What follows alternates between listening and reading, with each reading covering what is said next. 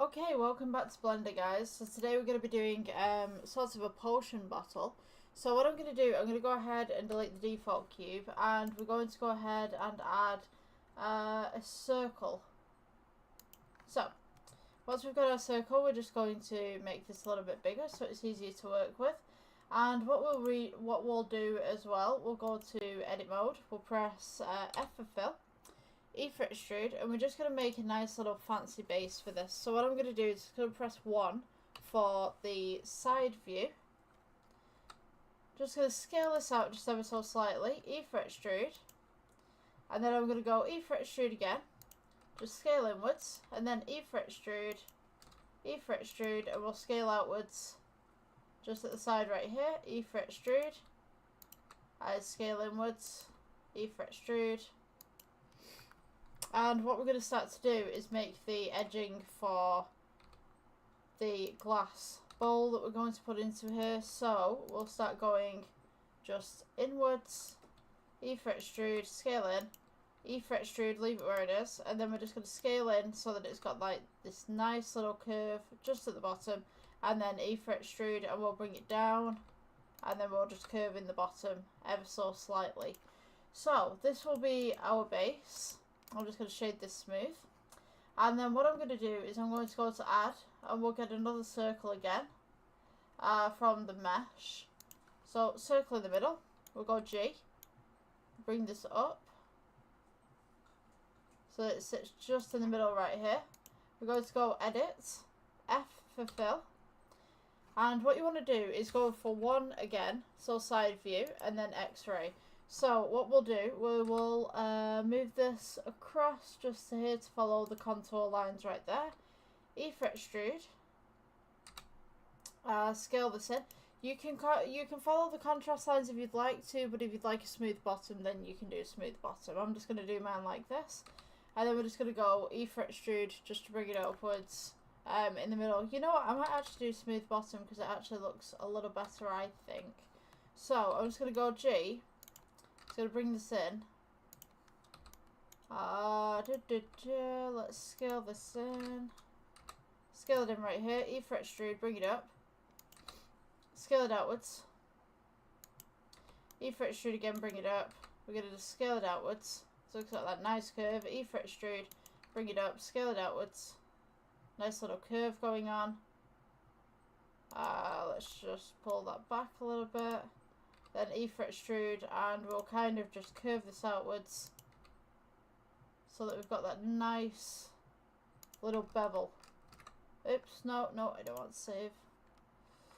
Let's go with scale. Hey, it'd be nice to save, but we don't want to do that right now. Right, so bring this up just into the middle. And what we want to do is just essentially make a jar going around the sides. So I'm just going to start straightening it up right here. Make sure that you kind of got an equidistance between these sides as well, because we're going to do like a little pattern going on the inside. So if you just run it up like this, don't worry, there's method to my madness. I'll show you what I'm doing in a moment.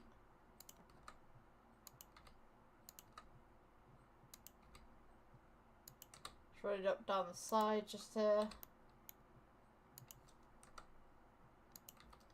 E for extrude, bring it in, and then I'm going to do the neck of the bottle on this part right here. So we're just going to go ahead, just pull that in, just pull this up, make sure you've got this little lip around the outside.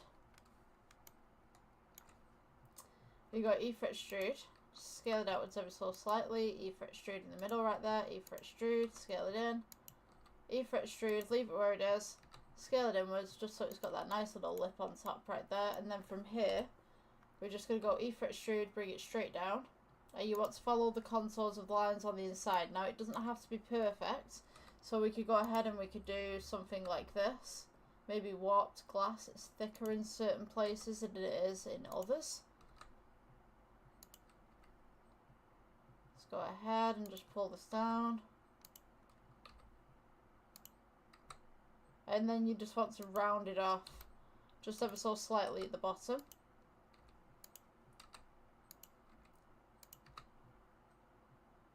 Just as such.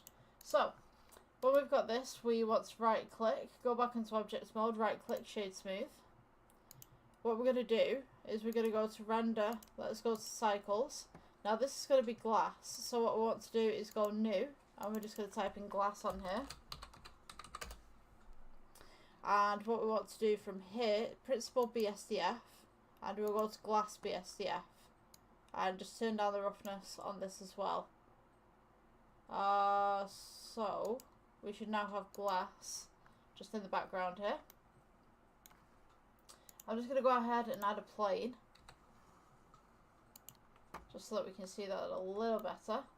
And we should have a light in this scene as well, but I can't really see it that well, so let's find this light. Just bring this to the side. Oops. Bring it up a little bit. And then I'm just going to bring it to this side as well. Okay, so now we just need to do this one as a wood kind of colour, or you could do a bronze kind of colour. Let's see, if you want to do bronze, just put the metal up and the roughness down. So for this as well, we're going to need some liquid inside of it, some sort of thing, if this will allow me to do it. Come on. Right, so if we're doing a Halloweeny kind of look on this, what we want to do is we're going to go to add. Let's go to circle, X-ray again, so we can see what's going on. I'm going to press 1.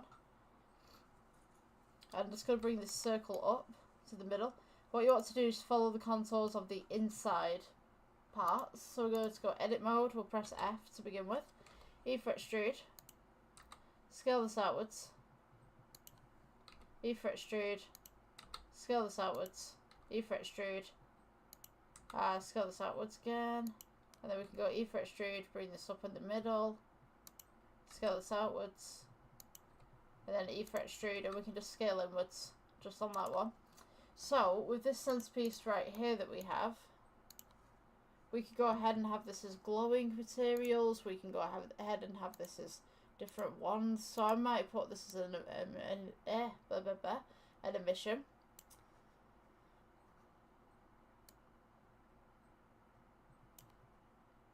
So we've got this kind of toxic green kind of liquid on the inside. And maybe we could just end it there. Maybe we could just have the toxic green on there. I'm going to edit the IOR though. Just kind of make it glass, but not quite as much. So yeah, that would be a little jar with some questionable material in it. Maybe, I don't know, maybe it's slime or something. I don't know.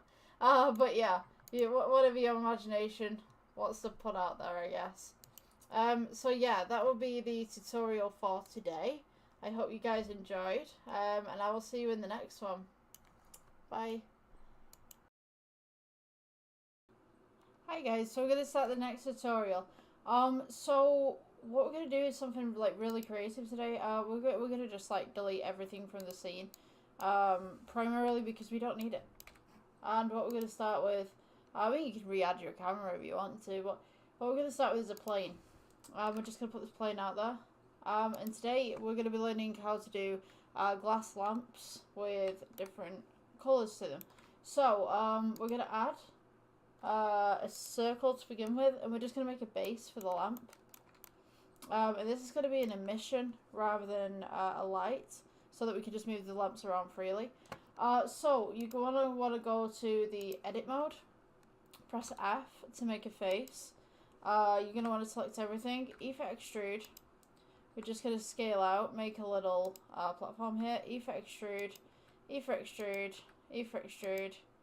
We're going to go E for extrude again, scale inwards just slightly, E for extrude, scale inwards just slightly, and then this is where the magic happens, right? So this is going to be the base of our lamp.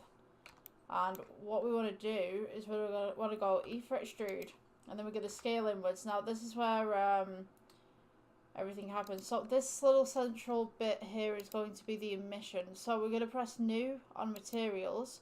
So this material will cover all the bottom here. So we're just going to put this as black. Let me see. Yep, there we go. Right, so I'm just going to go ahead and change my render engine here. Just go back to materials. We're working in cycles. So this is how the original lamp's going to look. The next thing that we're going to do is we're going to press the plus just in the corner here. We're going to go with new, and then we're going to go with emission. I'm just going to turn that up a little bit. Press assign. So now we have kind of like a button kind of light. And now we're going to go to faces, and we're just going to select, I'll put this on the downward view so you guys can see. We're going to select this entire ring just around here. So if you press shift, control, and then click, and then just click around the ring as you go, should highlight practically everything. We're going to go E for extrude. Now at this point we just press 1 on the number pad so that you've got a side view. I'm just going to move this up a little bit. And we want to go to X-ray mode at the top. We're going to box select, so you can do B for box select, so you can just drag your cursor across. This is going to be our new material, so we're going to plot new, so the plus, go to new. This one's going to be glass. Click assign, go back to your render view, and this is what you should have in the object mode. So it's just basic glass looking kind of lamp. So now we're going to make variations from this. So this is going to be the original lamp, and then I'm going to show you how to make different textures on here, different colours on here. Just basically make like some crazy stuff. So we're going to go ahead and go into the shading tab, which is the shading tab is just up here. 1 second. Okay, so what we're going to do is we're going to change some of these things. So for this material we want emission. So at the moment we are on the material that's in the middle. So this circular bit right here, that's where the emission is going to come through. So the glass is this material, and we're just going to put glass for that one. Now this is going to be the standard materials. This is just going to be the standard lamp. So what I'm going to do is I'm going to press G. It's going to move this one to the side, and I'm just going to press Shift D, and then I'm going to make a new one. So this one we want to make some patterns on. So to change the colour you want to change the emission. To change the glass you want to make a new type of glass. Now I don't like how rough this glass is, so I'm just going to change the roughness on it. But as you can see, it changes the other glass as well, so this needs to be its own material. So we're going to leave the default like that. Just press Control Z just to undo do any of those changes. So we're going to go with the glass. We're going to press this double page button here. This will be the new glass for this one, and we can see that it's the new glass for this one because it's just changed colour. So you just press this little tab right here next to the X, and then that will make glass 001. So we just want to call this glass 2. Okay, so starting with this lamp, we're going to go with Veroni texture. So we're just going to place this right here. We're going to go to colour, and you'll notice that this glass kind of changes this funky shade of different colours and stuff, textures. So you can make this as large or as small as you'd like. So what we're going to do, we're going to go add, and we're going to go bump texture. Just place your bump texture in there. Just put your colour to your height. And so we're going to get this little pattern right here. So what you want to do, you notice that we're getting little cracks. I don't know whether you can see that on the recording. Hold on, just let it render in just a little bit. So notice like this little hairline cracks right there. So I mean, you can make this as big or as small as you want to, but for this, I'm just going to turn the roughness down a little bit. Just brings those cracks out just like tiny little bit more. You can also mess with the IOR, which is a good thing on this. So now we're going to go with color ramp. We'll go straight into that. So now we've kind of got this grey, white colourings. So what we want to do is add a colour to this lamp. So maybe I'll go with green. I'm just going to turn the IOR down a little bit so it kind of looks a little bit more glass-like. And I'm going to just auto shade that smoothness a little bit more. Now you can put more smooth into it if you want to. So you'll notice that the light is quite dim.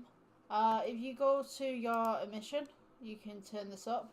But what I would recommend is duplicate your emission and then do it, because otherwise you'll be messing around with the rest of your lamps.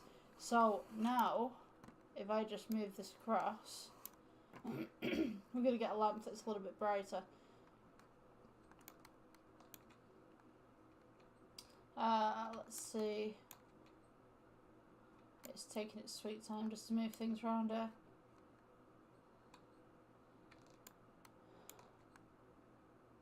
Okay, so this is what we've got right now. At the moment it's just loading in some of the lighting. So what we can do is we can go to the glass, and you notice that the glass is really dark. So what you can actually do is like take the white and just move it across a little bit.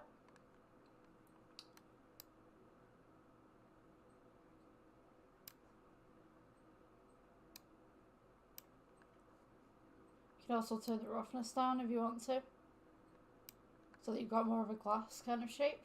Now you notice that this glass is pretty dark, so what I'm going to do is I'm just going to take away this black on here. Excuse me. And now we've kind of got more of a little glass thing going on. So at the moment, I think I'm going to adjust this just a little bit. So the IOR, I would say just experiment with it a little bit and see what you can do. Yeah.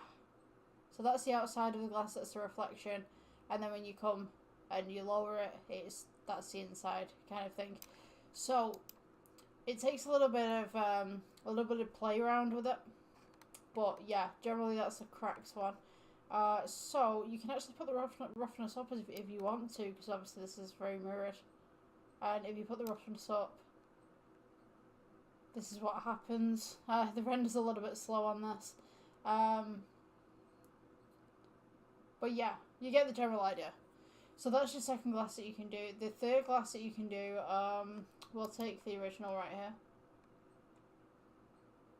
What allows me to. So Shift D, just to duplicate. When it decides to play ball, there we go. Right, okay, so this one, just put this onto regular view again.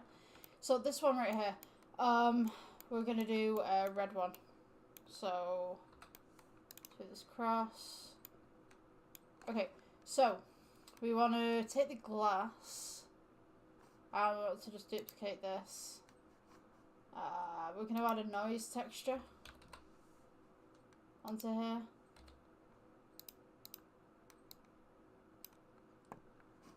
And what we should be getting is this kind of pattern. So what I'm going to do is I'm just going to improve some of the roughness on this, just take some of it away a little bit, so we've got these little bumps going on. And then we want to go to the bump texture. Let's place that right here. We want to go colour to height. And when it loads in, you should get something like this. So now we go colour ramp. No, we don't want column. Oh, yeah, colour ramp right here. Just place it between the glass and the bump, and now we have this kind of wavy kind of pattern going on with this particular light. So now you can change the colours, whatever you'd like. So we're going to go click on the white. Just change this. Maybe we could have like red. Oh, we've crashed. Right. So I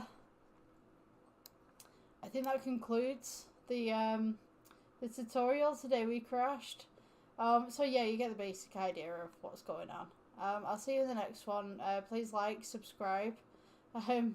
Yeah, all that jazz. See you later. Okay, welcome guys to the next Blender tutorial. So today we're going to be making a bucket. I mean, it's real simple to make one of these. You just go to add here.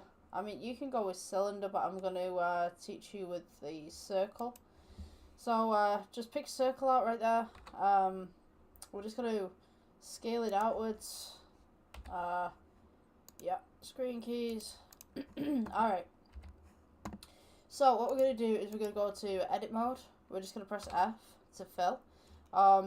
E to extrude. I'm just going to put in a side view here so you guys can see. Let's go with that one so you guys can see where I'm going with this. Okay, so select your top face right here. E for extrude. We're going to go scale outwards just slightly. E for extrude. Scale outwards just slightly. E for extrude. And you're just going to bring it all the way up. E for extrude again, just to give it some vertices. Just gonna pull this down here a bit. So E for extrude, and then we are going to go outwards and then come inwards. So just go outwards slightly, E for extrude, outwards slightly, E for extrude, outwards slightly, and then we're gonna go E for extrude, keep it where it is, outwards slightly, and then we're gonna go down. So E for extrude, E for extrude again, E for extrude, and then what we're going to do is we're going to start scaling this just outwards slightly, and then we'll come back around. So E for extrude again, but don't move it, keep it there. Scale it outwards, so this is going to be the base. E for extrude, up again, E for extrude, and then we're just going to slowly start bringing this in. So E for extrude, bring it in just slightly, E for extrude, and then just bring it in, E for extrude, keep it where it is, and then scale it inwards. We go to the X-ray mode. We can kind of see what we're doing on the inside now. So you got like this little curve that you've done on the outside. So E for extrude again. We're just going to scale this inwards, and you'll see that I'll be coming by here. E for extrude. Let's go all the way down. E for extrude again. Then E for extrude. Scale it inwards.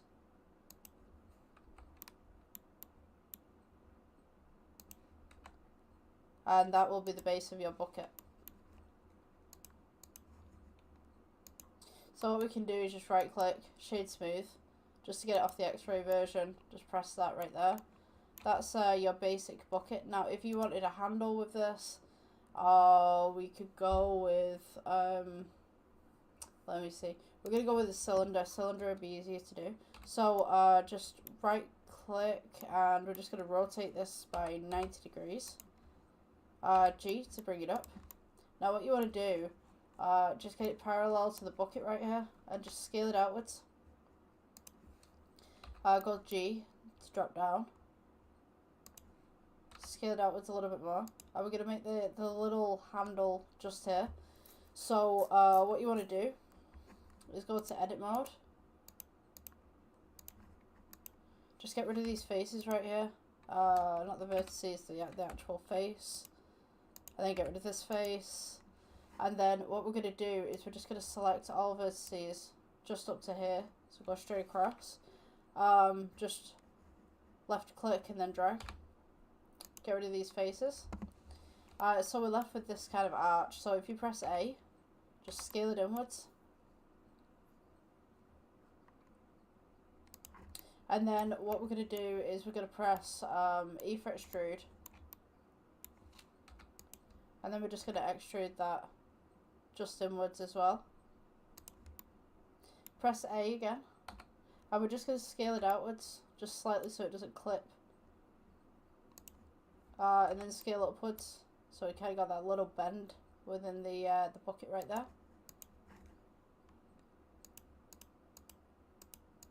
Go back to object mode and then click right and shade smooth. And then we're just going to add 2 more cylinders, which we're just going to change to 90 degrees. Scale it across, scale it downwards. G to go across. And then we're just going to put these at the sides to kind of hold the handles in.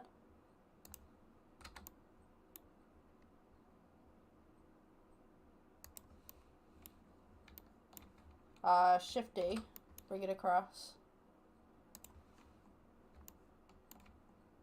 And then you've kind of got this thing where your handles are being held in now. So with this, if you wanted to rotate it, or you can rotate across the axis, just like so, and then just bring it down to where you need it to be.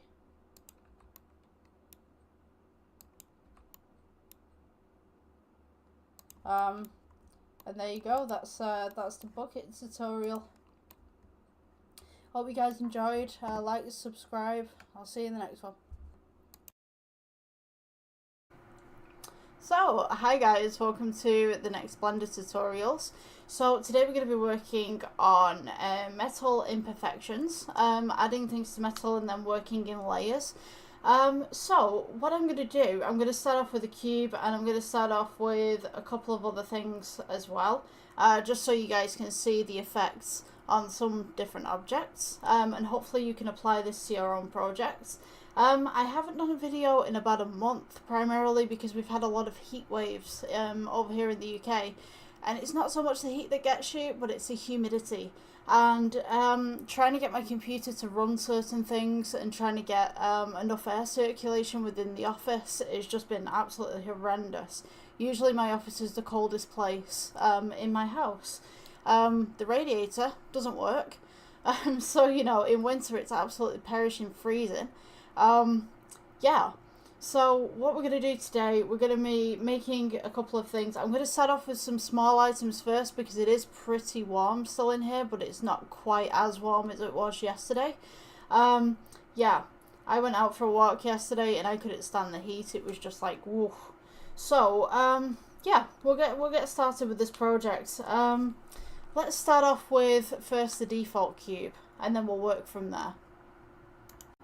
Okay, I'm just checking that I've got the screencast keys on here for you guys so that you can see what I'm pressing, because I've gone through a lot of projects where I've not pressed the screencast key and then I've realised afterwards and I've had to go back in and edit everything, and it's just horrendous. So what we've primarily got here for 4.5, this is a new download actually, this is the new version of it. So we've got the camera right here, if you didn't know what the camera was. This is this little box thing right here that's highlighted in orange.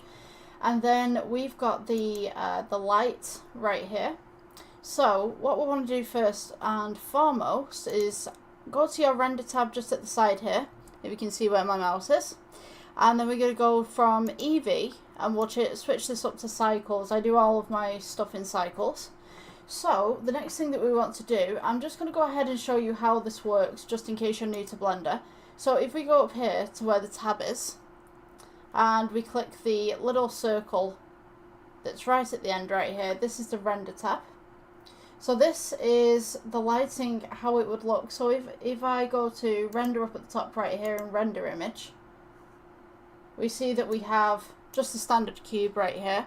And it's rendered in pretty quickly. We've got a couple of samples still to go, but you can get the primary idea of how that works. So to make these metal kind of looks, what we're going to do, generally I'll keep this to English. Generally I do write all of my stuff in another language on here. So say if I do colours and stuff like that, I'll do different colours in different languages. But primarily I'll do the colours in English because obviously this tutorial's in English. So, this is the shading tab that I've just clicked on right here. Let's get into this. So if we click onto our object and we just press shift, and what I'm going to do is I'm going to press the center scroll on my mouse. For some reason I can't get the screencasting keys on this tab. If anyone knows how to do that, please inform me, because it would be absolutely brilliant to know how to do that.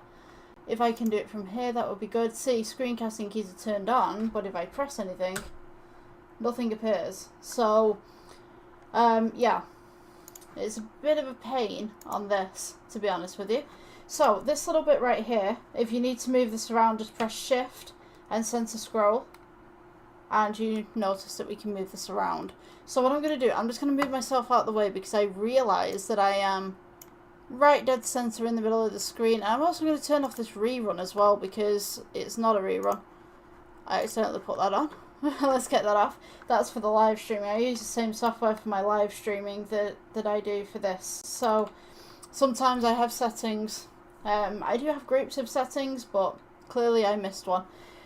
So let's go on with principal BSDFs, which is the natural thing that we should have, and material output. Now if we click on this object and we go to material, you'll see that we've got the original material right here. I'm just going to go, let's go original. So we've got this original material that's right here. I'm just going to put ORI for that one. And what I'm going to do, because we want to make some metal kind of stuff, is I'm just going to go ahead and render this viewport shading, and I'm going to make this a gold just to begin with. So we want to get somewhere, sweet spot, between yellow and red. Maybe just a little bit of green coming over, but just maybe about there. So if you need to copy this colour as well, you can see that we've got the hue, saturation, all this kind of stuff, RGB. And also the hex right here is the exact colour that I'm using. So if you type that into yours, you'll be able to get the exact same colour, the exact same shade. So what we're going to do from here is we're going to go for the metallic.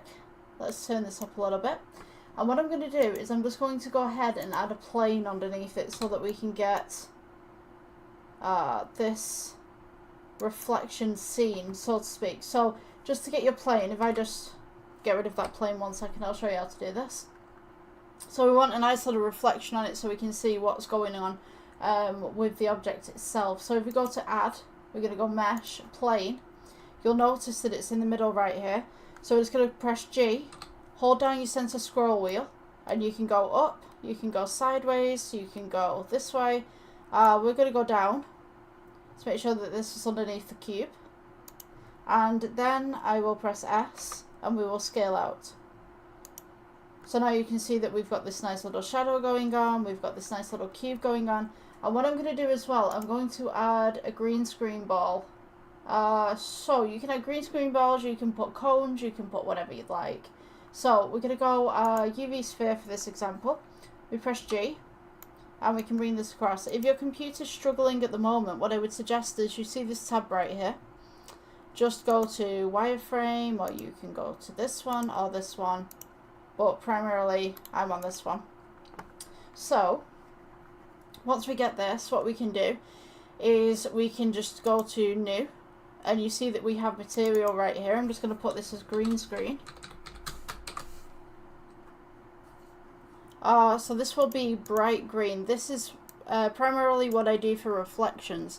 What I'll do, I'll place in either a very bright pink object or a very bright green object, so that when I've got anything that's reflective, I can then pass it by the reflective objects to see if I like the kind of reflection that I've got.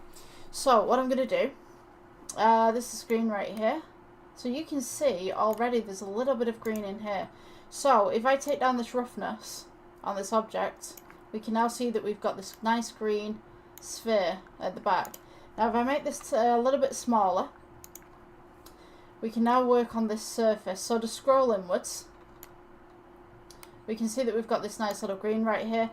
Now if you wanted to make this a kind of metal kind of look, with little bits on here, let's just, what I'm going to do, I'm going to click the cube. We've got the BSDF right here, the material output. We have base color, we have metallic, we have roughness, we have IOR, and we have alpha, and then we've got all of these options right here. Now you can tweak with all of these options, you can see what you'd like and you can see what you want, and just basically experiment with it. Primarily this is how I learnt Blender. Experiment with absolutely everything and you'll find things that maybe you didn't think that you would come across. So let's go with add, and we will go, you can type this in actually, so we'll go with color ramp. So color ramp, when we place this here, if we go colour to base colour, you see that it turns silver. Now, you can darken this, and you can also lighten this by moving these two tabs across. Now, if you wanted to, you could add, let's go with a noise texture. So I'm going to make a kind of bumpy silver. So let's go with noise. Noise texture, you've got white noise texture, you've got regular noise texture. You want the regular noise texture. We're going to go with colour and just plug that in to the side right there. Now you see that you have all these little kind of bumps going on, these little imperfections. So what we're going to do is we're just going to bring the black forward a little bit. And you'll notice that it darkens in places. And then if you bring the white forward a little bit, you've got less imperfections. Now, if you wanted to, you could make this gold again, because obviously we've used base colour. Now, if you take this colour right here, this colour ramp, and you take it from base colour and you change it into roughness, this is what it's going to look like. So if we take down this white a little bit, and we've got the dark, you see how that changes right there? And you can see the ball just slightly reflected in the back here. So now if I turn up the black just a little bit, you can see that the ball appears. And if we just add those little imperfections again, we can see that maybe somebody didn't shine the mirror properly, or maybe it's been bumped or something like that. You know what I mean? Wear and tear. If you have ever played Star Wars, Force Awakens, or I don't think Force Unleashed does it, but Force Awakens. Is it Force Awakens? I'm thinking now, like, no, Jedi Order. Jedi Order, which I don't know which one I was thinking about then. Force Awakens, what am I thinking about? Jedi Order. You can actually do imperfections on the lightsaber. So yeah, I don't know whether Force Unleashed does it. I think you can change stuff on Force Unleashed, but it's different to Jedi Order. So Jedi Order, you can have something as brand new, you can have something as marked up, you can have something as damaged, and kind of have that kind of that aesthetic to it. So with this in particular, we now have these little bumps on here. So if we take the noise texture, we can actually turn the roughness up if that's something that you wanted. So now we have this kind of texture, and you can still see that green ball right there. So if we take the roughness down, it becomes blobs.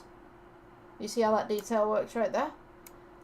We could go ahead and I can't even pronounce that one, the second one up.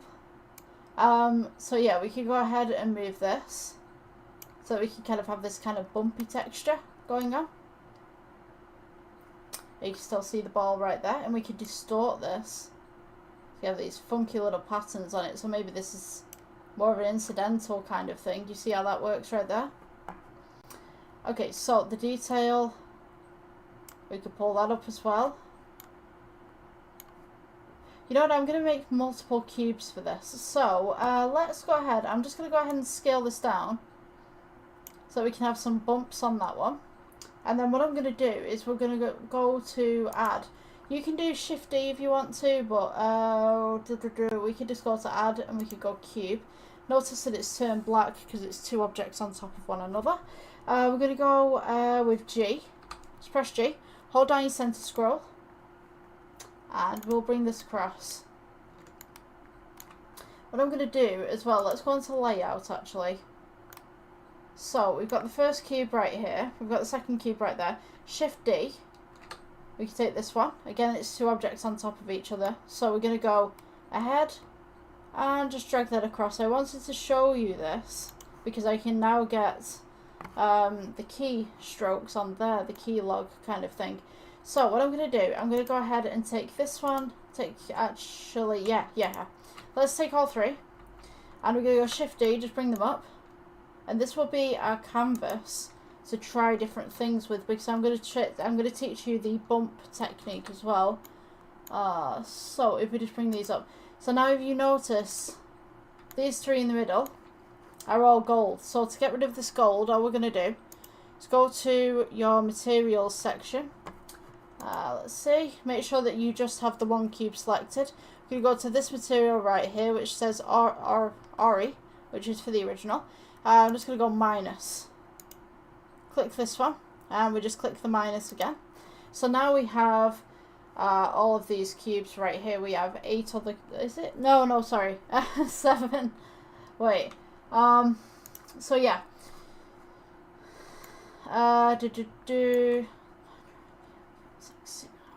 Yeah, 8 cubes. I don't know why, like, my brain was saying 7 then, like, I don't know where I got 7 from, but yeah, 8 cubes. We got the 9 cubes all together. So, what we're going to do, I'm not going to leave that one down. So, what we're going to do is we've got this one right here with all the little bumps on it. We're going to take the next one, and we can do these in different styles as well. So, we're going to go new. Go to your material right here, if you can see it. And we're going to go for green. So this one is going to be kind of like a green gold. So we're just going to go select, hold selects down so you can get both of them, drag them across. We're going to go add. And then what I'm going to do is, for this one in particular, I'm going to go colour ramp. Colour spelled the American way, by the way. Colour ramp, just right there. And what we're going to do is we've got that nice little grey and we've got that nice little white. What we're going to do with that one is we're going to go plus and we can add the green in the middle. So right now it doesn't really mean anything because the green is just kind of like a really lime green. We're going to turn up the metallic, turn down the roughness, and now we have this nice little shine, this nice little green going on. So what I can now do is we've got all these textures that we can put on here. We've got brick texture, we've got checker texture, environment texture, and we have Veroni texture. I'm going to use Veroni texture, colour to the FAC. I noticed that we've got all these little bumps coming up right here.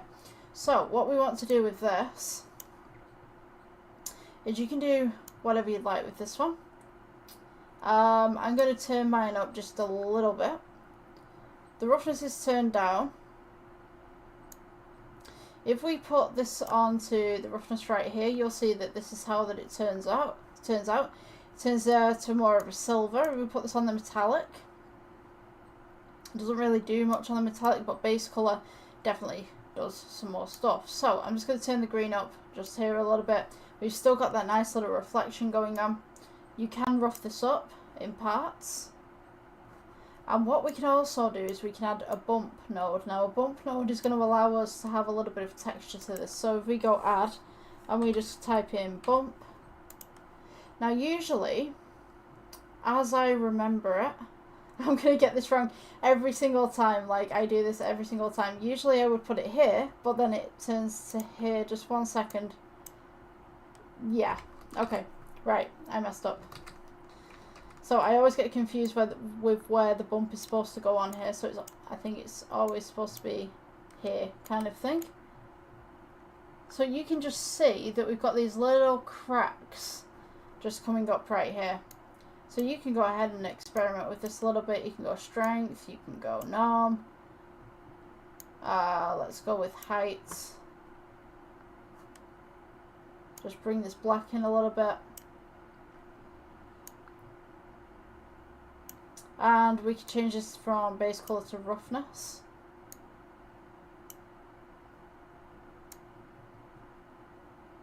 So we can kind of have a little bit of roughness going on.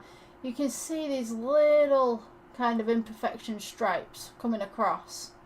So what I generally use that technique for is if, say, I've got a piece of, I don't know, let's say a car or something like that, you put a texture to a car. You could have little scratches on it, as if it's been racing.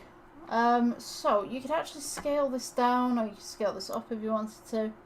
You see how that's kind of moving right there? We've got all these little kind of scratches. That's the kind of thing that I'm aiming for. You can't really see them as well whilst I'm doing it on here, but there's little scratches on there. I don't know if you can see that on your side. I'm kind of looking at the recording side and kind of going like, is it showing up on your side?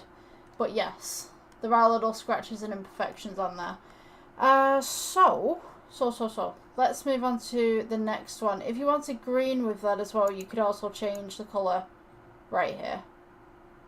So, we've kind of got this nice little green with little scratches on it. We've got this nice little kind of gold with little pieces on it. And then maybe we'll go for a silver on this side. Let's go with new. Just press shift and then click. Oh, what's going on here? Right, here we go, shift, and then we're just going to move them across with the center scroll wheel. Let's go with add. And maybe for this time we will have bevel. Let's try bevel. Go into the corner right here. Notice that we've got all these kind of shades. So what we could do with this, instead of going base color, we could go roughness. But what I'm going to do is I'm going to go add, because we've now taken out the base color. We need to add the color back in. So again, color ramp. Spot the American way. Where are we at? Right, here we go. Okay, so you can sit it in between there, or let's try. Let's see what happens if we plug it into this side. So it kind of gets a little bit deeper. So I guess you could have two color ramps on here as well, just to make that a little bit more prominent. Let's go with color ramp.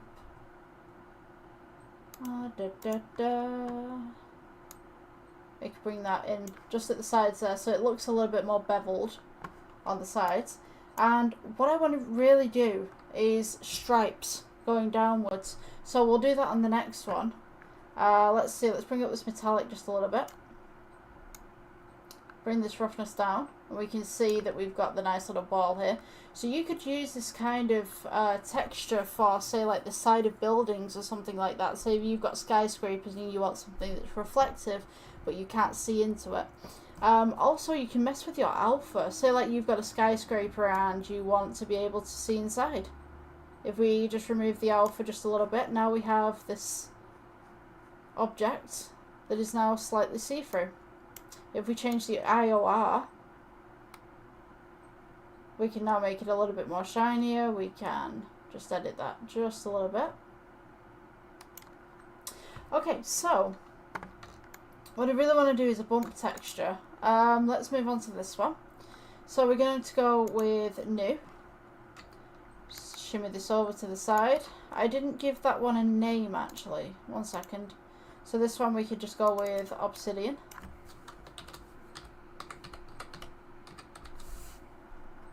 Yeah. Okay. So with this one in particular we could go stripe, metal. So with this one in particular, what I want to do is I want to get brick texture. So if we go with brick texture right here, click this on, color to base color, we get all these nice little lines going on. Now, what you can do with this, if you wanted kind of a stripy metal, almost like it's been cut or it's I don't know what you'd call it, but some metals, when you get them, they've kind of got all this kind of sheen across the top of it. So, with this one in particular, what we could do, we could have a brick texture just there. We could change up the roughness just a little bit, make the metallic up. And what we could do, we could have the brick texture right there, and we could add, let's go with noise texture. We'll place this one right here. We'll go colour, and maybe into the metallic, just slightly. Oh, sorry, into the roughness. So now we've kind of got these little bumps going on. It's kind of, this metal's got some imperfections going on. So what I'm going to do, I'm just going to scroll out of this, shift again, just move it up. So now we've got this nice little roughness going on. We've got this brick texture. Just going to go ahead and change up the metallic right there. What I'm going to do, I'm going to pull this up so you guys can see what's going on under the hood, so to speak. Let's go with color ramp. Yeah, I'm going to go with color ramp. Place this one right here. We go plus. Gonna get it to kind of a nice little goldy silver kind of colour. Oh, when my computer plays ball. Kind of like a bronze. There we go. Right, so the metallic's up.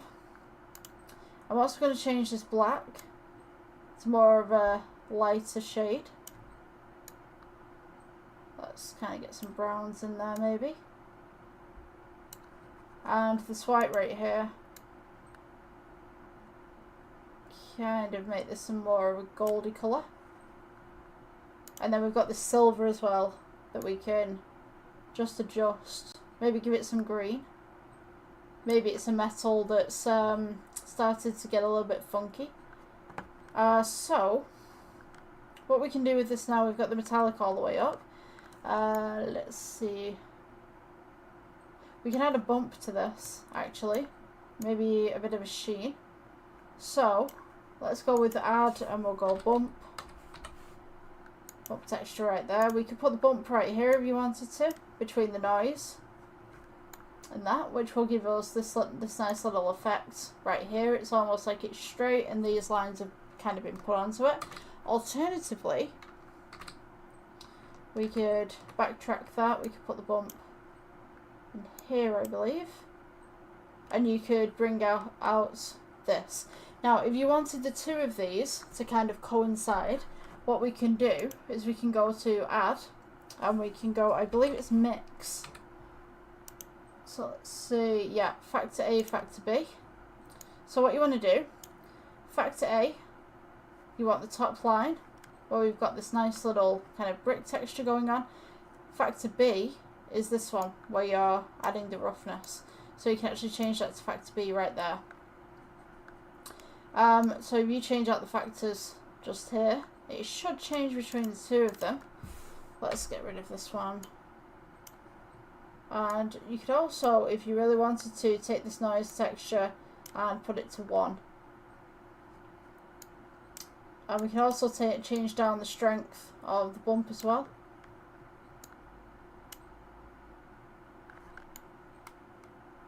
So you've kind of got this little kind of lines going across it and a little bit of a bump texture. Personally, for me, I don't really like this one. I just don't think it sits right, but if you wanted some sort of metal that had bumps going across it and stuff like that, I mean, totally up to you what you want to do with it.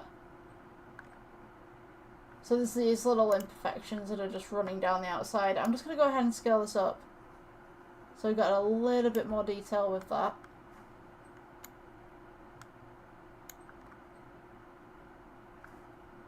You could also, if you really wanted to, mess around with different stuff. So if I just put this as 0, just experimenting with this at the moment. So we've got a few lines that are going across. We could do row height. You've got distortion.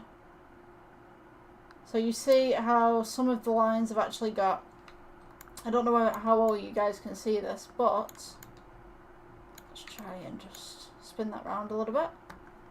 You see how this has got a little bit of texture on it, this part doesn't. This has got texture, these parts don't. So this is a really kind of nice technique if you wanted some patterns. I think you'd be able to see it better there. So this is kind of like sci-fi kind of building and stuff like that. You can also do distance, make it a little bit more prominent. You could go ahead and scale it down if you wanted to, so you have more lines. You see where I'm getting at with this. It's kind of a trusted process kind of build on that one. So this one is striped metal. So the next one that we could do, since we've got these 4, I'm going to go ahead actually and place another 2 of these, I think. So maybe if I take this one, just press G, bring it across, Shift D, bring that one across, just so that we can get some of these reflections. You guys can see what's reflecting and what's not. So if we go Shift D, bring this up, Shift D, bring this up. So when we turn this back on, if we just go to layout mode a moment and then just go to full render, we now have these nice little bits right here. So we could also add different lighting as well. We could get these in different kind of shades. So we've got this nice little green kind of teal going on with some bump. We've got this black obsidian right here. We've got these little kind of imperfections on a mirror kind of going on here, and then we have the kind of sci-fi stripy continuum kind of thing that's going on. So I think the next one, I'm thinking we could do patterns. I think we could work with some sort of patterns. So I'm just going to go back to regular render just for a moment. Even you can see it there on this one. Nice black obsidian, nice little ripple effects, teal. Let's go back to shading. I wish my screen was just like a little bit bigger so that I could show you guys what's going on. Let's see, let's take this down just a little bit. Right, so this one we're going to go new. We'll go pattern. I kind of want to do white patterns with a black mirror. That might actually look real cool. So yeah, I'm just going to move this across just on this side. Let's go to add. We need a texture. Let's see what Gabor texture does. Some of these I haven't actually worked with. So it kind of does the same as this, but you don't really get the stripes that much. Let's see, orientation. That is actually a pretty cool one if you wanted to do kind of a crunchy kind of metal. Tell you what, we'll work with that one on the next one. Let's go to add. We'll do texture. You've got wave texture, you've got magic texture. Yeah, I think it's the best thing to do with the software is just kind of experiment. I don't think that one's going to work for us. Let's go with noise. Noise texture right here. Go across, and we're going to distort. So we've got this nice kind of 80s kind of psychedelic thing going on. Let's shade this down. And it's kind of the same as this one at the bottom, but I kind of want to do a black and white theme. So what I'm going to do is I'm going to do color ramp. Color ramp. Where are you at? Right, there we go. Color ramp. So now we've got black and white. I'm just going to tone this black up a little bit, and I'm going to tone this white up a little bit, so we've got this nice little contrast going on. Let's distort this a little further. Say just about here. Okay, so the metallic side of things, let's just turn that up. Just turn this brightness down. What I'm going to do, just go on full render. So we've got the white as being the most reflective here. So what I'm going to do, let's go and experiment a bit. So there you go. Put the colour ramp to the metallic rather than the base colour. Base colour is going to be white. And you want to make sure that these two really contrast. Just on the colour ramp right here. So now we've got this nice little mirror going on. With black. And then we've got the white underneath. So what I'm actually going to do, I'm going to place, let's go with, tone down that black a little bit. I'm just going to go ahead and just put this as a white, just to define that white a little bit more.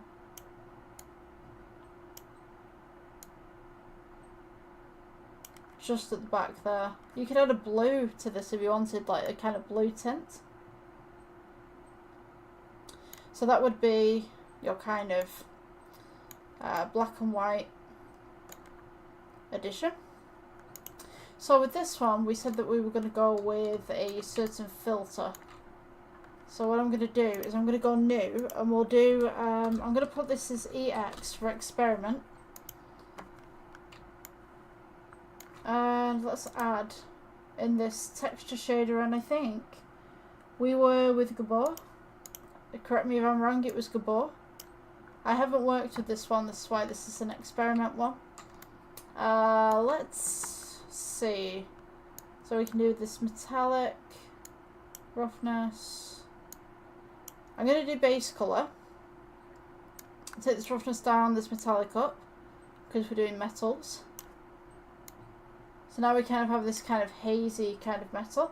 What I'm going to do is let's add a magic texture to the roughness. Ho, I like this. So, I like this a lot. So we now have this nice little kind of magic texture going on. So what we can do with the gabor and this magic texture, we can actually add the colour ramp. Just place that right here.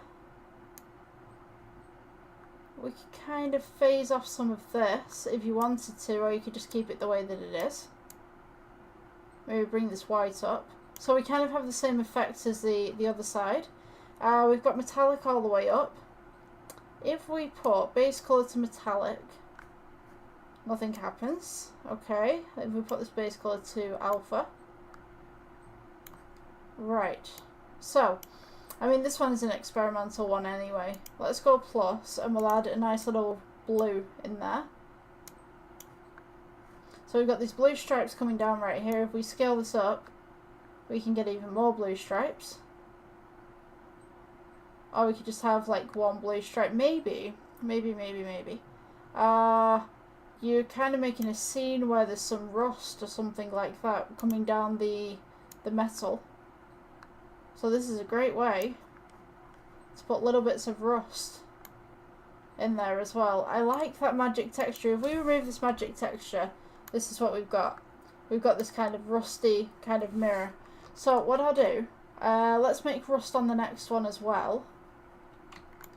Let's try this one. And we want to make this a rusty kind of old scratched up mirror. So we're going to go new. I'm going to type in rusty old scratched mirror. Yeah, so let's bring this across. I'm just trying to think the best texture for this one. So we want to go with metallic, but we also want that nice little rust thing going on. So I believe that the texture that we just had was the gabor texture. So if we do value to base colour, and what we will do is we'll add the colour ramp.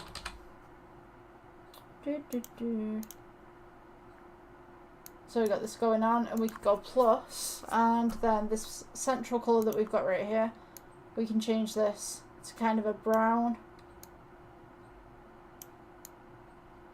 kind of colour. Metallic up, roughness down. Just bring that white up a little bit.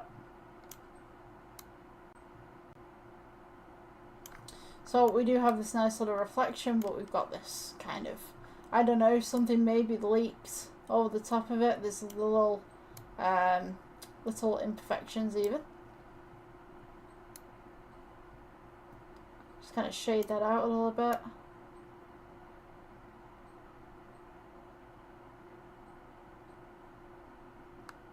Maybe you're traversing through an old ship and there's mirrors, and you want to get that kind of water, that stagnant water that kind of drips down. This will be a great effect for that one. And maybe you want to make the mirror a little bit rougher, a little bit more dirtier. So to make it look dirty, we could go ahead and we could go noise. So noise texture right here. Just place it at the bottom. Change up your colour to your roughness. Or we could have it like this. Maybe over the years it's just become very horrendously, how could you put it, dirty, maybe. Trying to think of the words. Yeah. Bring that down there. Make it a little bit smaller.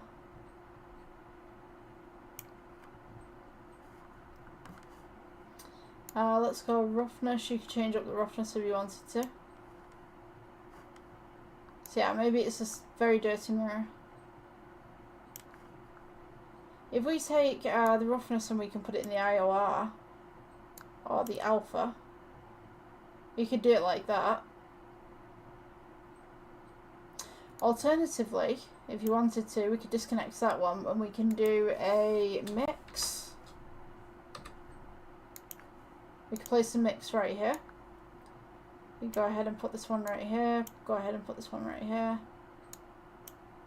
Just turn off that. Just basically mess around with the different settings, see what you can do, see what happens. Let's see A, and we can put that one as B. Okay, maybe not. The results, let's put the space color. Yeah, okay, so that kind of works. So I got them the wrong way round. A should be B, B should be A.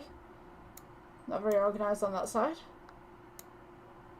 Okay, so now we've got this nice little texture going on, and the best thing about it as well, we've also got this kind of oil slick to it. Now, if you wanted to get rid of this oil slick, just come down to this section right here. We could, in theory, put another colour ramp. So we could go add, and we could go colour ramp. Colour to vector, and it'll change it to this. Now, if we go a little bit more with the black, oops. Oh, we have a crash. Oh, I think I hit the wrong button here. Okay, so we couldn't get to the other two cubes. I will try. We'll see what happens. But yeah, we have a crash. See what I mean? Like, I think my computer's just getting way too overheated. It's you know, we still got a heat wave going on outside, but apparently we've crashed. So that might be the end of this tutorial, but please continue experimenting with your own cubes. Yeah, and I guess I'll see you guys in the next one. Alright.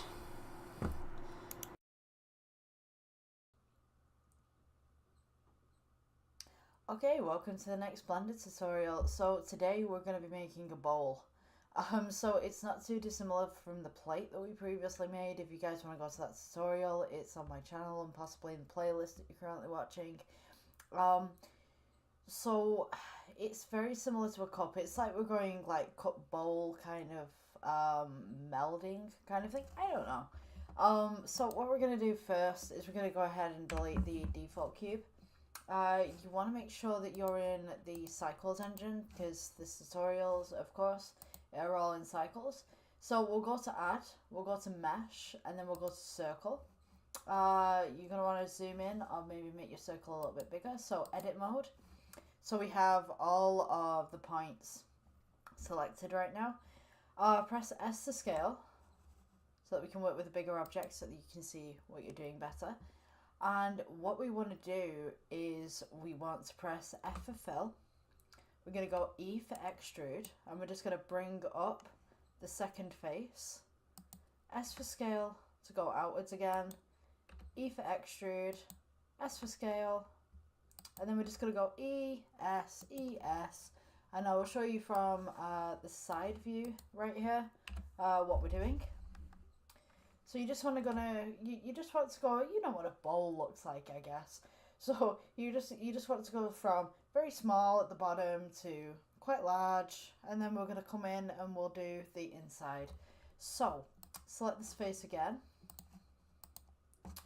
We go E for extrude, and then you're going S for scale, which I'm on S for scale. E for extrude, S for scale, and we're just going to work our way up. It's that simple. Make sure that you're scaling all the way around, you're not just on one vertices. E for extrude, S for scale, and as we get closer to the top, we're just going to get steeper and steeper. That's all we need to do. And we get a little bit closer. The more vertices that you have and the more faces that you have, the smoother your object will be. But if you do subdivide, the more random access memory your project may take up. So it makes your computer a little bit slower, but we'll come to that bridge when we get to it. So we're just going to go up a little bit more and up one more, and I think that will do. For a basic bowl shape, it's a bit of a tall bowl. I'm just going to pull that down a little bit, and then we're going to go S for scale inwards, E for extrude, keep it on the same level, S inwards so that it's flat, E for extrude, and we're going to go downwards, scale just slightly inwards. Now I'm going to make this one an X-ray vision so you can see where I'm going with this. So if it's a porcelain bowl, it will be a little bit thicker. If it's a plastic bowl, it will be a little bit thinner. So depending on what you're going to make your bowl as is how big the inside of your bowl is going to be. So then we're going to go E, and we're just going to scale outwards just slightly just to make a little bit of a lip. And then we're going to go E again. And you notice that we're coming down on the inside of the bowl right here. I'm just going to stop there, and then I'm going to go E again. And then at the bottom, we want to sculpt round. So we're going to go scale. Make sure that it's even on all sides. Just press S. And then E for extrude again. Click. And then we're going to go S to scale in. I think I've gone a bit too far there, so I'm just going to bring mine up. And then E, and you just want to, you want that little gap at the bottom. Scale in again, and that's going to smooth out the bottom of the bowl for you, so that when you come to the object mode, right click and click shade, and there we go. There we have it. This is a bowl, just for you to use for your projects, to put into your projects.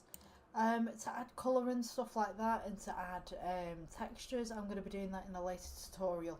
My tutorials basically focus on making the objects first, and then I'll teach you how to do all the textures on top of it. So you've got a file full of plain objects, and then later on I can teach you how to texture those objects and what you basically need to do. I'll also teach you like the old ways of texturing as well, because I used to go out with a camera and take photos of things, and you had to get them directly over the top, and then you kind of repeat the pattern across an entire object. Nowadays we use nodes, so nodes are a lot more reliable than a photograph, because if one side of your photograph is slightly out, or it's got a lot of exposure or very underexposure, it can mess with your projects like crazy. And it doesn't look detailed, and you can tell there's a pattern. It's like if you look at a field full of grass and you see a pattern kind of emerging in that field of grass, and you see lines, that's generally when something has been UV mapped, compared to nodes where the computer will place random objects. So I will show you how to make those. I'll see you in the next tutorial. Okay, welcome guys. I believe we're at tutorial 24 now. So we are going to be making a TV today, and it's easy. It's super easy. So I've got my key kind of logging going on right here. We're going to use the default cube just to make this. So what we want to do is press S, just move it outwards. We're going to press S to move it inwards. We're going to press S to make it taller, and that's roughly the size of our TV, so now we just have to add some details. So we're going to go in for the first face. We've got E for extrude, don't move it, scale inwards. And we're just going to scale it across the sides, and then from this point, this is going to be the part of our screen, so we're going to go E, and we're just going to take it in just slightly. And just, it's quite a sharp edge on the edge of TVs. So now we have this. So what we want to do is we want to make two materials. So we've got material 1, which will be, we're going to name this, I don't know, TV back. And then we're going to get a material 2, which is going to be this one. So what you want to do is press the plus in the corner. This will be your second material, click new. And then we want to go screen. Now this is going to help you later on, because if you want to put any images on there and stuff like that, I mean, you can use nodes to do that. At the moment I'm just doing the basic shape of a TV. So let's assign that. So that will be your screen. So now your screen on modern TVs is quite dark. So you just want to assign it, and we should have something like that. So, right, you want your TV back as being a kind of dark plastic. They always are, they're always black kind of plastic. Now, notice that the edges are a bit sharp on this. So what I'm going to do is edit mode again. It's going to take it back here. It's going to bring it in. I'm just going to scale it out just slightly so that it's not as hard on the corner there. Just bring it forward. And you just want a little gap so it's got a curve, and then E to extrude. Make sure that it's on one platform here, one axis, because if you go on another axis it'll warp. So we want to go E again. Now the backs of these TVs are not completely flat. Contrary to popular opinion, they're not flat. So you want a little bit of an edge there coming outwards, if you can see that. And then we want to go out again and just in again. And this will be the back of your TV. This will be where all your wires are. So we just want to go G, just move it down. We go E for extrude, and we're just going to go inwards. And that'll be back your TV. Now I don't like it in one block, so I'm just going to press Ctrl Z and just undo that. So what I'm going to do, I can either subdivide this or I can add more objects to it, but I'm just going to go E again, scale it down. I'm just going to go E, and we're going to extrude inwards again. That looks a lot better for me. And then I'm just going to pull this out, so just go G and just pull this forward a little bit, so you've got that little bit of a curve going on. So at this point we want a stand at the bottom. If you want a stand at the bottom, you don't have to make that bit. I'll make that bit last, so that if you just want this as a wall mounted TV, then you can just go ahead and just make that into a wall mount. You just essentially put it up against the wall, it's wall mounted. There you go. Magical CGI, you don't need screws. Right, so the next thing that I would do is I would put cables on here, and I would also put let's see, let's go with a cube. We're gonna put some HDMIs in the back of this thing. So just scale it out. I might be going too fast at the minute. I'm used to just go, just getting everything out in one kind of hit. When I'm doing tutorials, I have to tell myself to slow down a little bit, because it's like I just go. So yeah, you want this block right at the back here. Now you notice that this block isn't flush, so make it flush. And then what we're going to do, you also notice that the block is the wrong colour. So what we're going to do, go into the materials tab, which is at the side here. You're going to go to the click down, you're just going to go TV back, and it'll make it the exact same shade. We're going to go into edit mode, we're going to go to Control R, and we're just going to split this into a series of parts. We're going to go Control R, accept, and then Control R, accept, and basically you just 4/4 it. So now we have a series of squares. I'm going to go ahead and click one of these squares. We're going to hold shift down, and then we're going to go and click the diagonal opposite, and what will happen then, it will select those two rows. So here we go. Oh, it didn't work. Why did it work? I'm not pressing Control, Shift, Control, diagonal. There we go, boom, we got it. Right, so E, gonna extrude inwards. Maybe scale it down a little bit just to kind of give it some sides. And then, this is the magic part, what we can do, take this object, and if we duplicate it so it's Shift D, and then we're going to scale it down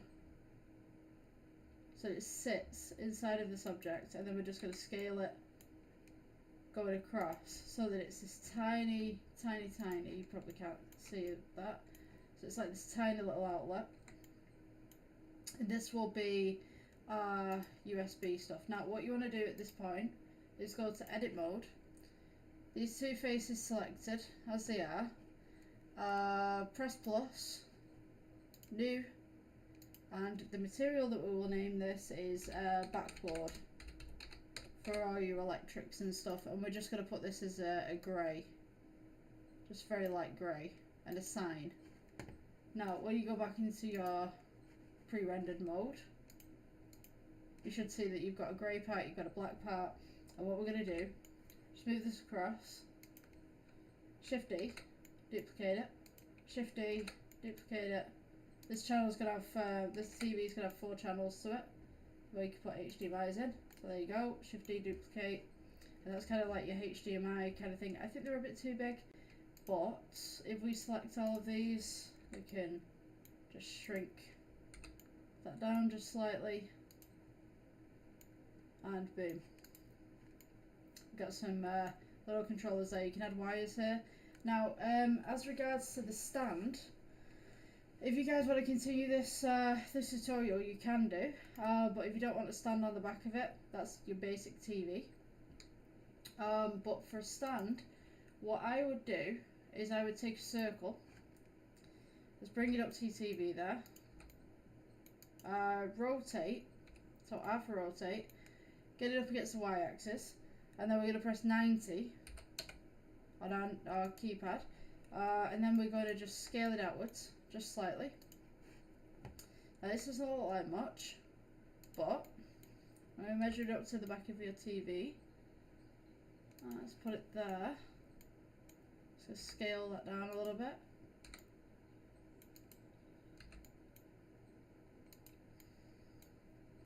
I think it's a little bit too big. Usually they just have a bracket on the back of them. For a TV that I've seen, it was on the bottom. So we're going to have edit mode.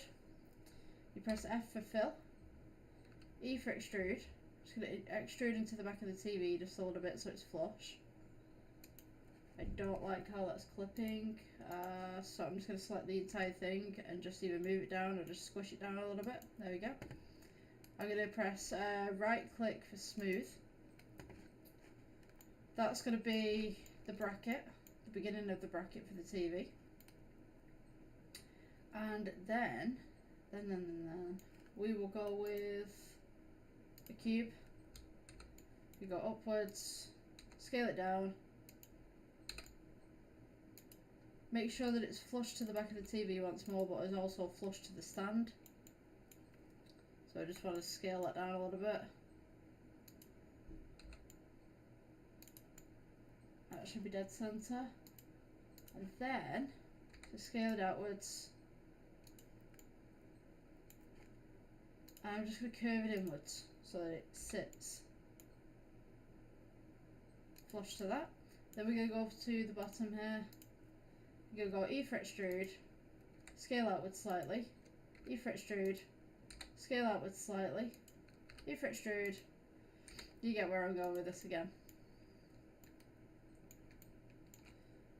Let's see, I'm also going to pull the back out a little bit, just so it's got a curve. Let's see, I want to be on this one.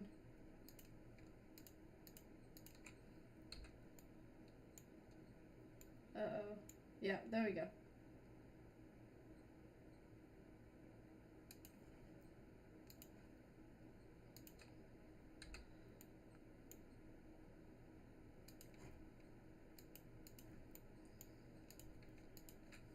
E for extrude, scale outwards. We're just going to let it free scale now. Take this sort of vertices here and just bring it forward. The G, bring that forward a little bit, so slightly, and then the E for extrude, scale outwards, E for extrude, scale outwards. I'm just going to keep doing that until we've at least got some sort of base to this. So now we have this. I want to be able to add something to the bottom so that it stabilizes, and we have a perfect object up here at the top. So what I'm going to do, right click, smooth that out. This object right here, take this, duplicate it, Shift D, rotate it 90 degrees, and then we're just going to scale it out. Now you notice it looks very clunky, so we're just going to scale it down. G, go upwards, go forwards. That would be our basic TV stand. Let's see. Just going to X-ray mode a minute. Not that one, and no, not that one. That one? Yeah. There we go. Just going to move that one out a little bit more.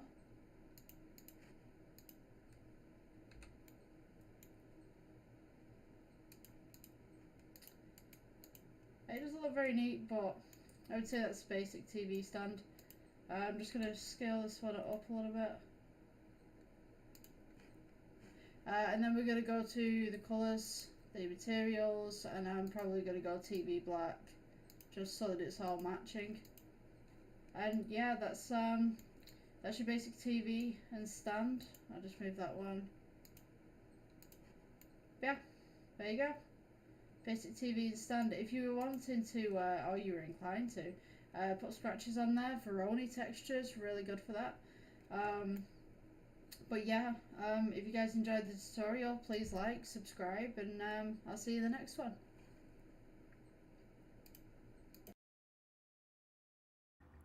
Okay, welcome guys to the next tutorial. So today we are making a mustard ketchup bottle, kind of stereotypical thing that you would find in a chippy. So we're going to go ahead and just delete off the default cube, and we're going to add a circle. We'll scale this out, and we're going to go to the edit mode, press F for fill, E for extrude, just slightly, and then scale it outwards. And what we're going to do is I'm going to put a side view on here so you guys can see what's going on. So just one for the side view if you need that. Right, so we'll take this from here. So we're going to go E for extrude again. We might want to just scale this outwards slightly, and then E for extrude again, scale outwards, oops. Scale outwards just slightly. We kind of want a soft plastic with this, and then we're going to go straight up. Just press G to bring that back up to roughly there. Then we're going to go E for extrude, scale it inwards just slightly, E for extrude, scale it inwards just slightly, E for extrude, scale it inwards just slightly.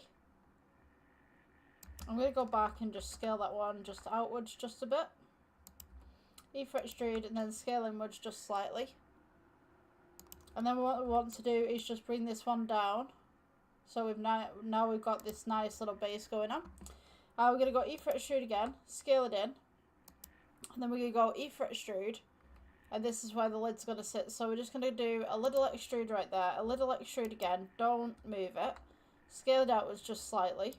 And then we're going to go extrude upwards just for the lid. And then E for extrude, scale in a little bit. E for extrude, and then scale in a little bit again. Just press G, bring it down a little bit. And then we're going to go E for extrude, put it up just slightly, and then scale it all the way in. And then we're going to go E for extrude, and this will be the nozzle. So it's going to be almost like a triangle, so all we need to do is just extrude it just at the edge, as so. So, when we get to this part, and we're, right at this bit, we're going to go E for extrude, and you don't have to do the inside of it, but I just like to do the little kind of hole at the top. So I'm just going to go E for extrude and just bring it down to where it needs to be. So once we've done this, go to object mode, we're going to go click right to shade smooth, and this will be our condiment bottle. So usually these are red in colour. I'm just going to go ahead and change my render engine to cycles, and this is what we should have. Obviously the lighting's a little bit poor on this. Just grab this light right here, just bring it up. and just bring it back a little bit.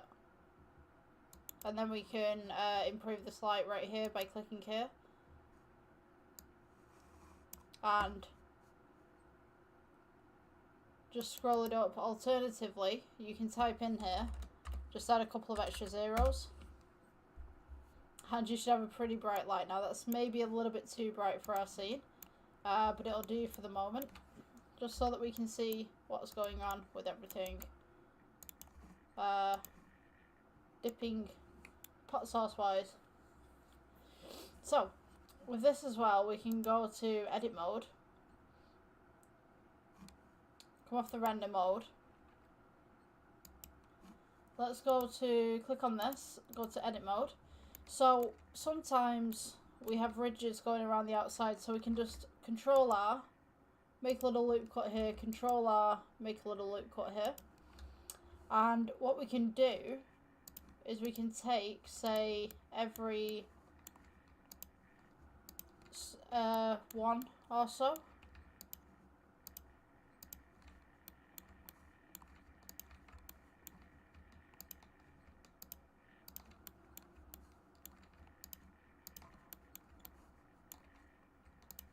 Just as such. Then we can go E for extrude, leave them where they are, and then just scale them inwards just slightly. So now we've got this little bit of a grip on the outside. You don't have to do that, but sometimes they do have these little bevels going on just on the outside. So I'm just going to scale this down just slightly. And then scale it outwards. So now we have this kind of grip on the outside of the bottle. So what we can do now is we can go Shift D, move these across, and now we have two red bottles. So to change the colour of this bottle, we're just going to go to edit mode, press A to select everything, go down to your materials tab at the bottom of your screen right here, and we will go plus, we're going to go assign, and we're going to go new. But it catches up, and then we're going to change this one to yellow. So roughly about that. So now what we have is two sauce bottles all ready to go.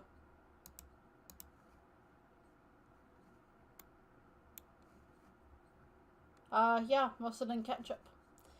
So that's the end of the tutorial. Nice little props to put in the background on any scenes that you've got or in any games that you're making currently. Yeah, I'll see you guys in the next one. Bye. Okay, welcome guys to the next Blender tutorial. So today we're going to be making a spoon. So we're just going to go ahead and add, let's see, we'll just go with a cube. We're just going to elongate it a little bit and just bring it out, just so you guys can see what I'm doing right here. I'm just going to go ahead and scale it in. And then what I'm going to do is, let's go to edit mode. Just cut it in the middle right there. And we're just going to scale it outwards. And from this side we can go ahead and press E for extrude. Scale it inwards. E for extrude again. Scale inwards. From this side we go E for extrude. Scale inwards. E for extrude. And just scale inwards. Make sure that you're scaling just across the sides, so everything's flat to begin with. Press G, move it back, scale inwards. We go E again, scale inwards, and then E, and then we're just going to bring it out. Just bring it out to the side a little bit, E again. Scale it inwards. E, scale inwards. And then what we're going to do is press A and just flatten the whole thing. And then we're just going to Control R. I'm just going to get some sides in here.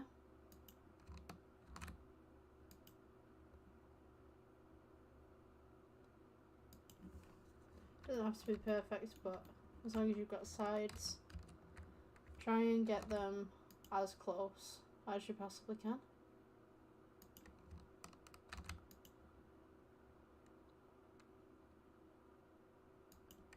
And then we're just going to go ahead and do another one. Just so it has like a little bit of a bevel around the outside. And then just select these vertices right here. Now what we're going to do is just scoop it inwards. So E for extrude. And then we'll just scale inwards. E for extrude. Scale inwards. Don't worry about going through the bottom because we're going to be changing the bottom as well. So E for extrude. Scale inwards. E for extrude. And then we'll scale inwards again. E for extrude. Scale inwards. E for extrude. Scale inwards. E for extrude. And then scale inwards. You can have this as deep as you want. I'm going to leave mine like this. So now what we want to do, because these have clipped straight through, we want to select these vertices right here. Just these faces. E for extrude. Oh, sorry. Let's select the ones on the outside too. Just don't touch the outside ones.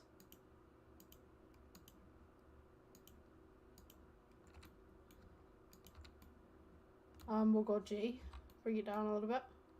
E for extrude. Scale inwards. You can actually put the X-ray on this if you want to. E for extrude. Scale inwards. E for extrude. Scale inwards. And then E for extrude. Scale inwards until eventually your spoon's kind of curved off at the end. Then we're going to go into object mode. Just shade that smooth. Then there's your basic spoon. So yeah, we've kind of got some bumpiness around here as well, so we could go into the smooth. Just smooth that out a little bit.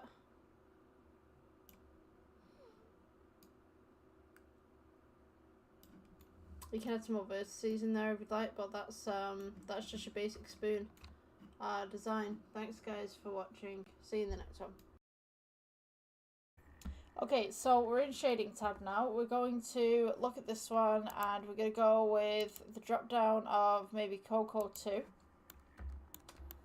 And what I'm going to do is I'm going to make this a little bit textured. So I'm just going to add a noise. Oops, what did we do? Add noise texture to this one. Go color to base color. Scale it up a little bit. So we got that nice little texture going on. And then we're going to add in a color ramp. Add a brown to this. So it's chocolate. And then we're going to add a bump node into the height. So now we've got this nice little kind of cascade of chocolate going on.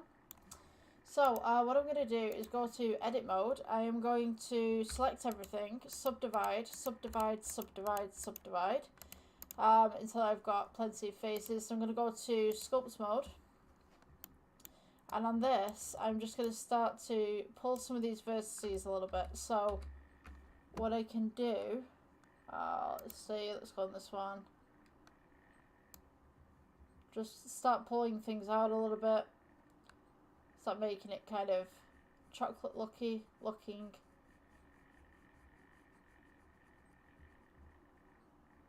Kind of frill it a bit at the bottom. So it's like the chocolate's dripping down. It's a bit uneven. Perhaps an uneven cut on one side. And then I'm just going to like add some bumps and stuff to the top.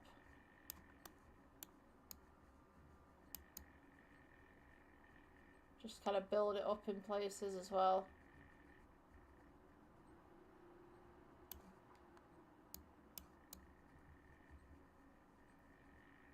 get kind of like this nice little ripple effect from where it's just been spread over the top of the cake.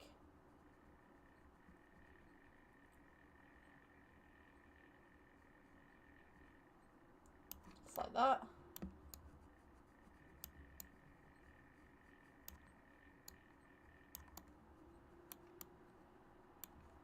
And then I'm going to do the same to the middle part here, right? So we take this middle part, edit mode.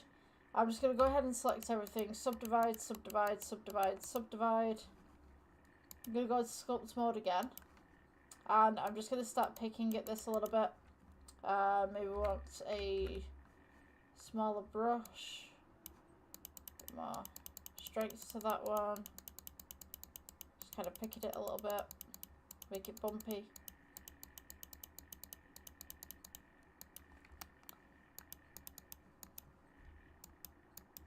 I think pull some of these vertices in as well.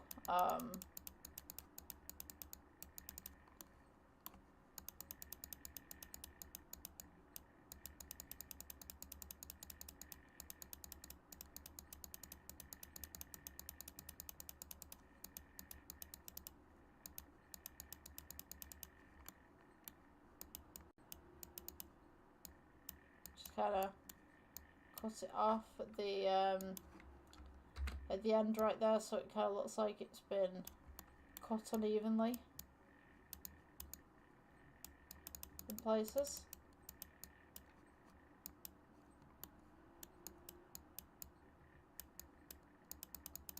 We're just going plus and minus all over this.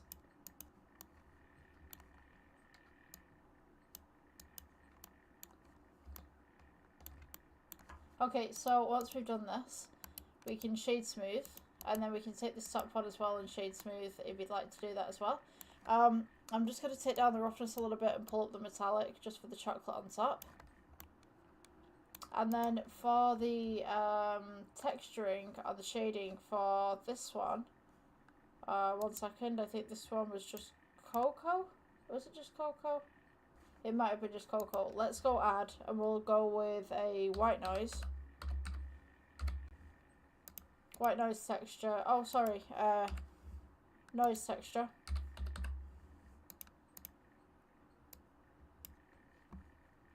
Scale this in. Let's give it some texture right there, and then we can go add color ramp.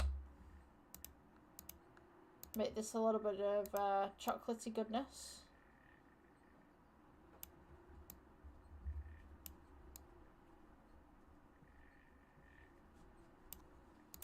Just going to go ahead and move this across.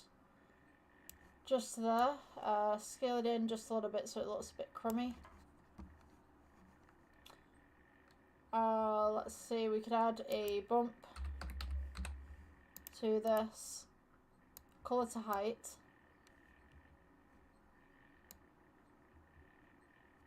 I'm just going to go ahead and add another brown in here.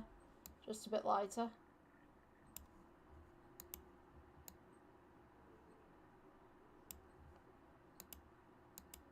Okay, so that's generally what we should have for the game. So I'm going to turn up the roughness. Actually no, I'm going to leave that one alone, the Cocoa 2, leave it alone. Cocoa 1, just going to turn up the roughness a little bit. So it looks like a bit more of a dry cake compared to the icing.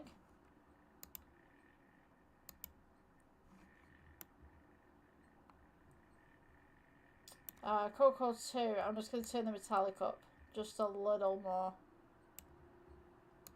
So we don't want it full mirror, but we just want to take that roughness down a little bit. Make it look like there's some moisture in there. And then I'm going to go ahead and add a little cherry on top.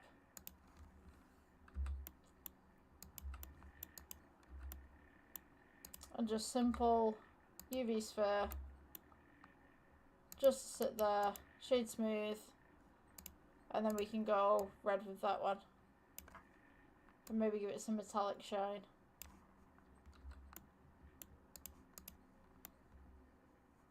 And there we have it, a piece of cake. And if you want to, you can kind of take all of that and you can duplicate it out and rotate it a bit and put them together, I guess. Let's try and get these two together. Yeah, 2 little slices of cake. If you like this tutorial, please like, subscribe. I'd really appreciate it. I'm trying to get up to 100,000 subscribers. I guess I'll see you guys in the next one. Yeah, thanks for viewing. Let's put this right here. So yeah, thank you for viewing. I will see you in the next one. Bye. Okay, welcome to the next Blender tutorial. So we're going to be making a can, like a soda can kind of thing. We're going to go ahead and delete the default cube and add a circle. Just scale this outwards. And then we will go to edit mode, press F for fill.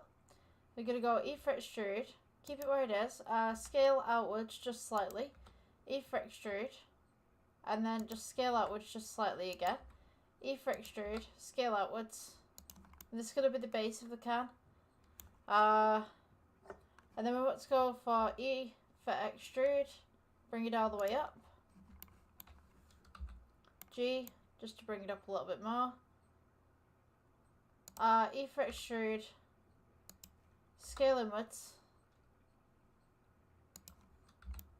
G, just bring it down a little bit, scale outwards, scale inwards again, just slightly, G, just to bring it down. I'm just going to go ahead and just undo that one just for 1 second, just scale outwards just slightly, E. Just trying to get this curve on the can that I've got. And then we'll curve this just outwards. Oops, don't know what I did there. G, just bring this down. And then E, I'm just going to do the curve outwards now. Just for the rim. E for extrude. And then E again. And then we will start curling this in. E for extrude, scale inwards, E for extrude, don't move it, and then scale inwards again, and this is quite a thin edge that we should be making, so E for extrude, just bring it down, and just curve it just slightly, and then we'll go straight into the can. So we generally have this kind of double drop off that happens inside of the can, so we'll go for E for extrude, keep it where it is, scale inwards just slightly, then E for extrude so it goes downwards, and then we're going to go E for extrude, keep it where it is, scale inwards, and then we'll go E for extrude to bring it up, scale inwards just slightly, E for extrude to bring it up, scale inwards again. And for the tricky part, what I'm going to do, because we've got the hole in the middle and then we've got the kind of weird kind of pattern around the outside. So I'm going to go E for extrude, and then I'm just going to scale it inwards, and then scale across one axis, scale it inwards, scale across one axis again.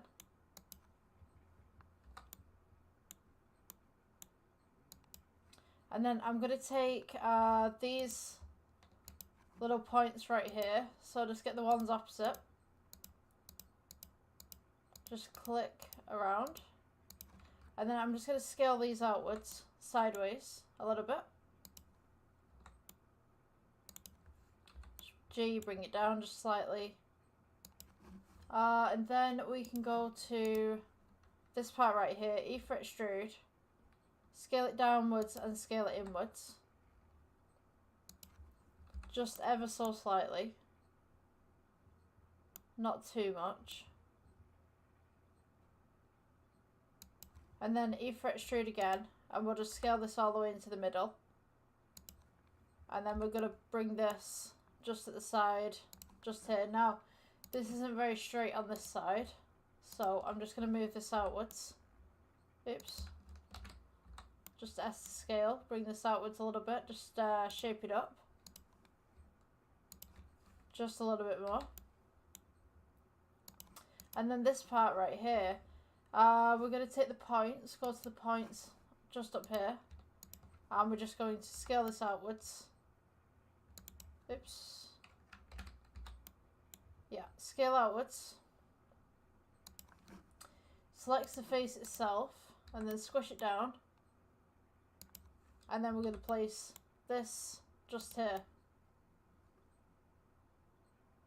So you should have something like this. So now we need to make this a little bit more circular. So I'm just going to make it a little bit wider. And then we'll get the sides just a little bit more circular on this side. So this one and this one. Scale outwards a little bit. And then this one and this one. Oops. Yeah. Scale inwards just a little bit.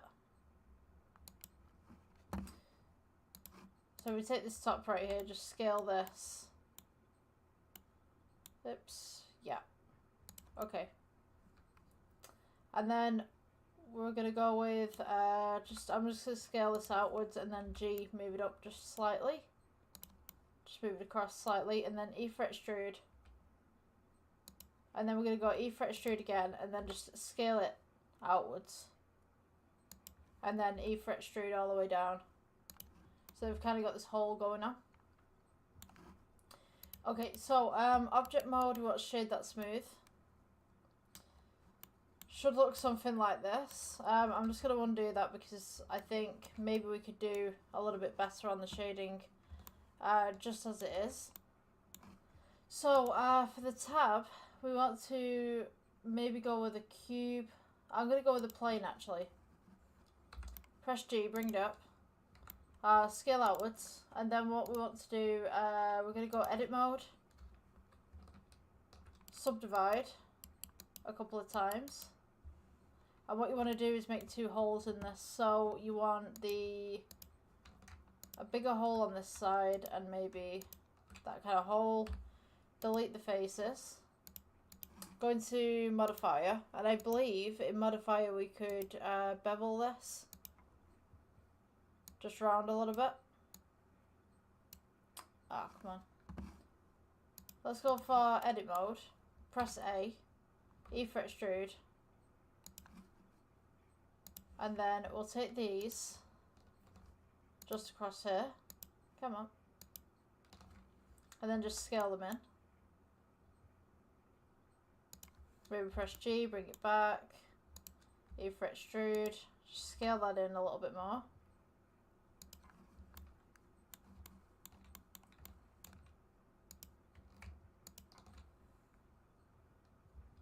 Just press G, bring it back a little bit.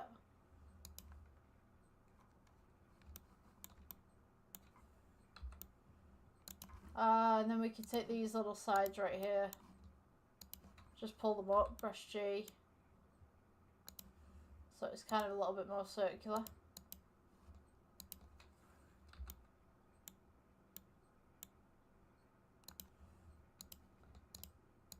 Just pull these back.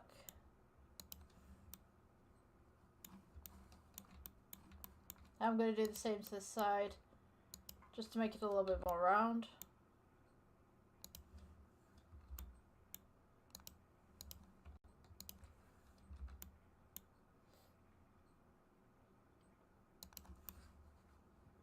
And we can also do it to this side as well.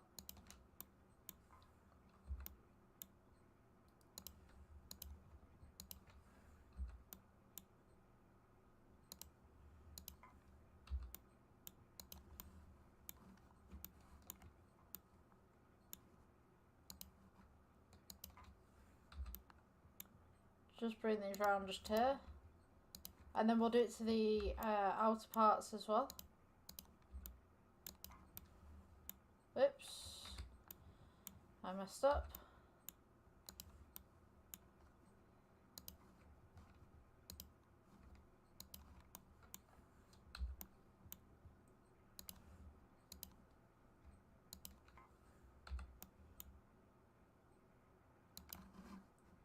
Okay, so we've kind of got this this basic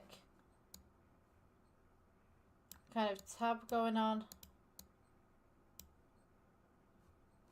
going to pull some of these vertices and angles just a little bit. Edges might be best. So then we'll place this on top of the can.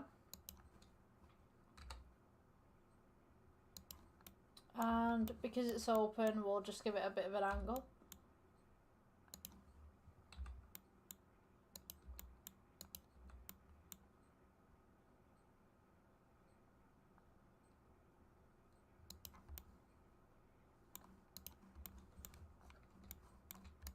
So now we can shade this one smooth if you'd like. Make sure that your render engine is from Eevee to Cycles. So once we've got this, we can then change this into a sun, or you can add some advertising to this as well.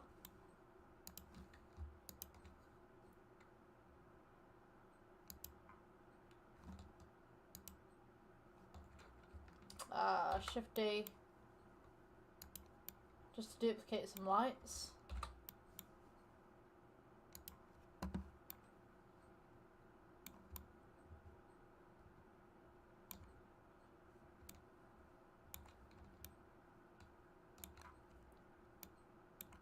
So on the outside of this, what we can actually do is go edit mode, and we can take from maybe here the faces, just press shift control just to select all of that, and we could go to the materials tab, press plus, new material, will be the can itself, so we could do silver, make it slightly reflective, and then we could press plus, new, assign, and then we could go to, we can make this black if we wanted to.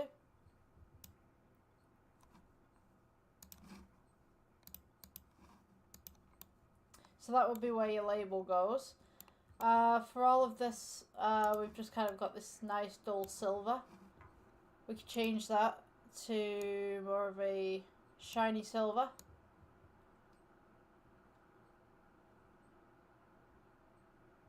A little bit more mirrored. So yeah, this is a basic can, really. For the underside of this can, we can take this, go to edit mode, take this face right here, E for extrude, and then just scale it inwards.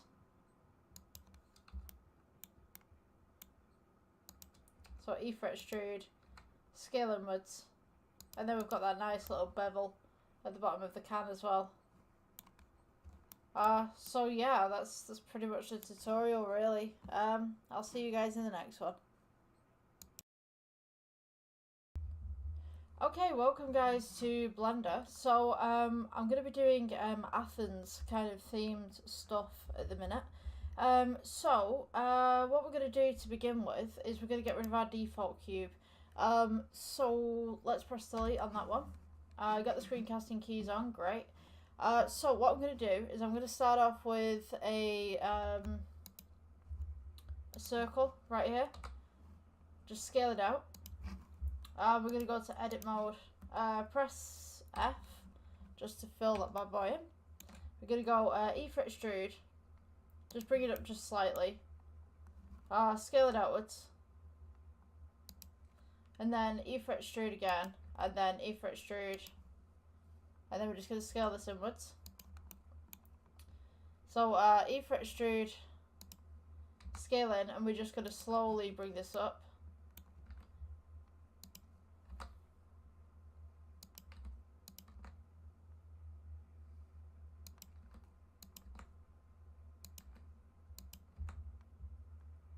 Just to a point like so. And we're just going to go E, just bring this up on the outside.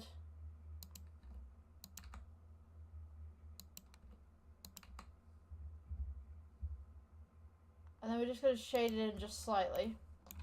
So we'll do a little bit of a bevel. So E for extrude, and then E for extrude again, and then just scale it in just slightly. So you should have something like this. From this point, we are going to add another object onto the top of it. So just go to object mode, right click, shade smooth, We're going to make a material for this. So you want to press new. And then we're going to go for materials, which we're going to go for kind of a rock kind of colour. Now don't worry about this because we're going to change this in shading anyway. So rock kind of texture. And then we're going to go to add. And we'll go to circle. Press G to bring it up. Now what you want to do with this one, if we go into the X-ray, we can see that it's on the inside right here. Press G to bring it up slightly. We're going to want to go to edit mode. Press F to fill. And then we're going to go E for extrude. Scale outwards. So that it just comes onto the base here. So you might want to just pull that down just slightly. E for extrude. Scale outwards. E for extrude. Scale outwards. E for extrude, and then we're just scaling outwards until we've kind of got this bulb kind of thing going on. So this is going to be one of our decorations for the garden. I'm just going to scale that one back in again. If I just press 1, then we can see what we're doing. E for extrude, scale outwards.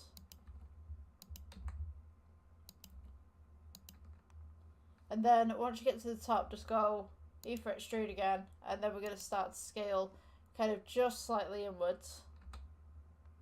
And then E for extrude, don't move it, scale in. And then E for extrude again, so it's kind of got this little lip going on. And then we're going to go E for extrude, don't move it, scale it outwards. And then E for extrude. And then we will do E for extrude again. Move it up just slightly, bring it in. Let me think. And then we're just going to make kind of like a bowl. So I'm just going to go back to 1 again. G, oh, sugar. G just to bring that down a little bit. Just scale it outwards. Oops, right. G, scale this. Why is this not working? S, scale inwards. Then we're going to go E for extrude. Just scale it inwards just slightly and then bring it back outwards again.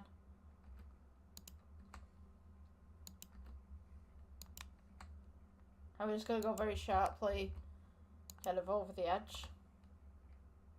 Now once you get to this point, press E for extrude, don't move it, scale outwards, and then go E for up. And then what we're going to do, we're going to shade it inwards. So we're going to go E for extrude, scale inwards. Might be actually better on the side. E for extrude, scale inwards. E for extrude, scale inwards. Until we get to about this point. And then we're going to go E for extrude, go down, scale inwards just slightly. And then E for extrude, just scale inwards. And then we can slowly start coming down into the base of the flower pot kind of thing. You don't have to make this perfect on the inside, it can just be straight down or curved just slightly. Right click, shade smooth, just take it off the X-ray. Come on, there we go. So this is a piece of pottery that we have. I'm just going to scale this down just slightly and then just bring it up as well. Just by slight, I think. I think the base is a little bit too big. So I'm just going to edit this. Let's go X-ray mode, 1.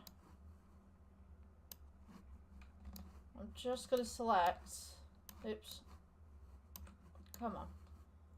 This part right here, scale it inwards. Just pull that a little bit, G.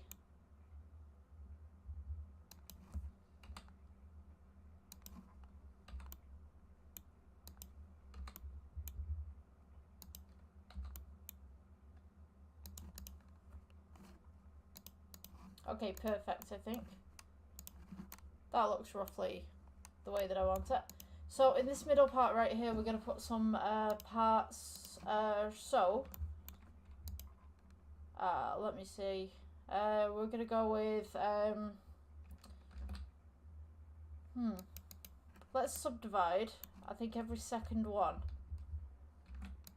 Just like this. So I'll leave 2 spaces, subdivide. See if this works.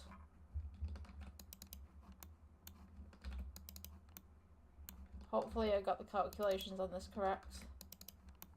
Every 2. It doesn't matter if you've got like 1 missing, because it kind of say that this pottery has been damaged. Oh, there we go.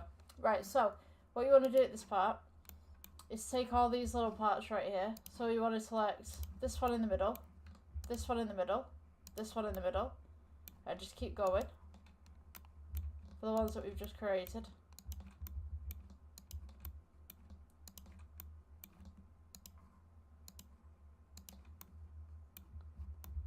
And press G just to bring them up.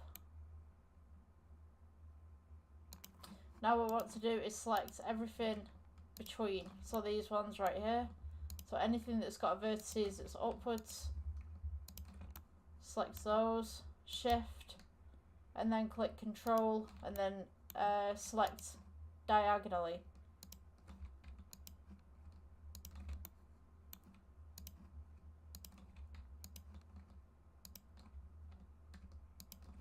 So make sure that you go all the way to the rim as well.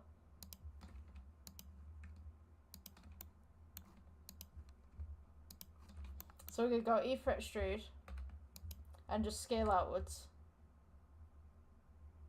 And then just scale down just slightly. So this is going to give us a kind of little pattern going around the edge of the bowl kind of thing. Okay, so the next part that we want to do is maybe a floor. So we're just going to add plane in, just scale it out. And then I'm going to move this little ornament that we've made just to the side over here. Oh, come on. And I'm going to position the camera, say just about here.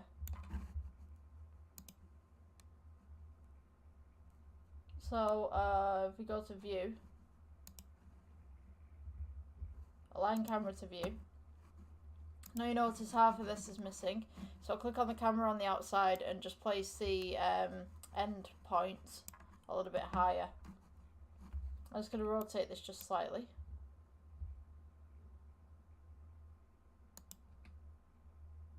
And just flatten it out. Just press G to move it around. Then we'll rotate it upwards a little bit.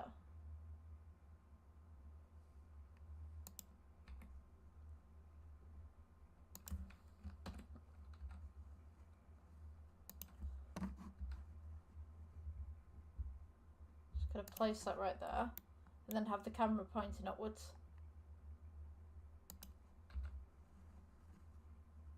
So we should have something like this. Kind of like a floor kind of view.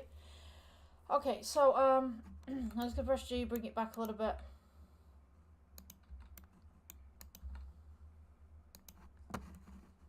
And I'm going to place this in the corner so you guys can see that one.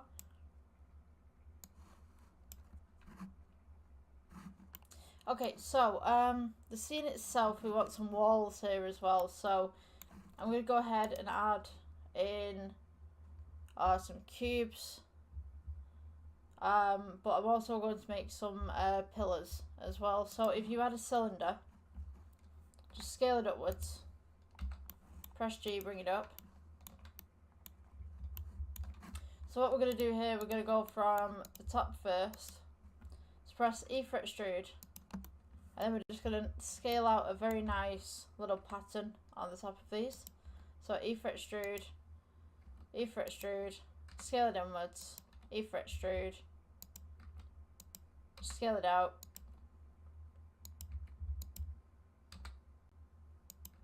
Just make kind of this nice little pattern thing going on. And what I'm going to do, I'm going to place some little bits on the edge here. So that should be the top of it. Just press A. I'm just going to scale it down and just elongate it a little bit at the bottom. So G to elongate, A, and then bring it up. Again with your G.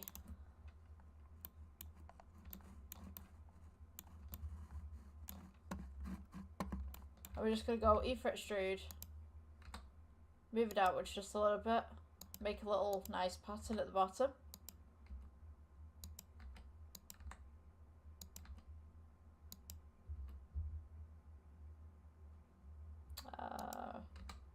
Scale it in.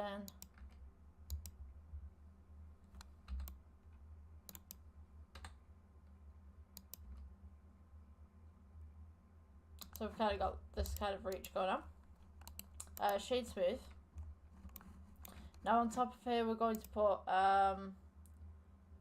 let's go with cylinders. Press G, bring it up. Oops.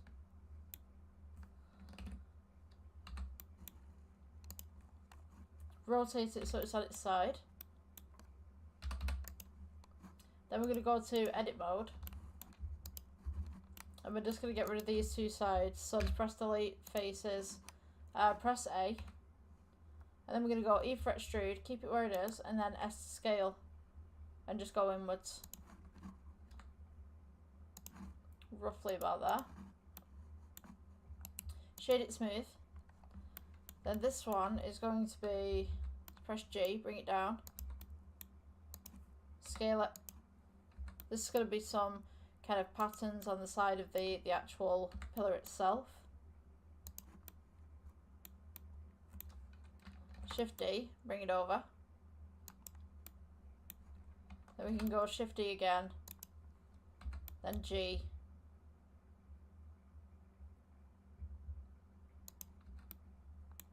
You can make this one smaller actually. Just make sure that they're roughly the same size, but this one a little bit smaller.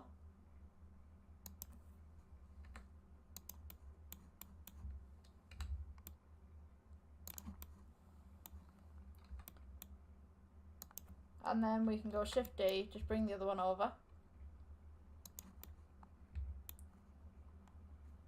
So we've got this kind of pattern thing going on underneath. And then we can actually add another two on top. So these two at the side, you want it to be flat, relatively on top. So we're just going to scale this down. Scale to go across. Press G, bring it down. And then do the same for the opposite side. And then you can just build in the middle here as well.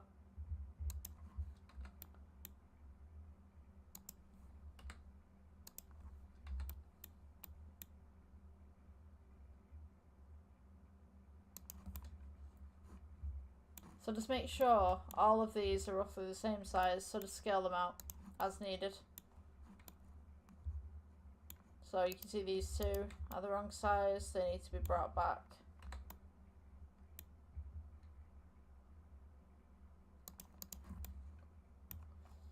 So now what we want to do is add a square on top. So I'm going to go cube, G, bring it up,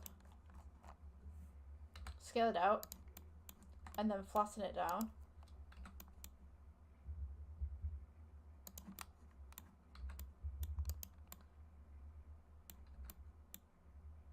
So it roughly just sits on top. And then you want to take the exact same cube, Shift D, and bring it down to the bottom. Just scale this one up.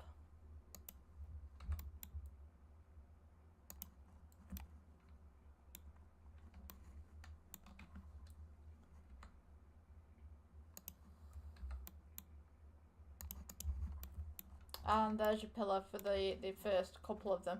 So this is going to be the same shade, I think, as this one right here. Might be slightly darker.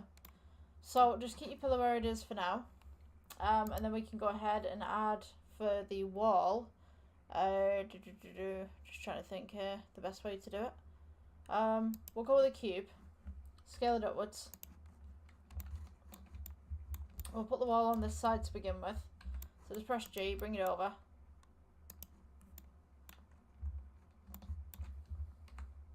Now you're going to want to go for the same theme throughout. So some of this wall that we're building right here we'll put onto the opposite side too.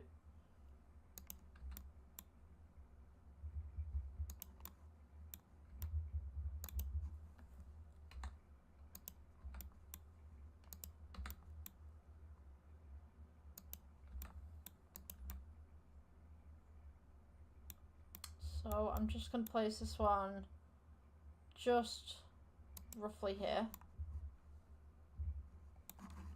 And then we can just edit this as such. So we could do a loop cut in the middle. Just scale it inwards. A loop cut at the bottom. Scale that one outwards.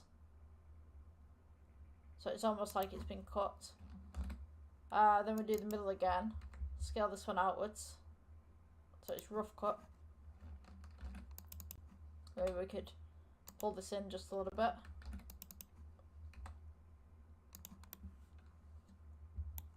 And then on top here, you just bring this down, E-fret extrude slightly, scale it out, and then E-fret extrude again, and then E-fret extrude, and then we can just scale it in.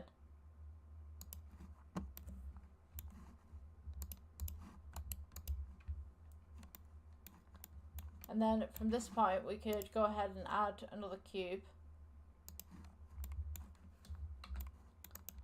Just bring this over.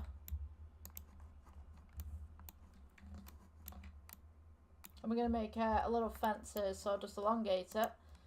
Press G, move it up, bring it across. This is going to be the base of our wall. So we will edit this one, take the top, E-fret extrude, scale it inwards, sideways. So you've got this kind of very sideways wall going on. Press G, bring it down. And then for the top one we're going to add, we could actually duplicate this actually. Duplicate it, bring it up, and then we're going to flatten this one.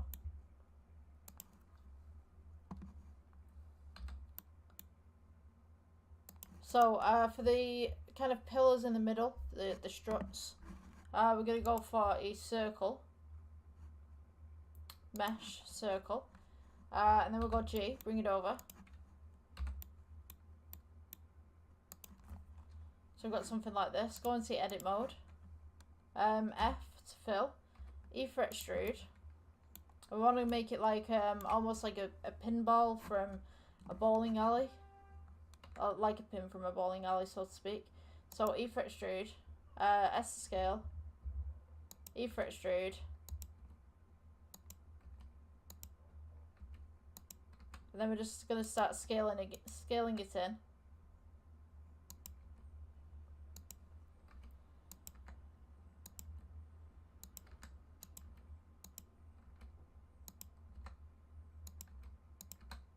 Just scale it in as such. Just kind of make this real fancy.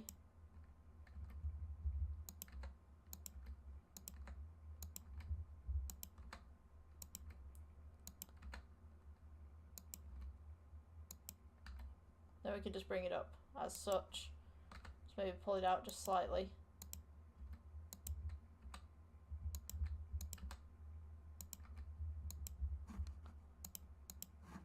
And this will be the pillar. So shade smooth. We're just going to scale it down. And what you want to do is scale it so that it fits just between here.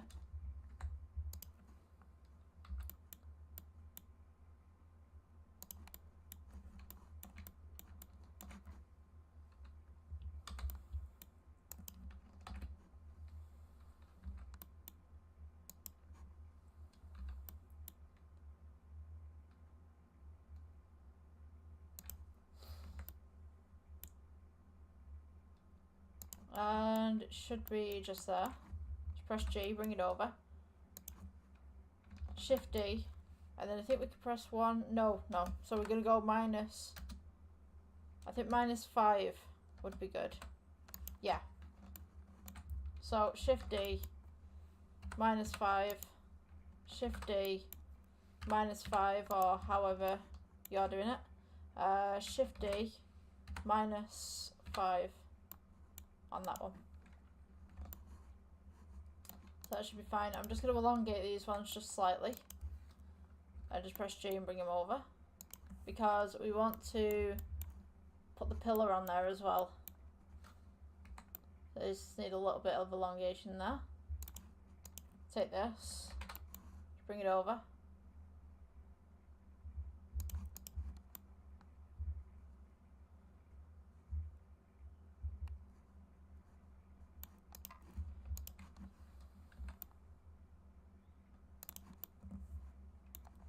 So now we can take this part, or this part, this part, this part, this part, this part, this part, this part, and then we can take this part as well, and we can just go Shift D and duplicate it over. So now we've got this little fence going on.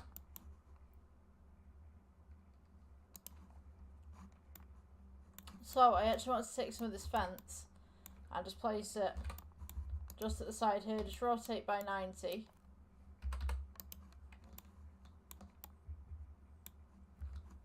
Take this part and then just bring it over. I think I'm going to take this again.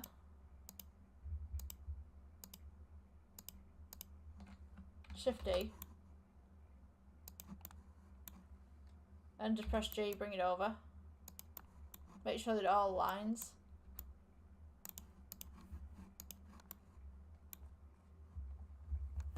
And then I think I'm going to move this camera back a little bit actually. Just press G, move it back. G just to move it up.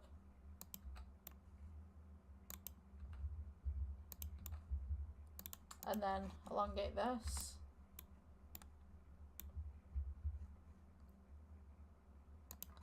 Okay, so for this next part I'm going to put some, so the garden's got 2 levels to it. It's got a kind of back bit that's a bit higher and this bit that's a bit lower. So I'm going to go ahead and put some cubes in here. Just some mesh. So put a cube in, scale it up, bring it over. So scale that. If we go into edit mode, we can work with the actual faces themselves. So bring this face forward, press G, and then bring this face forward, press G, and then we'll bring this face back because we're going to reuse this in a minute, and then bring this face back because this is where the stairs are going to be.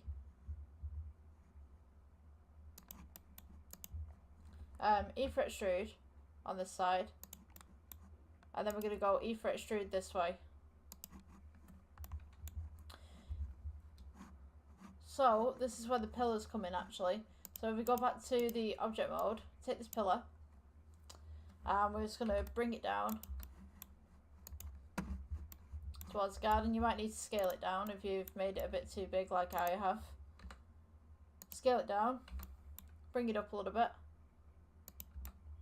and then we're just going to start placing these just on the edges. I think it's a little bit too tall for my liking.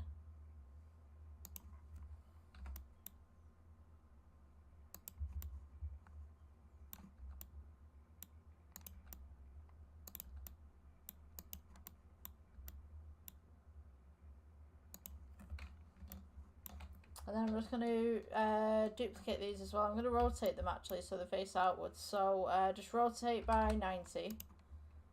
Shift D to duplicate. Bring one over to the side. Shift D to duplicate. And then I'm just going to put one in the middle as well. And then what we can do as well, we can do Shift D duplicate. Bring it over to the side. And then we can do Shift D duplicate. Bring over to the side as well. And then I might copy the pattern just at the back.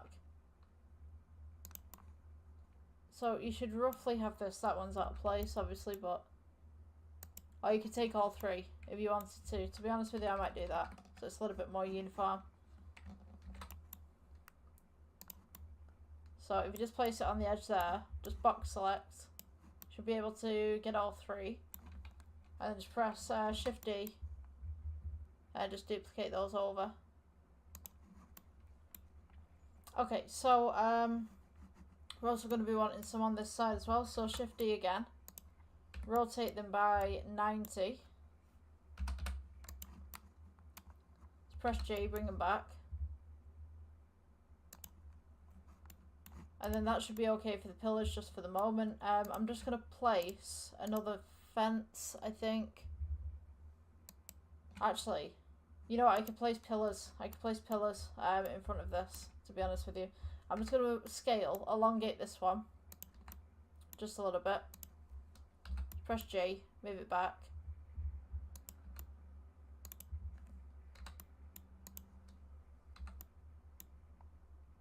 So you've kind of got that weird kind of fountain look on it. I'm just going to elongate these ones as well. Stretch that outwards. And then I'm going to take this one, Shift D, press G, move it towards all the pillars. So they've kind of got this kind of extra support, but just elongate them just slightly. Just make sure it's central. Then Shift D and do the same to the next one. So we've kind of got this rugged pattern going on without this being the pattern. So the next bits would be the steps. You can continue this pattern as well if you want to. Just press G, bring it across, and then just select all of the pillars right here. Box select. Oh, yeah. Put it on object mode first. Box select all of this. Double click this just to get it off, and then select these individually. You can also do Shift D, move it across. Obviously one of them is not going to have the pillar box underneath. You're going to have to put that back in. But yeah, you can move that across right there. And then we can take this, Shift D, place it right in the middle.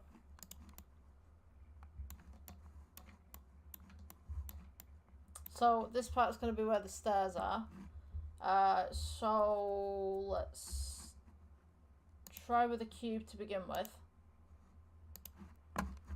Press G, bring it over. Scale it outwards.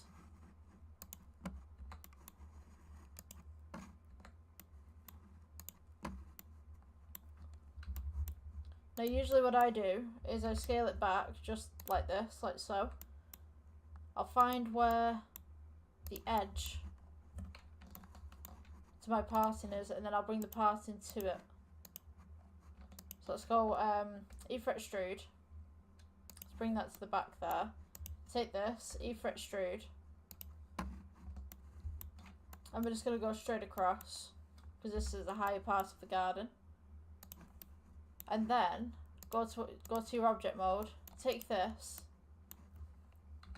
Press G, bring it up as close as you can. Just align it a little bit. Then bring it forward. So if you go into the edit mode, you can also bring the base up. So just press G, bring that up.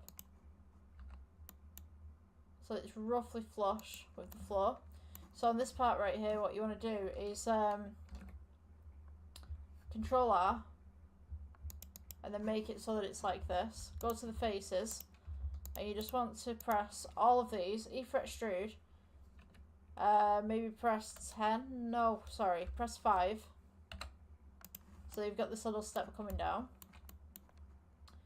Deselect this one, select all of these, E for extrude and press 5.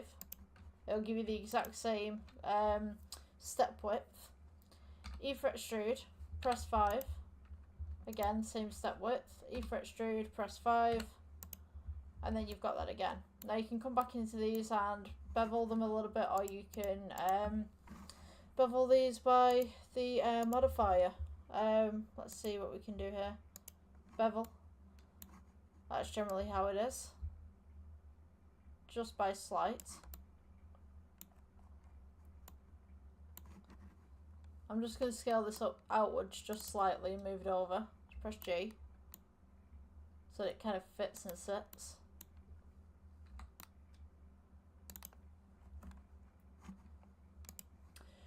Okay, so that is the upper part of the garden just right there. So maybe on this side as well, you just want to loop cut that. So Control R, loop cut it just at the back, and then take this face and then just E for extrude just around the back. So it's kind of a sunken garden kind of theme going on. So you notice that it also clips the side here. So if it does that, just selects this face, this face, this face, this face, this face, this face, this one, and this one, and just press G, and just bring them back.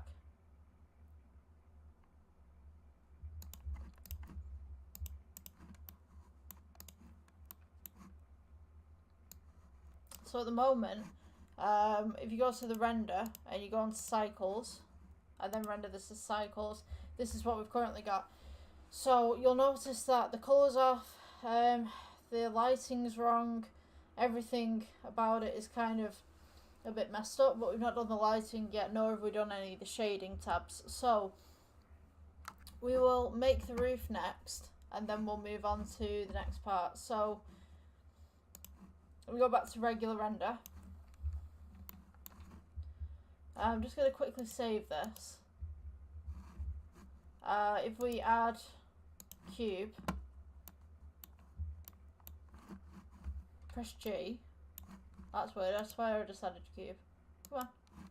Right, add cube, press G.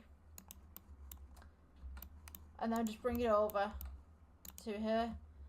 Scale it outwards. Scale it downwards.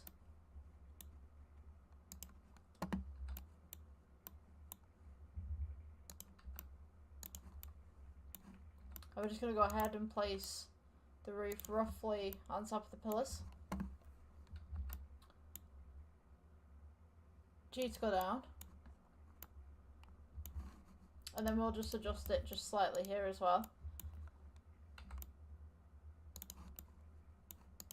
Just going to put this down just slightly.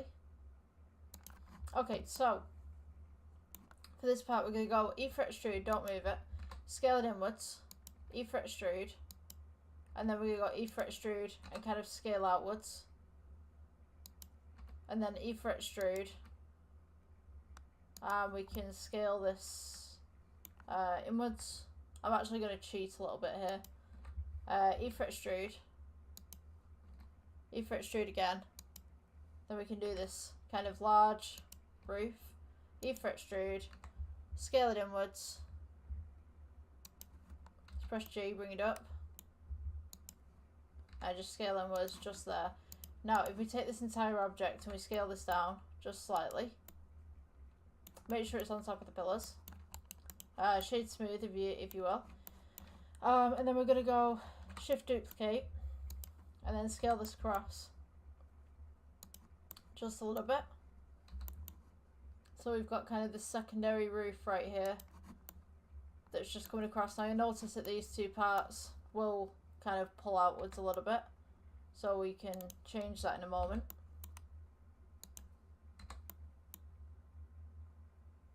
But as long as your roof roughly fits, it should be okay. So press G, just bring it over,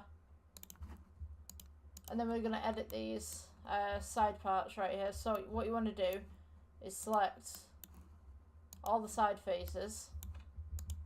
So select this one, select these two, anything that protrudes outwards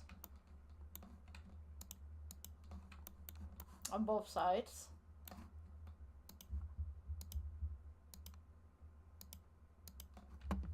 And then just scale them in so that they're back relatively a normal size for the roof.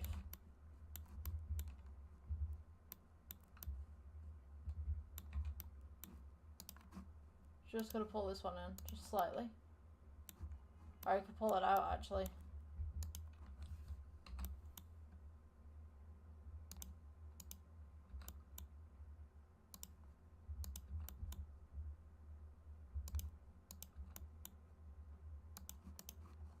So that we've got a nice little roof going on. Now I'm going to extend this a little bit so we've got some depth on this. Edit, and select these faces right here. Press G, move it outwards, And then we're going to select these pillars right here. Go back to object mode, select these pillars right here. Double click this to get it off, double click this to get it off, and double click this to get it off.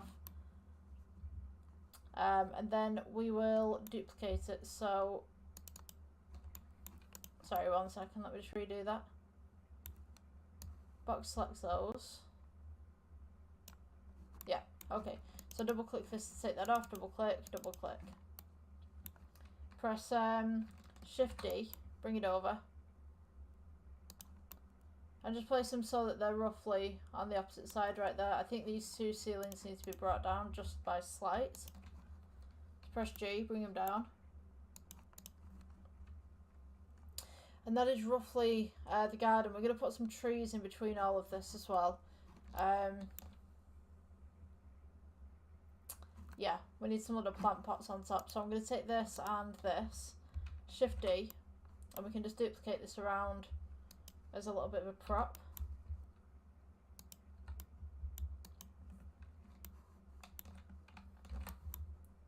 Just going to put one of these on each side of the steps.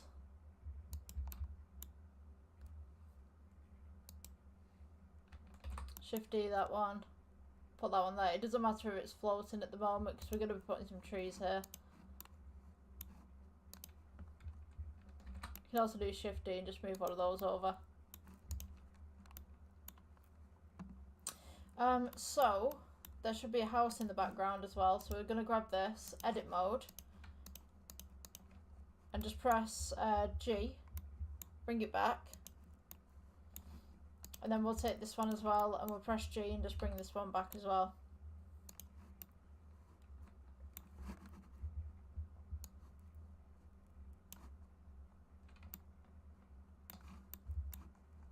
So, for this one, make sure you're in object mode.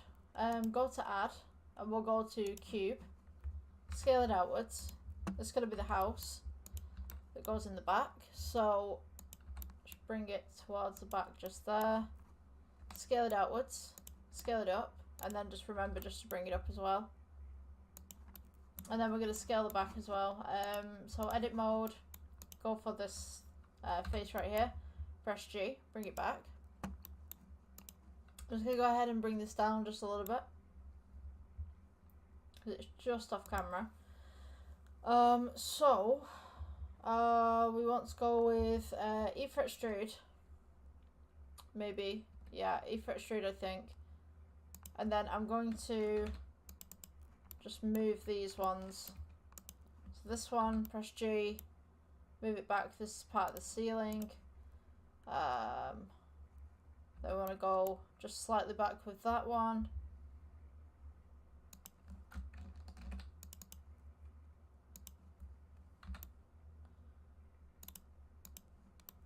See, I'm just kind of experimenting at the moment because it's an odd shaped roof. Let's press G, bring that up.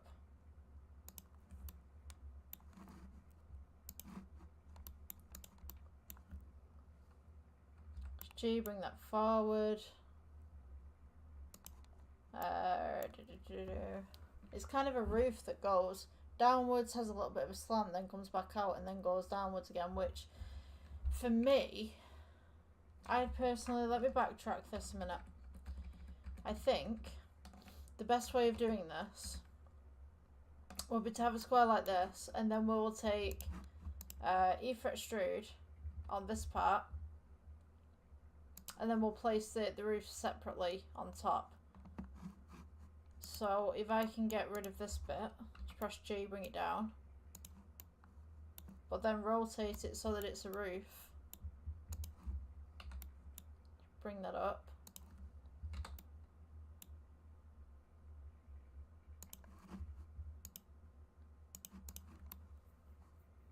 I think that should be okay for the background house. I'm just going to scale it down a little bit. Just by slight. Because we're going to have plants all here as well anyway, so you probably won't be able to see it. Just going to bring it down just slightly. Let's move this part upwards.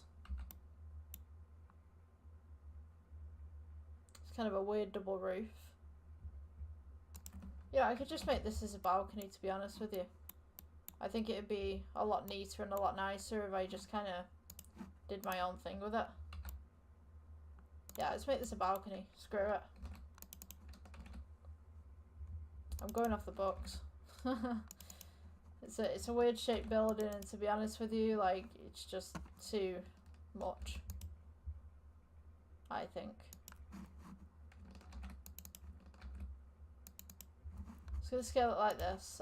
Bring these two parts up so we've kind of got an archway. G, bring them up.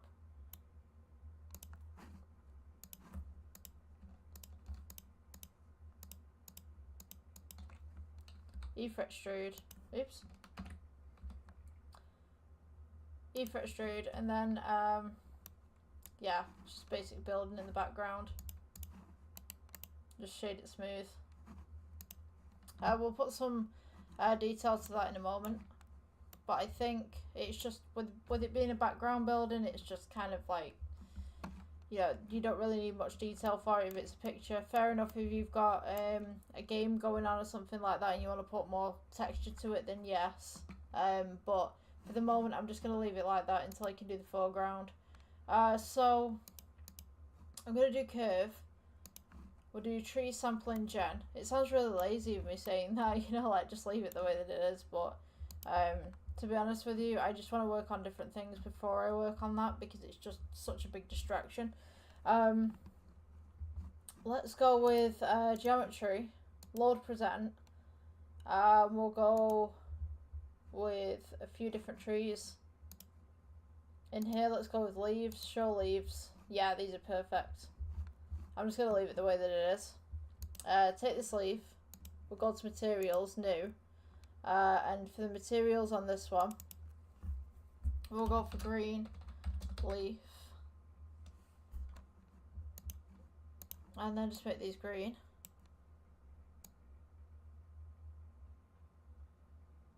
And then for the base, we'll just go with a brown.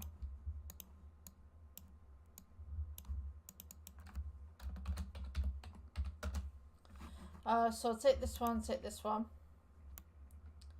We'll shift D duplicate. You can make these bigger, smaller, whatever like that. And just place them around. Scale them out.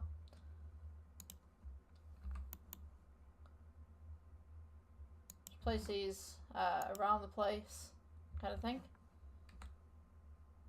Wherever you'd like. Have them growing at the side. Have them growing in pots. Just the garden's been a bit unkept.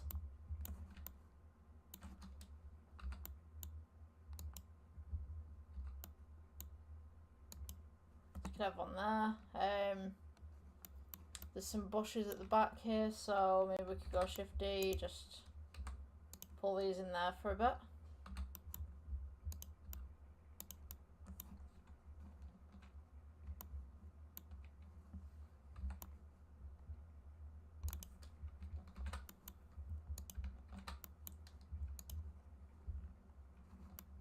And then we've got some trees at the back just next to the house, so you can make these pretty big.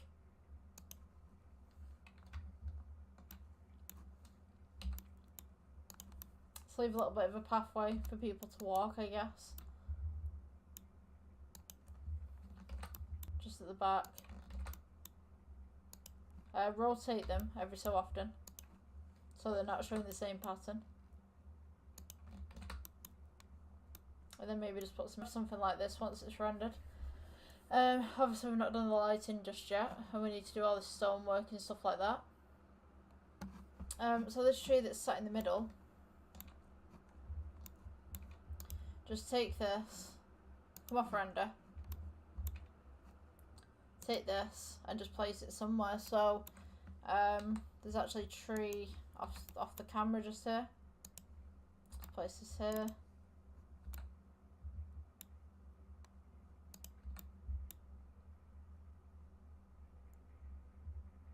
And then maybe some more trees just up at the back.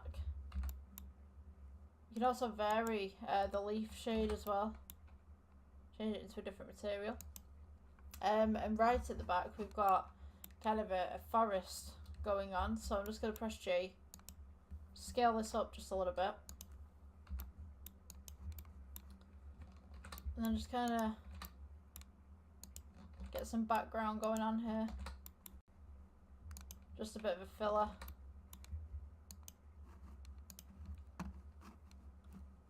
So yeah, this is what it should look like now.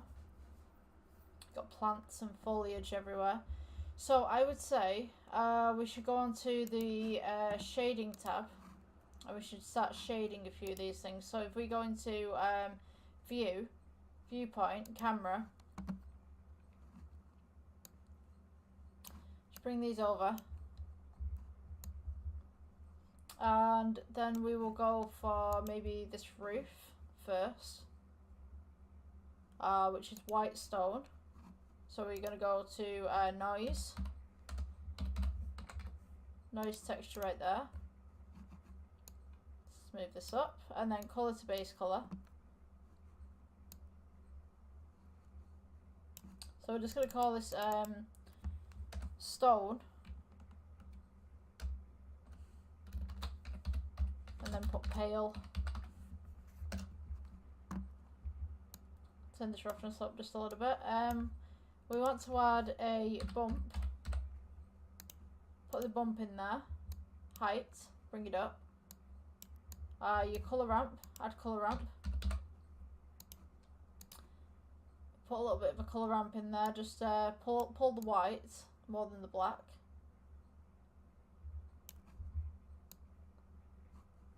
Scale it up a little bit.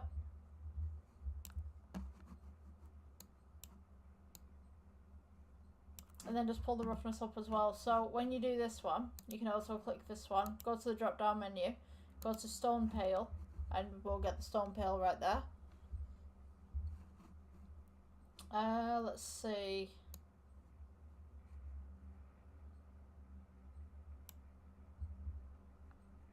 I'm just going to pull the alpha down just slightly. Actually no, I'm going to keep it the way that it is.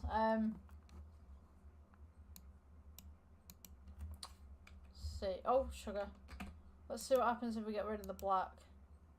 So we've just kind of got a white, and then maybe add a pale yellow in there, just slightly. So we've still got the bump going on, it's just that it's a little bit more paler. We could take this one as well, we could add pale to this, pale to this. Just keep it kind of a uniform colour. So it looks like it's been taken from the same slab, so to speak.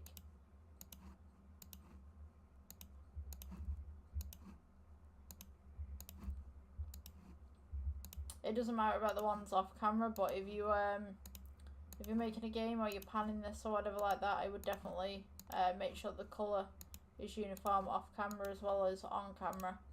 Oops. So we notice that the lighting is completely out. So if we take this lighting right here, we just delete it off. Go back to layer. And we're going to put a sun. So we're going to add, let's see, light, sun. Press G, bring it over. And then just slightly rotate it. I can rotate, just bring it over. So in theory, just have this kind of theme going on. Just going to rotate that round just slightly.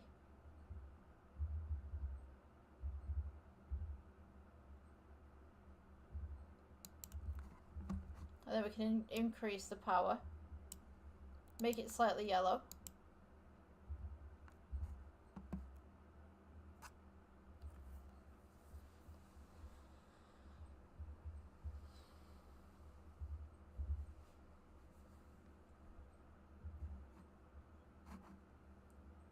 For these leaves, we can actually make them just slightly darker. They seem a bit too cartoony to me. So I'm just going to pull these leaves just slightly.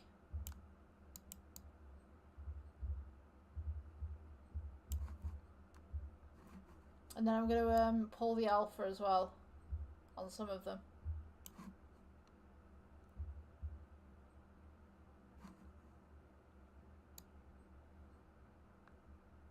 You can pull the IOR as well. So the background, as you notice, it's very grey, so we kind of want this as a little bit of a blue. Just going to brighten that up just a little bit.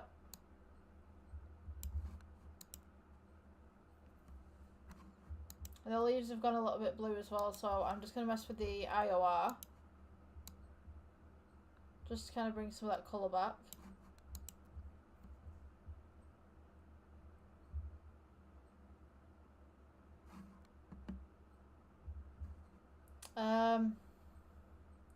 This building that's in the background, you have this kind of pale rock kind of colour, the same way that we've got this just here.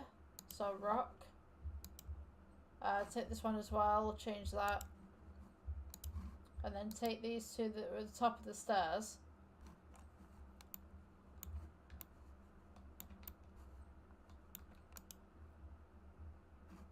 And change these to rock as well.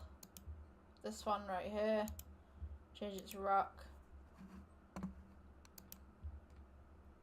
So now we're primarily looking at making some sort of floor out of this. So if we go shading, we could go new, we could go brick, colour to base colour, reset that offset, scale up, mortar size, put it down to 0.1. We're going to go bump, place the bump in, colour to height, and then we're going to add the colour ramp in the middle right here.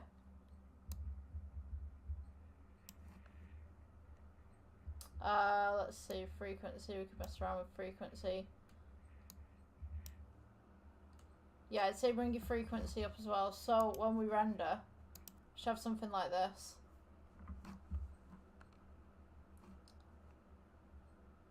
I'm just going to bring the roughness up as well, just on this path.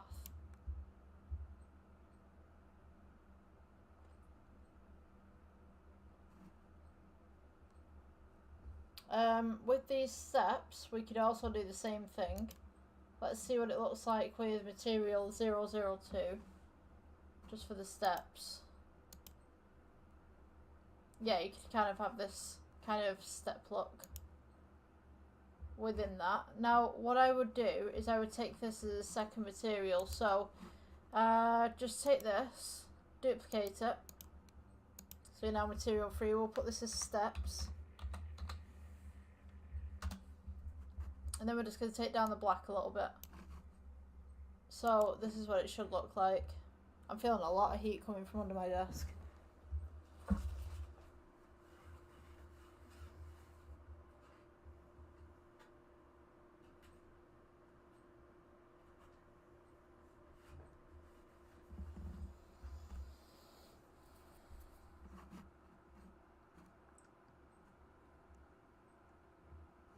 So what you can do as well is you can add a noise to this. So if we go noise texture, go to colour, and then place it in colour 1. I'll bring that up a little bit. Now, 1 second before we do this, if I just backtrack 1 second, I got the wrong one. So click the floor, and then add the noise. Noise texture. Colour to colour 1, scale it up a little bit,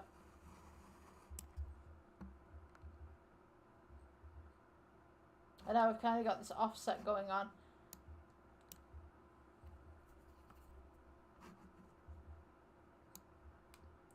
Also darken that just slightly if you wanted to, make it slightly metallic, however you'd like it.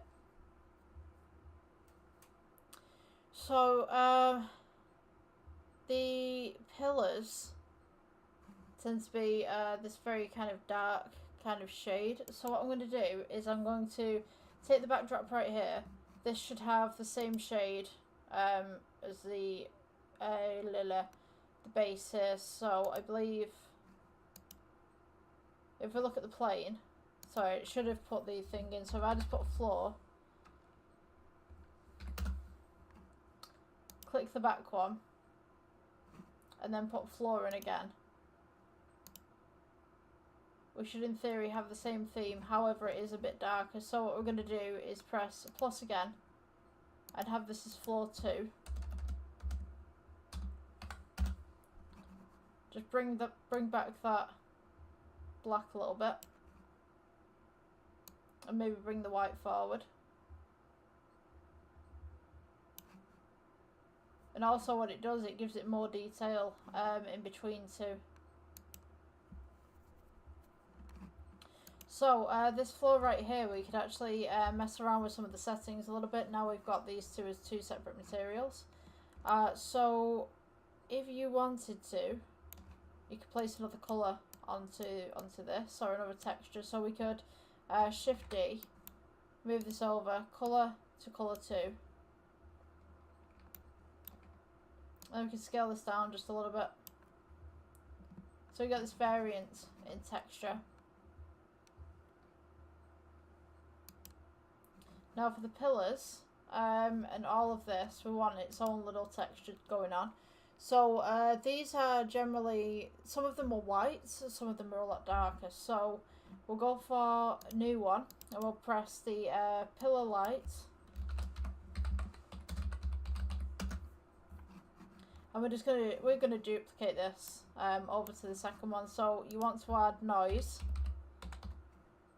texture, color to base color, add to bump in the middle right here, color to height. Just scale that up, and then we're going to add color ramp. You want to make these slightly yellow, just in stature.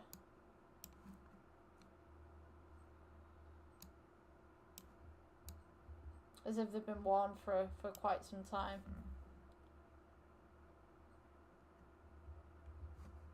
Give them a slight little bit of metallic.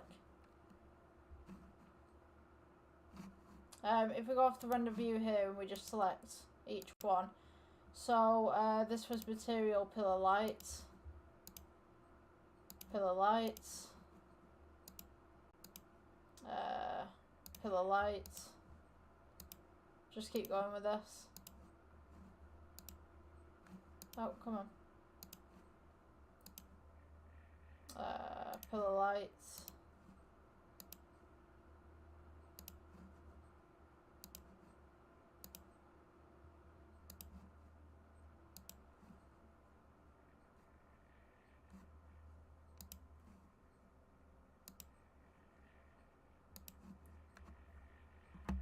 This one at the back actually, yeah, let's do pillar light for those ones. Pillar light again. Pillar light. Pillar light. And we should have something like this.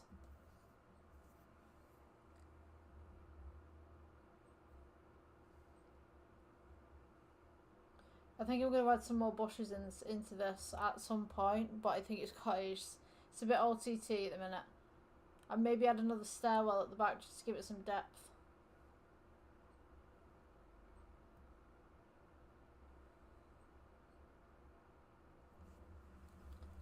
So, if we go on to the regular mode, the layout mode.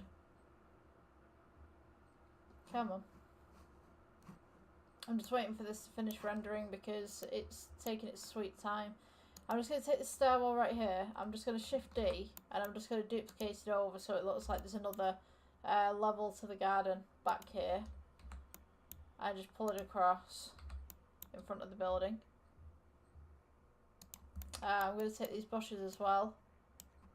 I just move these back.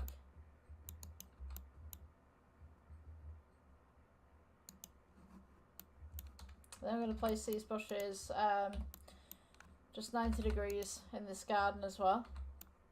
borders it off just a little bit.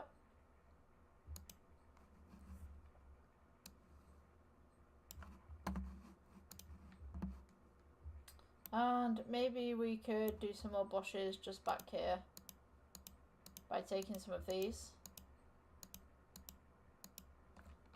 Shift D.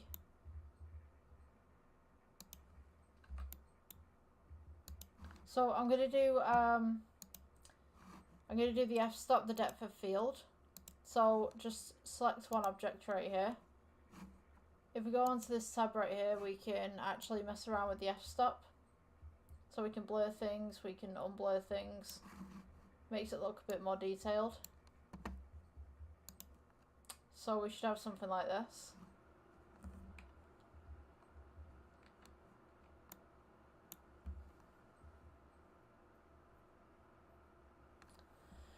So, that building at the back's kind of bothering me a little bit. I think it's white, but because of the shade of the sun, it should be kind of orange at the front. So I'm going to change it to white.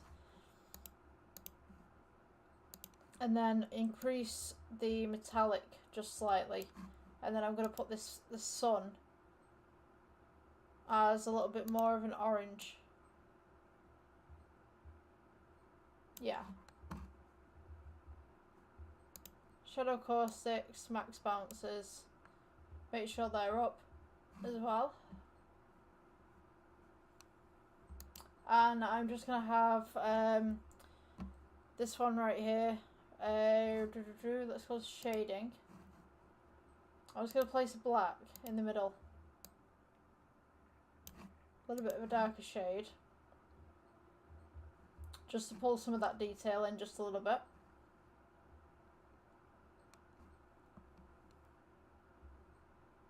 And then maybe we could put some little bushes just at the bottom here, like it's been unkept over the years.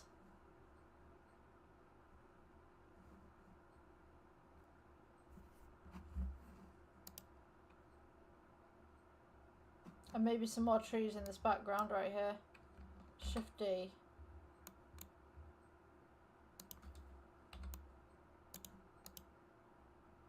Let's get rid of this one.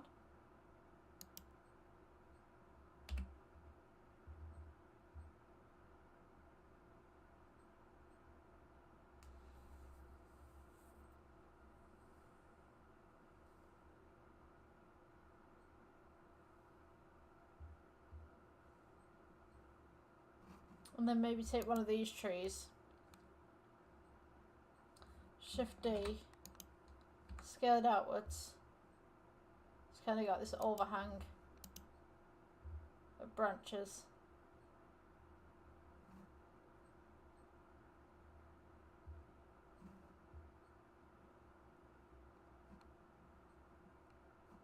I don't know. I don't think I like that though.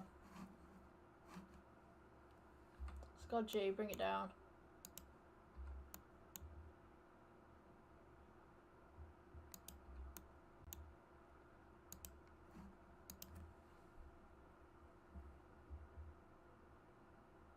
Yeah, I don't like that. Just gonna remove that.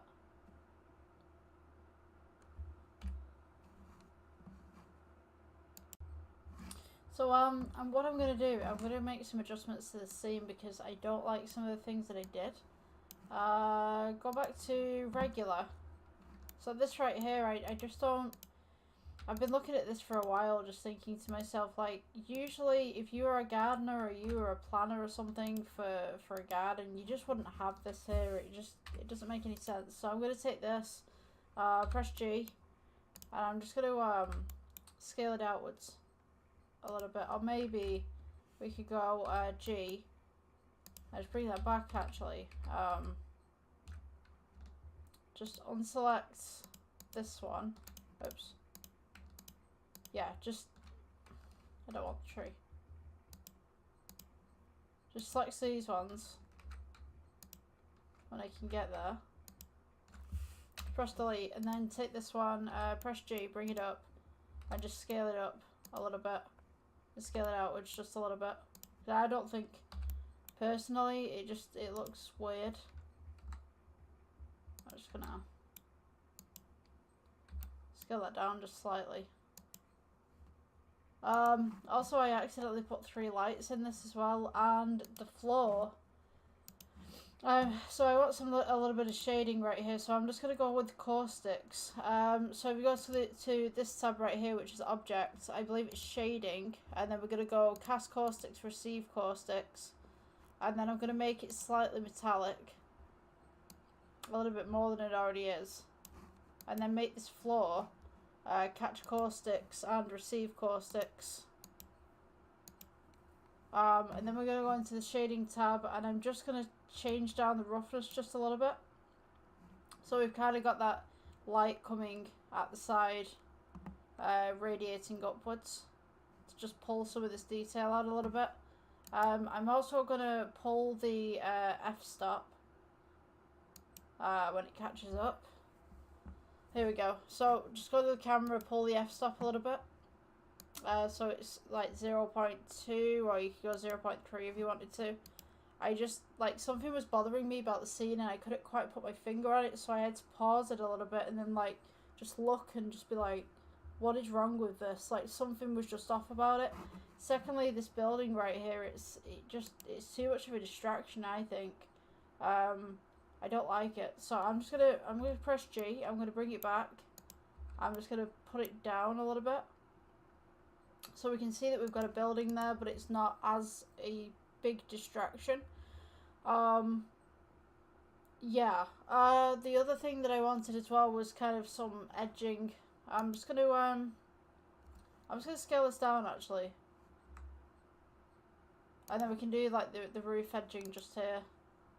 Just on the side. The other thing as well, I don't think there's enough depth right here. I think it's just too blocky. So I'm going to go to layout. I'm going to go ahead and take these trees. I'm going to move them back. The sun can come with. It's cool. Let's just deselect the sun a moment. Scale these up. Just slightly so they've got kind of a bush look to the back. And then I'm going to go ahead and take this part right here. We'll go to edit. I'm just going to go, let me see here. Just take these, press G, bring them back. Loop cut it, Control R. Bring this just in here, and then I'm going to take this right here, and then E for extrude, bring it up to the base level kind of thing. So this house is kind of on a hill, in a way. Just gonna press G, bring it up just a slight more. Let's see, just slightly just there. And then maybe we could take the roof for this cube. Just press G, bring it up. Excuse me. And then just bring it over to the roof. Scale it across. Just gonna go ahead and place it up against the roof.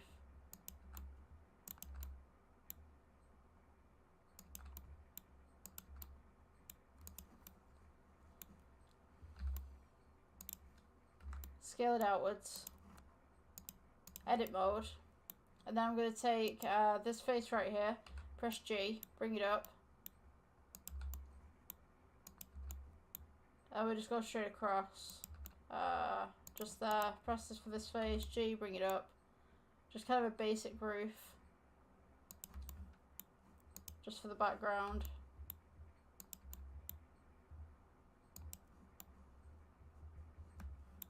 Maybe just bring it out just slightly at the sides.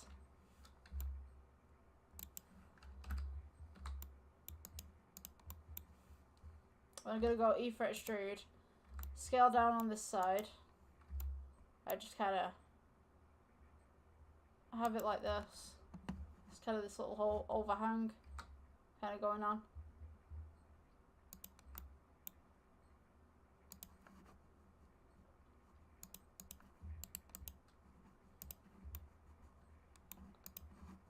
And then just give this kind of a brown texture. Or maybe we could do a little bit of a noise on that brown texture as well.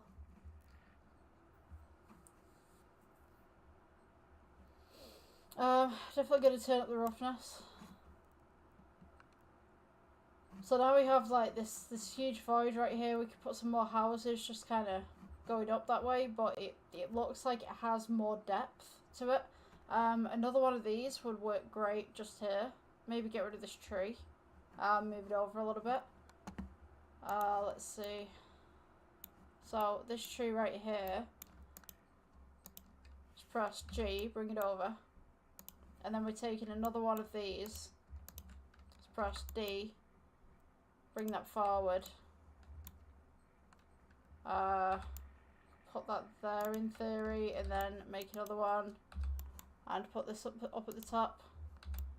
Press G. So you kind of got that continuous kind of thing going on. I'm just going to move this one to the side just to give it some more depth. Just a little bit more. And the sky right here, we could go to world settings at the bottom right here. Just bring this up. Add, and then noise, texture, colour to colour.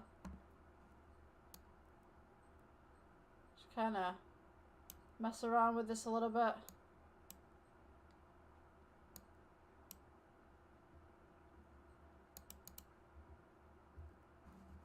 Let's add a colour ramp. Put a blue just in the middle. Yeah, I think that extreme blue is looking nice.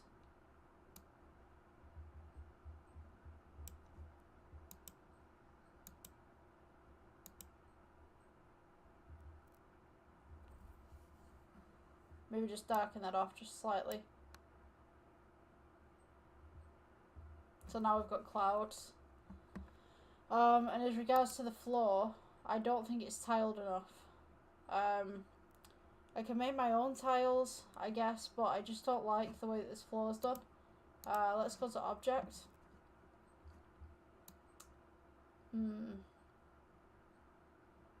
I think roughness, we should take this nice texture right here and stick that in the roughness.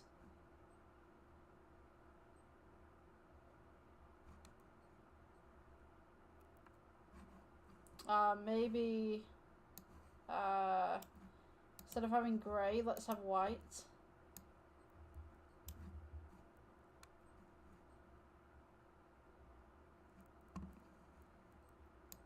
Pull the metallic up just a little bit.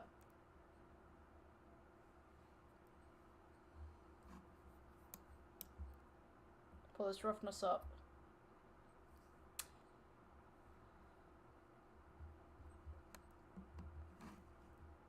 And then maybe just rotate this sun just a little bit.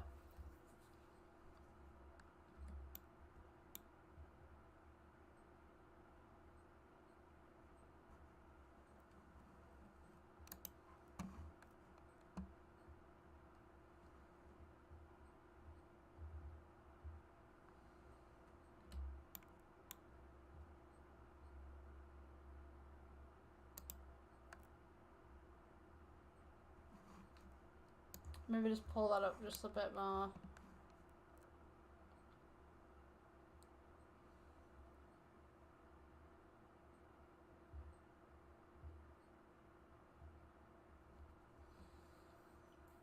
I think that looks a lot better from what it did.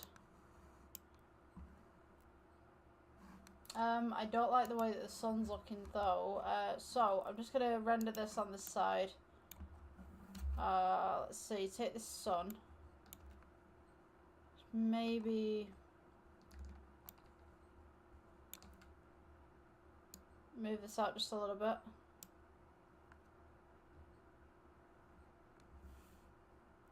Rotate this.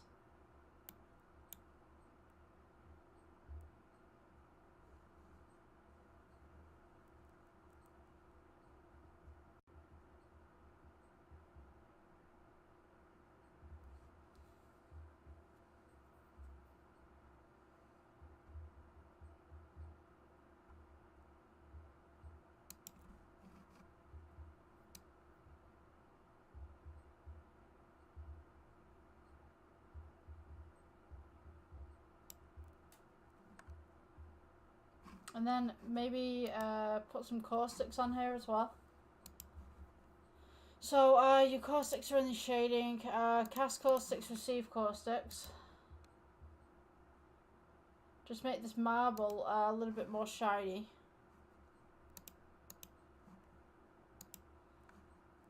Just make it slightly bit more metallic. Take the roughness down just a little bit. So you've got that nice little glow coming from underneath.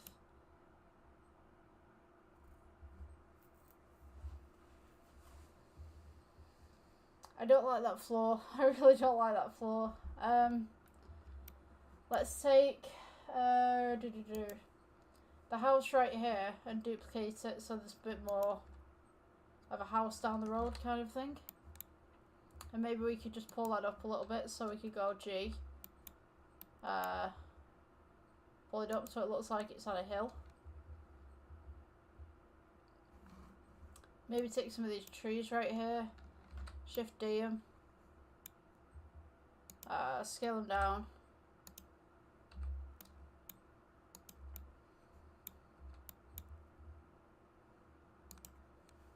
Rotate these in 90 degrees.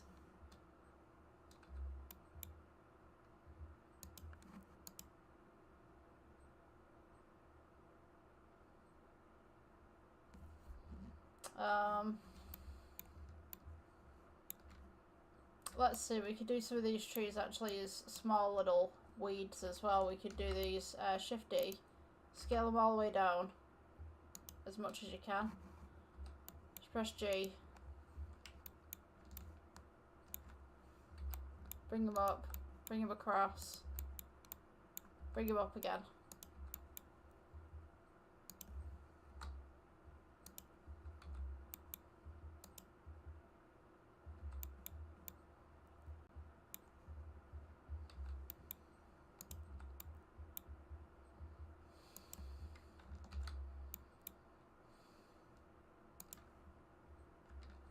Shift D.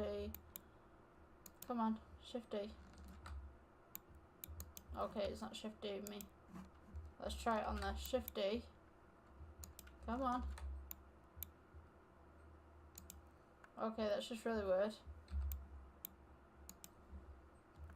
Shift D. You're seeing this, right? This isn't just me. It's not Shift D-ing. Where have they gone?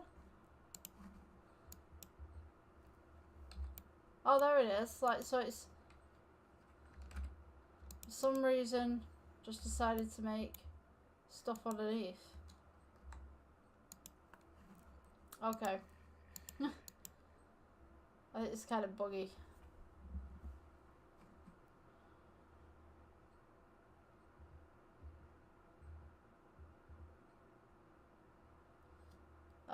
What else can we do? I think what I'm going to do is I'm going to take a couple of these trees with the leaves and stuff and replant some more of them. So little bushes and stuff like that. Just going about the business. So we take these ones.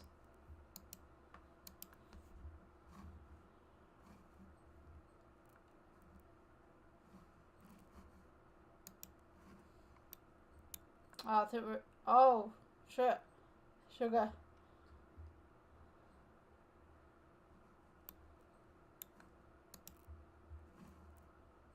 I think this program's about to close down.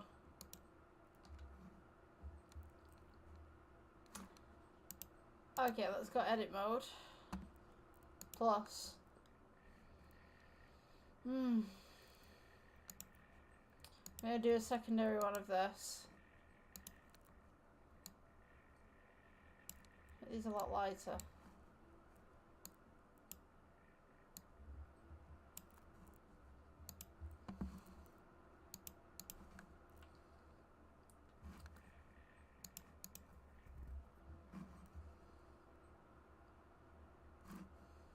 Okay, I'm just gonna try all this.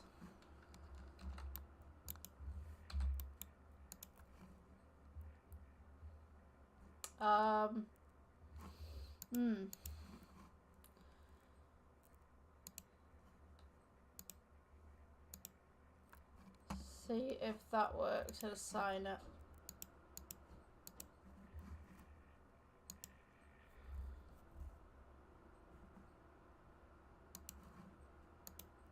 Right, so if I take this, just place it around places, I guess.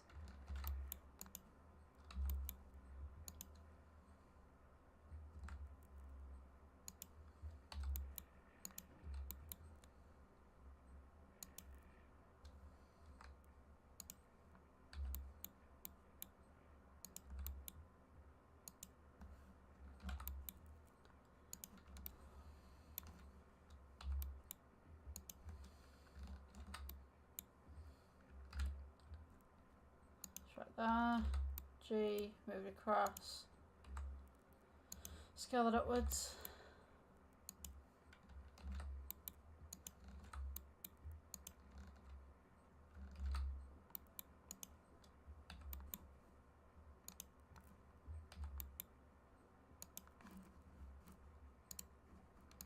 See how this looks.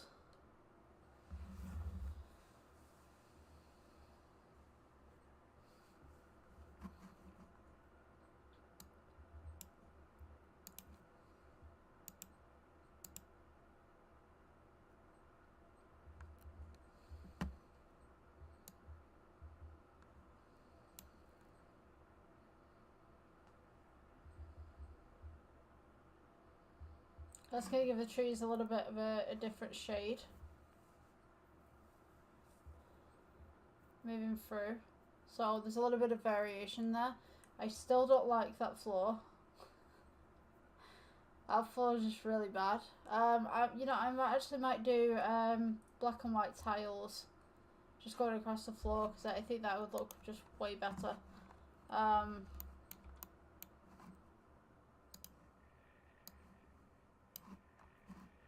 So let's just add a cube right there. We just scale it down. Edit mode, take this, E, scale it in. Just go object mode, shade smooth. This one will be a floor black, I guess. See, this is all appearing right here, but it's just kind of, it's not working the way that I want it to. Let's go with, wow, I'm just trying to think. Plus new, we'll go with this new one. We'll just go white tile.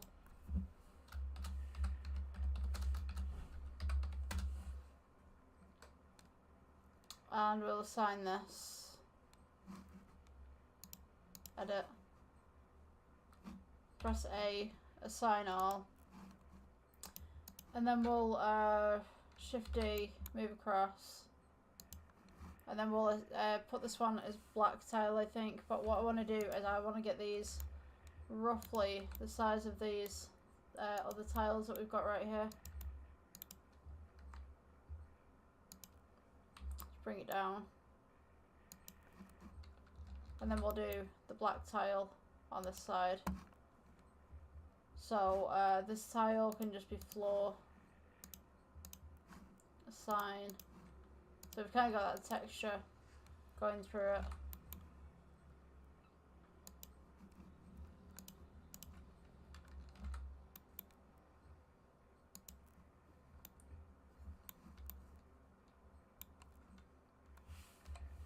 Let's go on 7. Okay, so just want to pull these just to the side because they're all the same size anyway. And then just select again. And then just duplicate. And then just select again. And then we're just going to go down.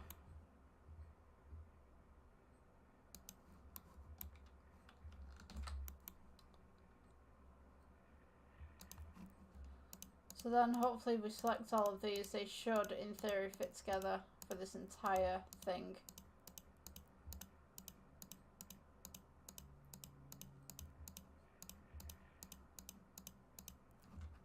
So let's move these down just to about there and up to the build side right there. And then we can just go Shift D, duplicate over, just put them in. Shift D, duplicate over, just put them in on this side, and then we can go Shift D, duplicate, and then go Shift D, and then just duplicate these. Shift D, duplicate, Shift D, duplicate, just keep going.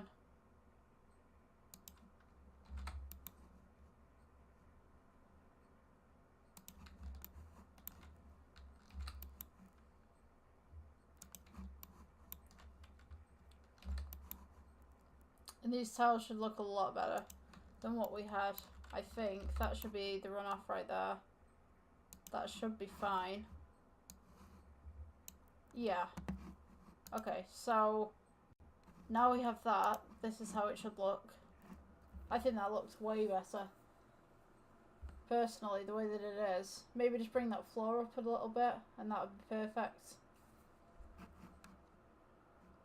Bring this reflective tone down just a little bit. So just reduce the metallic.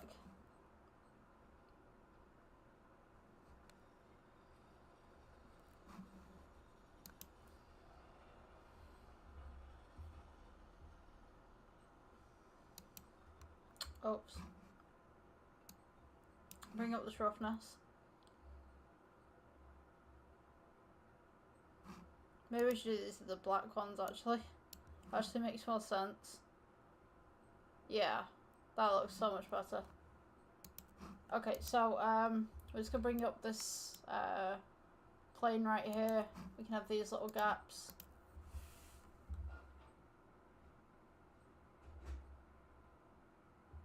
I think that looks way better.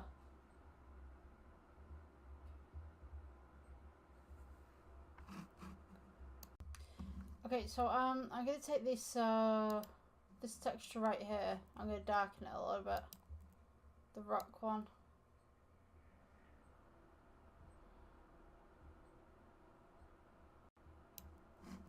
Let's go to the shading tab actually. Because this is connected to this right here, so I want to change this to kind of a brown, but I want a oh, what do we want? Noise. Sorry, so much is going on today. Like I'm just like, okay, this is my day today. Great.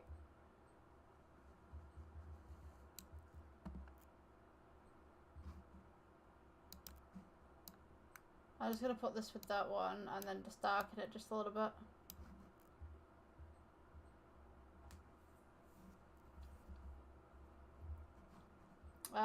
Improve the metallic just slightly.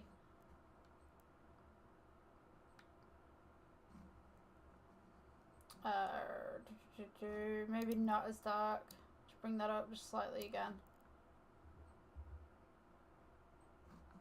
You don't want it the same shade as this, but you do want some sort of darkness to it. This right here, the plane that we have underneath here, I'm just going to turn down the metallic on it. Maybe put the roughness into the metallic. Just kind of rough that up a little bit and then bring the black in, maybe. Alternatively, I could just get rid of this one and just have this as just its own standalone. So if we go new, and then we could do just black for this with roughness up.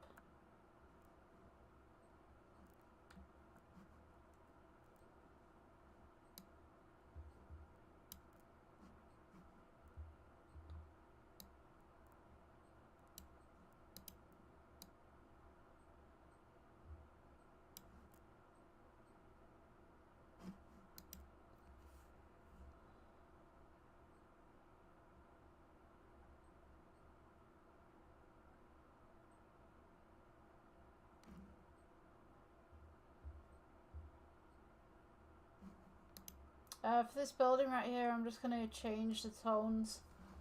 We're going to take this one off. New. And we'll go slightly metallic.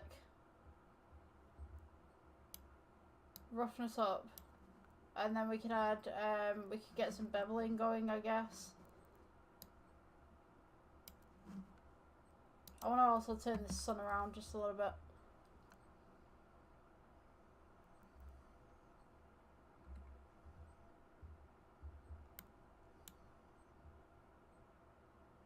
So the light's just coming straight across to here.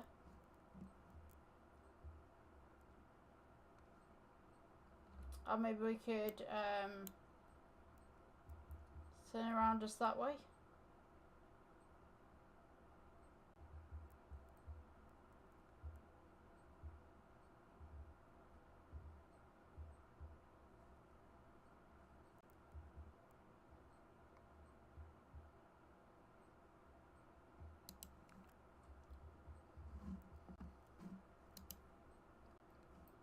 I think that would look a little bit better. And then maybe change this yellow out for a bit more of an orange.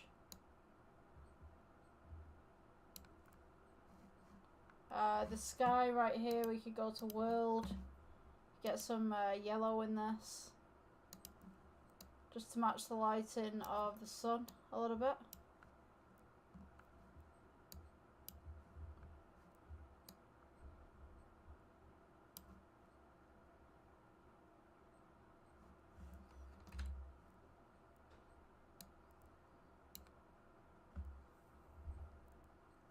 Maybe that's too much.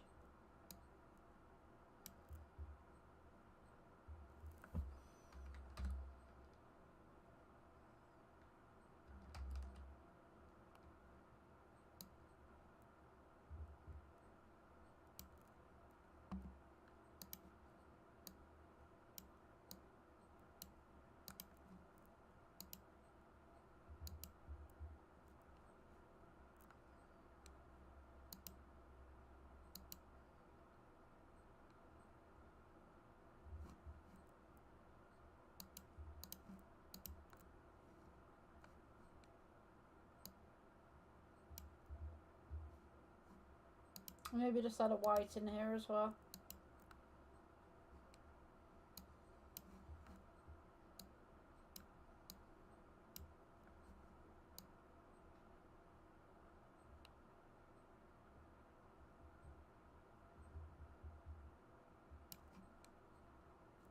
I'm just going to move these blues back a little bit too.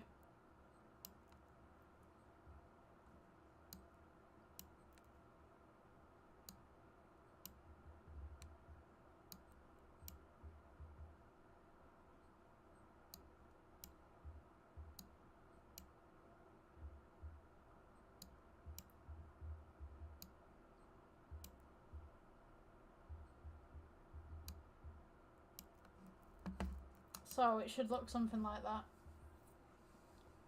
Just for the clouds and stuff.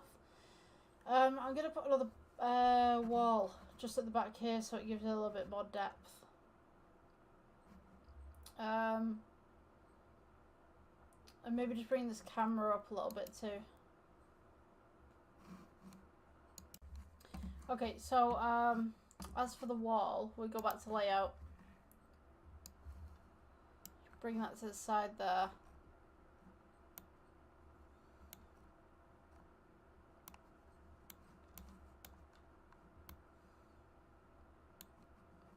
And maybe we could add some of these pillars just in as well for like a little shelter kind of thing.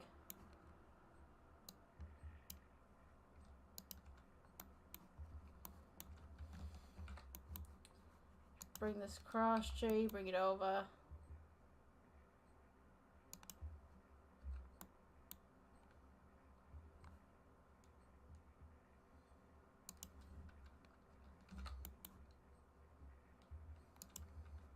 It's almost like there should have been something there, but there's nothing there anymore. Just gives it a little bit more depth.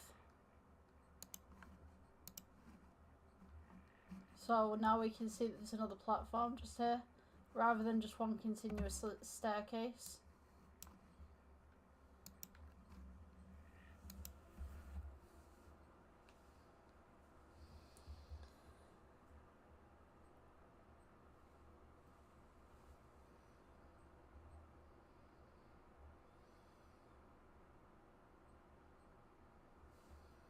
think I might alter the colour of these as well.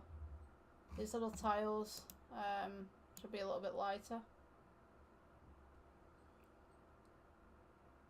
So now we have that black and white theme going on. That is exactly the theme that I wanted. For some reason it's on that. Yeah, we've got that now. For these ones right here, these pillars right here, we need to put, we could put rock kind of texture to them.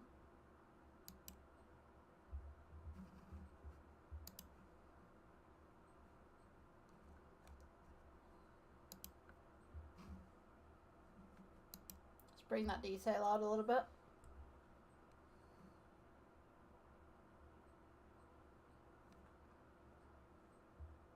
We could even put a roof on this if you wanted to give it some more depth.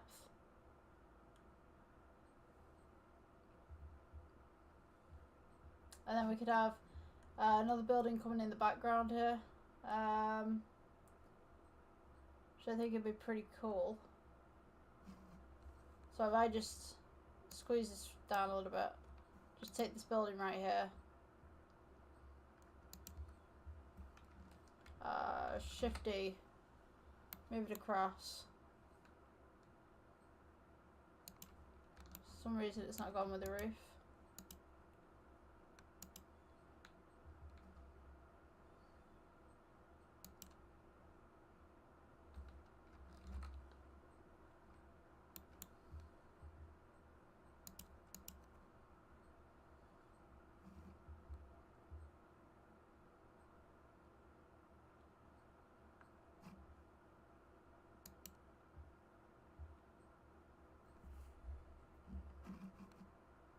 Make this a deeper orange.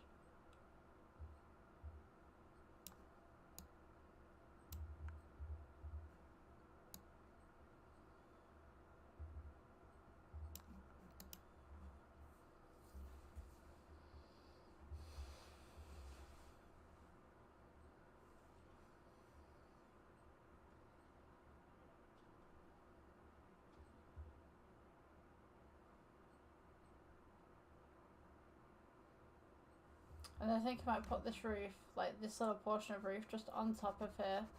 Gives it some more depth. And maybe pull the f-stop just a little bit. I'm going to change the object actually for the f-stop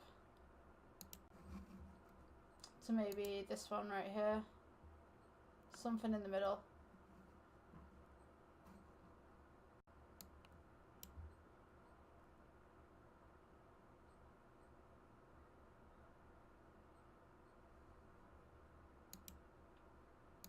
Let's make that a 2 or a 3.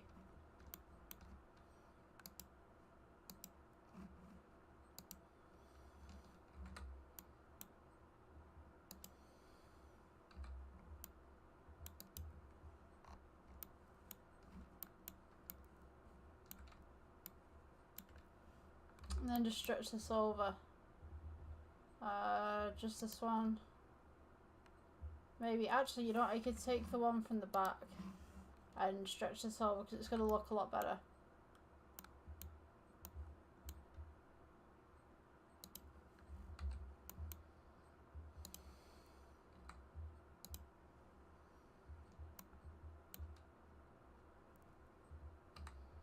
Scale it down.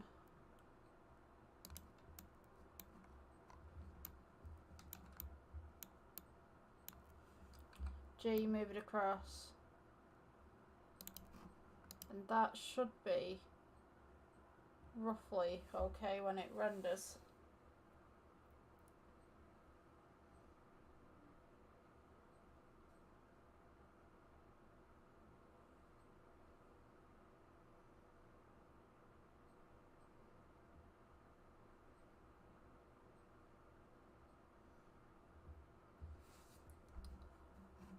I think I'm just going to move that just a little bit, just to the side, and then just scale it outwards.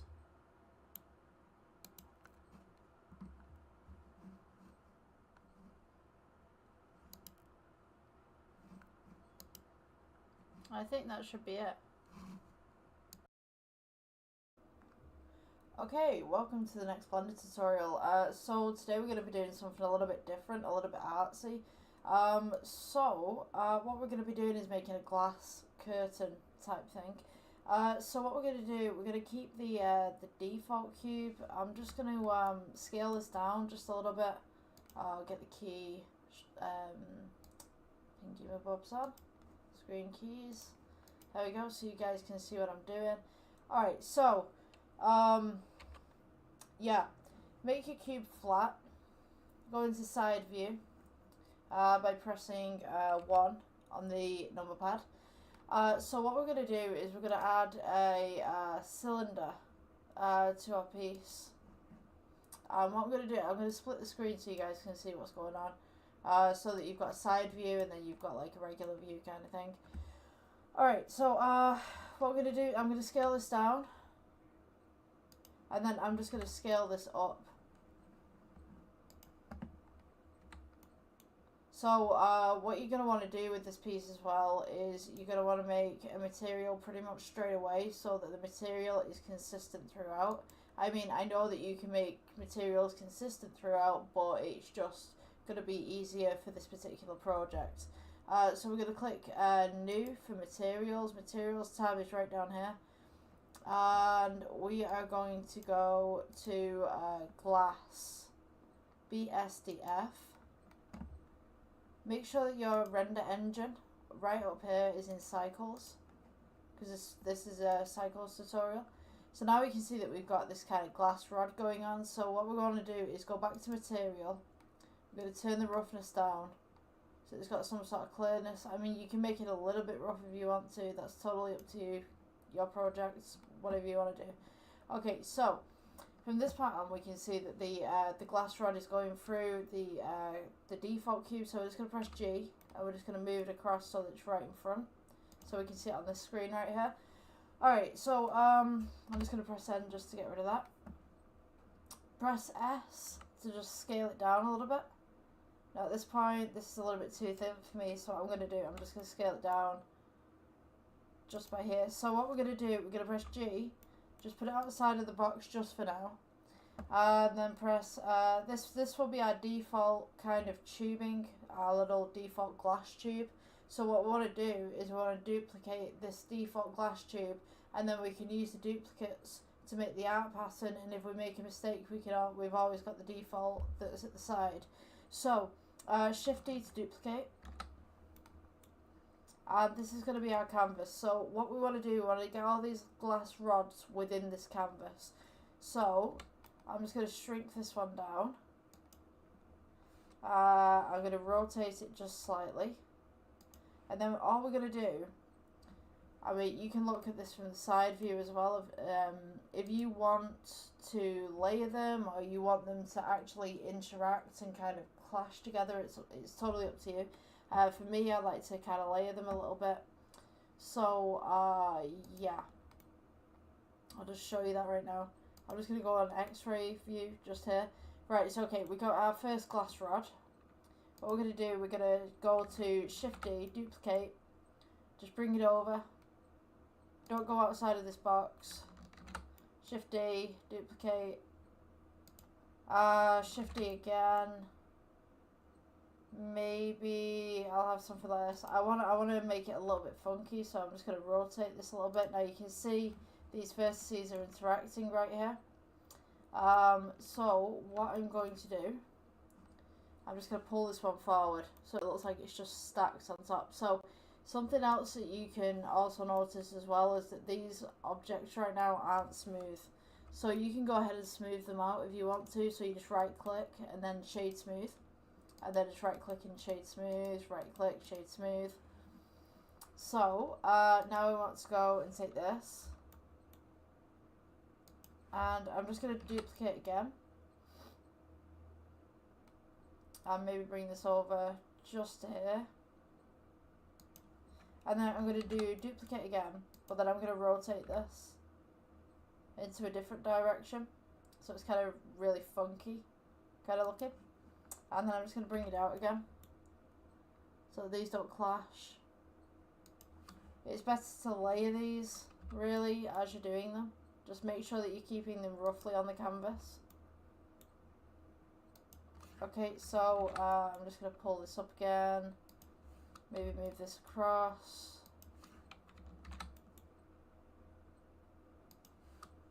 Okay. Yeah, so we got those ones going on. So then we can just layer this. I mean, you can put these wherever you'd like. So I'm gonna go for Shift D again, duplicates, rotate. Maybe we'll have them going this way this time. Just pull it out a little bit, and then we can place them as such where we need them to be. So Shift D, duplicate. We go Shift D again. Bring this one over so it's right in the corner. So it's kind of got this like crazy kind of pattern going on where there's not really much of a pattern, but you can kind of see what's going on, yeah? So I'm just going to duplicate these background ones again. Just kind of give it some structure. And each one of these rods is the exact same height and weight. Let's see. You can mess around with this as much as you want.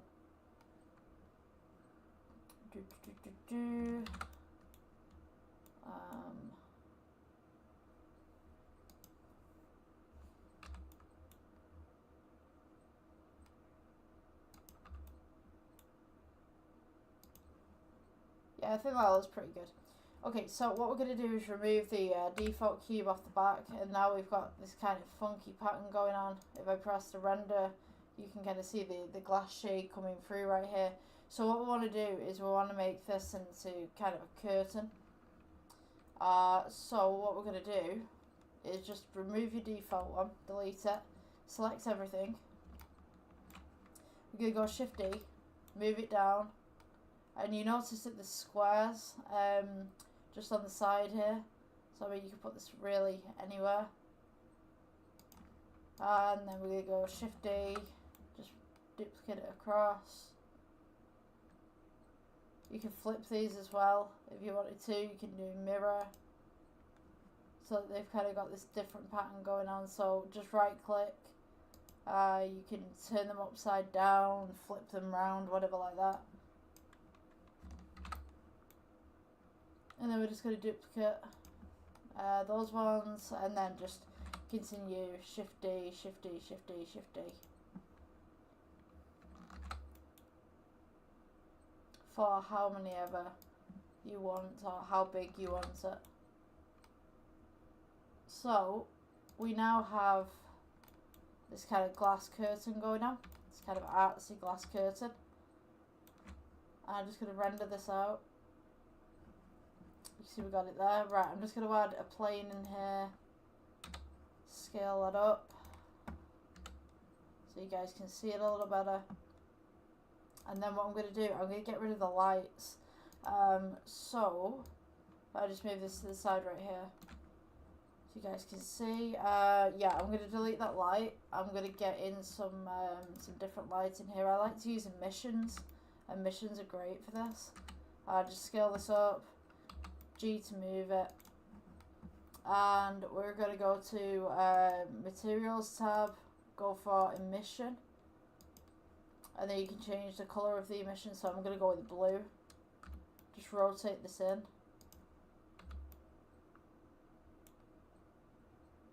And then from this camera angle you can see that you've kind of got this haze of blue going on. So I don't think that's strong enough for what we need it for, but there you go. You've got this kind of haze around the glass now. You can put little struts in between if you'd like as well. This is just a rough example, so I'm going to put some other lighting on here as well, just so that you can see what we're kind of working with here. Just turn that around, pull that back there. Alright, so to make this one a different shade, a different colour, go to edit mode, press plus on the side with the materials tab, click assign, and then we're going to go emission, and then maybe we'll make this one pink. I don't know. Just come back to the glass design. Just pull this pink up a little bit. And now we kind of got this kind of off purple going on. So yeah, this is just basic artsy kind of wall divide, curtain divide, if you will, that uses glass. You can use different colour lightings with this, different structures with this, just generally play around with it. Yeah, so I just wanted to show you some nice neat little tricks with glass. So yeah, I hope you guys enjoyed this tutorial. Like, subscribe, give me a follow on Facebook if you're there. TikTok, I believe, is taking some of my projects on, so you know, give me a follow on there if you will. I'll see you in the next one.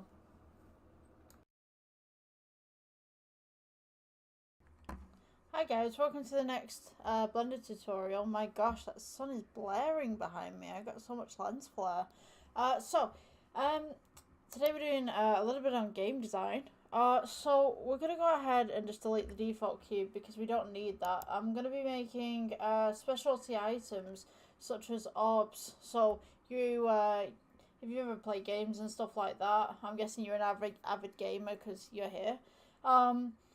They have orbs in some games that you run around and collect and they glow. So we're going to make a glowing orb today. So you want an icosphere. And we're just going to pull this up a little bit, and it's super simple just to make things glow in Blender, really.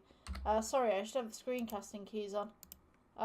Yeah, so I do a lot of projects between all of the tutorials, so I just turn them off naturally and then I just forget. So this is the icosphere, so we can go to add mesh, and then we've got the icosphere right here. So to make items glow within a game setting, obviously I'm working on cycles at the moment. For some reason, these future versions, they don't have the game engine anymore for some reason. So we're going to just go to new. I'm just going to show you how to make them because I think I did have Unity at one point, but I don't have Unity anymore. I think it's another program that I have. For game design mostly, but I'm doing this on Blender for the people that don't have computers that can render as high. So, well, it's not computers that can render as high, but it's like open source. So, you guys don't spend anything. So with glowing spheres, you want to put I'm just going to put a plane so you guys can see what we're doing right here. And we're just going to go into render mode. So you notice now that the actual icosphere itself is glowing. Let's go say, so if we were on Principal BSDF, which was the original one that we were on, you notice that it doesn't glow. You go to emission and we've got the glow. So you can change the glow on this to any colour that you want. I'm just going to move this down to the bottom and remove the light from the scene so you guys can see this a little better. So now we can see, changing those settings, we've got this glow going on just at the bottom here. And you can increase this glow if you want to, decrease this glow. So yeah, this is kind of like the little specialty items, the extra points that you pick up in the corners and stuff like that. So what you can actually do for this particular project is you can take this icosphere, you can scale it down a little bit, and then you could Shift D to duplicate it. Just press G, move this up a little bit, and then we could take these two and we could Shift D, just rotate these round a little bit, take these ones as well, just move them around the thing, and we can make kind of like an orb group that just kind of floats in one place. Let's see, so rotate these ones around. So now we kind of have these floating glowing orbs.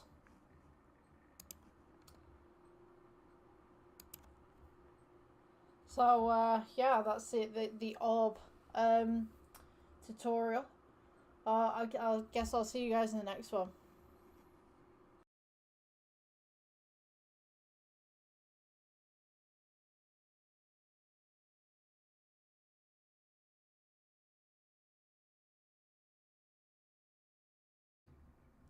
Okay, welcome guys to the next Blender tutorial. So today we're making a chandelier. So what we're going to do, we're going to go ahead and just delete the default cube. I'm going to go ahead and get those screencast keys on. And we're going to go with this is going to be like a really simple build. So we're just going to go with a cylinder. Press G, bring it up. S for scale. Just bring it down just slightly. So this is going to be the top of the chandelier, and we'll have things dangling down here. So it's not going to be a traditional kind of gothic chandelier. It's going to be a bit more of a modern version. But we'll go with shade smooth. And all we need to do is just get, we could do another cylinder. Scale it up. Shrink it down. And then scale it up again. So this is going to be the pole where all the crystals sit. So we're just going to shade this smooth. I'm just going to bring this up. Just press G to bring it up. Scale it down a little bit more so it's a little bit thinner, and then we're going to scale it up just a little bit. So what you want to do, if we press 1 on the number pad right there, we press G, just bring it over to the side right here. We're going to put everything on it here. I'm just going to keep it central just for the moment. Just going to scale it down just slightly so that it sits on that red line. Maybe just past it, should be okay. Yeah, so we want to go roughly there. So next thing we want to do is go to add, and we're going to go with icosphere. Scale it down. And what we want to do, we want to put some materials on this to begin with. So what we're going to do, click the base that you're going to have. This is the part where the ceiling is going to sit. We're going to go to material, press new. We're going to have this as kind of a shiny gold. We'll do metallic on this one and then roughness down. If you've not already, put your render engine to cycles so we can see it like this. So what we can do, we can actually have another UV sphere, sorry, not a UV sphere, another cylinder even, underneath here as an emission. We'll install that in a moment. So what you want to do, take the line here that's going straight down, go to your materials tab, press new, make this black. We'll go to the icosphere right here, we'll go new. With this one we're going to go glass, and we're going to take the roughness all the way down. So anytime that you edit the glass right here, I'm just going to name this. This will carry the same material through any material that's assigned to that, any objects assigned to that material even. So don't worry if you've got a little bit of a problem with one of them, because the problem with one of them will be the problem with all of them. You can just make some adjustments at the side. Let's go with, I'm just going to go ahead and I'm going to add some more of these icospheres to this line right here. So I'm just going to press, not 7, press 1, just for the side view.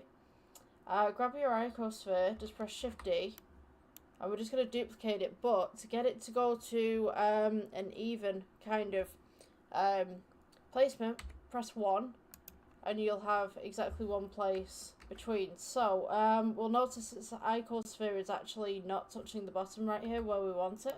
So I'm just going to bring this down so that it's just capping the bottom right there. Shift D, press 1, and it'll bring it up into the 1 position. We can go Shift D, Shift D, and then we can press 1 again. Now if you wanted little ones in between, we can go 0.5. So I'm just going to go Shift D 1 all the way up, and then we'll duplicate them again. And we can go 0.5, and then we can just move it to where it needs to be in regards to our design. So let's see how this one looks first. So let's press 1 on the number pad. Shift D, 1 on the number pad, Shift D, and then 1 on the number pad. So we now have this nice little kind of cascade of glass coming down the rod in the middle. So I'm just going to go ahead and just select all of these. We're going to go Shift D and then just go down this axis right here. So this one is the Z axis. We're going to go 0.5 and that will sit them directly in the middle of the prior ones that we've made. Now we notice that we've got ones on the edges kind of here. So we're just going to go ahead and just select that, press delete. So with this line right here that we have, just click in and drag across, which will select everything. So we're just going to go to 7 and we want to go into X-ray mode. So this is X-ray mode, just here, toggle X-ray. So we can see that they're right in the middle right here. So we're going to go with G, bring them to the side. You can have these just slightly overlapping, and then we're going to go ahead and Shift D, everything, and bring it over to this side. So now we should have 2 lines. So if I just take this and just put this sideways for you, we now have this. So what we want to do is just go ahead and box select these 2. So now we've got these selected. We're going to go Shift D, and we want to go G. You can go G, you can go up. Sorry, 1 second. Let's just take that back a moment. Press R for rotate, and rotate along the Z axis, and we're going to type in 90. So now we've got 90 degrees on each of these. So go again, select, and we want to put these just here. Now if we type in 90, we're going to have a little bit of an issue there. So I believe it's 25.5 or something.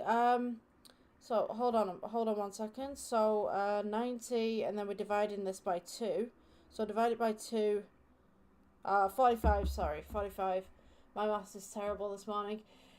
So right, Shift D. Keep them where they are. Rotate on the Z axis. We're going to go by 45.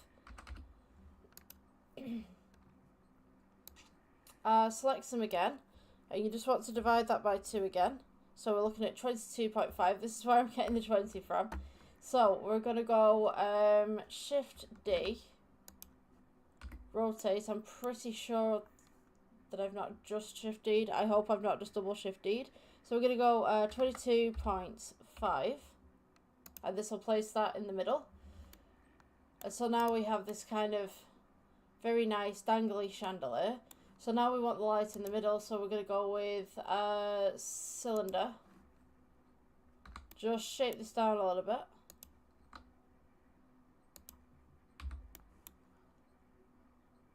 And we're going to place that in the middle, just shade smooth. So right here we're going to make this one an emission. So we're going to go with new for materials tab. Come down to the emission from principal BSDF. And we should have this nice little emission that's coming from the central piece here. You know what I'm going to do? I'm going to put a ceiling and I'm going to put a floor so you guys can see how the lighting's working. So I'm just going to go ahead, just put that there, just scale it out, and then I'm just going to go Shift D, move down. So now we have these kind of shadows that are happening because we've got a light right here. So I'm just going to go ahead and delete that. So now with this emission in the middle, we can actually turn this up a little bit so we can improve the strength. Now if you wanted to, you can make a little bit of a lip on the inside of the first piece. So if you have multiple of these chandeliers, you should see a better effect, really, than just one. Come on. Right, I'm just going to go back to standard mode just for 1 second because for some reason it's just... There we go. I'm on X-ray mode, that's what's up. Press E, and then we're just going to scale in, and then we're going to go E and bring it upwards. And then for this central piece right here, which is the emission, we can kind of scale that outwards a little bit, and we can bring this up with G. So now we've got this nice little kind of crescent going on with a nice little border. So now we can see that the lights are kind of affected a little bit more by that. As I said, I would put in a couple of these chandeliers just to kind of light up a room and maybe have some external background kind of pollution with light as well, just to kind of shine them a little bit more. Because if you've got it like this, you guys can see it like this, right? So that's how it is. And if we go ahead and we add an external light right here, so we add a point. Let's bring this across. Say like this is the light pollution from the outside of the room. Maybe you've got some chandeliers somewhere else, or maybe it's just natural light. We turn this up a little bit. We can see there's a lot more shine coming onto the glass beads. I mean, you can make the glass beads smaller if you wanted to, or the lines a bit smaller, and then add like more. But yeah, that's kind of the chandelier look that I was looking for. Yeah, I mean, you could also change the colour of the chandelier as well. So if you take the points right here, let's see, we could go green. Like green chandelier, we could go blue. I like that aqua. That aqua's nice. Kind of like, that reminds me of a bracelet that I used to have as a child. Like this kind of really aqua green bracelet I used to have. It was, you turn blue in certain lights as well. It was nice. But yeah, you can change that, or you could change this gold right here at the top to maybe a silver, or you want to change it to like kind of like, let's match the colour here. So we've got kind of an orange that's going on. We could make that green if you wanted to. I personally don't think that I would have a chandelier that looks like this in my house, but yeah, you can go ahead and change the metal type right there. Maybe more of a reddish metal. I'm just going to backtrack on that. That looks horrendous. Yeah, so that's your basic chandelier. If I go just to position 1 just for a moment, I'm just going to duplicate this so you guys can see the lighting and kind of make your own assumptions on what you would like. So I'm just going to go Shift D, bring this across. Now you remember that I said that if you affect one object within a materials tab and you've got that object assigned to all the materials, it's gonna change everything. So if you wanted to change the glass, what you're gonna have to do is press the plus button, select the objects that you want, and then click assign. You're gonna have to do it in the edit mode tab. So if let me do an example for you guys. So every single bead right here that we have on these 2 chandeliers is green. So if, say, I was being picky and I wanted to make this particular bead a red bead, I could go into the edit mode. We're going to press A to select everything if everything is not already selected. We're going to press plus. We're going to click assign. So now what this is going to do, once we've got this assign, we're going to click new.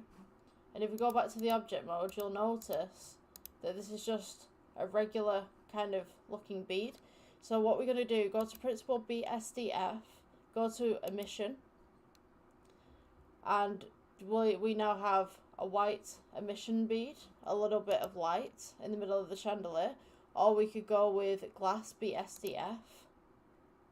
And now we've got this clear little glass ball. If I just zoom in a little bit so you guys can see. So we've got this nice little clear glass ball. If we affect this one, so if we change the colour of this one, everything changes apart from that one little glass ball. So if we put these glass balls to white, kind of an offset white just to match that one, this ball right here is going to have a completely different colour. So I'm being picky and I want that ball as red.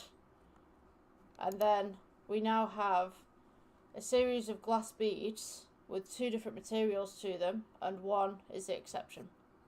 So yeah, that was basically the tutorial for today. I just wanted to show you how to use glass. Yeah, go create, go do your thing. I'll see you in the next one. Bye. Okay, welcome guys to the next Blender tutorial. So today we're doing a lampshade again. I thought I'd show you a neat little basic lampshade that you can put anywhere that looks kind of posh.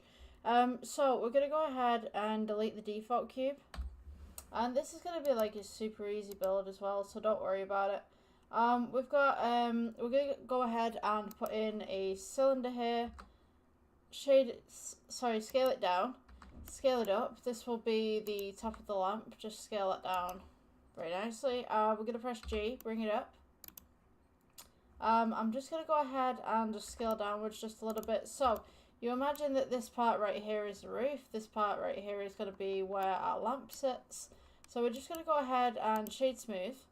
And maybe this is for somewhere that's got really tall ceilings. So, I don't know if you guys can see that. There's like a pixel. There's like a pixel line missing. I don't know whether that's the program or whether that's my screen. I hope it's not my screen, but oops. Yeah. There seems to be a pixel line missing. So, right. Anyway, we're going to go to materials and we're going to go new. I was actually thinking maybe it's something to do with the program because this is a new version. Maybe it's a glitch or something. We're going to change this to black. If we go to your render, change out from EV to cycles. And then we're going to go to UV sphere. Press G, bring it up. We're going to go shade smooth. And then for your materials for this one, we're going to go new. And then we're going to go to Principled BSDF, and we'll go to Glass BSDF. So now this should be glass. You notice that it's a little bit foggy in there. There's a little bit of noise, so we're just going to turn down the roughness right here. So at this point what we want to do is let's go add, and we're going to go add another, let's see. We'll go with UV sphere again. Press G, bring it up. Now what you're going to want to do, go onto regular mode, go onto wireframe, scale this down, press G, just place it just where you need it, scale it down again, press G, bring it up, and for the material on this one we're going to go with emission, so we're going to press new, go down to Principled BSDF, and then go to emission, and we can just turn this up a little bit. So you don't need to do this, but I'm just going to do this for the sake of the video. I'm going to put a plane just underneath so you can see where the light's coming from. Go back to your emission. I'm just going to turn this off just for the moment, so it's at 0. And then we're going to go to render. So now you'll see there's some pollution from this light right here. I'm just going to go ahead and get rid of that. Just 1 second once I re-select the emission. So you've got your render right here. You notice that there's nothing happening. So what you can do is you can pull up your strength a little bit of this emission, and you'll notice now that we have some light in the scene, whereas prior, if we turn it off, there's no light, and if we turn it back on, there's some light going on. So this is like a really kind of basic light that you can use. You can mess around with your IOR as well, so that you can see the bulb on the inside, or alternatively, if you don't want to mess around with your IOR, you can bring this lampshade up a little bit so that it just sits there. And then you can see on the inside. Now, with your IOR, it should give you an outside reflection. So if you have other objects around your scene, you will have a little bit of reflection. But yeah, that's kind of like a basic lampshade that I wanted to show you guys. Really nifty, especially with glass. Maybe we can make a few others just to sit next to it. So we got Shift D, just to sit this one next to it. So I'm just going to take the little emission ball right here. I'm just going to go to edit mode, and I'm just going to edit this into a different colour. So we'll go to materials, press plus, we want to go new, and we want to click assign. Now if this isn't all selected, just press A, it'll select everything. So where are we going here? Right, so we want Principled BSDF, and we're going to go to emission, and then we can change this to blue. So when we go back to the render tab here, we'll go to the object mode first, we'll go back to the render tab here. You should now have this nice blue hue if you turn the light up a little bit. So you'll notice that the light doesn't come in on the background straight away. It's because the computer is putting together all of the pixels to make that happen. But yeah, those are two nice basic kind of posh looking lights that you can use, I guess. I guess that they work well in a hallway, or they'd work well in a kitchen. Yeah. So that's the tutorial today. I hope to see you guys in the next one. Please like, subscribe, and yeah, see you tomorrow. Hi, welcome back guys. So today we're going to be making a small flask. So we're going to start off with a circle first. That's probably the best way to do this. So circle, scale outwards, and then we're going to go to edit mode, F for fill, E for extrude, scale outwards just slightly, E for extrude again, scale outwards, E for extrude. We got E for extrude again, and I mean, like, it's just going to be a basic small water bottle. So when we get to this point, we're going to start curving it. So we're just going to go S, E for extrude, S, E for extrude, S, and just build it up until you've got the bottleneck.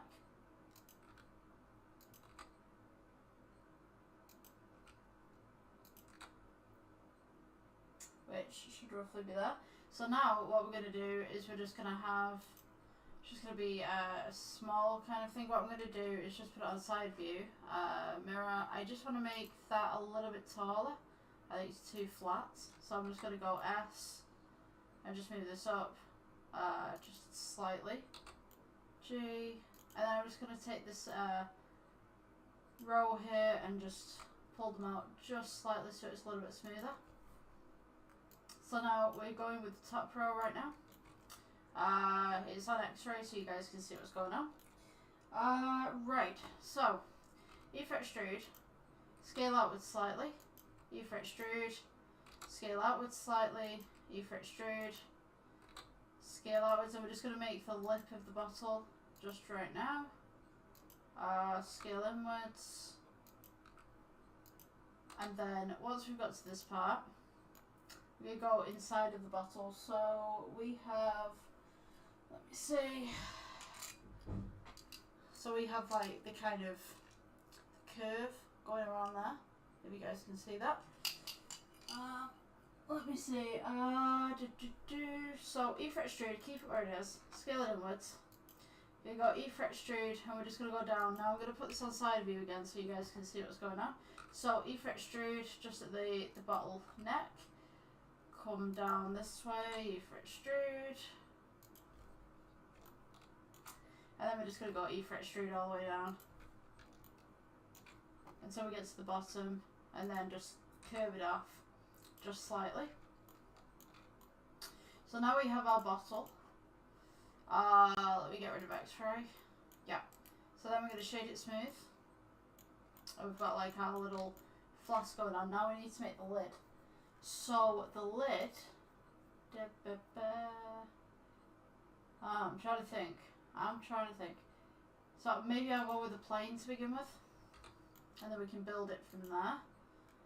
So just bring your plane up, scale it up, and then we will do rotate 90 degrees. So rotate 90. And we're just going to sit it so that it sits in the mouth of the bottle just there. Scale it downwards just a little bit,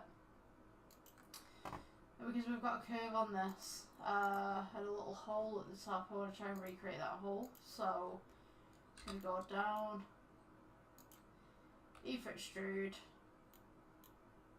and I think it just sits just above. So G, go down, E for extrude, just bring it out just slightly. Scale outwards, E for extrude, scale outwards, E for extrude, and then we're just going to kind of come round and curve it.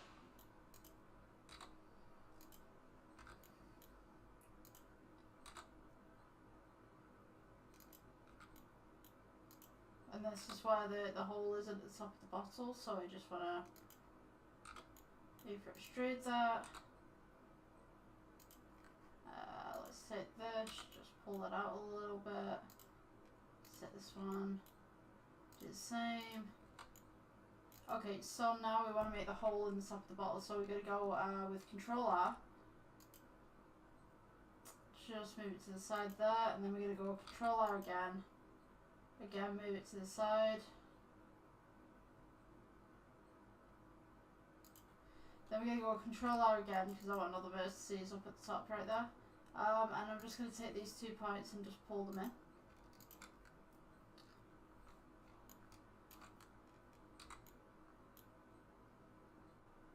They're kind of flush. So now we're just going to get rid of this section, this section, this section, and I think this section. So that we've got the hole in the top. So delete faces. Now we're going to select everything. And it's right over the edge of the bottle, and we want this circular, so E for extrude. And we're going to have that side. So what I want to do is I'm going to use the normal pad for this actually.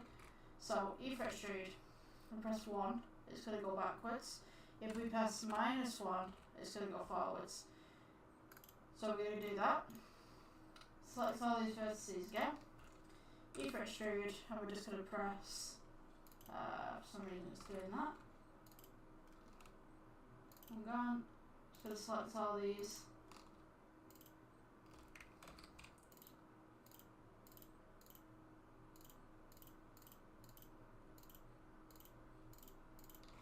E for extrude, and then 1. Or should we go -1? There we go. Right, so now we're going to want to select this side as well.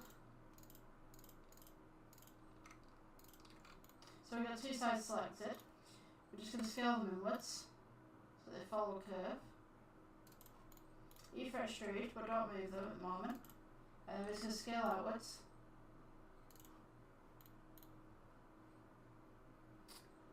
Then we're going to scale inwards.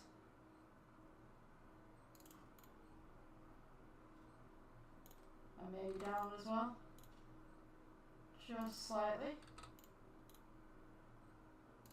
So we still have the hole going through the middle. Then E for extrude, and scale outwards again. And just going to scale them in.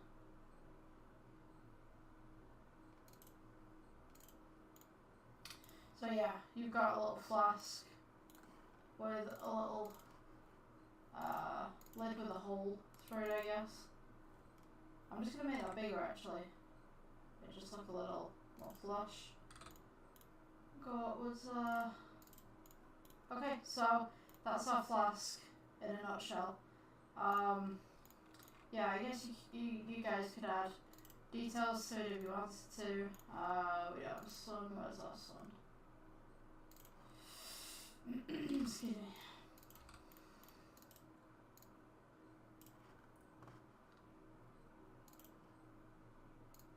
Just make that a bit brighter. Yeah, so that's just your basic flask. Make it a little bit metallic, I guess. Give it a little bit of shine. You could add some stuff on there, some logos, or if you wanted to add some little dints and stuff like that, you could go ahead and do that one. So yeah, that's our flask. Thank you for joining the tutorial. I'll see you in the next one. Hello guys, welcome to the next tutorial in Blender. So today I'm going to be teaching you how to make a basic table. So, the last project that we had, it was a basic chair. So I was kind of tempted to take that chair and then make it into a table, but I guess I need to show you from scratch what's going on, because if I just take other objects, then you're going to have to build the other objects, and it's probably going to confuse a few of you. So not that I'm saying that it won't, but you know, it's just better for me to show you from the beginning rather than taking other objects and then making it into something else. So we're going to start with the default cube, and we're just going to press G on the default cube just to bring it up. We're going to squish it down, S to scale, and then S to come across, and then just squish it down again. So once we've got the basic tabletop shape, we're going to go to edit mode, Control R, just scroll on your scroll wheel twice just to make the vertices 2. Then we're going to go S for scale, just bring it out a little bit so it bevels the edge. I mean, you can do this in a regular bevel if you want to, but I'd like to do it like this. We're going to go right click, smooth, and then to add the legs, I mean you can have any shaped legs. We're going to go with square legs on this one. Scale upwards, just to make it long, and then we're just going to scale in perspective, G to bring everything up, go across, and then we're going to put this table leg on one of the following corners.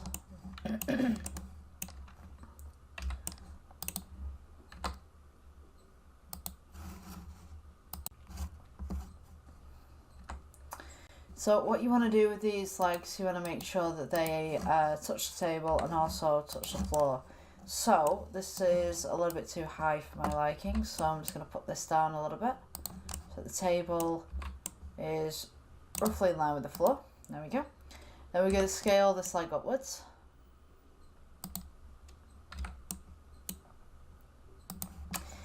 Now to get this on to the other sides as well, we're just going to go Shift D,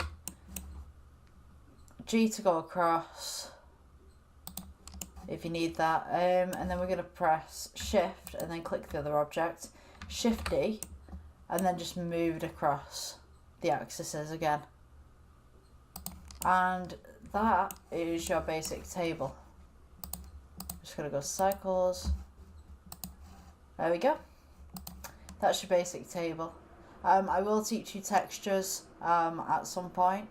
But for now I'm just making basic objects with you, and then I will teach you how to do the textures upon those objects. Okay, see you guys in the next tutorial.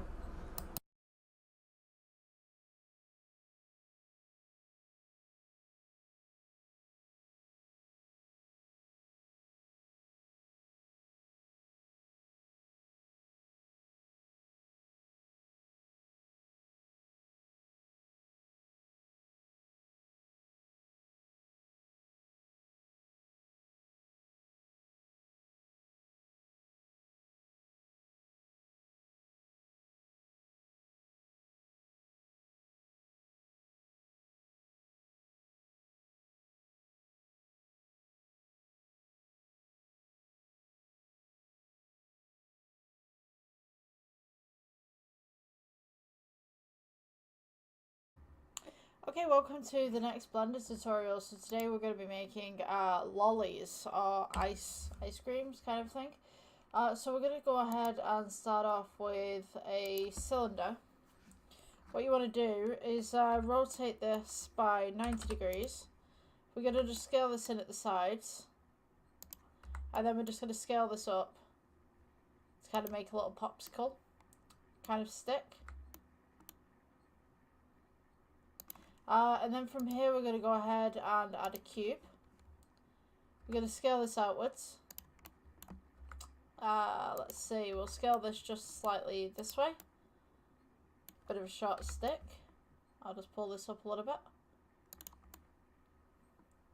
And then what I'm going to do is go to edit, take this top face right here, and we're just going to go E, bring it up. And then we're just going to start to kind of scale it in a little bit. E again. Bring it up. Scale it in a little bit. E. Bring it up. Scale it in a little bit. Oops. Just there. I'm also going to scale this side in as well. And then we're going to go E for extrude. Scale it in. E for extrude. And then scale it into the top. So it's nice and smooth. E for extrude, I'll just do another one just at the top, just to smooth that out a little bit. So I'm just going to add some loop cuts just right here, and then this bottom part right here that we have, we can just go E for extrude and then just scale it round. Just as such. So now, this little lollipop right here, what I'm going to do, I'm going to press G and I'm just going to bring it down a little bit, scale it down a little bit, and maybe scale it up. Just so we've got a little bit more of a rounded edge to that middle. Take this one and we'll shade this smooth, and we'll take this one and we'll shade this smooth. I'm just going to go ahead and just shape that down just a little more. Just so we've got that. So this one, we can have the wooden stick. Just go here, dark brown or maybe a light brown. And then this one, we can change this to kind of like a nice blue colour for a lollipop.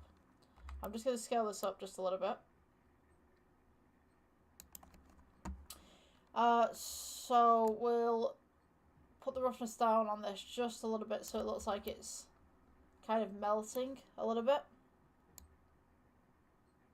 Just slightly.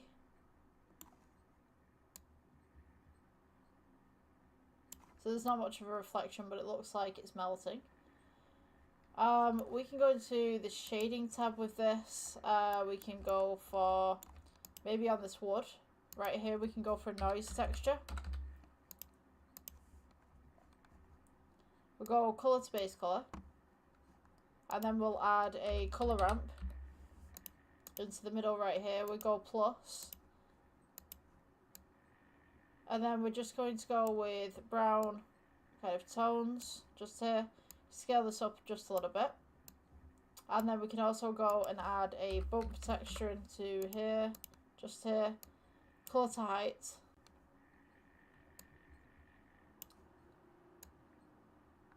Now, what I find, the more texture that you have on these, the lighter it is, the less texture you have on these, the darker it is. So, whichever you want will depend on how light it is. So, you can actually move this across as well. So, on this one, I don't think we're going to need really much of a texture, but to be honest with you, I don't like the texture that I have on this lollipop stick right here. Just gonna turn up the roughness slightly and then scale this upwards as well.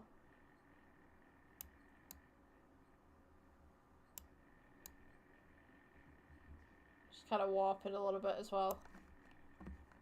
And then I'm going to turn down the strength just slightly as well. So we've got that nice little lolly stick in there. For the, I think we'll do some grease kind of thing on this. So we're going to go noise again. Noise texture, go colour to roughness. I don't know if you'll be able to see this, but now we've kind of got these little bits on there. You see that going through right there? So we can turn up the roughness. So this will be almost like the ice kind of forming on the outside a little bit.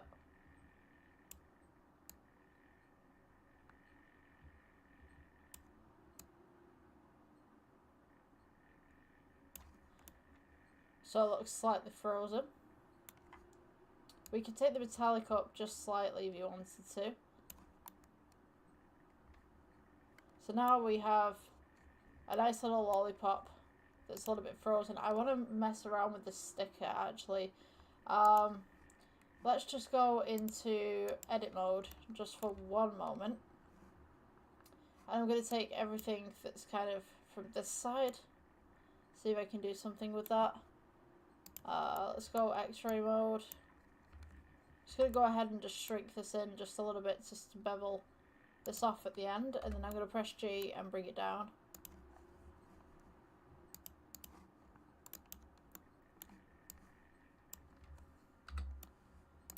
And that is our game design lollipop. You can take this one as well, where the ice cream is. Go to modify it and we can go bevel. Just to give that a little bit more of a smooth texture.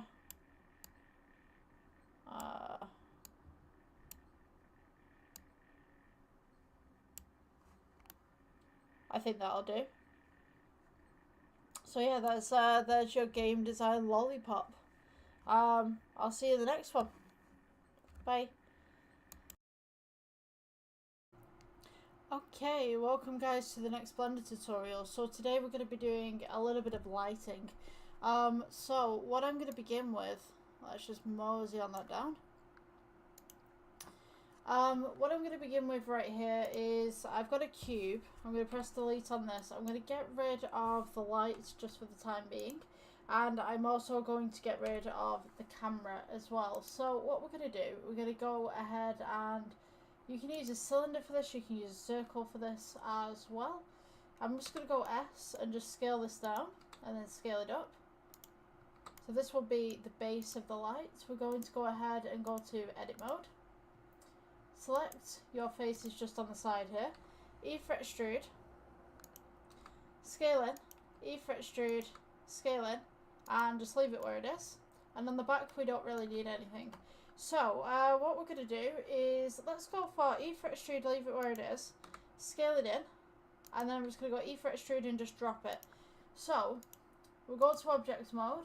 We'll go to add. And I'm going to go with another cylinder. Now what you want to do is make sure that this cylinder is just about the right size to fit into the little drop down that we've just made. So we're going to press G, bring it up. And what I'm going to do is we're going to go to edit mode. I'm going to take the top face right here, press G, bring it down just ever so slightly. E for extrude, scale it inwards, just ever so slightly. E for extrude, scale it inwards, and then E for extrude, scale it inwards, and just keep going until eventually you reach a point just at the front right here. And then I'm going to go Control R and just roll your center scroll just to make these little lines right here. So this, we're going to go right click, shade smooth, the bottom one as well, right click, shade smooth. So this one right here, what you want to do is we want to go Shift D, and we're just going to duplicate this. So what you can do is just bring it up just at the top there. This one underneath will be our emission piece, so we'll go with material, we'll go add, change this to light, and we're going to set this to an emission. Now before I set this to an emission, what I'm going to do, let's just undo that one, you don't need to undo that. So I'm just going to place a plane so you guys can see the emission. And I'm also going to go to the render engine and change out EV to cycles. So let's go back to our emission piece right here. And I'm just going to place this on render so you guys can see the emission that comes through. So we'll go to Principal BSDF just here. We'll go to emission. And now we can see that we've got this nice little glow going on. Because this is an outdoors light, I'm going to change this to a kind of yellowy orange. And I'm just going to increase the strength just ever so slightly. So this would generally be a wall light. Next thing that I'm going to do, I'm going to take the base and I'm going to go new, and we're going to go, this will be black. So let's change this to black. This will be part of the plastic. We'll change this roughness upwards just a little bit. So once we've got that done, we'll take the top part that we've made right here. We're going to go into modifiers and we're going to type in wireframe if it's not down here in your Dropbox. So now we have this nice little wire. So I'm just going to press G and I'm just going to bring it back over the top. Just as such. And we can now mess around with the thickness of the lines that we have.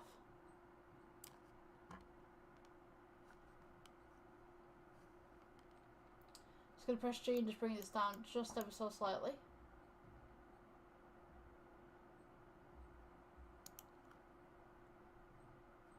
So now we have this nice little light going on. So what we could actually do, if you wanted this as a floor lamp, we could take this, let's see, so if I just go back onto this mode, I'm just going to go ahead and select everything and just bring it up. We could take this one, we could duplicate this, scale outwards, And we could kind of have a double bubble kind of setting for this. Also with this little frame that we've got on here, what we can do, we can go down to materials, click new, and we can make this black. Or if you want to make it the same colour as the stand, just click the black there. That way it's all uniform. And that's just basically how you make a wall light. If you want it against an actual wall, we can take this. I'm just going to go ahead, just rotate this by 90. Right, so if you wanted this as a wall light, wall mount, we can press G. I'm just going to go ahead and rotate it by 90, and then we'll go ahead and rotate it again by 180. Let's press G. Place it up against the wall like that. And then you could do this, just upwards a little bit. And then Shift D, duplicate, maybe have it as, let's go with, maybe minus 50 apart. Shift D, minus 50. Shift D, minus 50, Shift D, and then minus 50. I don't know how much you guys have got, the distance wise, but you could do this and we could go 50. So everything's going to be minus on this side and plus on this side. So just type 50 on this side, minus on this side. So Shift D, and then we press 50, 50. So now we've got all of these, we can do a little render. You can see that we've got these wall lights going all the way across. So what you could also do as well, if you wanted to do a wall right here, let's turn this around. This is a shading tab, by the way. We can go brick texture. Just click that there, colour to base colour. You got your nice little brick texture going on. Let's scale it down a little bit. And then what we can do, just move this to the side, we can actually add a bump texture, just right in here. Colour to height. You also want a colour ramp on this as well.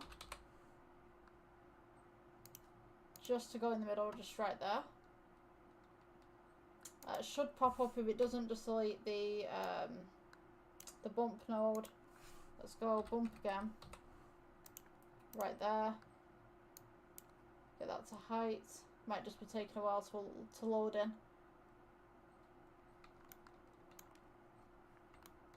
Or maybe not.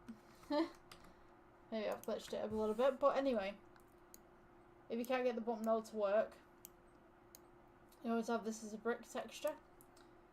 And then we can go ahead and add some noise. I might try the bump texture again in a second. So, you can get some noise on here. Bit of diffusion. You see how that's noise right there? And then we'll try the bump texture once more. Just to see whether this works or not.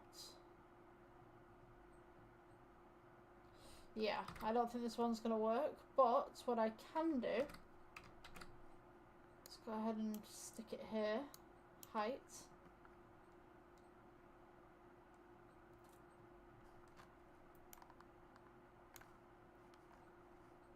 We can change this to the roughness, just in the background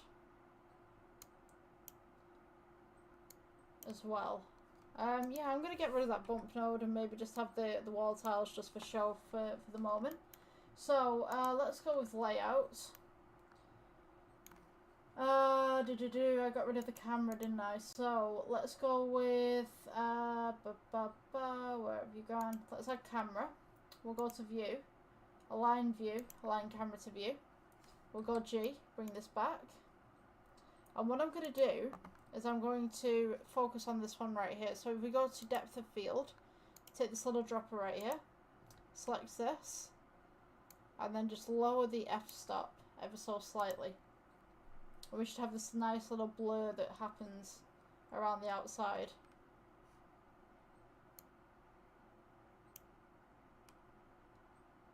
See, ratio. Just going to pull that ratio down a little bit. And you get these nice little bits at the side as well, quite artistic. It's a nice little blur of light. So, what I'm going to do, I'm just going to go ahead and just move this slightly. And I'm just going to tone this down just ever so slightly as well.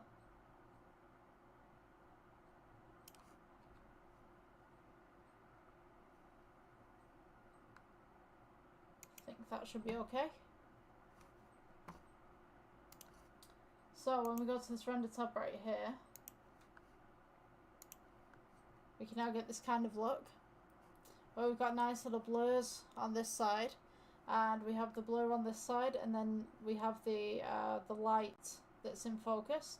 And usually I would say to give the brick a little bit of texture, but today it's not working for some reason. So that's the tutorial for today. I hope you liked. Yeah, I'll see you in the next one. Please subscribe.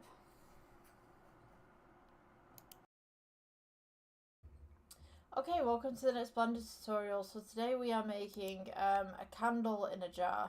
So it's kind of the same as a cookie jar that we made, but we're just going to make it a little bit more taller, I guess. So we're just going to click delete on this main cube right here on the default. We're going to go over to add mesh, and then we'll go to circle, scale outwards, and then we're going to go to edit mode right over here in the corner. Press F. E to extrude, and what we're going to do is we're just going to scale this out just slightly. Generally they're kind of curved at the bottom, so scale that out slightly, just kind of give it that bit of a bevel, and then we're just going to go E for extrude, and we're just going to bring it right up. The one that I'm currently looking at is like a jar, so I'd say about that tall. We'll go for E for extrude again, and we'll just start bringing this in. So just very gently bring it in, not too sharp. And then from this point we're just going to go E for extrude. Just bring it in just slightly. I'm just going to pull that down just a little bit. And then we're going to go E for extrude. And then E for extrude again. Scale outwards. E for extrude. Scale outwards just a little bit more. Then this is going to be the lid of the jar. So we're going to go E for extrude, scale it inwards, E for extrude again, leave it where it is, scale it inwards, E for extrude, we're just going to bring it down, scale it in. So now at this point right here we need to do the X-ray mode so that we can see what's going on the inside, because we're going to need to look at the inside. So let's go E for extrude, E for extrude again, we're just going to scale this in just slightly. And then we're just going to go E for extrude again, bring it out, and then E for extrude all the way down, press G, bring it in, and right at the bottom here just make it as thick as you can, because we're going to be using thick glass. Just bring it into the side just there, and that should be about right. So at this part right here what we want to do, we're going to add another circle. Come back to object mode, add a circle. So you see the circles right there at the bottom. We're going to go G, bring it up to the bottom of the tub right here. I know a lot of people like to take the vertices from the inside, but for this one I'm just going to make it the way that it is. Just press S, scale it outwards.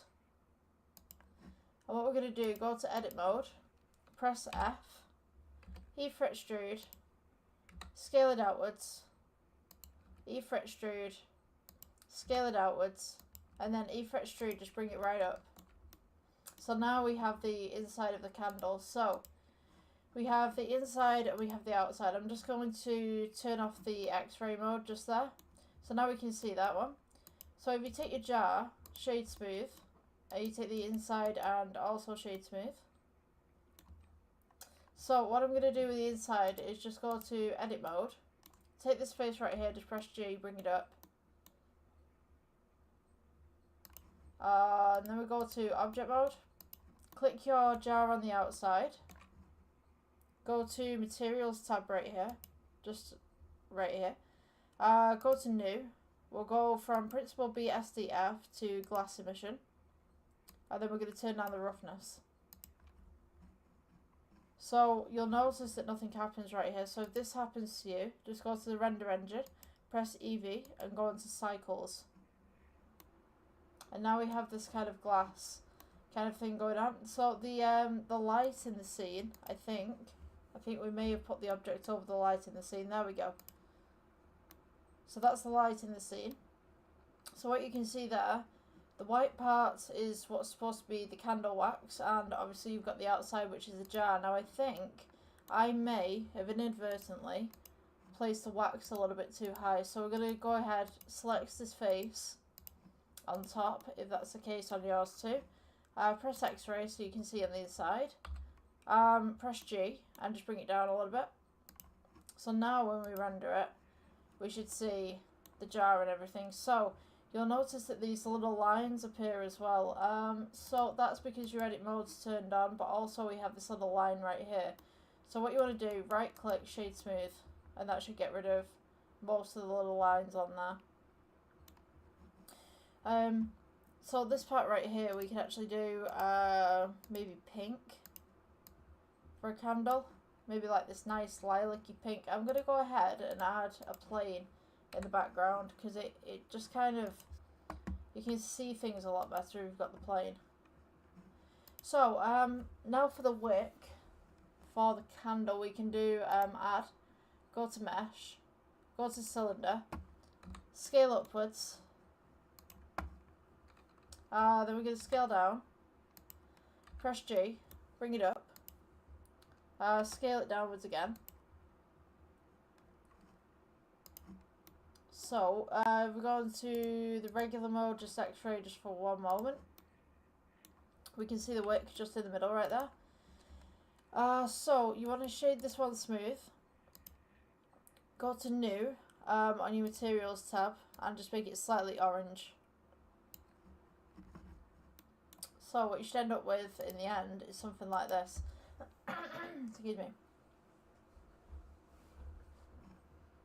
So this could be kind of a fresh candle that you've just kind of, I don't know, you picked up from the store or something. So if you wanted to add a flame, I would suggest adding, let's see, we could add a cone on the end of it. We could add a UV sphere if you wanted to. I'm not going to teach you fire in this tutorial, but if you wanted an emission to come out at the end, I mean, it would be pretty neat to teach fire, but the other problem is many computers, they kind of struggle with smoke and stuff like that. So I want to make sure that I do the right tutorial for you guys. So if you change this material on the end right here to an emission, make it slightly orange or yellow, and then you can turn this up and you can have this flame going right at the side. You can also take the middle right here and you can sink it in a little bit. So if we go to, you know, I'm going to scale that down first. So we've kind of got a little light at the top. You can stretch it out if you wanted to. So you've got this little flame going on. As regards as to the wax, what you could do, go edit mode, just take off your X-ray for one moment. This face right here, we want to go E for extrude, scale inwards, and then E for extrude, scale downwards, scale inwards just slightly. And what you could do to make it look wet, you could place a few items on there as well. You could go to object mode. Let's see what we could do right here. We could go with UV sphere. We'll go with UV sphere. Bring it up. Scale it down. Press G. We could set it right there. And then we can take this object again for the wax. E for extrude, bring it down. Just scale it in. Just to here. Just so you can see that. So it just kind of clips just slightly. Just scale this object out just a little bit. Or sideways or wherever you want to go with it. And then we'll go to new. And we can go to, let's put it as a pink. Turn down the alpha just slightly. And then turn up the metallic and turn down the roughness completely. So now, when we render it, if I just get that into frame, we should have a beautiful candle with a little bit of a wax residue in the middle. As I said, I'm not going to be doing fire or smoke in these tutorials just at the moment. Until I can really figure out the best way to do it for you guys. So yeah, that's a candle in a jar. I'll see you guys in the next tutorial. Please like, subscribe, follow. Really helps me out. Yeah, I'll see you later. Hi guys, welcome to the next Blender tutorials. Today we're going to be looking at depth of field and how to blur objects in the foreground and how to blur objects in the background. So I'm going to go ahead and just add some shapes to this real quick. So basically, essentially what we're doing, we're messing around with the camera settings to make something blurred. So, sorry, 1 second, let me just get this on. Okay, so with your camera, if you don't already know how to set this to a point, we'll go ahead and just align camera to view real quick. So align camera to view, and then we can click the camera, press G, bring it across. So now if we're on the render tab right here, just make sure that your render is cycles. So we have these two objects right here. We've got a little bit of a light going on in the background. And we'd like to blur the object in the foreground and we'd like to blur the object in the background. So what we're going to do, go to the camera. And what you want to do is go to the, wherever it's gone. So the camera tab right here. And we are going to go to depth of field. Take this little dropper tool right here at the side. And just select your item. So what you want to do is mess with the f-stop under aperture. Just underneath depth of field. So if we turn down the aperture, we notice that the object in the background becomes blurred. And if we increase the aperture, the object in the background is in detail. So if you want the foreground object to become blurry, all you need to do is go to here, click off the cube that you've already selected. We're going to go with the dropper tool again, and then we'll select the what do we have? The cylinder at the back. And now the cylinder is in focus and the square's not. So yeah, that's just a really quick kind of tutorial for you guys based on depth of field. So you're just basically messing around with your f-stop, and then you can go ahead, get the dropper tool, or you can select a different item. So now that item in the background is blurred. Again, f-stop. I hope that was helpful. Someone was asking how did you do the blurred backgrounds and stuff, and that's how it's done. Yeah, I'll see you guys in the next one. Okay guys, welcome to the next Blender tutorial. So we're going to be looking at wireframing today. So I'm just going to press Shift D and just duplicate the default cube right here. I'm just going to show you a few tricks that you can do with the wireframing and stuff. Okay, so Shift D again, and then we're going to go with a Shift D again. So we're going to click the first cube right here. If we go into edit mode, and we go to the modifiers right here, and we just go wireframe. Just type in wireframe right there. And then if we go to the rendered mode, you can see that we now have a wireframe working for us. Now the second cube in particular, what I'm going to do is I'm going to Control R. Actually no, what I'm going to do is I'm going to subdivide it, and then we're going to go to the modifier, which is a wireframe, and then we should have a wireframe on here if we go to object mode. So there's one subdivision. If we go to the third one and press edit, I'm going to click right, subdivide again, and then subdivide again, add modifier, wireframe, and then when we go back to the object mode, we should have now a wireframe. Of course, on this third one, I think we're doing a subdivide, subdivide, and then subdivide again. And then object mode. Oh, wait a minute. We gotta add the modifier first, I forgot. Wireframe, and there we go. So now you can see an example of how wireframe works when you're using the modifier. I hope you guys enjoyed this tutorial. It's a little bit of a short one today. I just had to squeeze something in. So yeah, I'll see you in the next one. Enjoy your day. Bye. Okay, welcome guys to the next Blender tutorial. So today we're doing a glass staircase. I wanted to do some glass with you guys because I don't know, we don't do enough of glass, I guess. So we're gonna go ahead to add plane, rotate it by 90. So this is gonna be a wall. Just gonna rotate that out, scale it. G to move it up. So we can build around this. It's just basically a tutorial about lighting and glass itself. So what we want to do, we're going to go ahead and add a cube. You just want to scale that down just a little bit, pull it in. This is going to be the step. So what we're going to want to do is you've got your base step kind of here. We're going to go Shift D. Take it up by 1. Shift D, take it up by 1. Shift D, take it up by 1. Shift D again, take it up by 1.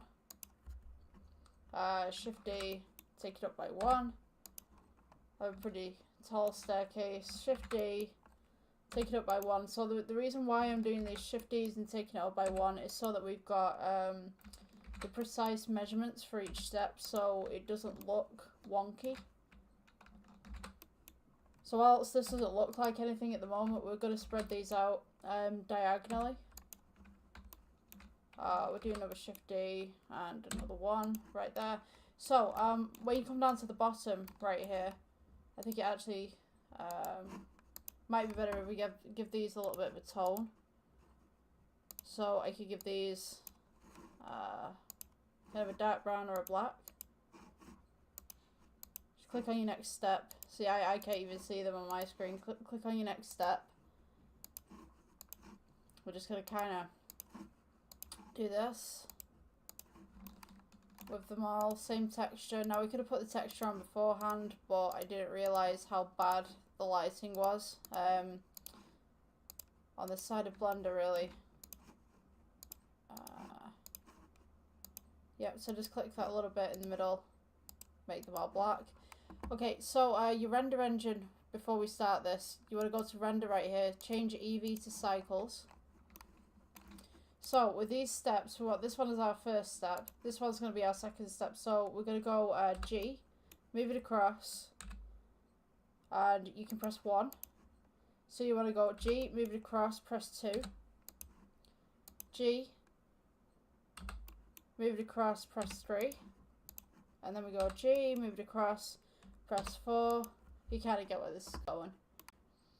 So this is how the steps are going to go up.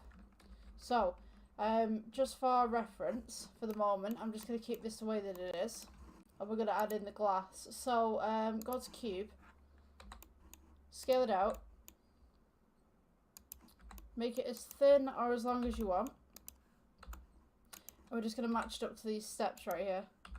So let's go up to G, bring it up.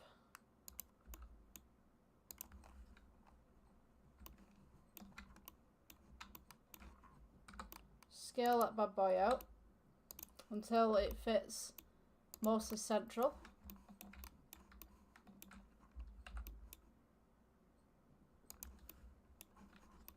And then hopefully when we do this, we could just bring these up. So Shift D and you can duplicate, but we're going to do the material first. So go to your materials tab right here, go to new. We'll go to principal BSDF, change it to glass BSDF, turn down your roughness. Now every single step that you have will be the same texture. So we want to take this, Shift D, bring it up. Shift D, and you're just doing Shift D and just bring it up to each one. You can even click multiple if you want to, and then just bring those right up. It's actually a little bit quicker. Just make sure that they're roughly aligned.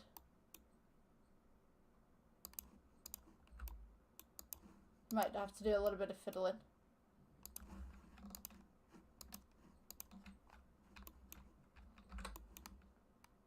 And then we come into here. So, when we're doing the steps, we're going to do the same process that we did before. I'm just going to delete the camera just for a moment so it doesn't act as a distraction. You want to take the step and the plate at the end. We're going to go G, move it across 1. Take this next one, G, move it across 2. Take this next one, G, move it across 3. Take this next one, G, move it across by 4. Take this next one, oops, G, move it across by 5. Take this next one, you're going to go G, move it across by 6. G, move it across by 7. And you can kind of get the pattern that we're doing right now. So this is 8, this one's 9.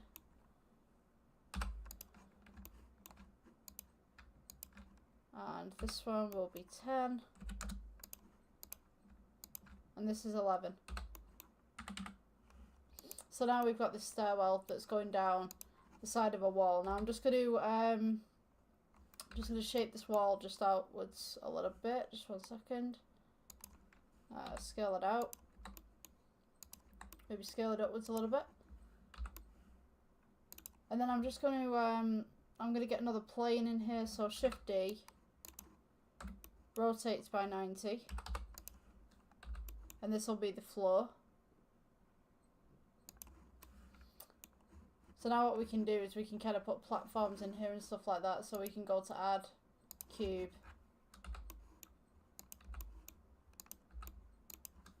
Scale this out.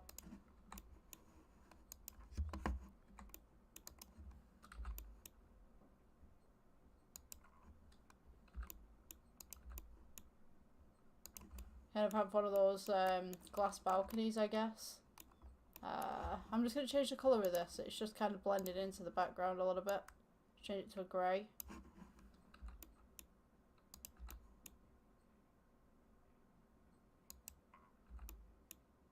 Maybe we could just have it there, just on the edge, just peeking out.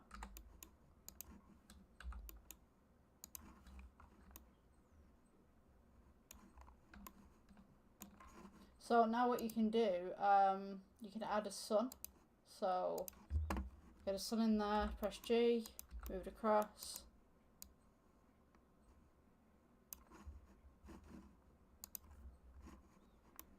Now you can see that we've got these glass stairs going on. So press G, bring it over. Oops. I'm just going to rotate this round.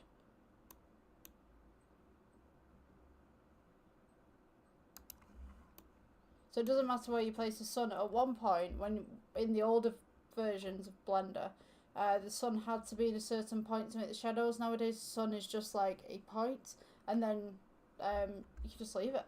It's great. It's a bit different though, if you're used to the older versions.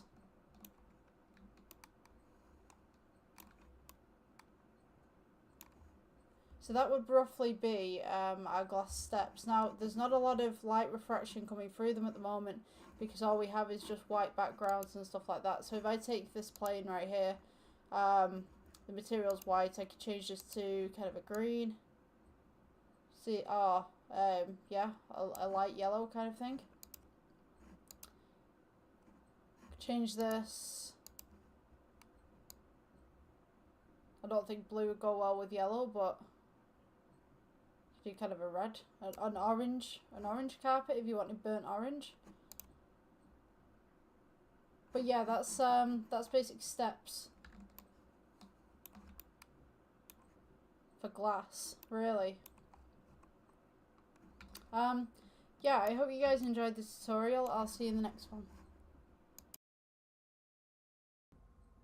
Okay, welcome guys to the next Blender tutorial. So today we're doing kind of a posh bathroom. Now, I've practiced on some of the stuff that I wanted to show you, and to be honest with you, when I did the floor, it was kind of like this flat floor, and then I did a brick texture, and then I did nodes over the top of it so that it was kind of popping out and a little bump kind of stuff going on. But I don't think it looks very good. So I want to do the tiles at the end, but I'm going to do the floor as just a plane to begin with. And then I'll show you how to do the tiles, because I know some of you, your computers might not be able to handle the amount of data that's going to be going into this project. So we'll start off with the flat floor to begin with. We'll do the floor last. Start off with a plane. Just bring it out. You know, delete your default cube. Scale outwards. And what I did was I started with this wall, and then I started with this wall on some arches. But to be honest with you, I think that I'll just do the arches kind of, I think I'll clone them and then bring the wall into it, because that just seems like a more logical option for me. So we're going to go ahead and do a plane. Press G, bring it up. R to rotate 90. Scale it down. This is going to be one of our archways, and then we'll just duplicate this into place. Okay, so we'll start with this one. I think that's going to be the best option. Because when I tried to make this to begin with, just to kind of practice, like, some of the stuff that I was doing, I was kind of like, it works, but it doesn't. So we'll cut this one in half, and then we'll go in half again, and just half those. And then we're just going to want midway, half, and then half, and then half. So the way that I did it originally was I extruded downwards for the archways, but to be honest with you, this I'm just going to go like this. And then just click diagonally. So shift and control, go to the middle. Oops, no, sorry. Don't do that. Just click kind of to the middle. Just like this. We're going to go delete and then faces. So now we've kind of got this rough, kind of rugged kind of look. So if you come over to here to where we can pick at the points, select these 2 points right here, scale inwards, then press G, just bring it down. And you just want to get these just in between. Make sure that you're staying on a flat axis when you're doing this. So G just to bring it down, and then scale to bring them together. Or apart, depending on your angle. Then select the next 2 upwards. You just want to be following the external dots. So G, bring it down. S to scale inwards. Just bring it round, and then we can do some adjustments afterwards just to make sure that everything's where it needs to be. G, go down, scale, sorry, S to scale inwards. So with this, we can actually go G, bring it up just a little bit, so we can get that archway kind of curved. These 2 points right here, we can bring these just up just slightly, scale them outwards. And the idea of this is just to build the archway itself now. So scale outwards, Come on, scale outwards. Just kind of get some sort of archway from this.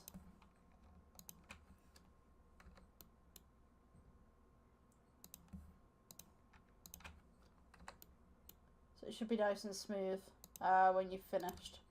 It might take you a little bit of fiddling around with it, but eventually you should get to where you need to be. Bring this one down, scale it outwards. I think doing it this way you've got a lot more control as well. If we loop cut, we can also do the same to the outside, but to be honest with you, if you go to the edit mode on this and just select all the faces on the outside, so go from this face to this face, whoops.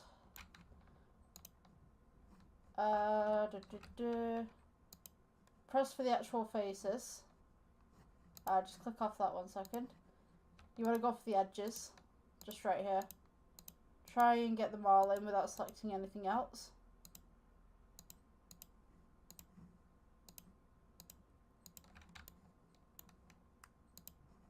And then we can go E for extrude, scale it inwards.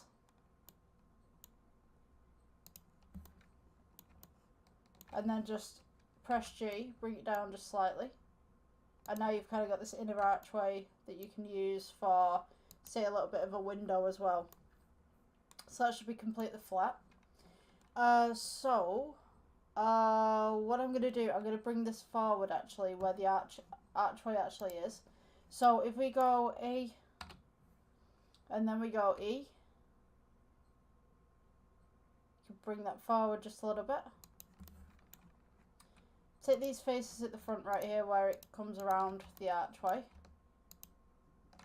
Oops.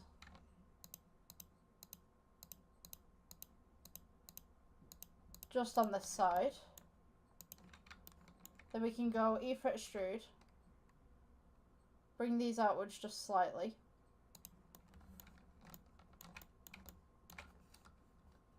Just press G if we need to bring it back. So now we've got a little bit of a lip around where the window is going to go in. Now we can take this side, select all the vertices on this side, press G, just bring it in just slightly.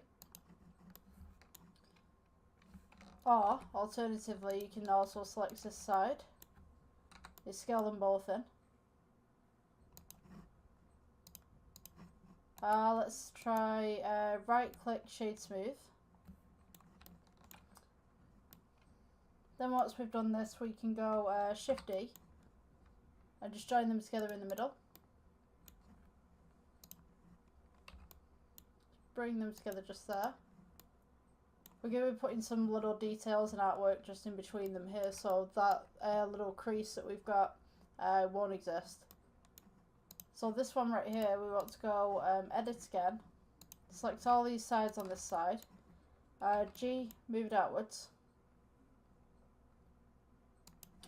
And then we'll go to making the next wall. So we'll go with a cube. Just thin it out.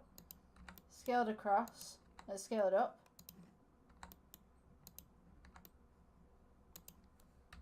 You just want to make it the same height as these two walls.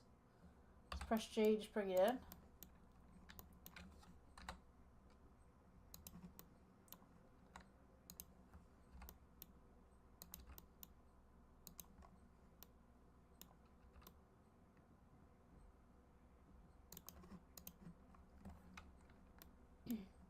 So now you should have a room that roughly looks like this.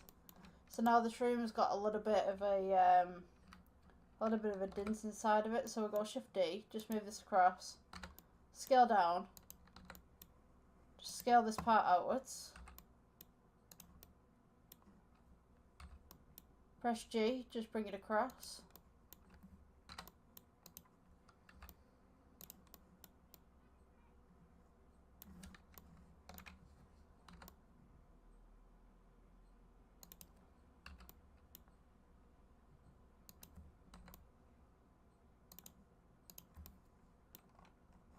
I'm just going to edit this one as well, just on this side. just to join these two walls together. So just select sides, press G, bring it in.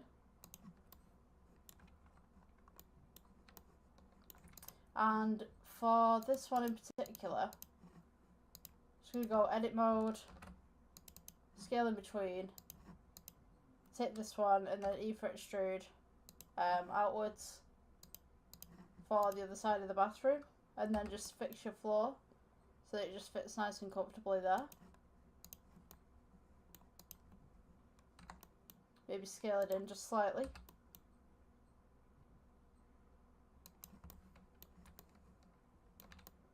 So that's your basic kind of bathroom look that we're going for. So if you've not changed your render, change it to cycles. So with this one, we're going to place the camera just about here, I think. So let's go select, and I don't think we have a camera just in the scene at the moment. I think I deleted it. So put camera, then we will go to view, align view, and then align camera to view. Just rotate this in. Press G, just bring it back. And we should set it just about there.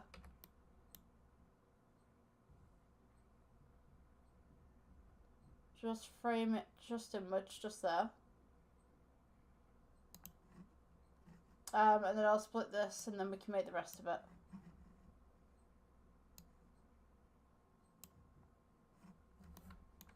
So, coming from this point, we also want the ceiling, but we're going to do the ceiling last. It just makes more sense. So if we go to the mirror first, we'll go with, start with a circle, rotate it by 90. And the mirror is going to go on the side just here. So I'm just going to make it an oval just slightly, make it bigger, go to edit mode. And then we're going to go F for fill, E for extrude. Not too far out, but just there. E for extrude again, just slightly. Scale it in. E for extrude, leave it where it is, and then scale it in. And then we're going to go E for extrude inwards. Scale it in just slightly, and then E for extrude, and just pull it all the way back. Now this part is going to be the mirror, so we're going to go new. This is the gold backing. Change this to kind of a gold metallic. Take the roughness down. Press plus. You're going to be assigning this one, so click assign, new.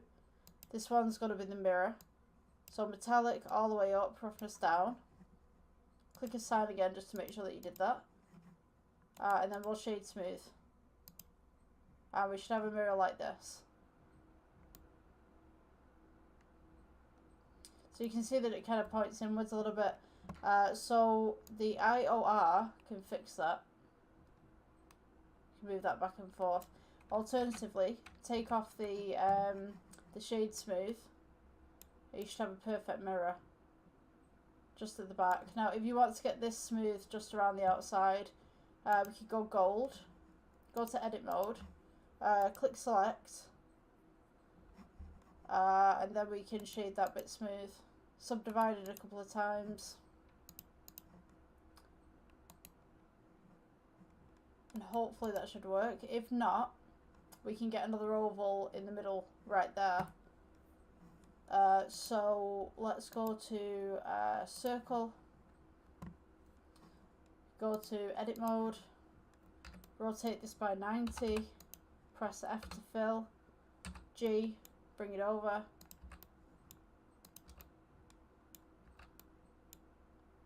place this just in front on the frame, scale it outwards to fit the frame.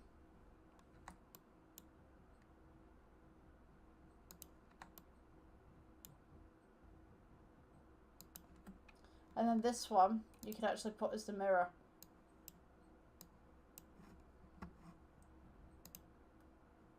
So I'll just put mirror on this one.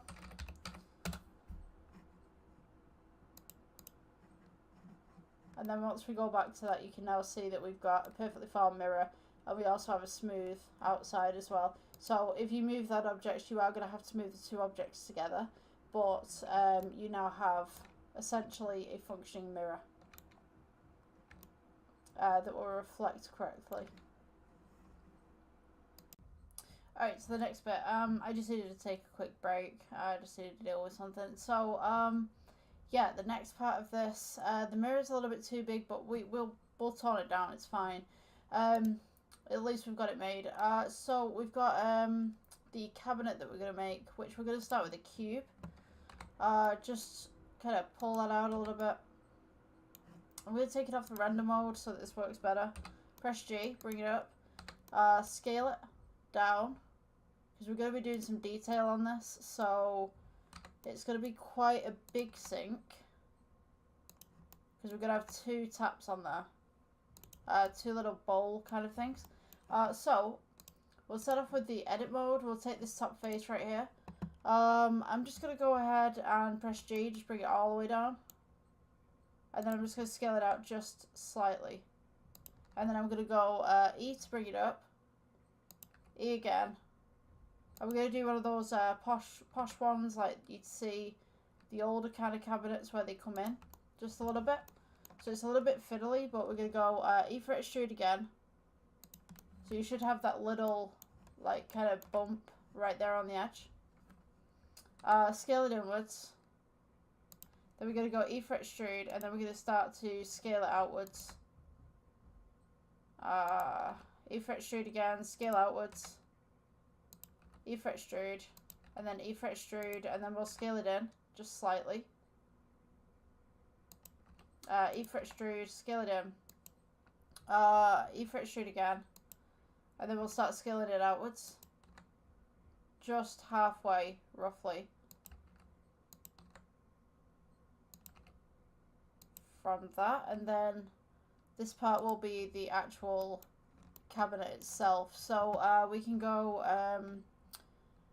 extrude, and then I'm just going to scale it in just slightly. Now we're going to place another cube on top of this, so this will be the top and the bottom. I'll show you what I mean once we get the new cube on there. So if we go for a new cube, mesh and cube, we go G, bring it up, press 7 so that you can see into the heaven. That's how I'm doing this now. Like 7 is from the heaven. So you can see directly down. Just make this roughly the same size on top. And it's going to be like the little cupboard bits of the cabinet. So press G, bring it up. So then we're going to take this part, we're going to go Shift D, just bring it up right there, and then we will do rotate by 180. And this will be the top of the cabinet, but we're going to make this just slightly smaller in size. Press G, bring that up.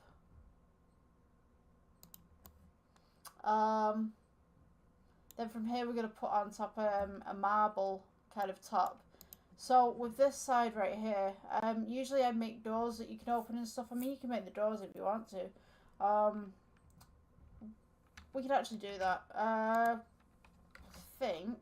Oops, what did I do? Yeah, there we go. Alright, let's go to edit mode. Control R. And then we'll just do this. Bring this in. Make some little portions right here. So you can make those if you're doing animations and stuff. Great way to do them. They're not quite even, but they're even enough. Press Control R. Oops.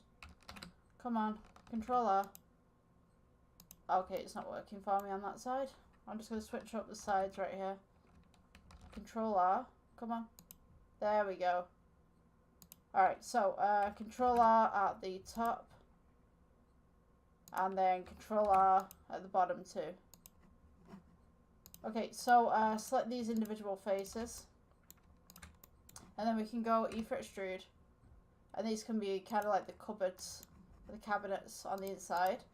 So we're going to need some some covers for these as well. So I also want to put on some feet on the bottom of these too. So if you go to add, we go to cylinder, press G, just bring it up so you can see what you're doing with it. It's kind of getting cramped in here already.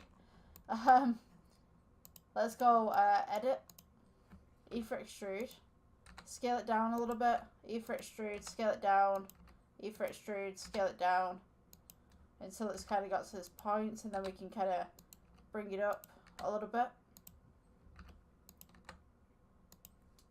Just make kind of a circle, E for extrude, S to scale.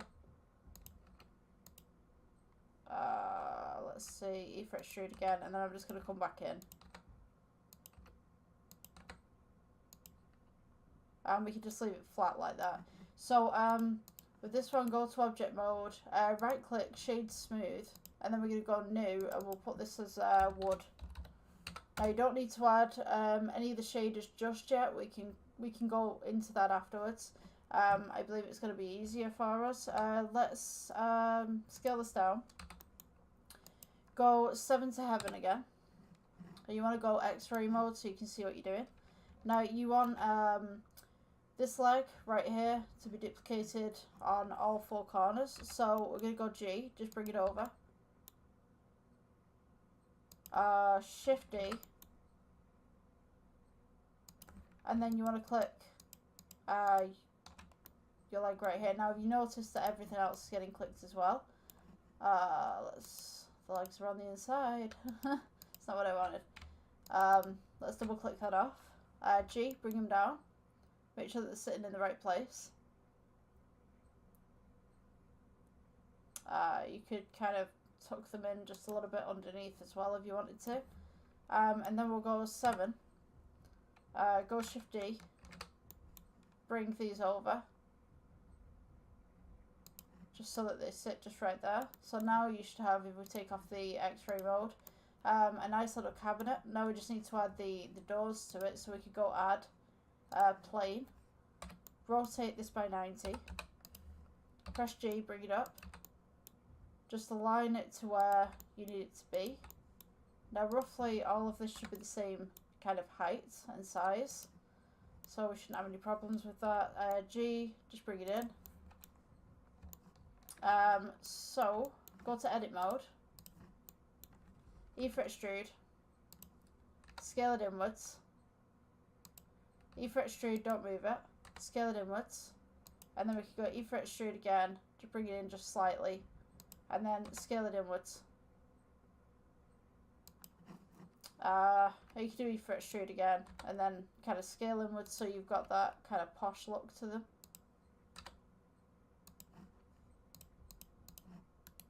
Just shade it. Oh, no, we don't want that. Just leave it the way that it is. We could do a bump on that or something. Or a bevel. In fact, if you scale it outwards, it kind of pulls some of the detail and then shade it smooth. We'll bevel that, actually. You go to the modifier, just bevel it slightly.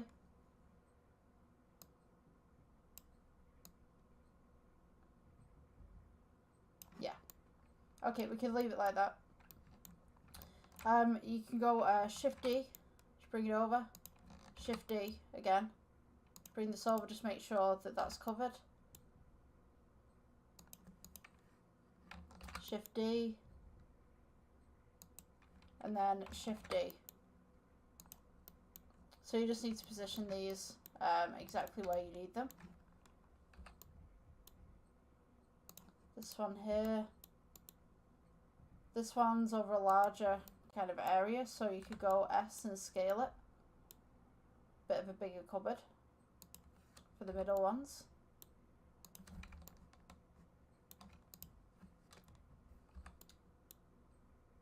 Press G in the middle, scale it outwards just a little bit. And then we can scale this one out just a slight bit, and then this one just to match.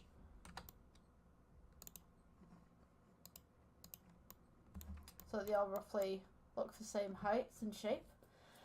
Okay, so we want to put this entire thing onto the side of the wall. So if we go to this angle, we can box select this.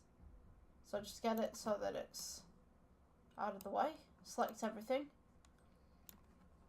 You want to go G, bring it down. Oops, did I get the camera too?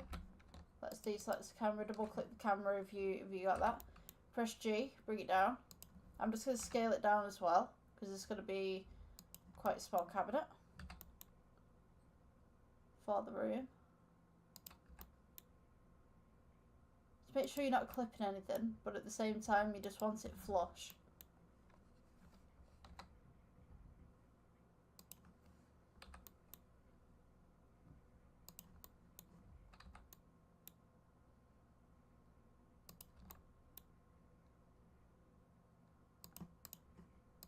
And then take your mirror, and we'll put maybe 2 mirrors, just scale that down just a little bit. G, bring it up. You want to place it up against the wall.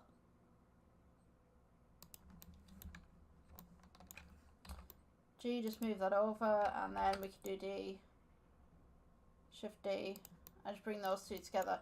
So when we render it, it should look something like this. Now obviously we've not got any light in the scene, so we can change that pretty soon. But what I'm going to do is I'm going to put some shelving units in here and maybe some decoration. So we could put cube, scale this down, scale this across, G, go up, and then just go in. Just here.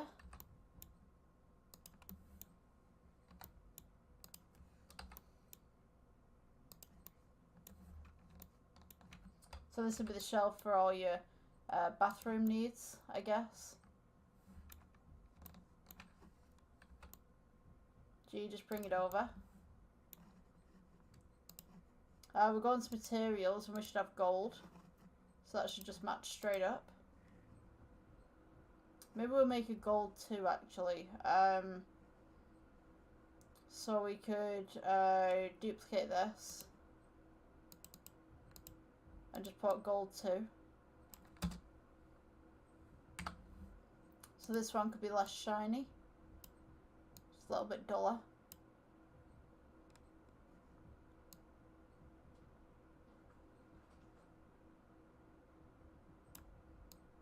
Bring up that roughness just a little bit.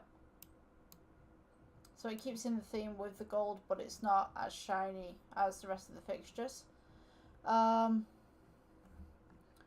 So from this point we could change this as well. We could go wood for some of these. So this white one here is supposed to be the wood, so we just need like a little brown to go on there. And we'll be changing this afterwards anyway. Wood texture, wood. And then already the legs of the cabinets are already wood, because we changed that to wood before. So this just keeps your palette kind of organised in one place.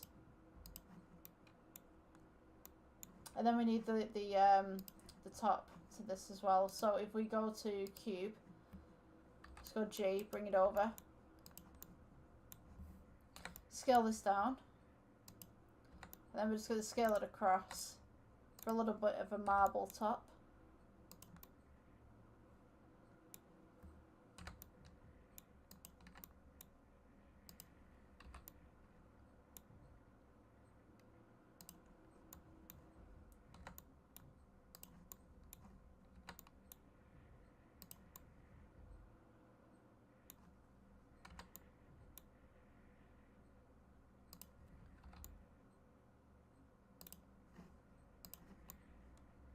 Okay, so that's our first bit done. The second bit, we're going to be making a bathtub, and then we can make some of the plants in the windows and stuff, and anything that's going on the sides. And then we need to make the roof as well. Okay, so something's kind of bothering me about the size of this cabinet. I'm just going to go ahead and select everything and just thin it out just a little bit. So just gonna grab everything and just kind of pull it back. Don't forget the doors if you're doing this. I'm just gonna pull it back a little bit because I think it's too long in a way. So just select these 2 feet so that they're not clipping the wall. And just pull those back as well. Just press G. Pull those back, and then I can take this cabinet with its little fixtures on the front and just press G. Scale it inwards just slightly, and then press G and bring it back.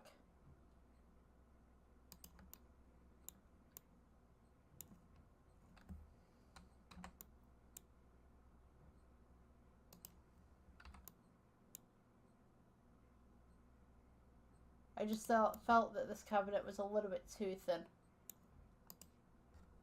Of course you want it just flush up against the wall as well. Let's see. Scale that one out just slightly.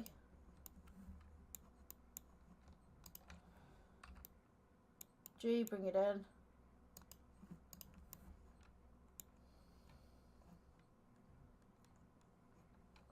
Okay, so maybe we'll work on the bathtub. So if we go to add, and then we're going to do a semicircle. I think we're going to do circle. We'll do the bath the correct size first, this way, and then we'll put it diagonally. So just press G. Scale it outwards just slightly. We're going to go add. We're going to go edit mode. Press F. E to extrude. Scale outwards. E to extrude. Scale outwards.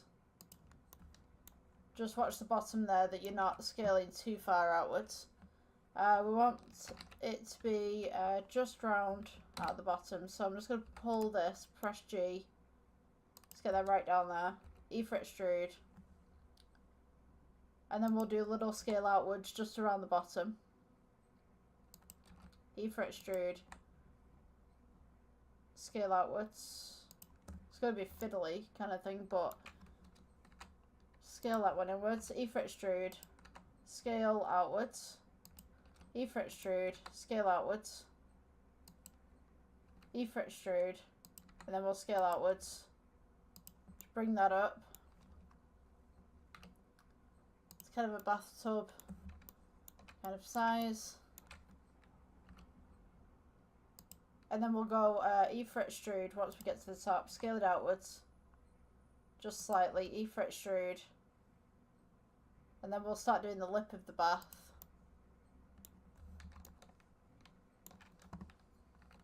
E for extrude. Scale inwards. And then E for extrude. Don't move it. And then scale inwards again.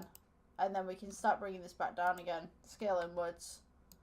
E for extrude. Scale inwards. And then E for extrude, and then we can just scale it inwards at the bottom, E for extrude again. And then just scale inwards. So we've kind of got this nice little tub going on. And then right click, shade smooth. And what I'm going to do with this is I'm just going to elongate it just slightly. And then I'm going to press edit and take this ridge right here all the way around.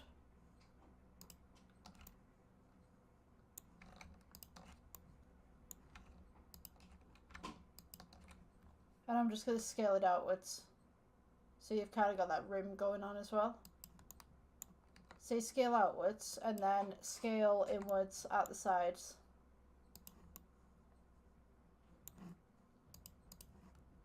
So this should be the little bathtub that you've got. Just press G, bring it up. And then we're going to go cube underneath. Press 7.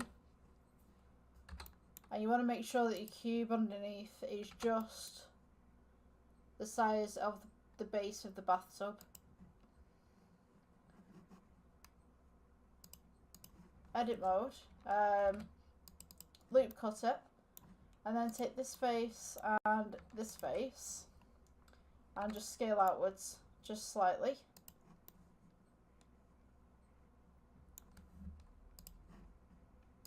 and then do the same to this side as well. Oops. Scale outwards. And then we're going to go to the object mode, scale down, G to go up,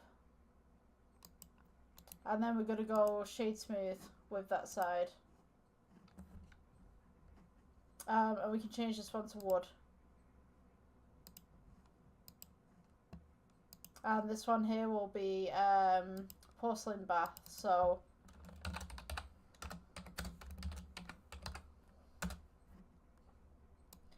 make this slightly metallic. Just take the roughness down a little bit. You want it kind of shiny, but you want it to still have that porcelain white. Just take your bathtub up just slightly if you're clipping there.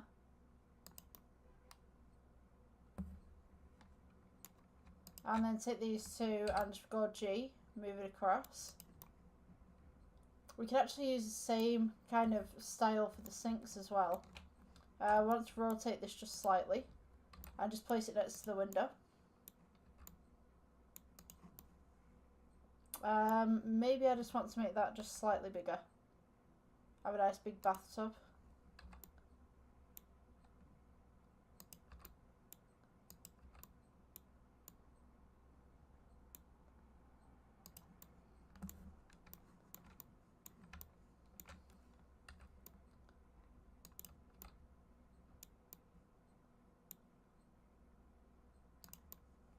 Just make sure that's not clipping anything and it's just in the right position. So, excuse me. The next bit I would say, let's see. So we kind of want this little shelf going here and we want some pillars in there as well. So what I'm going to do is I'm going to go with a cube, scale this upwards. We go G. And then I will edit this. So we're just going to go with the sides just here.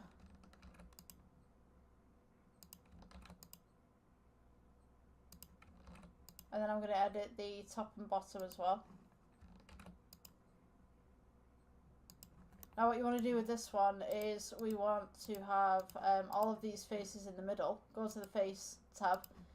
You want all these faces.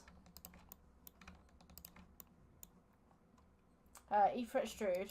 And then just scale them inwards. And then scale them outwards.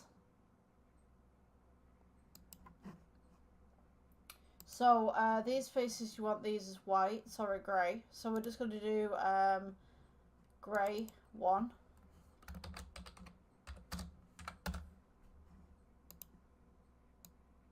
Just tone this down just a little bit. Press the sign. And then these little bits, so this one's going to be grey for the middle, and this one will be gold. I think I did this the wrong way around. Okay, this one's going to be the gold. And then this will be grey. So if we assign this gold, and then if we click everything, assign it gold, and then click these middle ones, these should be grey.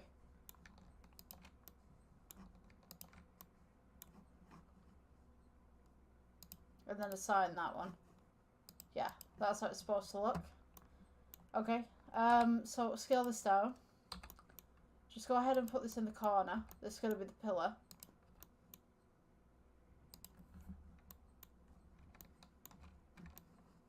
Just scale this outwards as needed.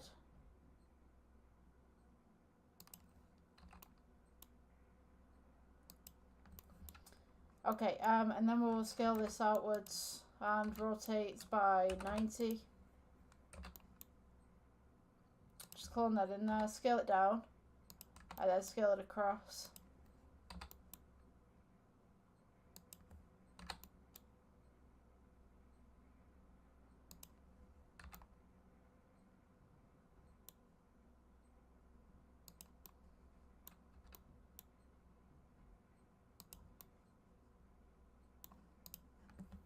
So we've got this nice little skirting bow going across just at the bottom there. We're going to change these walls to the grey that we just made. So change this to grey. Grey 1. And this one as well.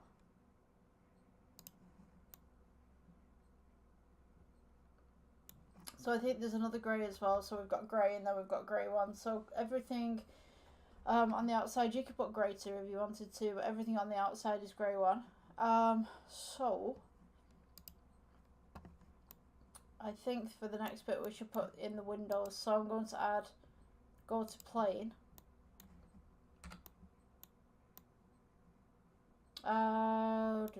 Rotate by 90. Press G, bring it over. Scale. And scale outwards.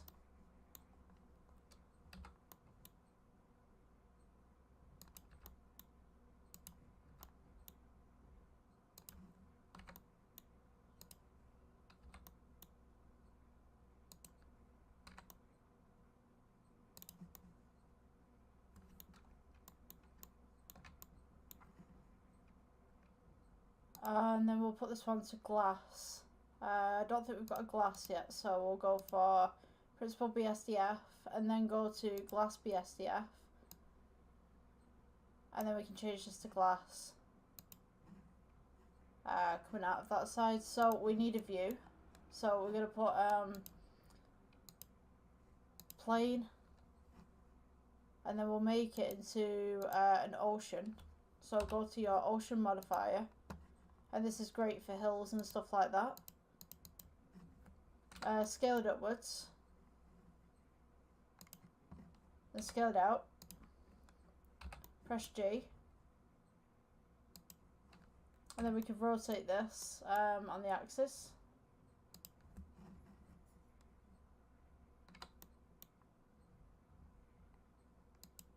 Let's see. So we can see this in the render view.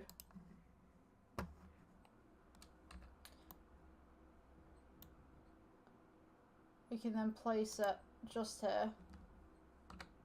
Maybe I'm just going to scale this down a little bit just to get some more detail for the hills.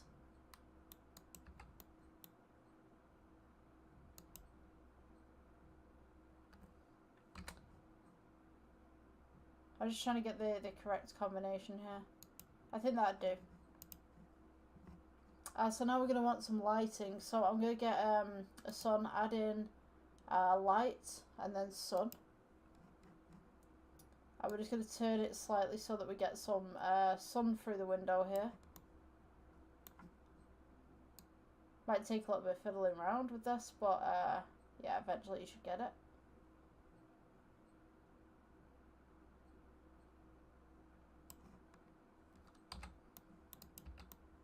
I'm just going to go ahead and just move this upwards a little bit.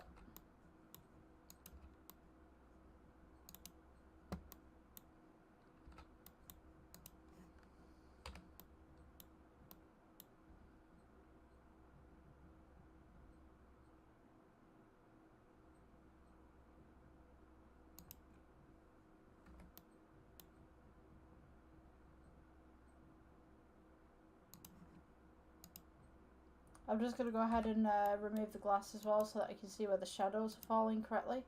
And then I can edit that afterwards. We want just there.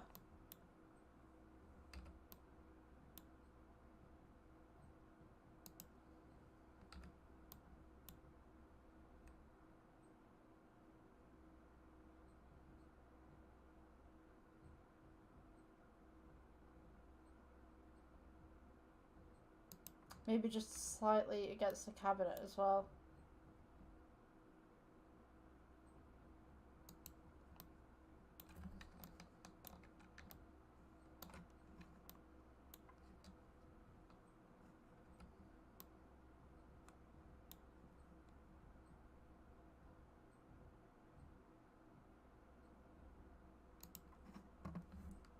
So I'm just going to place the glass back in. Once you're happy with wherever your project has ended up, go ahead and place the glass back in. We can go to the materials tab right here, change the IOR,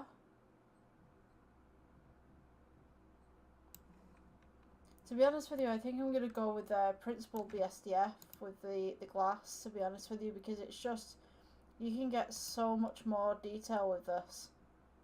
You just change down the alpha and then change up the metallic. And kind of do the same thing. And it just seems to work a hell of a lot better. You're also getting a better reflection in there as well.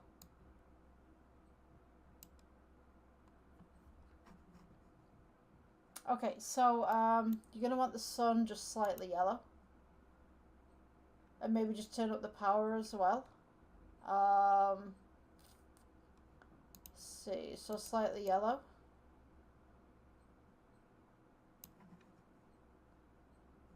Shadow caustics. I just pull that up a little bit so you got some more light coming in. So kind of got this morning haze going on. So we will add the roof eventually, but at the moment I just want to edit the rest of the bathroom.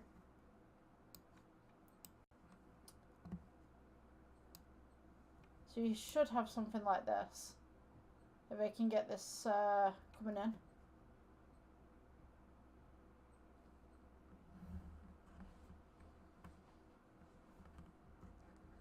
So you got the nice hills at the back as well. So with these hills, we could get a texture on there as well. We could go new, and then we could go grass hills.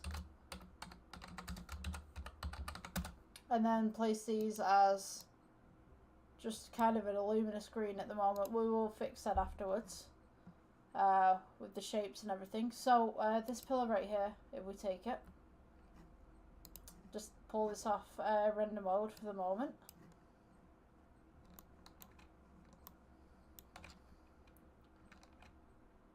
Shift D to duplicate it, scale it out, and then just shrink it in.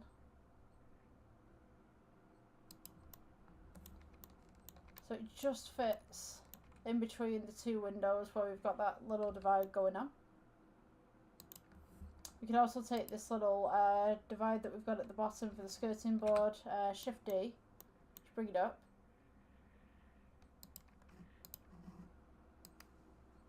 So we should have something that's relatively like this.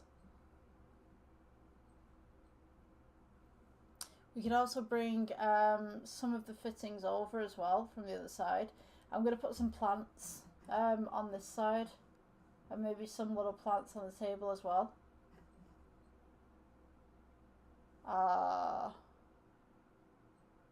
And then we can do the tiles later on. Okay, so the next part that we will work with, we're going to make some plant pots and stuff. So let's take this off just for one moment. And I want to also colour the inside of these archways in gold. So maybe we do the gold first, and then we'll do the plant pots. So edit mode. We just want to go ahead and select absolutely everything just within these archways as best we can.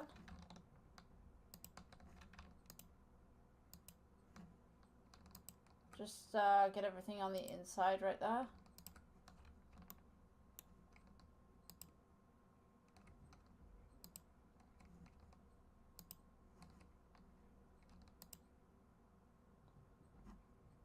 And then from here we will, 1 second, just trying to get that face right there. From here we will go to plus, go to the drop down, gold 1, the first gold that we had.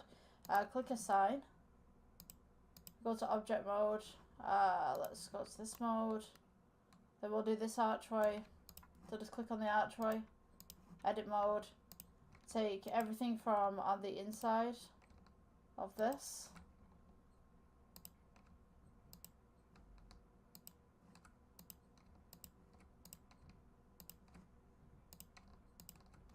and then we're going to go ahead and click plus, change this to gold again, and then assign.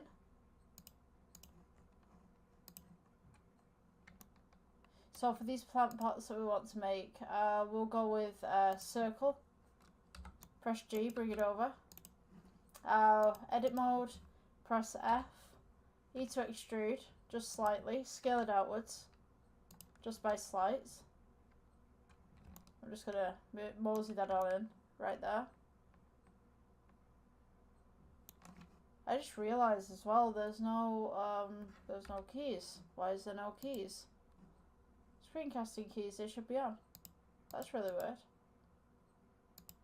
Oh, there we go. Where did the screencasting keys go? They were on. Really weird. Right, so from this point on, let's go E-fret extrude. Scale this outwards. E-fret extrude. Must have been a glitch within the software or something. And then just kind of like pull them in. E-fret extrude.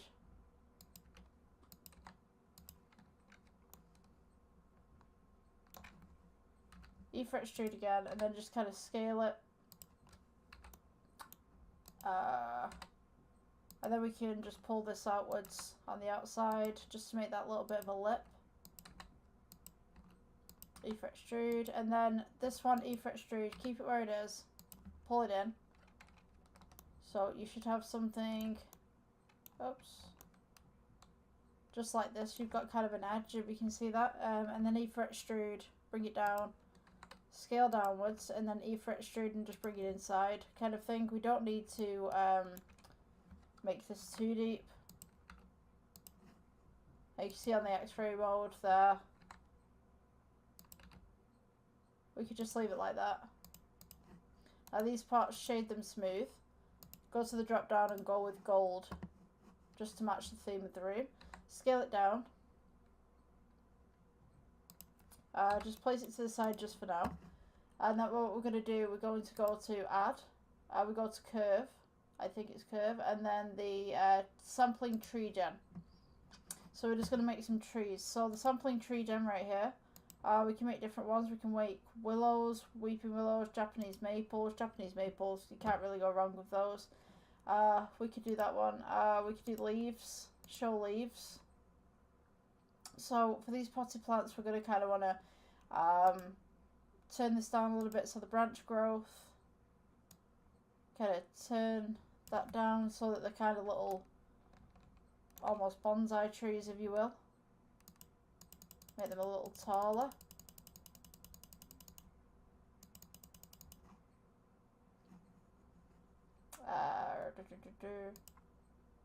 So you got the branch splitting as well. You can make them a little bit more bushy.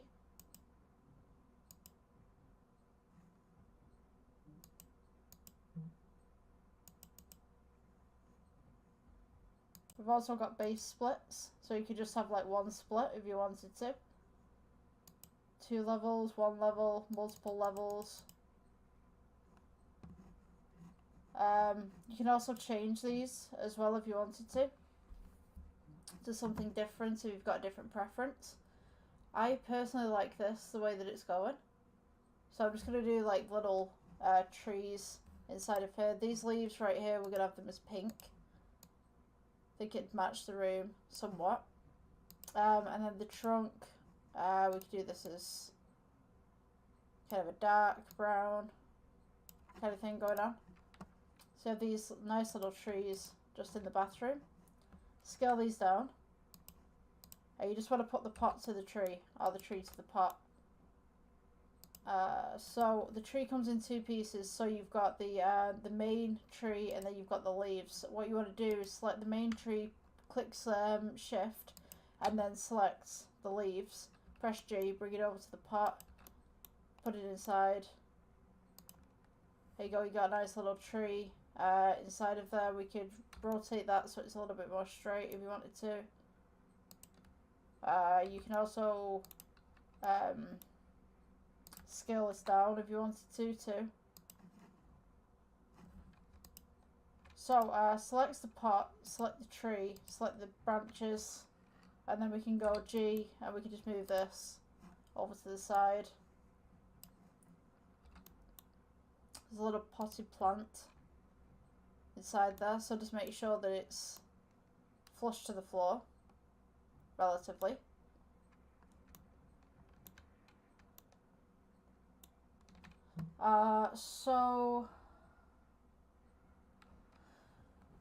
We could do like a little plant on the side as well, so we could go Shift D, move this over, put one of these at the back next to the window. Let's press G, move it over.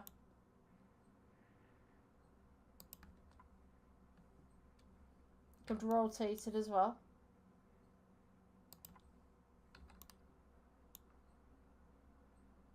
Okay, there we got this this real nice bathroom going on.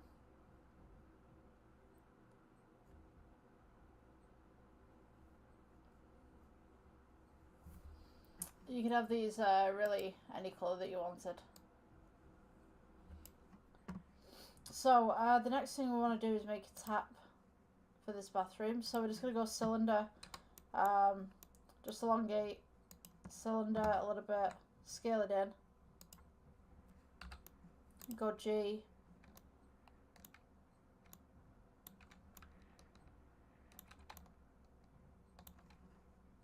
edit mode. You know, I'm going to remove this in the background just for now so that we can actually move around properly, because it seems to be really fiddly right now and I'm not too sure why.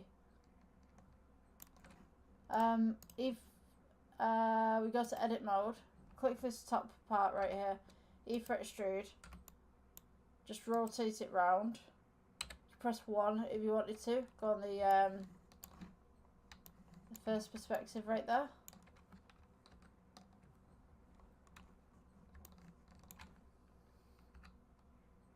E, rotate, and just bring it over. E, rotate, press G, bring it over. E, and then just rotate, press G, downwards, bring it over. And then E, rotate, G, and then just continue doing this until you get to the end.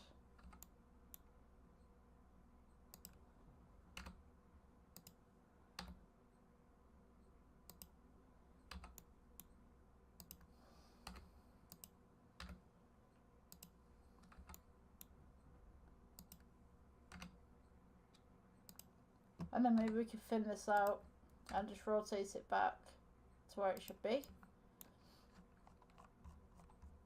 Yeah, for some reason the camera angle has just been super weird.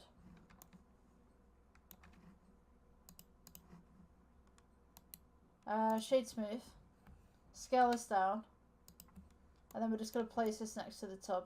So this is going to be the tap.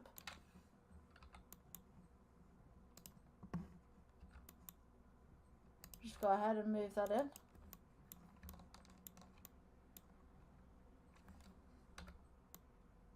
Rotate this round.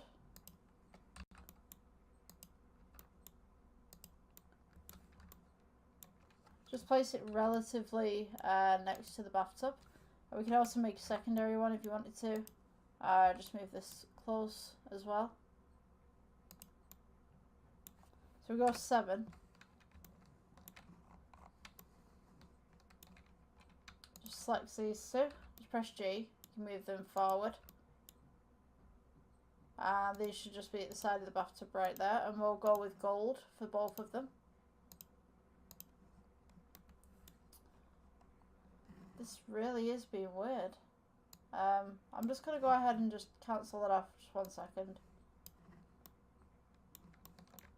Yeah, that's better. For some reason that angle was just crazy. So yeah, these two are gold. So what you want to do with the sink is take the bathtub, take one of these taps, just Shift D, duplicate it out, just rotate it roughly back to being straight. Just take that again. Scale the bowl inwards, just by slight. Take this and scale it outwards. It's kind of a posh tap.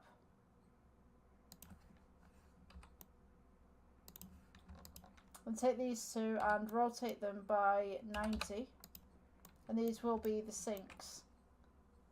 I'm just going to scale that down again at the side. G to move it over. Scale it. G to go up. Scale it.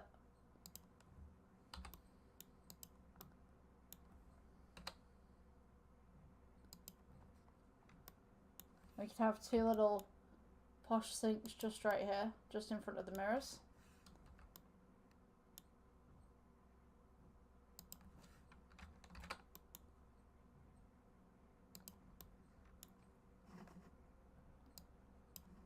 So this is what it should look like roughly at the moment. Obviously we're going to get a roof over the top and we'll get some lighting in the back as well.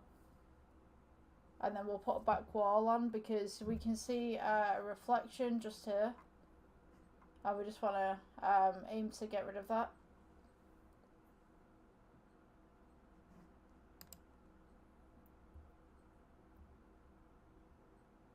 I'm also going to put a depth of field on this as well.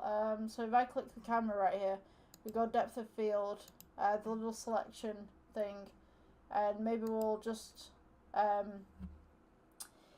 aim to focus this on the bath. And then we'll move the f-stop down. Just by sight.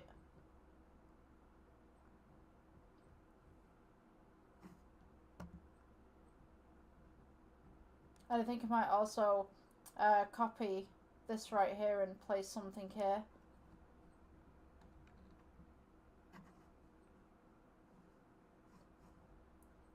So yeah, I think I'm going to make the ceiling as well. Let's see what we can do. So we want this gold trim right here running across the ceiling. So I'm just going to Shift D, rotate this by 90, just scale it out, and then I'm just going to press G and just bring it in just about here so that the skirting boards and this match.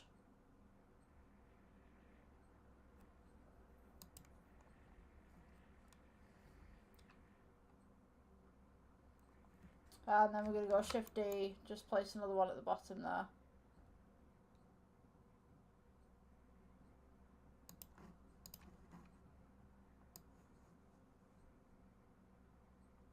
So now we've got an intersecting vertice right here, so I'm just going to move this just back ever so slightly. So we still have that border, it can still be seen, but it's just out of the way.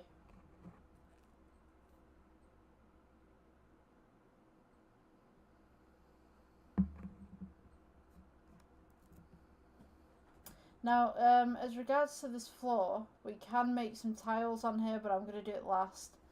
As I said before, I'm going to make another one of these cabinets, just to fill that void, because there's just too much void right there for my liking. So, select your cabinet, and then just bring it across. Maybe we could put some more taps in there or something. I don't know why you'd want 4 sinks in a bathroom, but, you know, maybe this could be changing station for makeup or something like that. Just kind of carry on the aesthetic of the room. Oops, don't do that. I'm just going to select one of these mirrors as well and just pull this over.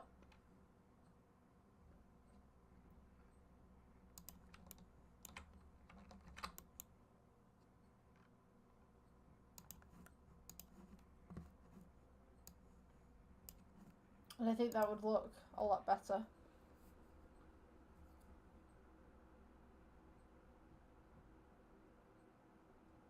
It's kind of like a couple's bathroom, I guess.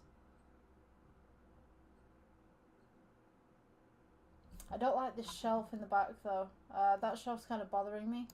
Because why would you have a shelf right behind 2 sinks when you can just put a shelf right here over this cabinet? And just scale it out a little bit. You've kind of got this kind of fancy look going on.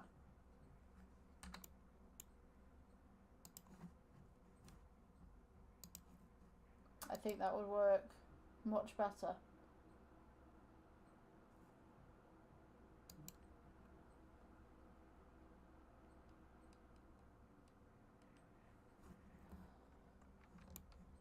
Okay, so once we've got this, we'll also want to do the borders around the bottom here. I'm just going to move this tree out of the way because I don't think we're going to be able to put a border right there. But you want to put these borders just along these walls so that everything matches. Scale it inwards just slightly.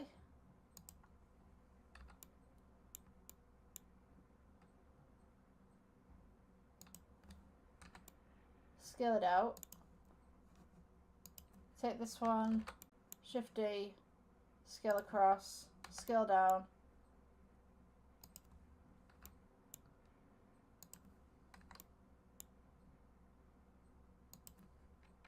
And then Shift D, and we'll place this one just on the side right here. And then just scale it across.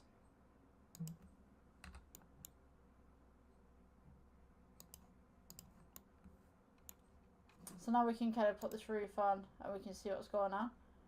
So just add a plane. Actually, you know what? We could delete that. Get this plane. Let's be smart about this. And just bring it up. There you go. We got a new plane. Now it's going to be quite dark on the inside. So we're going to put some lighting in there as well. Just to brighten everything up.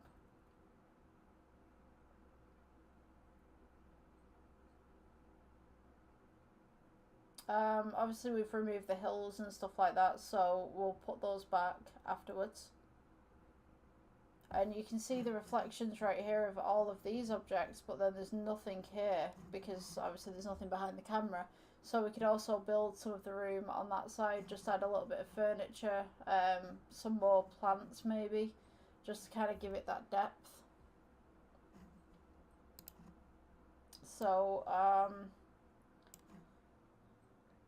I think,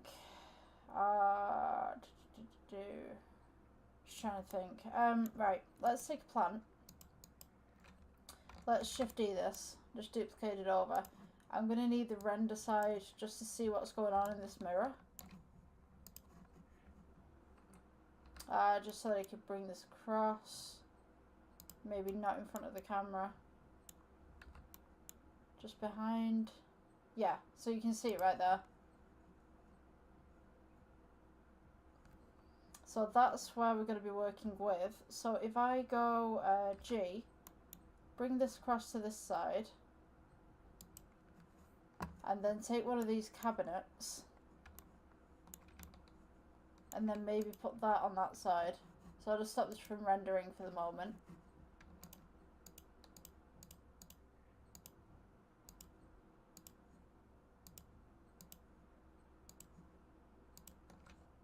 So I'm going to go Shift D, duplicate this over, so that's going to be sat in the corner of a room because obviously this intersects. Want to just turn that around. Somehow I've managed to pick up another plant somewhere. Let's Shift D, duplicate that, and then we'll gladly take these two plants and just move them to the side here.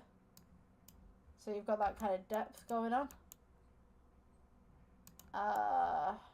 And then we're going to need a wall, so let's add a wall. Let's get a plane in there. G, move it across. Did that just go down? Or to the side? I want it to go that way. 90. Scale it out. And then we can join everything else up once we've done the lighting and everything. Scale that side. And now we have the back of the room. So it looks like just this elongated bathroom with some nice little trees going on. A little bit of lighting. Perfect. View active camera. Oh, come on. For some reason it won't let me pull the camera over. Right, there we go. Now it will, I think it's because it's rendering.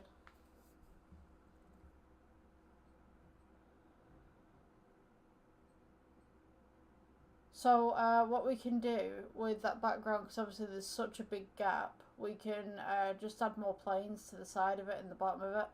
It doesn't need to be super detailed, you just kind of have depth, so to speak. And anyway, when we add the lighting for the hills outside, we can lessen the reflection. It's just so that we have that detail in there, so it makes it look like it's got more depth than the rest of the room. And obviously we've got these little reflections that are going on the plant pots as well. You're not going to want a void on those because people are going to see that and go, I can see the back of the scenery. So having that little bit of extra kind of fake backdrop really does help with the detail. So the next bit that we could do really, excuse me, we didn't do the skirting boards for the bottom here. I neglected that one. So I'm just going to go ahead and just Shift D this one, move these down. I don't think no, they are fitting properly, I think. Right. My brain's just kind of going like, I need to do this, this, and this. Like, okay. Interesting. So, I think we should go into the shading tab. For sure, we should start with the shading tab and add some more detail. Okay, so when you go for the shading tab, it's just up here. So we're going to be doing quite a lot of shading for this piece. But don't worry, we've already got the colours on there that we've already chosen, the materials on there that we've already chosen. So what we do to one item will change every other item as long as it's within that colour range, within that material. So if we go for grey 1 to begin with, we can make these walls a little bit more bumpier. So we could go add, and we could go noise texture. If we go to just this one render right here, go to colour, base colour. Just bring this up just a little bit. Gives this kind of noise texture. We could then add a bump. Place your bump there, put your colour into your height. Add your colour ramp. Place this in the middle. And then we've got bumpy walls. Tone this up just a little bit. And it will affect absolutely everything. So when we render,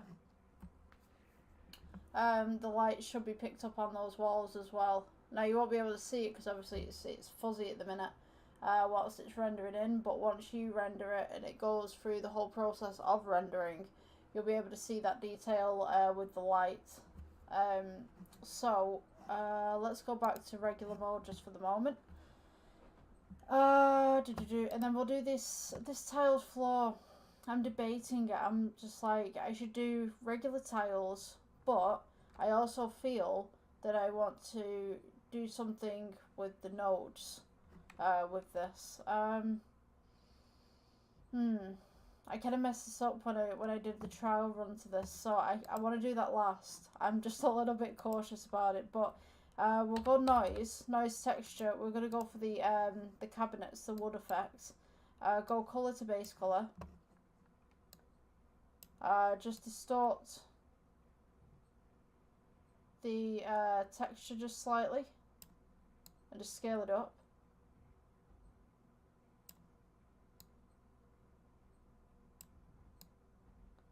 So we've kind of got this kind of wood look to it, but kind of out of hours kind of wood look, I would call it. There you go. So it's like this kind of brazen kind of look. So I want to go with add bump.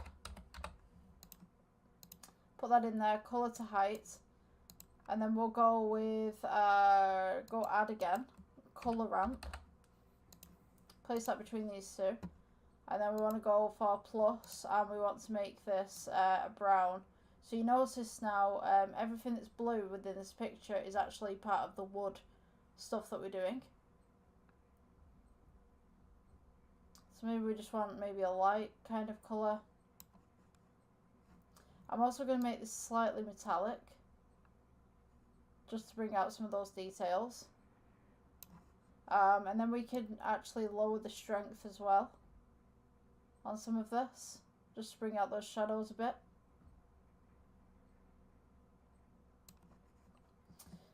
So that's the wood texture right there. For this cabinet, let's go new. We'll just type in cabinets kind of thing. Maybe we could go with a Veroni texture. I always go with Veroni, but it's kind of really good. Or we could go with a sky texture, I guess. Sky texture is pretty kind of okay. Nah, you know, I'm going to take that off. Let's see.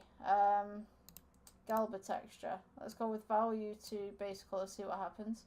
That's an okay kind of texture. Maybe just stretch it out just a little bit. It's kind of like a two-tone cabinet. Let's add a color ramp.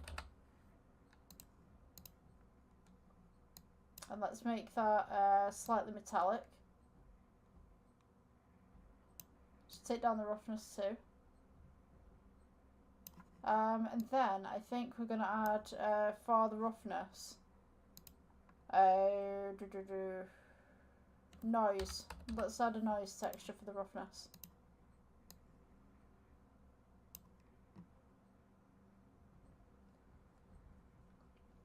Just zoom that out just slightly.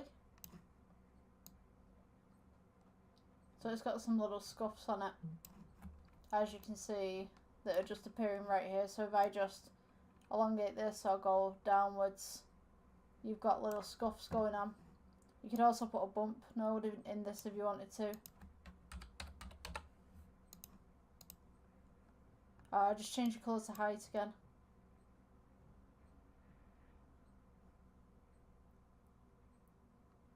Yeah, and it should give you this nice shiny but kind of rough looking texture. So then you want to take this and just add this to this one. So if I go to the camera view right here, we should have something like this. Just kind of a rough outline of what we're doing when it loads in.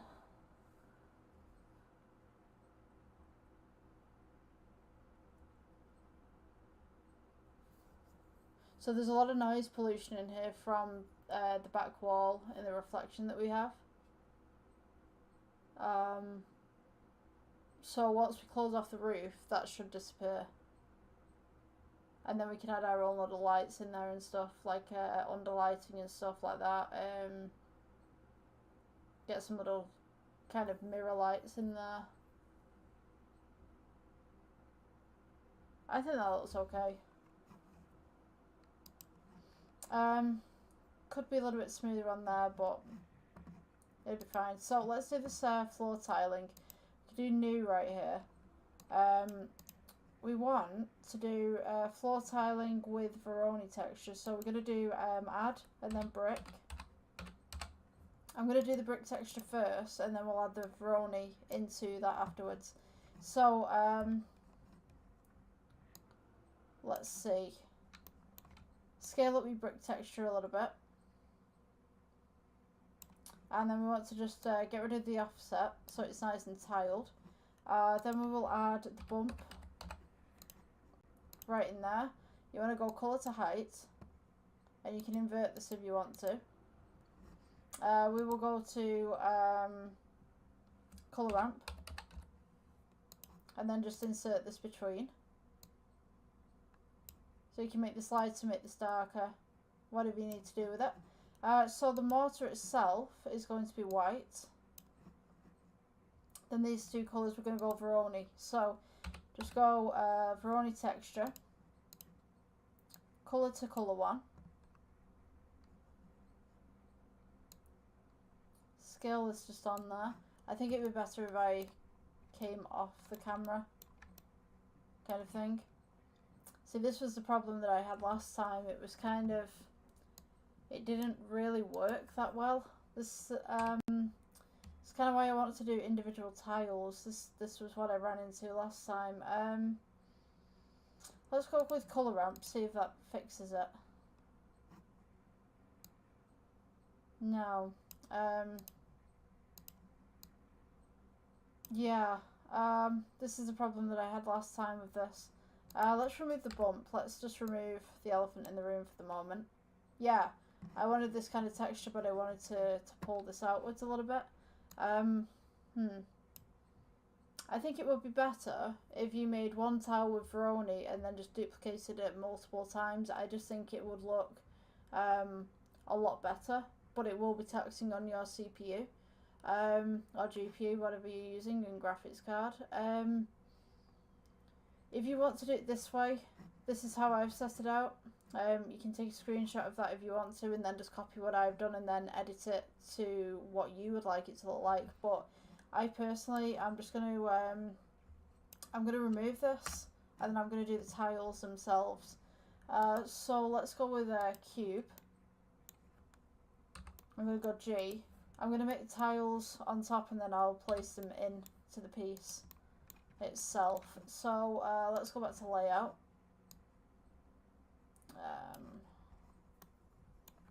Scale this down just slightly. And then I'm going to go edit mode, take this top piece here, E for extrude, scale it downwards, G, and then we'll go object mode, scale down, shade smooth, and then we'll go to shading tab,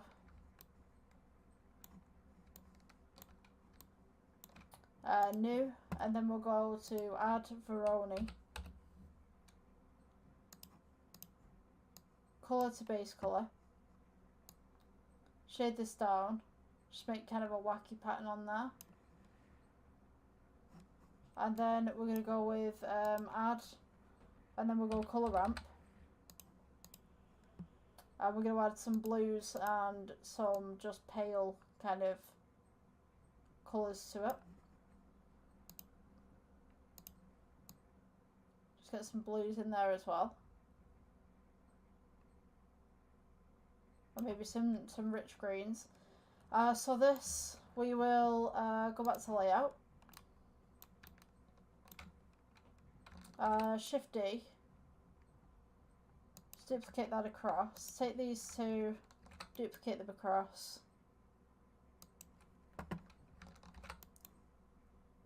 And then duplicate these across as well. Just try and get them roughly the same place.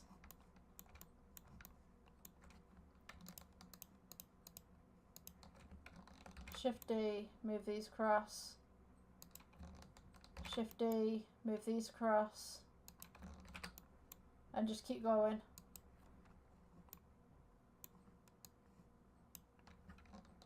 Until you have roughly a floor to work with, so to speak.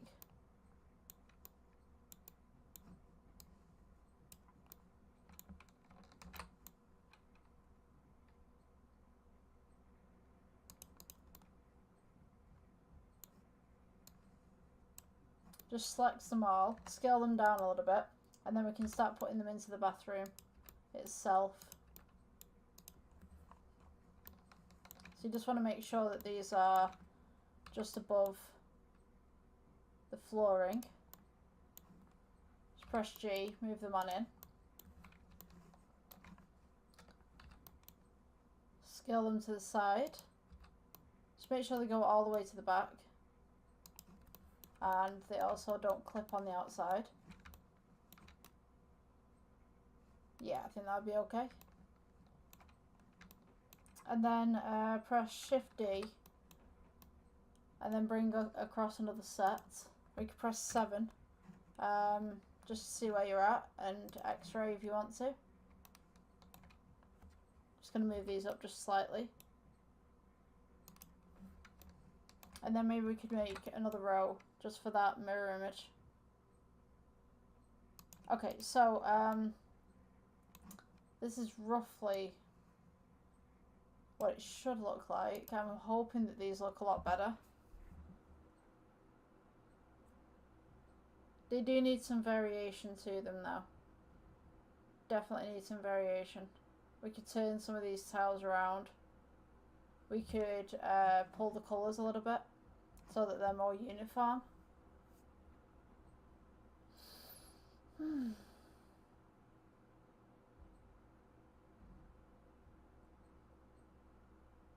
lighting is going to help greatly as well.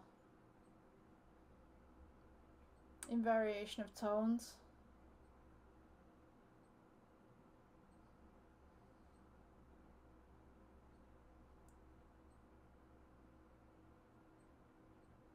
Okay, I think we should start putting some of the lighting in as well. I'm just going to go to the shading tab right here. I'm just going to edit some of these tones out. I'm just going to put some of these,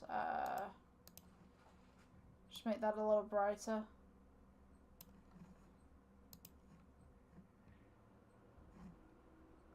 Maybe make that one a little brighter as well.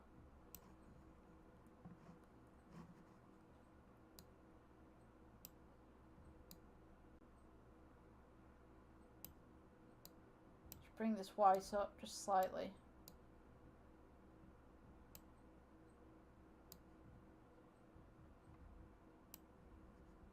Maybe minus that one off.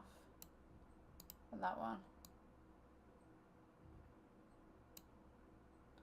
To be honest with you, I think it's just more about experimenting with the colours and just seeing what you can get in certain places.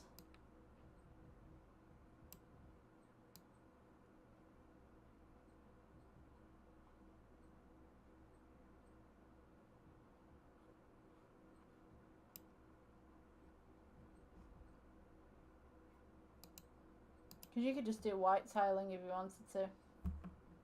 I think we should just do that. Just white tiling might actually look better.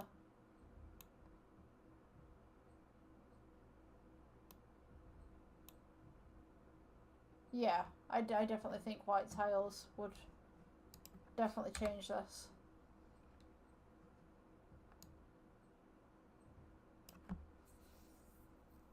Make it a little bit more open and maybe bring up that metallic just a little bit, bring down that roughness.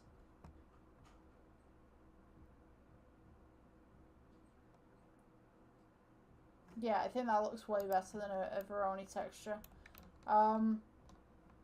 Let's see, I'm just going to elongate this wall, so edit mode, just select this one face and just press G, bring it over. Just to the back there.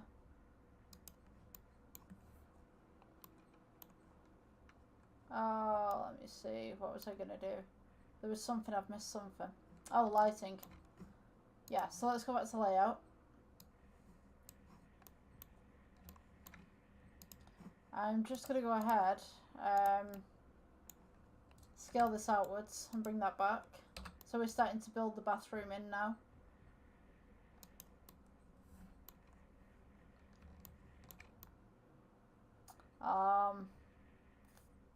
Yeah, so the lighting, let's take this off X-ray mode. The lighting can be cylinders.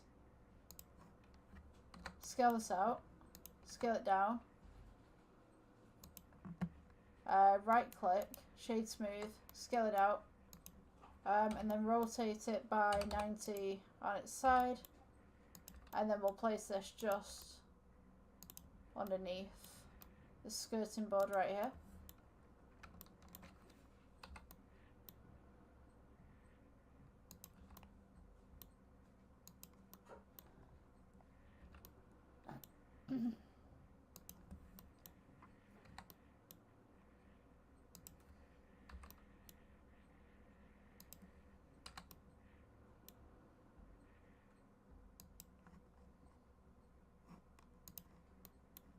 So this little strip that we just put in, we're going to change this to an emission. You can change this up to any colour that you want to. I'm just going to go to the render tab right here. So maybe we could do a blue with this one just to offset that pink a little bit.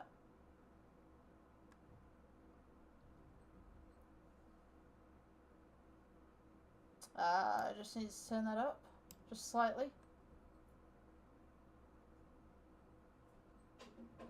That actually looks quite cute with that blue.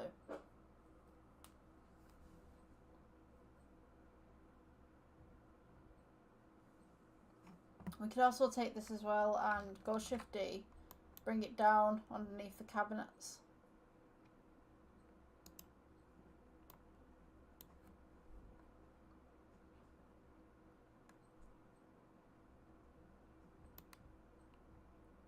And then maybe we could have some external light just on this side. So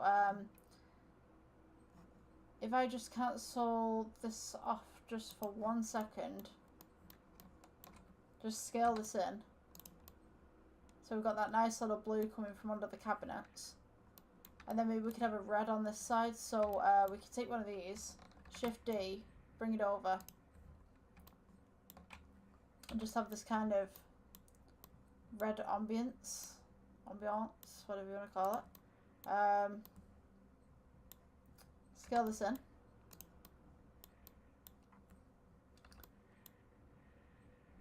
And just have some red lighting just running across the bottom here or the top.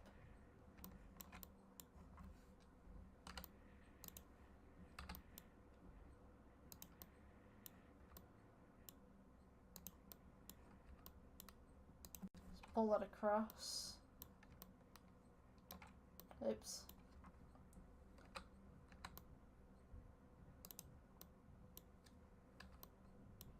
Just move that down just slightly. So when we're changing this, go to edit mode, press plus, and then go new, and then go to emission, and then press red. And then we can render this out, assign it as well, go to object mode, object mode, and then we can turn this red light up a little bit. So we have this kind of mix of red and blue.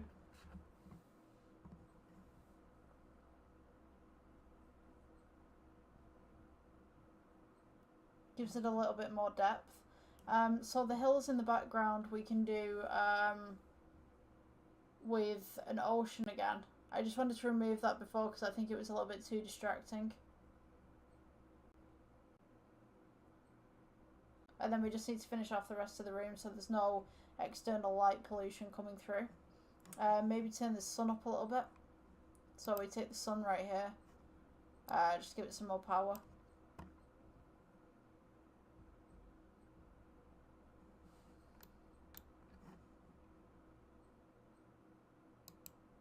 Yeah, I'm just going to stop this render just for 1 second. I can smell burning. Like my CPU's overthinking here. I'm just going to remove the ceiling right there. Move this back. And then I'm just going to bring this ceiling up. It just makes more sense to have this in than that one. Okay, so take this wall right here. Once you're finished with everything and you're happy, press G. And just close off this room completely. The next thing we want to do is add the hills into the background. So go object mode, add the plane, and then go to modifiers, and you want to go to ocean. Add your little parts in, scale it up. So there's hills, rotate it just slightly, and then just bring it down.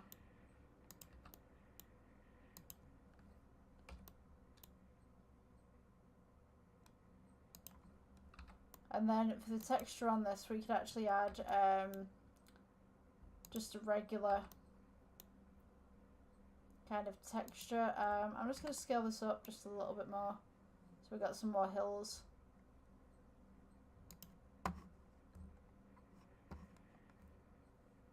Maybe rotate it just slightly as well.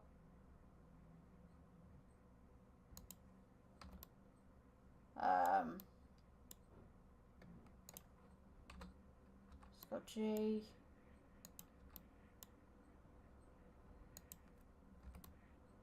Just going to rotate that around the sides too.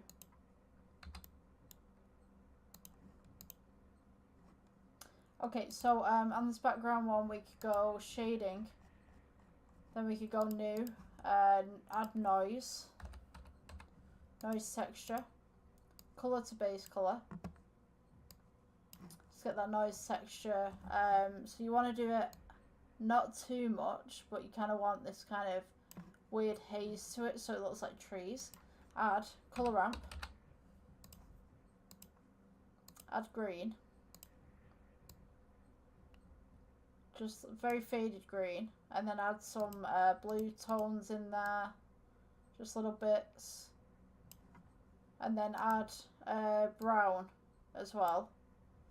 So in this part we want to go brown, just move that over to the light a little bit so it kind of gives that texture going on. You could also add some trees on the outside here, so we could go add a curve. Let's see, sample tree. You're not going to be able to see it in there. If you go wireframe, you'll be able to see it. It's just there. We could go fern. I think we should go geometry. And then go Douglas fern. So you've got this huge tree coming out right now. Add leaves. You can add as many leaves as you want to. Show leaves. So you've got all this. Or you can go geometry again. You could have birch trees. You could have anything that you really wanted. I just want to make something real quick. Let's see.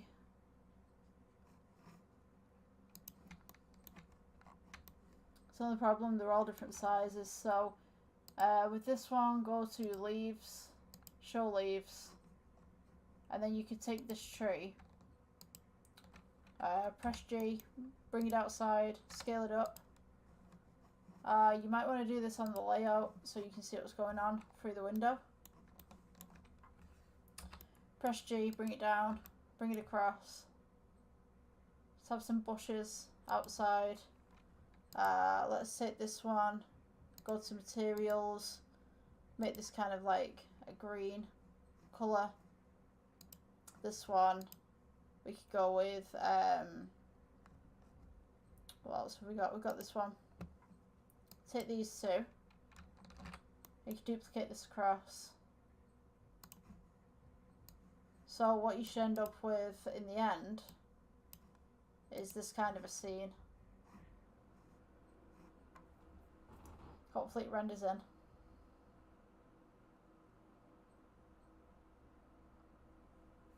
I think these hills, they need to be a little bit less reflective. So I'm just going to turn the roughness up just a bit.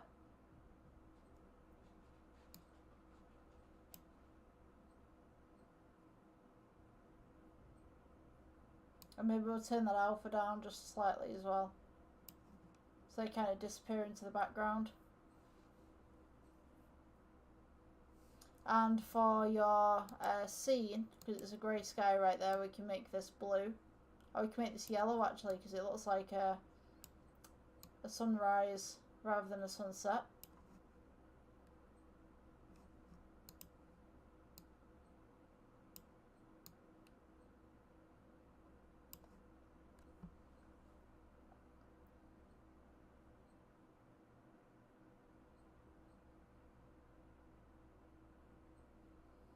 Just click that hill off. Yeah, and I think that's roughly the tutorial. Yeah, I hope you guys enjoyed. Like, subscribe, do all that jazz, and I'll see you in the next one. Bye bye. Okay guys, welcome to the next tutorial. So today we're going to be making a bar stool. I'm just going to make the generic one, I think. Let me see. So we're going to start off with a cylinder and we're just going to work with the cylinder from there. So let's start this off. So we're going to go G, just bring that up a little bit because we're going to have to put the legs underneath. You want to go into edit mode. Control R, just to kind of bring the middle out a little bit. What we're going to do is just select everything and just squish it down. So S for scale. Go along the Z axis. You know what, I'm just going to do a little bit of editing here. So S to scale down. I was gonna put the vertices around the edge and then like pull them out, but to be honest with you, like you're gonna get some weird calculations going on there as regards to how big things are. So I'm just gonna do it like this. So squish your cylinder down a little bit. You're gonna go E for extrude, S for scale, just to go in, E for extrude, S to scale, E for extrude, S to scale. Just get that right in there. For the bottom, we're going to go E for extrude, and we're just going to split out just a little bit.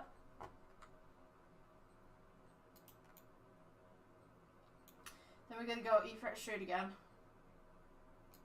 and that will be our cushion for the stool. So we're going to go back to object mode, add another cylinder. We're going to do the cylinders separately because it just makes sense to do it that way. So this is going to be the wooden part for your stool. Also, it gives us more opportunities to do different things with the materials rather than having to click a load of vertices. So I'm just going to do it as a little bit of a lip over the top. Just put that right there. So I'm going to right click and we're just going to shade this smooth. And then we're going to take this one and also shade this smooth. So when we get to the underside of the seat, go to edit mode, click the bottom.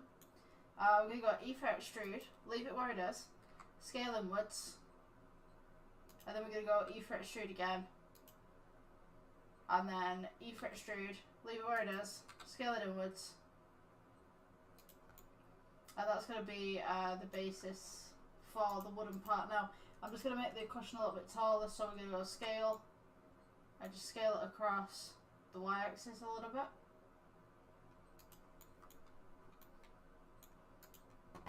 And then, once we've got that, we're just going to add a little bit of texture to this one. I mean, you can add any texture that you want, but we're just going to go for a basic texture during this tutorial. So I'm going to make it maybe just like an orangey red. Pull the roughness up a little bit.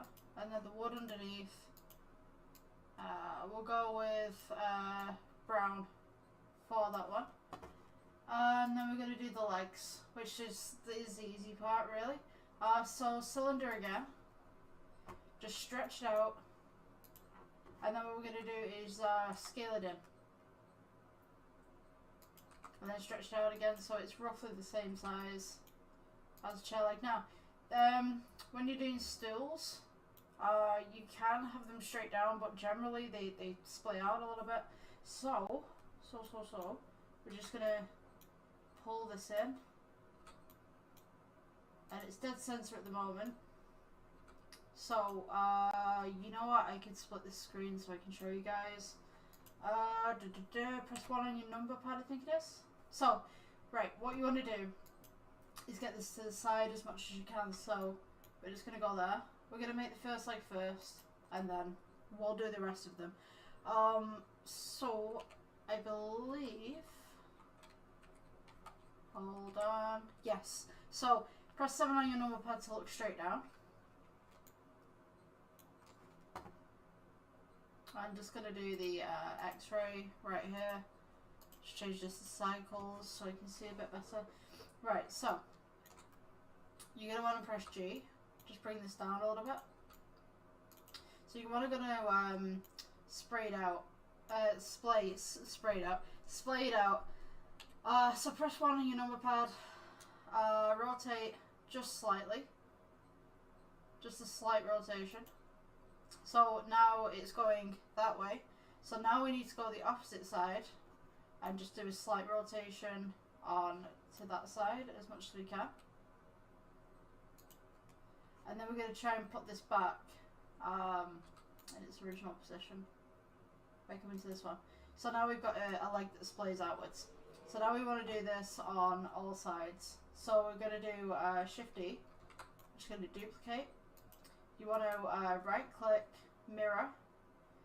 Now this might take a while because it's just kind of you can do X, I do Y. That's the opposite.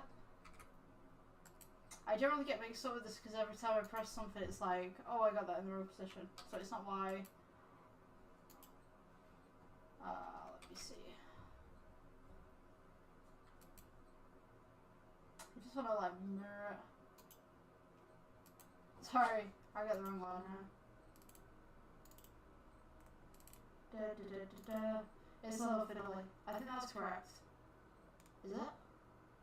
I feel that's correct. Like something in the back of my mind's going like, that's not correct, but it looks correct. So I'm just going to put it again on the quarter here. So now, after all that's over and done with, we can actually go ahead, click both of them, hold down Shift D for duplicate, and then we're just going to mirror them again. Using the Z-axis, I think. Yes, that was right. And then just put them back. That's where they need to be. Although I could be wrong. I could be wrong. Right, we'll do it in another way. We'll do Shift D. Then we'll do a rotate and just put 180.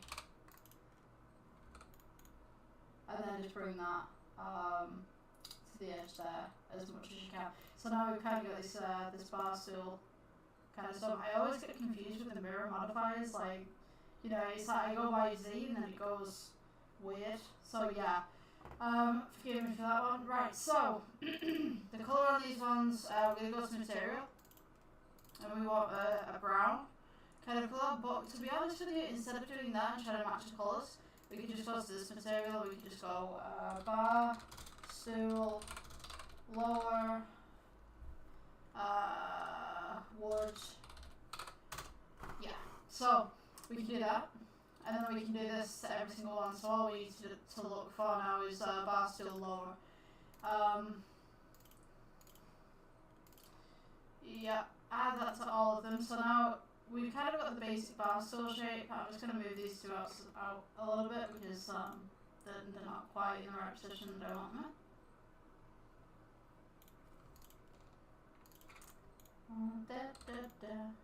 Right, so now, oh, that's outside of it. Right, I think that's roughly right. Got some clipping going on. I'm just going to start this out. Yeah, so now we can get on the cylinder, add cylinder. We're going to rotate this one 90. So 90 on your number pad. Scale it down, elongate it, and this is going to be the footrest for the bar stool. So I mean, you can make this as big or as short as you want. Just move that up there.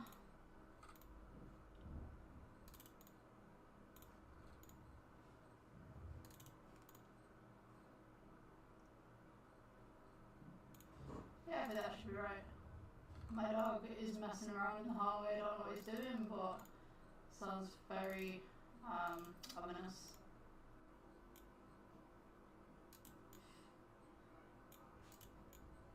Just make some adjustments to where you need that to be. And then we have the colour to this. We'll look at bar stool lower, and then Shift D to duplicate, and just bring it over to the other legs. And this part will really tell you if the other legs are in the right place as well.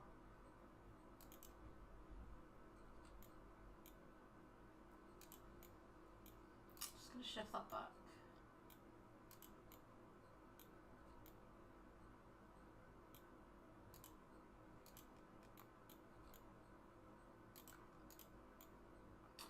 So yeah, that's your basic bar stool. I mean, you can take these two and you could Shift D and then rotate on your Z-axis 90 on your number pad.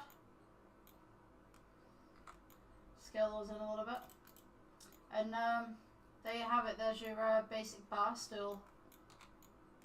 Actually kind of reminds me of one of those school pencils that we had in school, you know, the ones with the red rubbers at the end. Red erasers, whatever you want to call them, depending on where you come from, because that means something else in the States.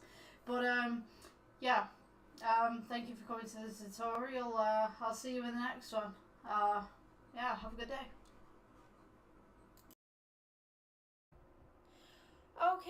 welcome guys to the next Blender tutorial. So as you can see, the webcam is currently not working.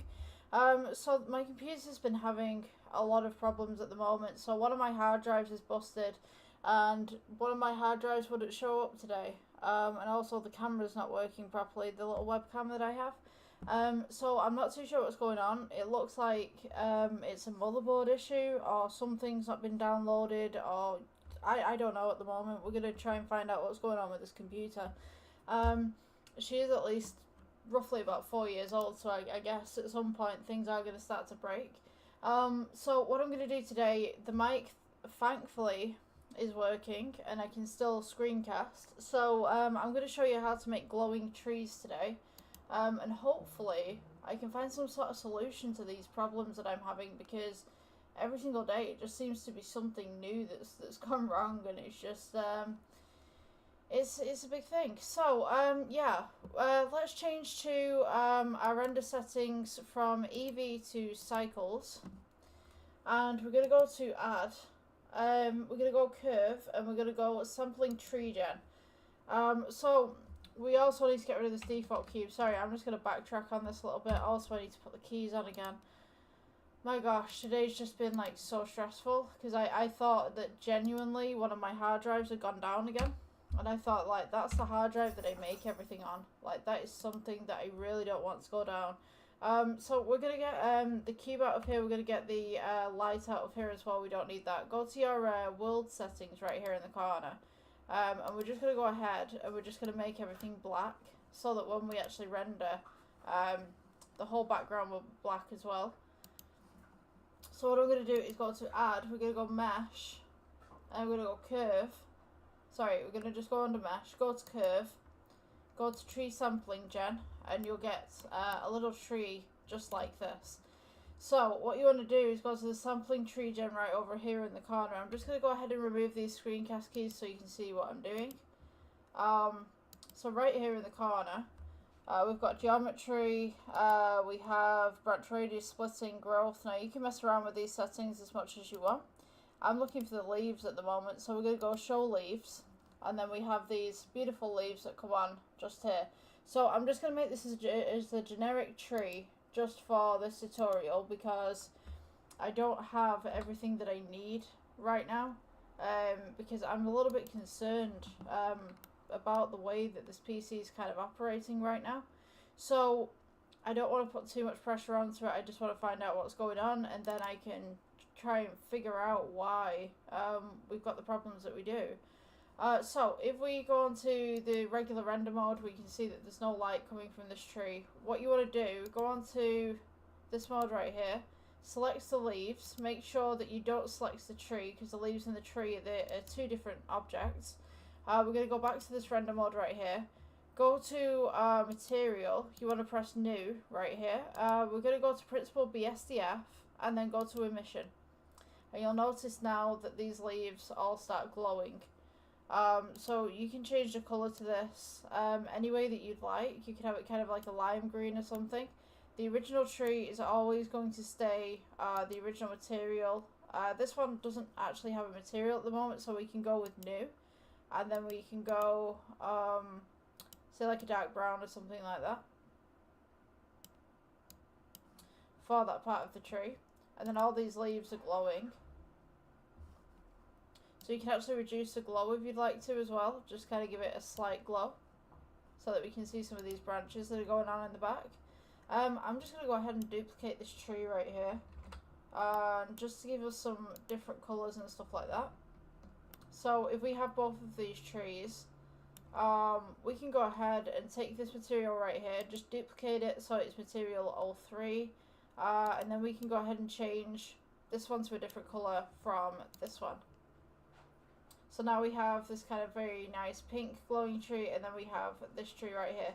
If you wanted to, you could add some bump nodes onto the bark right here, just to kind of give some little impressions. We'll see what's going on.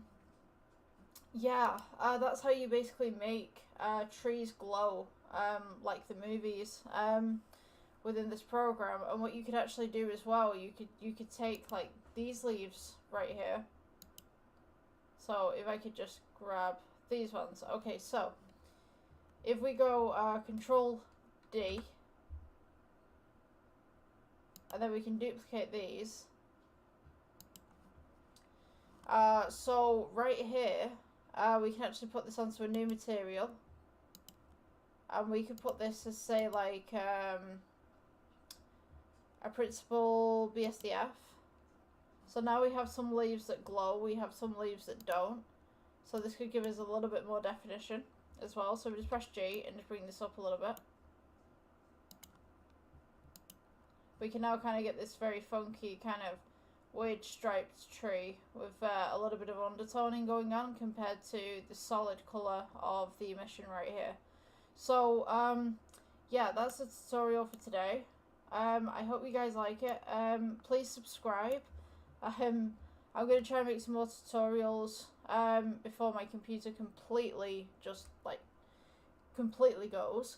Hopefully I can get it fixed. It seems to be working pretty well on the graphics actually, so there's definitely nothing wrong with the graphics card or the processing units, or the RAM. In fact, the RAM seems absolutely fine, but there's definitely something going on with the motherboard. So I will see you in the next one. Have a great day, guys. Okay, welcome guys to the next Blender tutorial. I don't have a camera at the moment for some reason. It's just not loading in. We're going to be making some tiles today. I'm just going to go ahead and put on my screencasting keys. Let's see, there we go. Screencasting keys. Okay, so to start off these tiles, now this is a way that I generally do it when I'm not using nodes and stuff, or I'm not using you know, meshes or anything like that. So we're going to go ahead and just make a basic tile just to begin with. So we're going to go edit mode, take the top face right here, and we're just going to go E for extrude, and then we're just going to scale it in just slightly. Or you can go G, just bring it down a little bit if you want to. I'm going to go ahead and right click this, shade smooth. So now we've got this kind of one tile right here. I'm going to go ahead and give it a texture. Just give it kind of like a beige kind of thing. I'm going to go into the render tab as well and change this to cycles. So now we can see that we've got one tile. I'm going to go into shading tab and just add some texture into this. So we're going to go add, let's go noise texture right now, and color to base color. So now we've got this kind of funky kind of look going on. We're going to go add, and we're going to put bump, and put bump in the middle. Change your colour to your height, and now you'll notice that we've got this kind of weird kind of thing going on. So now we've got some little bumpiness to our tiles. You can make it as big as you want, small as you want, whatever like your project. So we'll notice now that we've got all this kind of colour to it, we're going to go to add, and we're going to go to colour ramp. Add your colour ramp just in there, and it'll turn kind of a grey, kind of black and white colour. So now we just add, and then we'll go to, maybe we'll just have it that colour. If you just reduce your white, you can also reduce your black if you want to. Just kind of pull this back a little bit. You can make this a little bit more metallic. Just take down your roughness as well. Okay, gives it that little bit of a shine. I'm just going to turn down the roughness on this just a little bit. Just maybe, yeah, that looks okay to me, I think. It's kind of some rough tiles. You can take down the roughness as well if you want to, like just kind of go like that. So that's what it'll look like when it's rendered. You can do any colours. So what I generally do with tiles, if we press 7 so that it's straight up, if you press Shift D, just move it across, leave the tiniest gap between these two tiles. I'm just going to go ahead and just put this on regular just for the moment. If you then click Shift D, and then you can duplicate this again. And then we can just add these, Shift D, duplicate to the side. And all you're really doing is just duplicating tiles. So you've also got your lamp right here. just in the corner. So what I'm going to do is Shift D, bring this up. Shift D, just bring this up again. Then we'll continue just Shift D'ing until we reach a point that we quite like. I don't like the fact that there's a hole in that tile right there. Like, it seems like a lot. So yeah, I mean, you can take these down a little bit if you wanted to. So I'm actually going to reduce what I've just done. I'm just taking off my jacket. It's super warm in my room. Let's take this G, bring this down a little bit. Just select all these tiles. The more that you select, the more that you don't have to copy them. So I'm just going to go like that. Shift D. Move that up. And you can just do this pattern as much as you'd like. So eventually when we have the tiles, they should look something like this. You can do like a mesh thing with this, and you can do like some nodes and stuff, but if you want more detailed tiles, I would suggest doing this. It just kind of makes them pop a little bit more, I think. But you know, that's my personal opinion. A lot of people have told me, oh, you're doing things wrong and stuff like that, but to be honest with you, like, somebody's got to start from somewhere, right? And to be honest with you, if I like this style, you know, I'm going to use this style because it just looks a lot better, I think, at least. So yeah, that's the tutorial for today. I guess I will see you guys in the next one. Please like, subscribe, because yeah, your support to the channel just like really helps me out. Yeah, I'm trying to reach up to 100,000 subscribers. So yeah, if you aren't subscribed and you'd like to subscribe and you watch my videos, please hit that subscribe button. It doesn't cost you anything. Alright guys, I'll see you in the next one. Okay guys, welcome back. So today we're looking at making door handles. Just specifically, just like the door handle and the surround that's on the door handle, I guess. That's what my brief's telling me. So we are going to start off with a default cube. I get it, some people delete it, but today's the default cube's lucky day. So I'm just going to bring this up a little bit so it's away from the grid. Scale, and then we're just going to scale it to the side as well. Oh sugar, I forgot to put my my key things on. I had to take them off from my last projects because they were just in the way. Okay, so you should see them at the bottom of your screen there. So what we want to do, I'm just going to go S for scale. Why is there no shadow? There should be a shadow. Background, yes. Okay, so this is going to be the basic shape that we're going to be working with. I'm just going to get rid of the camera, and I'm just going to get rid of the lighting just for the time being, because we don't need it right now. Okay, so I'm just going to scale that down a little bit. So this is going to be the back bracket for the door handle. So what we're going to do is going to go into edit mode. We're going to select the front face. It's a bit contradictory to what I've just done, but I'm just going to bring it back a little bit. And then I'm going to press E for extrude, scale it inwards a little bit just to give it a bit of a curve. E for extrude, scale inwards a little bit again just to give that some sort of basis right there. And I think maybe we should go for a circular mount for the handle. So we're going to go for the circle.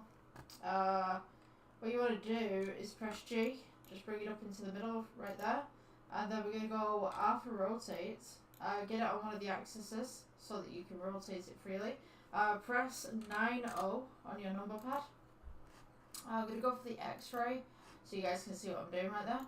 So X-ray is at the top, by the way, if you need it. So we're going to make this a little bit bigger. So scale it round. And then we're going to go edit mode. So you've got all your vertices selected right there, but there's no face on it. So we're going to press F for making the face, for fill. E for extrude. I'm just going to take off the X-ray just for the moment so I can see what I'm doing. And we want it so it looks like it's kind of two pieces together. So, just going to bring this down a little bit. E for extrude, but don't move it. And then we're going to go E for extrude again. Don't move it again. And then we're going to scale outwards just slightly. And then E for extrude just to complete the piece. E for extrude again. Scale down. E for extrude. And then scale down. So that we've kind of got this flat piece going on. Now I'm going to kind of bevel it a little bit. So E for extrude. Scale it down again. You just want it nice and smooth just on the edge there.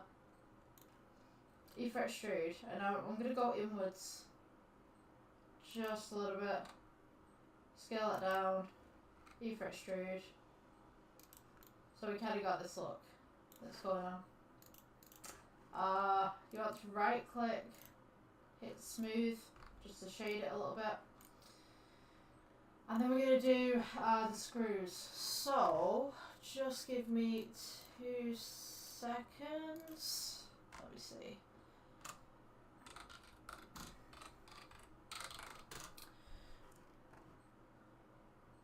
Yeah, okay. So, what was I doing? Screws. Screws, that's what I was doing. Screws.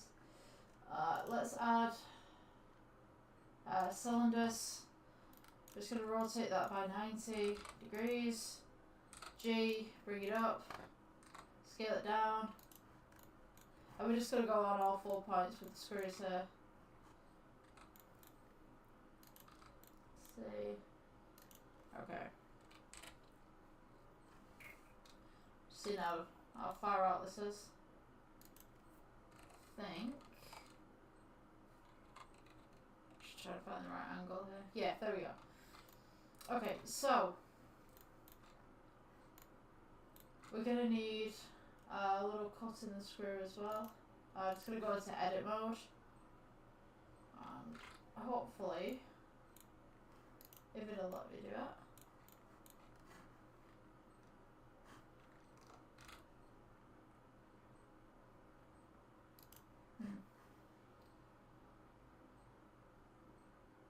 See. Just trying to think. I could do 2 half circles, I guess.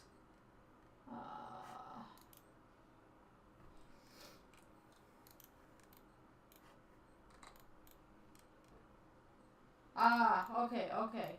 Yes. Yes, this works. Right. So, it's not perfect, but it'll do just for now whilst we get this screw looking like a screw. Okay, so just going to bring this around, scale it outwards. So we kind of got a screw looking little piece here. I'm just going to add some a material to it as well. Just make it a grey. I think we're still in cycles. Pretty sure we're still in cycles. Okay, so I think it was 3. Yes, 3. So I'm going to take the screw and I'm just going to place it on all the angles, on all the corners right here. And maybe we could do another screw base just here. It's kind of like one of those weird door handles. Okay, so the next bit that I want to do is actually make the door handle itself. So, we're going to start off with, if you go into your add and then mesh, let's go with cylinder. Rotate it by 90 again on your number pad. We'll go ahead and put this in the center, 3, just to make that the front view. Okay, cool. So, I'm going to make this a little bit thinner. And then, go into edit mode. You go for the face, E for extrude, scale it inwards a little bit. Just bring it out, just slightly with G. There we go. E for extrude. Just bring it out with G. And then we go E for extrude, and then E for extrude again. Just make it a little bit thinner every so often. E for extrude, and then this one I'm just going to make just at the end, like that. And that's going to be the premise for the door handle. So it's looking a bit strange. It's getting there. It is getting there. Right, so the next bit of the door handle that we want to do, you know what, do I want to go for a cube here? A cube might be a good option. For sure, maybe. You know what, I'm going to go for a cube. I'm going to go for that. So, I'm going to go up again, just push 3 so that I'm in the middle. Scale it down. I'm going to go G alongside. Right, so this is going to be the complicated bit. So, what I want to do is make it smooth on one side, so we're actually going to go that way with the door handle. So E for extrude, scale it down a little bit, E for extrude, scale it down a little bit. This is just going to be the kind of posh edging, if you will. And then this side is going to be the door handle. So E for extrude, scale it down just slightly, E for extrude, scale it down, E for extrude. There's a lot of extruding here. And we're just going to go straight across. Scale that down a little bit. Just your basic door handle. Let's see, E for extrude, and then maybe we'll just make it thinner towards the end as it comes away.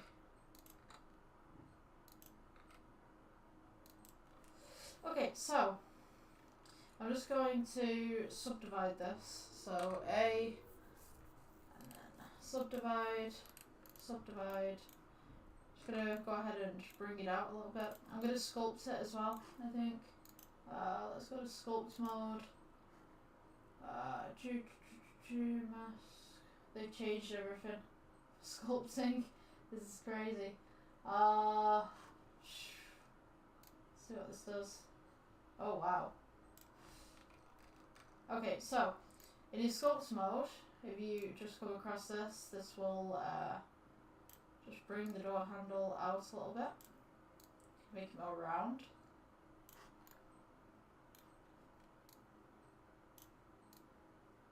Very good tool for making things more round.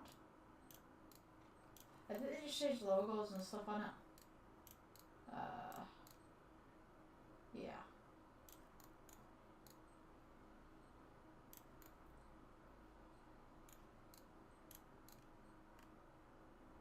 Make it a little bit bigger in some places, a little bit smaller in others.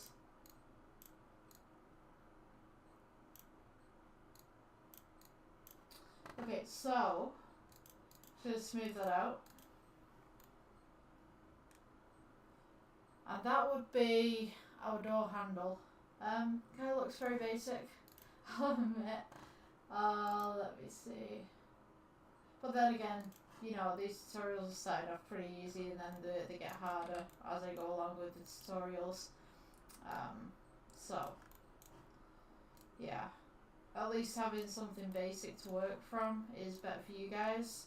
Because, you know, you gotta start somewhere, right? Let me see. I can do smooth. I can make this a lot better, but it'd take like a lot more time to do it. And I want some basic tutorials to start off with, you know, and then we can work our way up. So yeah, I'm just going to change this to a silver, so I'm going to make a new material. We'll do silver. So we want kind of a grey, and then we're going to make it metallic. Take down the roughness.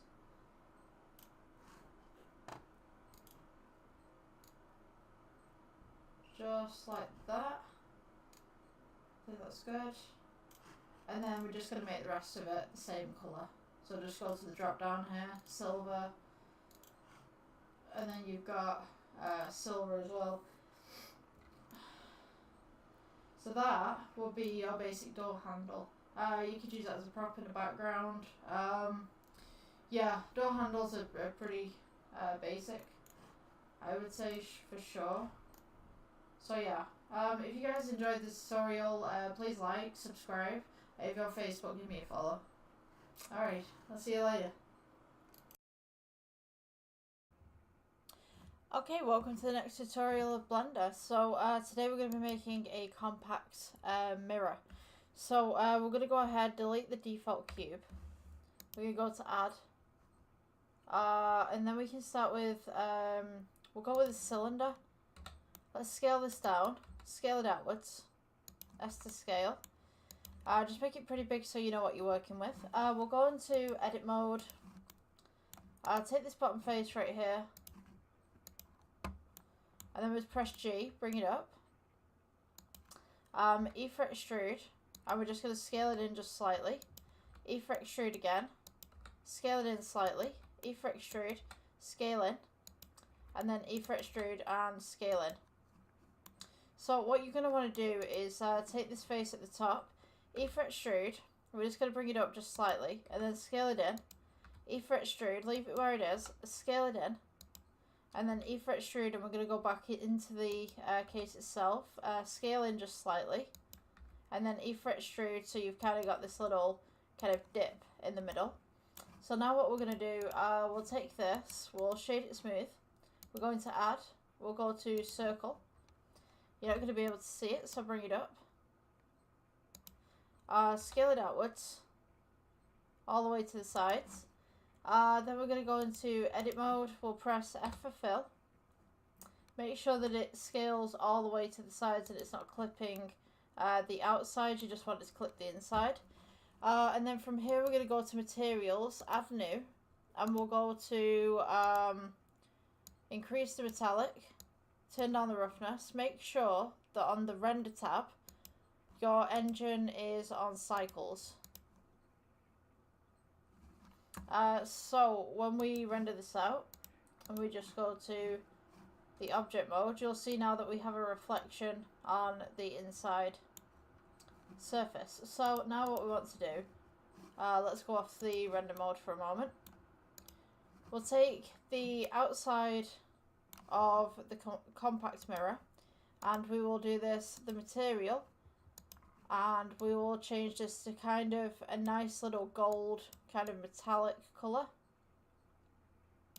And what we can do at this point is we can take this entire object, and we select both of them, Shift D, and then we'll rotate this by 180, and then just rotate it in just a little bit more so it can kind of stand up on itself. G, bring it up, and then we can kind of place it just up against itself right here. Oops. Just make sure that you don't deviate between these two vertices. And then from here we can go ahead and we can put a cylinder for the hinge. So you just want to go ahead and rotate this by 90. Scale it outwards just a little bit. Scale it in. Press G, bring it across, and bring it up. So that you have kind of a hinge thing going on. Want to shade that just slightly. Bring it in. And then we'll put this one as a new material, and we'll go with black for that material. So now we have this wonderful, beautiful, compact mirror going on. Nice gold kind of finish to it. And we can see that it's also reflective. So yeah, that's pretty much it. I'll see you guys in the next tutorial. Bye. Okay, welcome guys to the next tutorial. So today we're going to be looking at dropping objects that are soft. I basically got a cube here. I just put the default cube on the bottom for you guys, so that's just like our collision point. I've also labeled this as a collision in the physics tab right there. So what we're gonna do, we're just gonna get an icosphere, and we're just gonna look at soft objects. Basically, the object's just gonna land and it's just gonna be squishy. So this would be perfect if you've got like any kind of anime kind of stuff, and you've got like these kind of, I don't know, replications of soft toys or something, and you just want like a kind of squishy kind of feel to everything. So what we're going to do is we're going to go, so we got this one on collision from the physics tab right here. This one, we're going to put it down as cloth. And so if we just press the space bar real quick, it should come down. It just kind of squishes and it kind of melts. So we don't want it to go through, but we want some sort of stability here. So we can mess around with the weight a little bit. You can get it like really heavy. It kind of just squishes down. I think having a plane is probably best for this. I'm just going to switch this out for a plane actually. Mesh plane, let's see what we can do with this. We'll put this as collision. Yeah, okay. Yeah, so you can see that it kind of becomes real squishy. So, if we click on the icosphere again, we can do, you've got steps, you've got all sorts here, you've got tension. Let's put the tension up a little bit. It kind of just folds in. But yeah, you can like reduce this. You can have like a 1.1 kilogram. And it kind of just like bounces. If we take that up a little bit more, maybe. So just pull that up a little bit more. Let it go. We kind of just have this bounce. So now you just mess around with the settings. See what you want to start with. Let's see. So I could do internal springs, could turn these up a little bit, see what happens. But yeah, that's basically how you do kind of like squishiness. So if you've got like a plushie toy or something, and you want it to kind of bounce and squish, that's how you do that. Thank you guys for watching. That's the end of the tutorial. Please subscribe, like, follow wherever you're watching this. I'll see you in the next one. So I'm just gonna go do a quick one right now. So these are bouncing apples. So I'm just gonna go over to my physics tab. We'll have these as cloth. Have that one as cloth. I don't know how well this is gonna work, but like, I'm gonna try it. Cloth. Cloth. I think that's small as cloth. Oh, okay.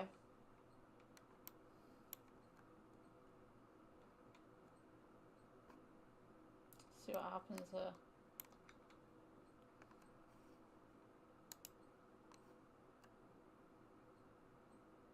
Took it a while. I think I'm minus frames there. Oh yeah, minus 1.6.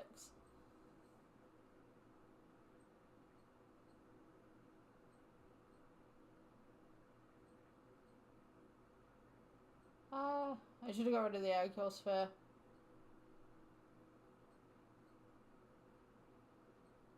Definitely.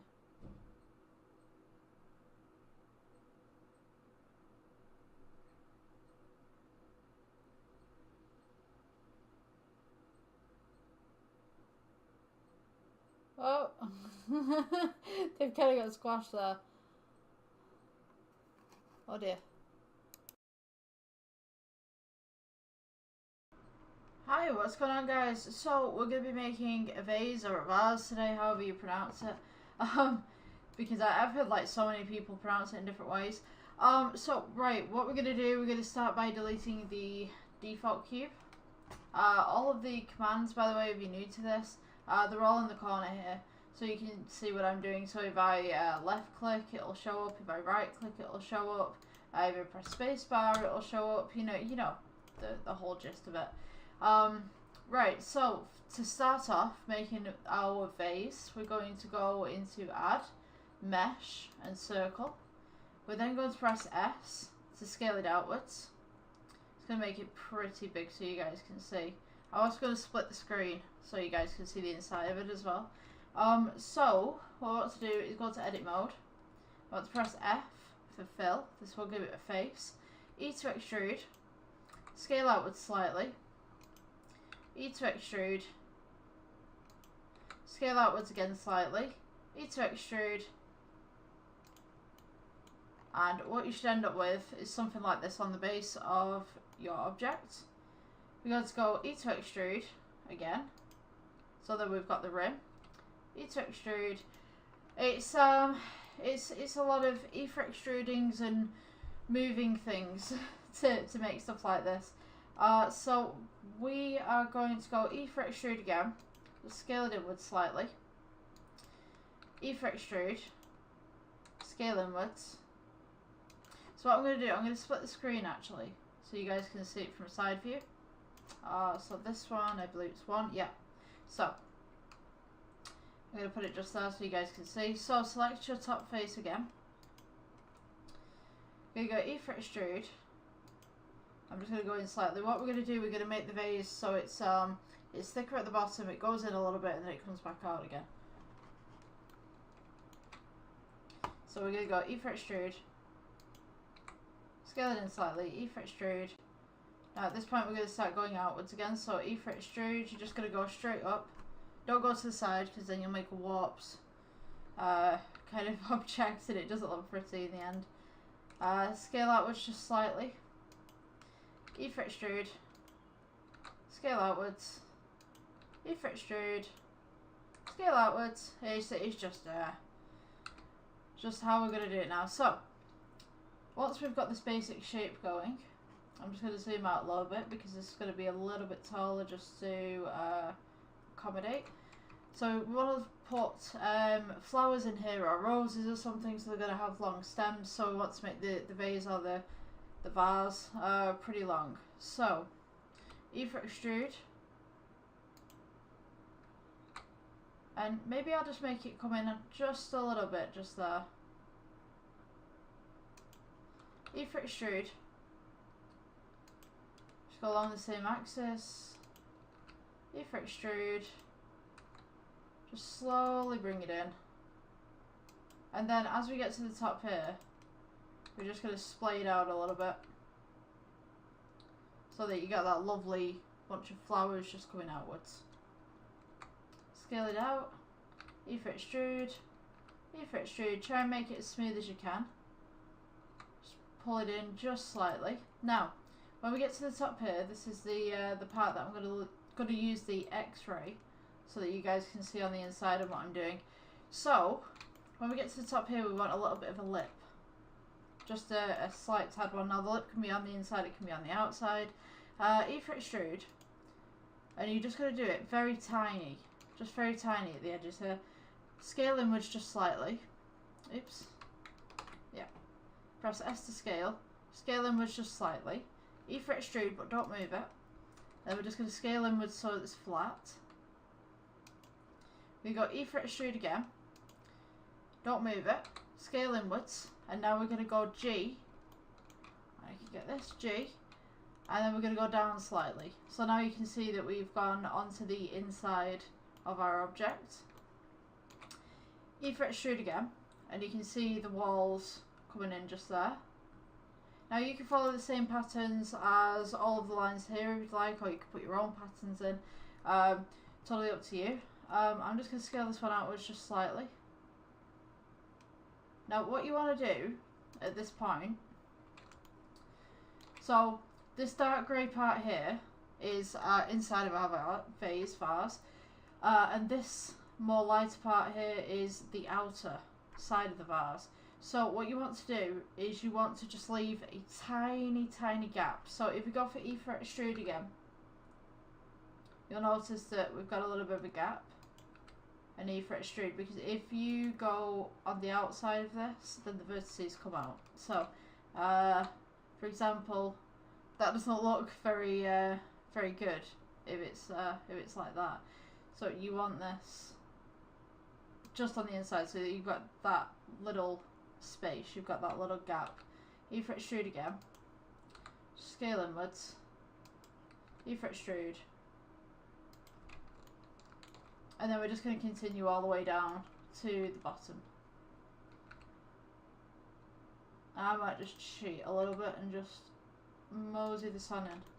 But you don't need as many vertices on the inside, I don't think, at least, compared to your outside, because no one's really going to see it. So, I mean, unless you've got a virtual camera going straight into your vase, then that's different. But generally, if this is just a prop just sat there, no one's going to see the inside of it. It doesn't mean that you shouldn't be untidy with it, it's just that no one's going to see it. So there's not much of a point in making it super detailed. I'm just going to round this off at the bottom. Okay, so now we've got a little vase that we can put stuff in. So we'll notice that there's a lot of lines on here. So what you're going to do is just right click and shade smooth, and that's it. That is literally it. That's how you make a vase. If you guys have enjoyed this tutorial, please leave a like, subscribe, and if you're on Facebook, consider giving me a follow. It'd be great. Thank you. See you later. Okay, welcome back to Blender, guys. So what we're doing today is we're making a potion bottle. So this is part of the gaming kind of series that I was doing. I'm just kind of doing a little bit of an interweaving of gaming items every so often. So within this tutorial, we're going to be basically just making a glass bottle. So we're going to go ahead and delete the default cube, and I'm going to go ahead and add a circle. So starting with a circle for me is just a lot better than, say, starting with the UV sphere, really. So for this particular tutorial, I'm just going to go ahead and just turn on these screen keys because I've not put it on. So I'm going to split this so you guys can see what's going on that side, and then I'll work on this side as per usual. So one is just a side view, and what I'm going to do, select all of these, press F just for fill, and then I'm going to go E for extrude. What I want to do is just make a bulb to begin with, just a bulb base. So we're going to go outwards just on the side, E for extrude, scale outwards. Just make sure you don't go too far up at the sides, but just enough so that we've got this nice little bulb going on. So what I would suggest, instead of doing like little bits like this, maybe we could go with G, just bring it up, and just scale this outwards so that it's nice and big. I'll leave the small parts to the bevels.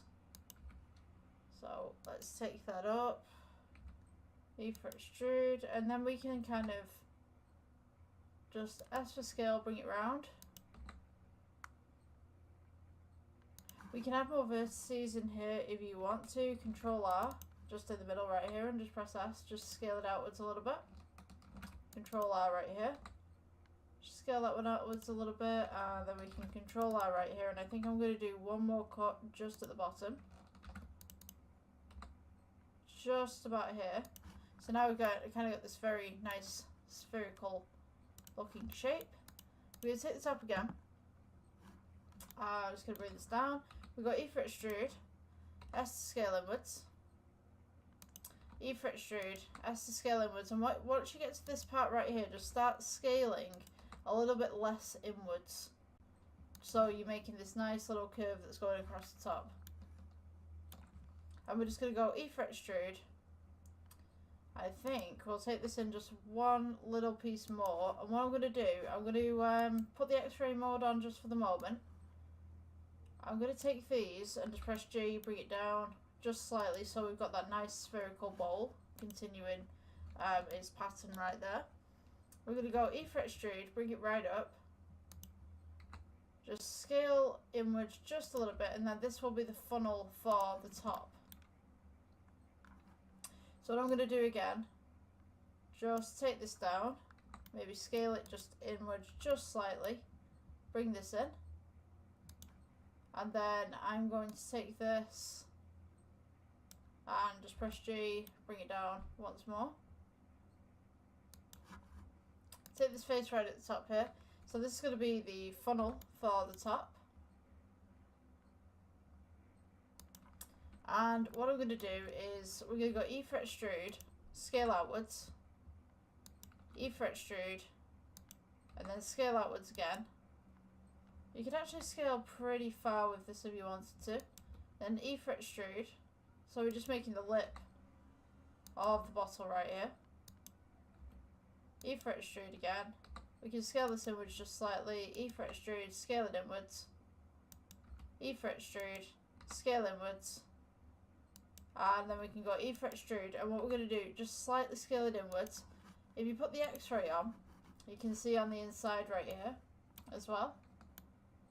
So now we're just going to go E for extrude, bring it all the way down. If you have enough space, so just scale it inwards just slightly, just there. E for extrude, bring it all the way down. And then we're just going to trace the inside of the bottle right here. So just leave a tiny little gap around the edge as much as you can. What you want to do, when you reach the bottom of the little bottle right here, you want to make it a little bit thicker. So quite thin glass on the top, and as you're going down, just make it thicker and thicker. Just going to go ahead and move that across. Oops. E for extrude, S for scale.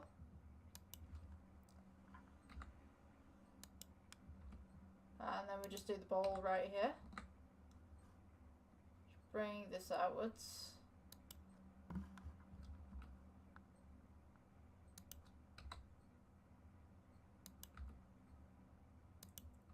Might take you some time, just follow it across.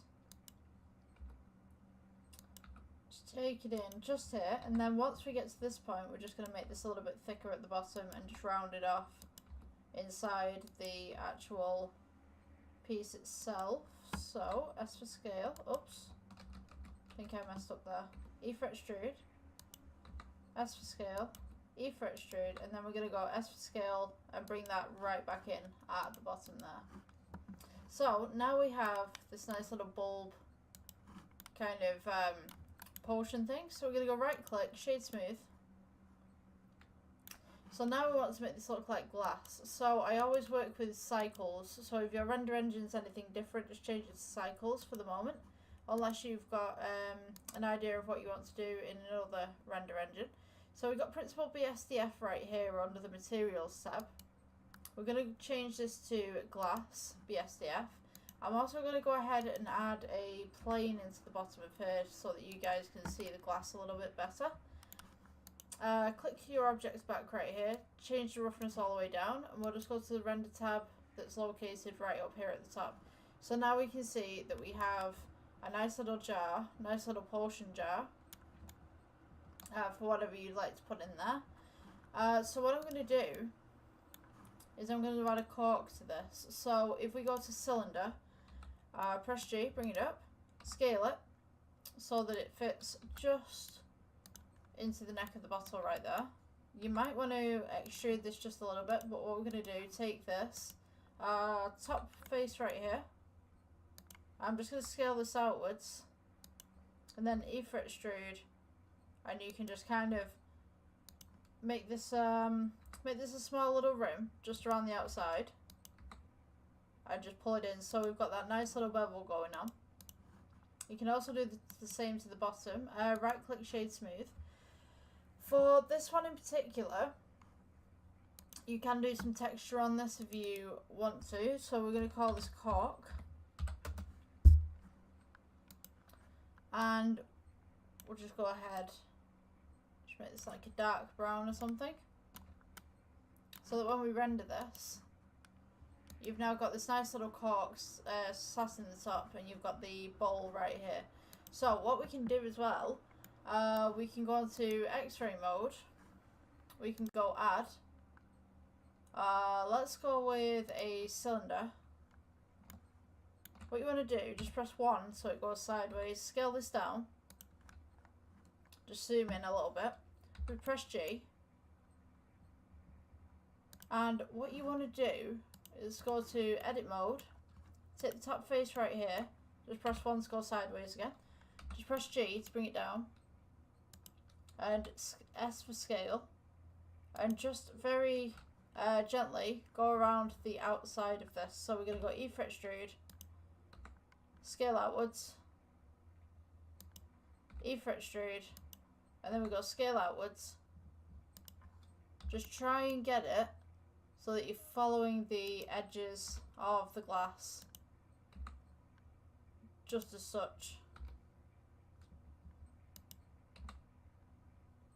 And then we're going to go E for extrude. And now, if we take this, go to this materials tab right here, right click shade smooth, go to the materials tab, this will be the liquid. And we can have this maybe as like a kind of green, like a swamp green. Turn your roughness down, your metallic up, and then turn your alpha down just by slight. And what you should have when you hit the render is a little bottle with some green liquid in it, for potions or whatever you want to use it for. So what you have here as well, all these white lines, if you didn't know, these are the reflections of the plane that we have right here. This little white dots right here, they're the lights that we have just up here, just right there. And also you can see like the edges of the plane right there. You've got the liquid in the middle. Now if you wanted to change the glass, you can mess around with the IOR, which will change the way that the glass looks. So you can have it like this with no reflection. You turn up your IOR, you've got more of a reflection coming through, however you're not seeing the object as much, and you've got a lot of dark patches right here. It's something that you don't really want. You want to have a nice crisp, kind of clean, you don't want this, you want something in the middle. So you want that shade underneath, but you want that kind of bevel around the outside of the light coming in as well. You want a mixture of the two. You can also rough this up. So if you pull the roughness right here, it becomes cloudy. If you take it back down, obviously you can see the liquid. If you go full roughness, then you can kind of see what's inside of there, but it's kind of a mystery. So I guess if that's the look that you're looking for, or you're looking to go for, then that might be what you'd want. I'm just going to take mine down to there, and I think I messed around my IOR too much, so I'm just going to pull this up. I think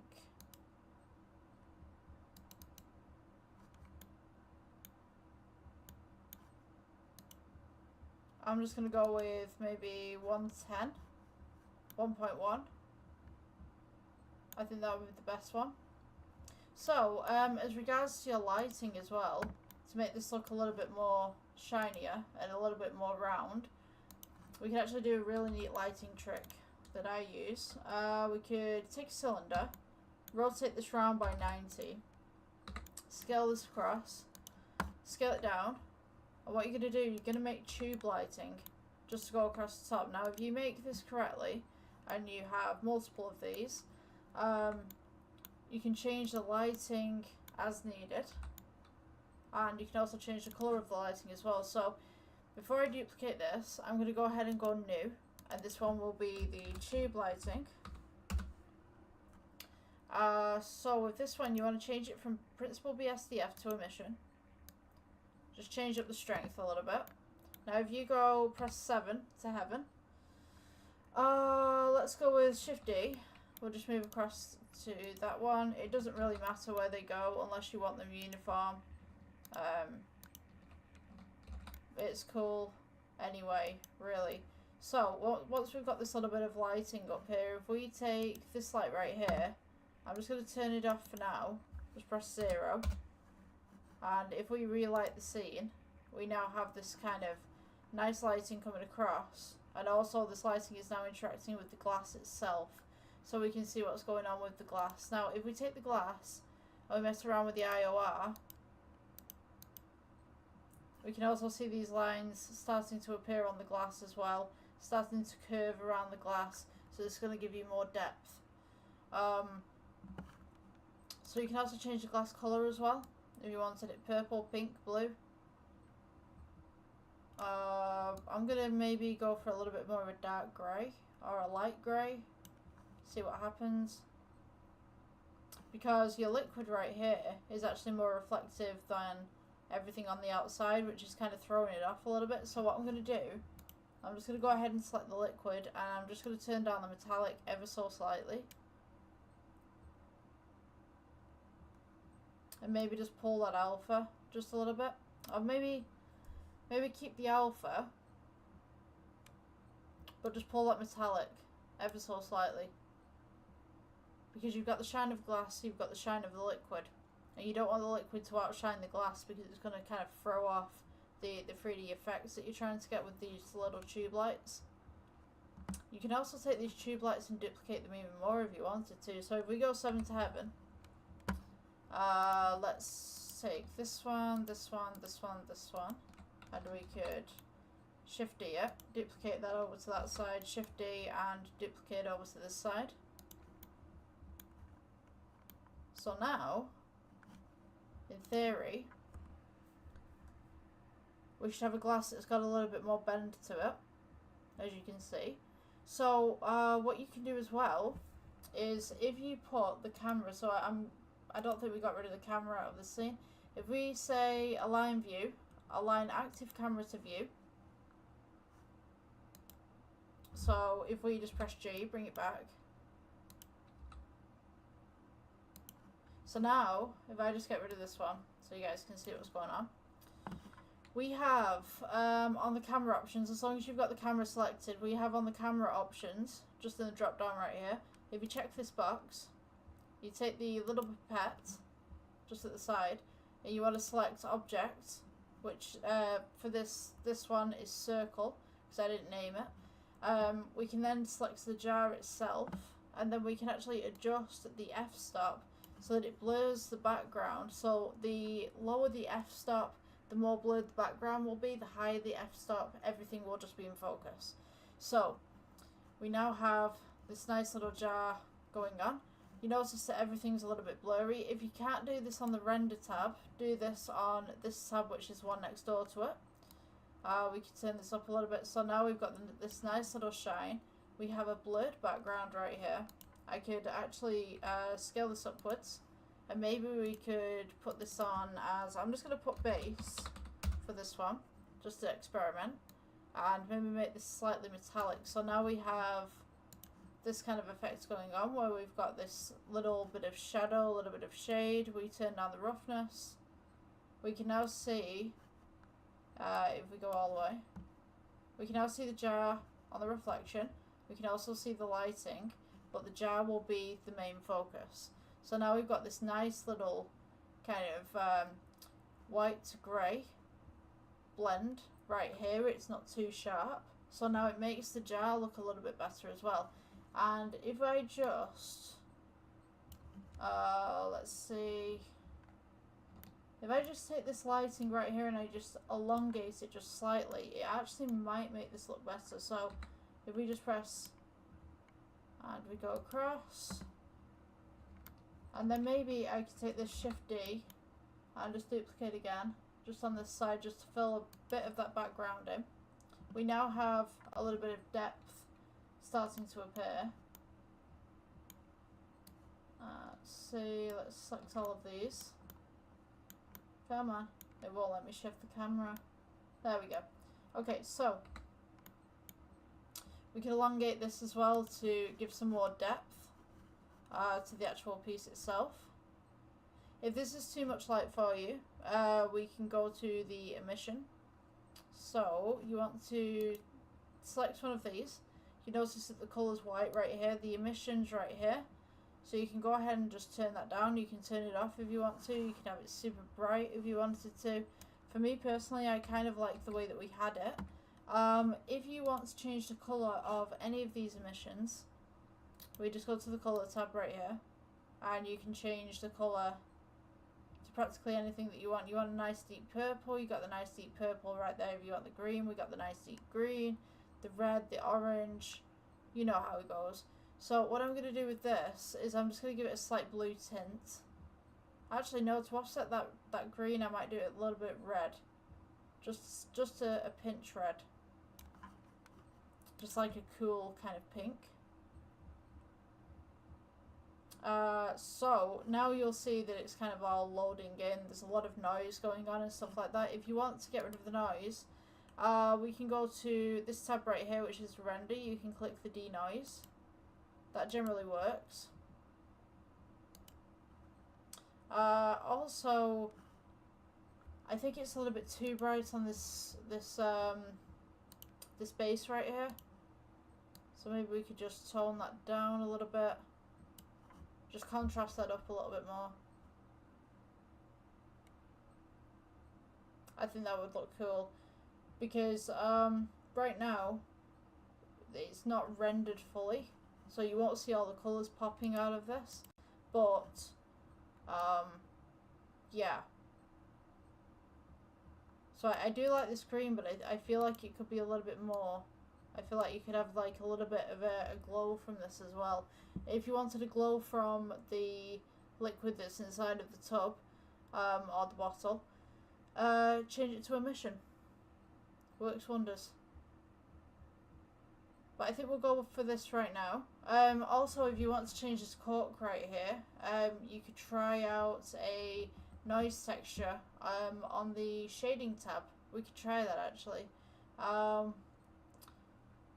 Yeah, I think shading tab for this one. So you got Principal BSDF. Just link up a. You know what? I could show you.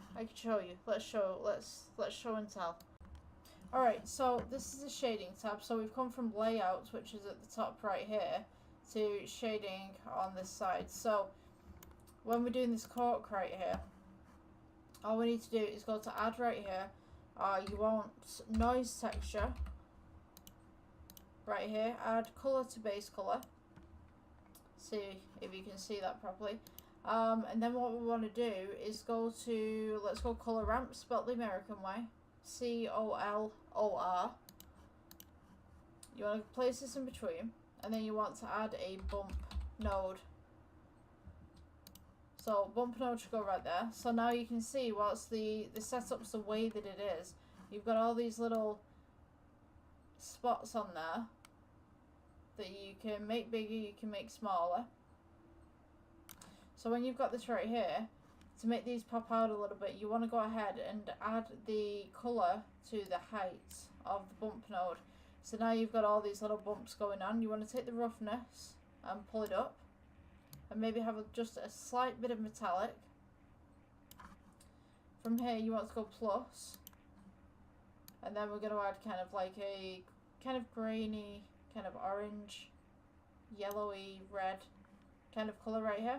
You can add more if you want to, so you can take this one and you can make this a bit deeper, make this a bit lighter. If you wanted to, you could add algae. You can take this one, you can make it green. Just pull that up, a little bit of algae farming on the side of the cork right there. Maybe it's been left in the sun for too long and things have started to grow on it. Yeah? See the algae? Right, so we've got the layout as well. So when we go back to this, we should now have a little bit of light refraction coming off this. If it's too much of a light refraction, just go ahead and just turn down your metallic on that particular object. Just make it a little bit rougher. Also, neat trick. Imagine there has been a wizard and he's been making potions and he's been putting all these things inside of it, and maybe he didn't mix it properly. And so, telling stories about your objects is a great thing, but you could put into this potion maybe some leaves and stuff like that. So to do that, we could go to curve, and then we could go sample tree gen, and it will always appear there. Don't click off it because you're going to need this little box right down here to change everything. And we don't need the main tree, we just need the leaves. So bear with me. We're going to go to geometry, click leaves, show leaves, and now we've got all these leaves coming up, right? So that's all we need. Just take the main tree, press delete, take these leaves, just shrink them down to roughly that. We're just going to take it and we're just going to put it inside. And then we'll go to the materials tab, we'll click new. And then maybe we'll put this as a dark green. Maybe these leaves absorbed a lot of water. And the wizard who left them in there was careless. And they started to rot. I don't know. Tell a story with your stuff.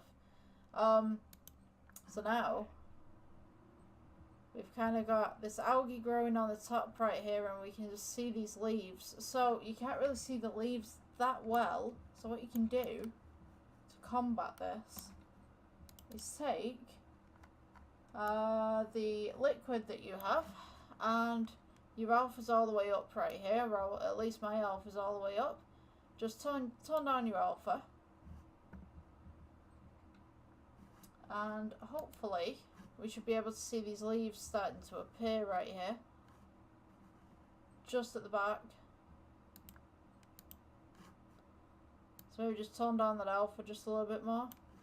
Make it a little bit more see-through. Obviously the lighting needs to come in and stuff like that, and if this is too reflective then maybe you won't see it, but to be honest with you, I can just about see it just in there. So maybe these lights, we could turn them down just a little bit. It is a bit too funky. Let's select the lights and see if turning this down affects our results.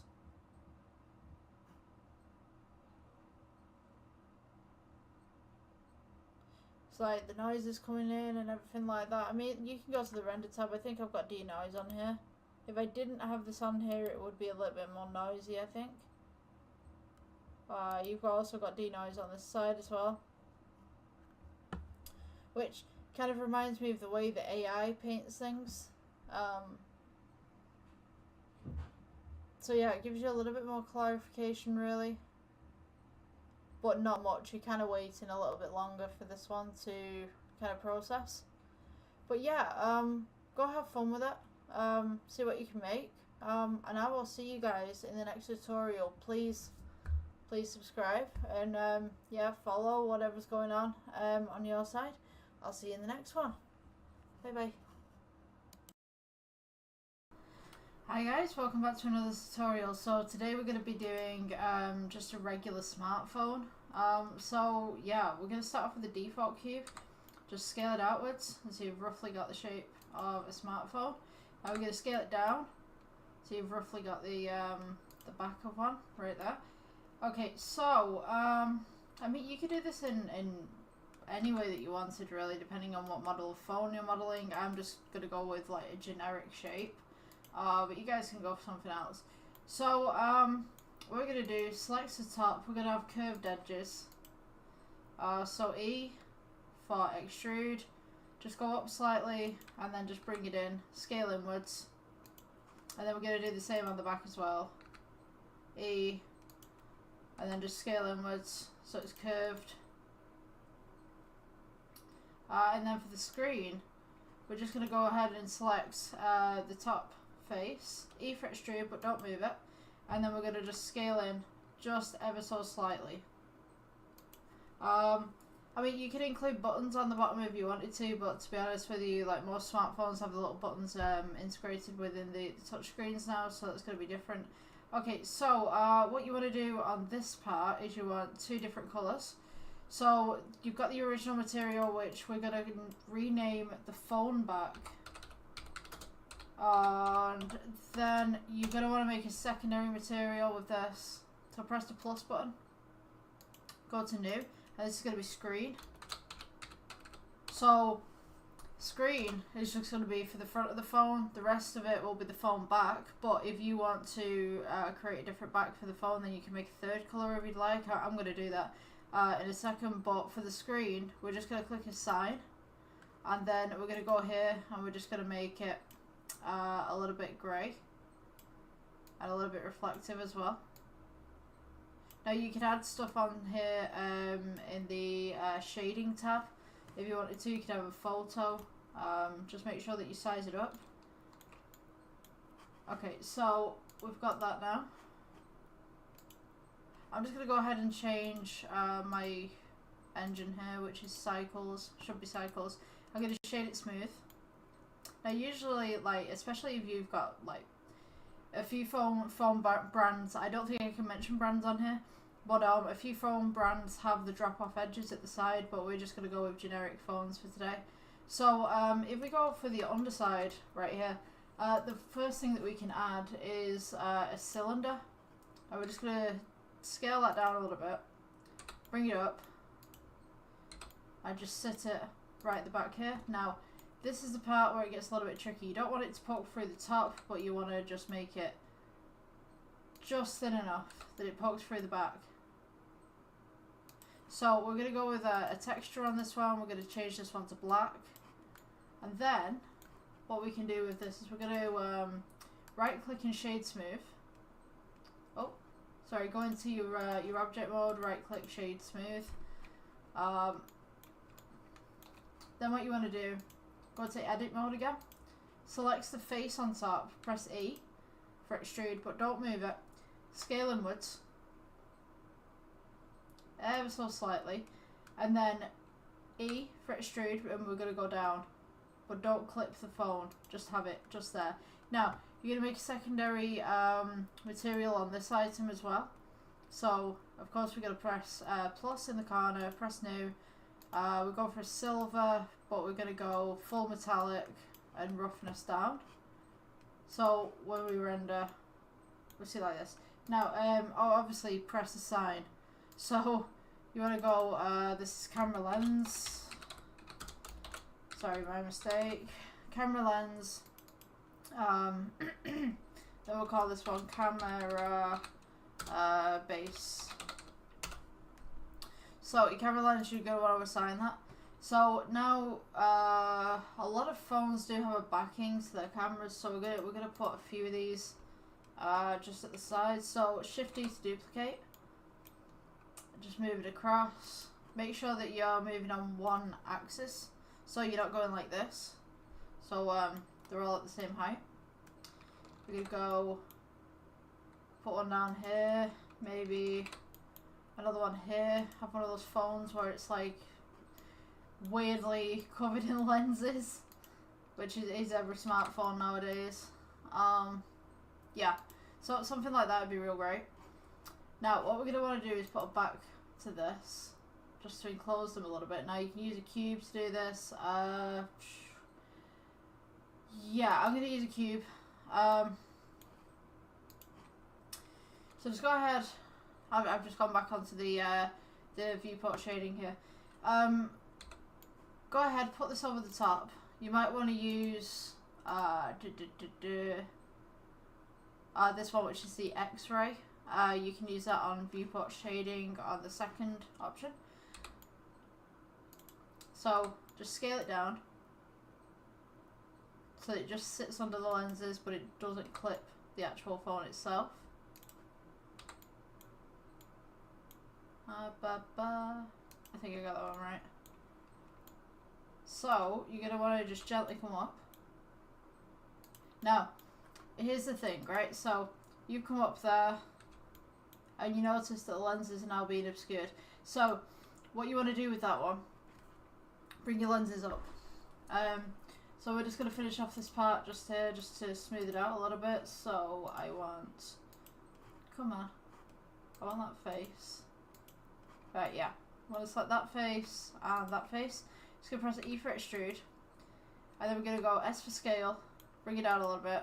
S for scale, bring it in a little bit, just so that it smooths off.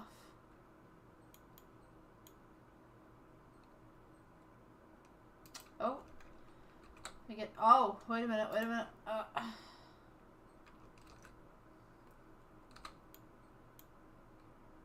There's just my save files. Right, yeah. Okay, so we've now got this. For some reason my save files decided to pop up. Right, no, I don't want that in the center. Just gonna go Control R. Just scope it here, just at the side, so it's got kind of a little bevel around the edge. And then go back into object mode, right click, smooth shade, and we are going to go with maybe, I would say a white for the back. So now I'm going to go ahead and select all my lenses, so just click, press shift, hold, and just click all your lenses here. And then we're just going to press G, bring them up.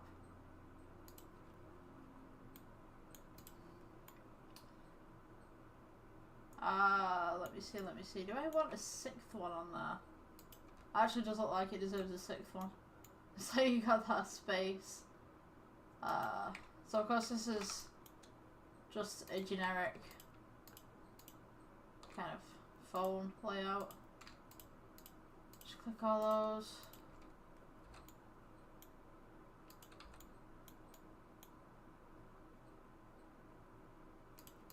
There we go. So now this back, I want to change this back of the phone. So we're going to go into edit mode. Just select the back. I'm going to take this x-ray off actually. Face. Yep. Okay, so I'd like a kind of green colour. So we're going to add another colour to this. Click assign. And then we're going to go with kind of like a greeny kind of colour maybe. I'm just going to put this onto object mode so we can see that a little better. That's that's too green, I think. That's pretty cute. So you kind of have this nice smartphone going on. So, I mean, you can add a logo at the bottom there, you can add some details at the bottom there, a little bit of text, like they have like the terms and conditions on the bottom of phones as well, I've seen.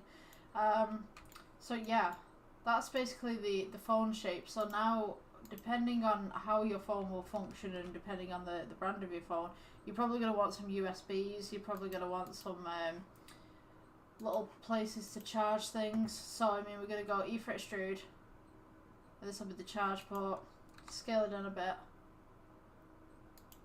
E for extrude, and then you could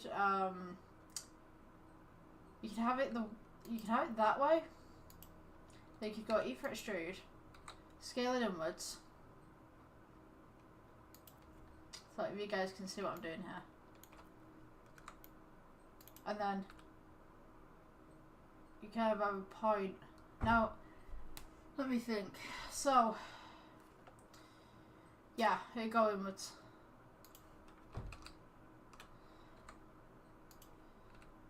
You just go into the phone right there, and that's charge port. So yeah, that's the basic premise of a smartphone. You guys can add to that, but yeah, that's just basic generic kind of looking smartphone with curved corners. Please don't sue me.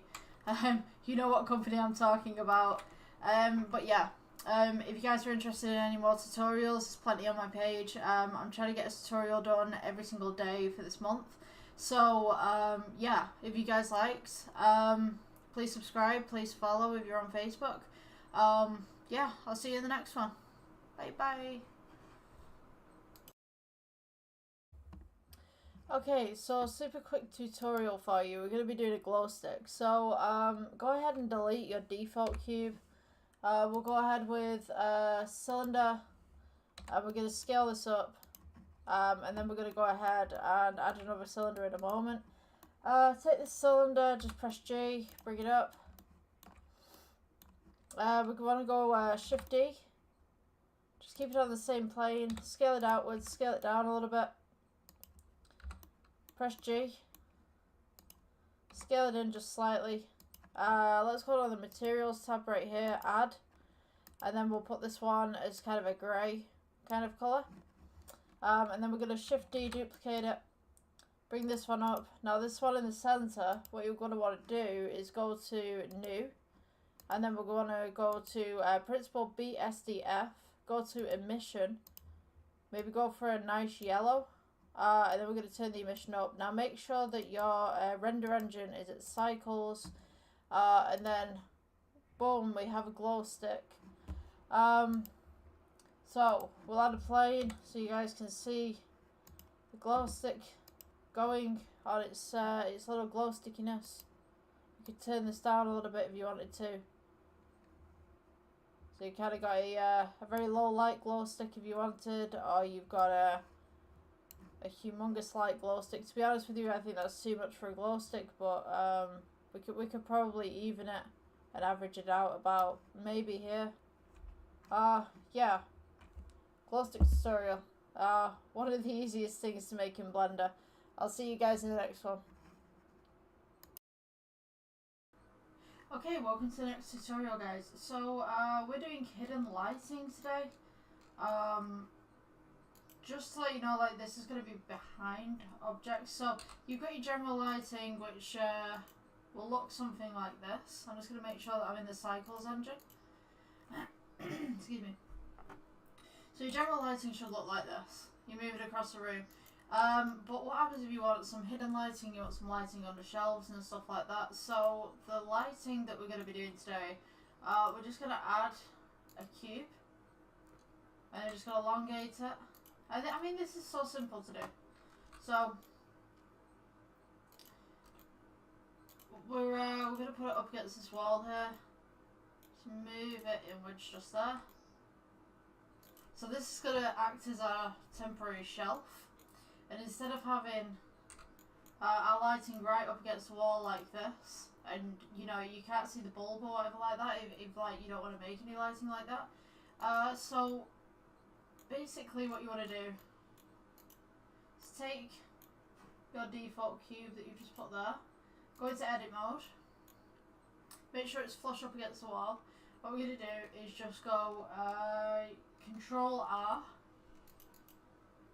and then we're going to bring this one down. So press E and just bring it down, and then here's the clip of it. We put our lighting underneath, so it's hidden within the scene. So now what we have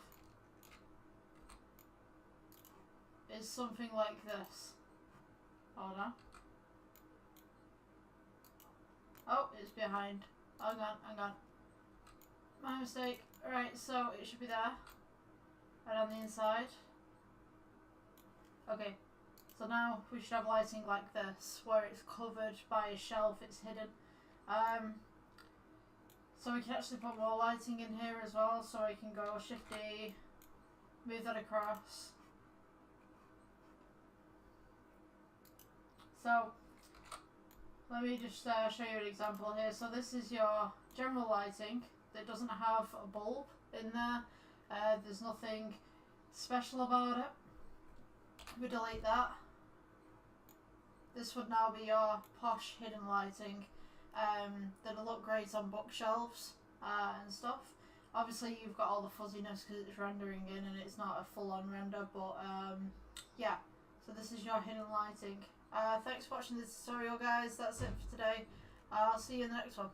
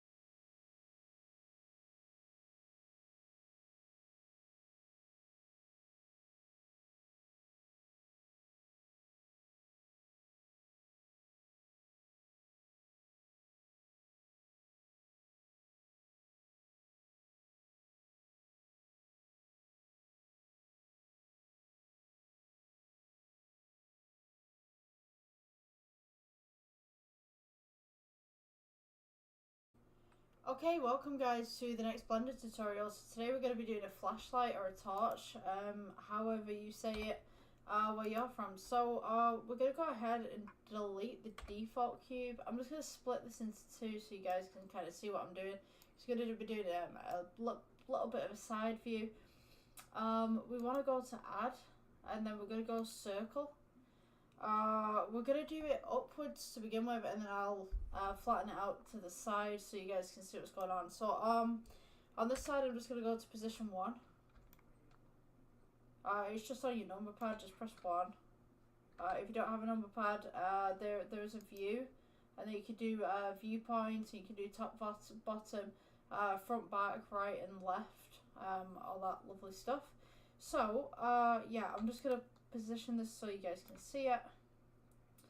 We're going to click on our circle, just pull it out a little bit so you got some more room. If you want to resize it, just press S and then scale it across. So what we're going to do, go onto the edit mode, we're going to press F for fill, and this is going to be the bottom of our flashlight or torch. We're going to go for E for extrude. You just want to move it just slightly, and then just scale it outwards slightly. E for extrude again. So you kind of got that curve going on. E for extrude, just bring it upwards, and then we're going to go E for extrude. Just scale it inwards just slightly. This is going to be the base of the torch right here. E for extrude. Just scale it in, kind of like the grip on the end of the handle. So yeah, this is very similar to making a lightsaber as well. This is basically the way that I make lightsabers. And then we're gonna just scale it outwards as well. So it's kind of got this kind of form going on. So it's got smooth edges and stuff. Okay, so at this point, I'm just gonna, you can kind of make it up as you're going along. Whatever you want on your design, it's your design. I'm going to go for E for extrude, and I'm just going to keep that where it is, and then I'm going to go E for extrude again, and then I'm just going to elongate this a little bit. So this is going to be the handle for it. So what I want to do actually, I'm just going to bring this down, just press G. I'm just going to give it an extra little bit of vertices here, and then we're going to go E and go straight up. So I'll press G here, just bring this up. And then just move this out of the way so you guys can see what I'm doing. Right, okay, so E for extrude again, keep it where it is. Scale it inwards just slightly, E for extrude, and this is going to be the top of the torch kind of thing. So just scale it outwards just slightly, E for extrude, scale outwards, E for extrude, scale it outwards, E for extrude, scale outwards. Maybe we could do like a 1980s type kind of flashlight. Just gonna make that a bit round, and then I'm just gonna pull this out. So we've got that little dome going on. Just move that back for you guys. E for extrude. And then at this point, we're just going to start flattening this out a little bit. E for extrude, and then just start going in just slightly. E for extrude again, don't move it. And then scale inwards.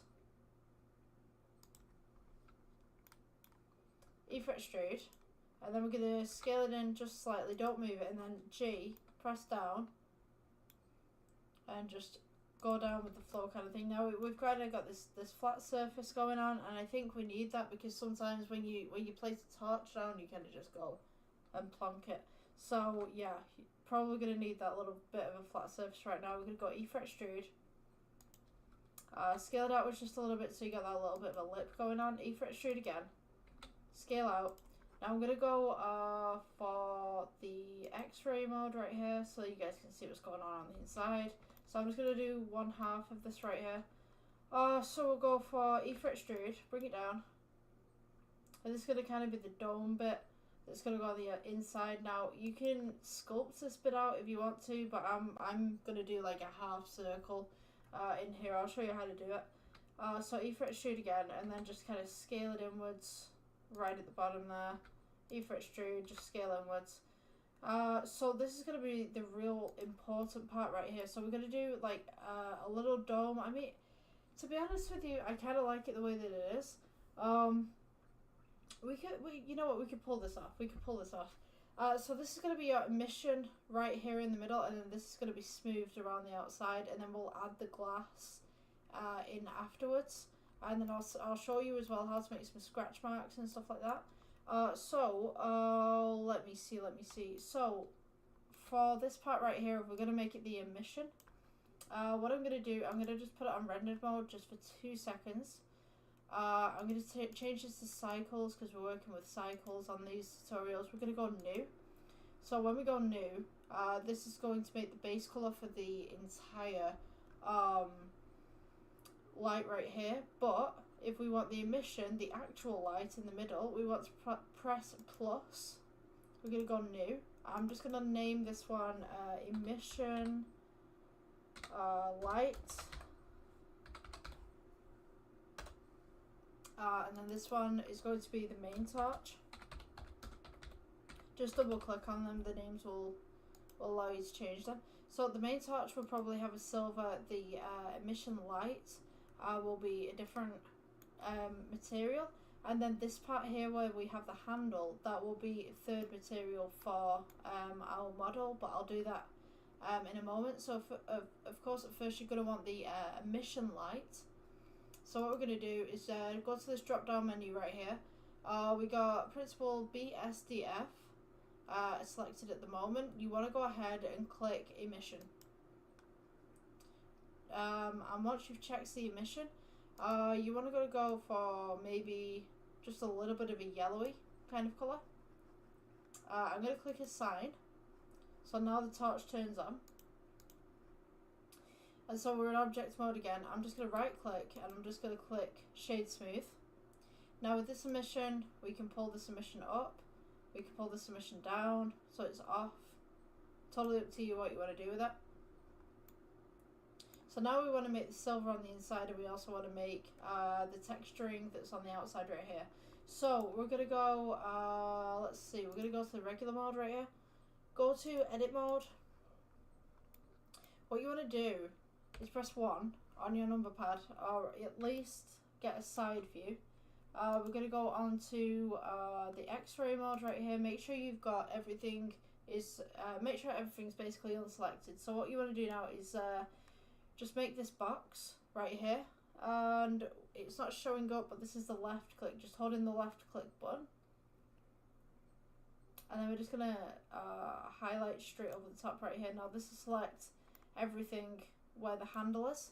So now what we want to do, press the plus button again, press new, and then we're going to name this as handle. So I'm just going to change this to black, and then we're going to press assign. So that's going to now assign it to handle. Now if we go to object mode, we'll notice that this isn't a very shiny torch, certainly not metal kind of look to it. I'm just going to go ahead and change this to a sun, just real quick. Yeah, there we go. So we've got a little bit more light in there. We don't need that much light. I'm just going to change that to 50. Just bring that down a little bit. Let's move this across. Okay, so now we've got the torch that's looking like this. I'm just going to bring that light down like really low, because you're not going to be able to see the details. Also, this emission is just super bright.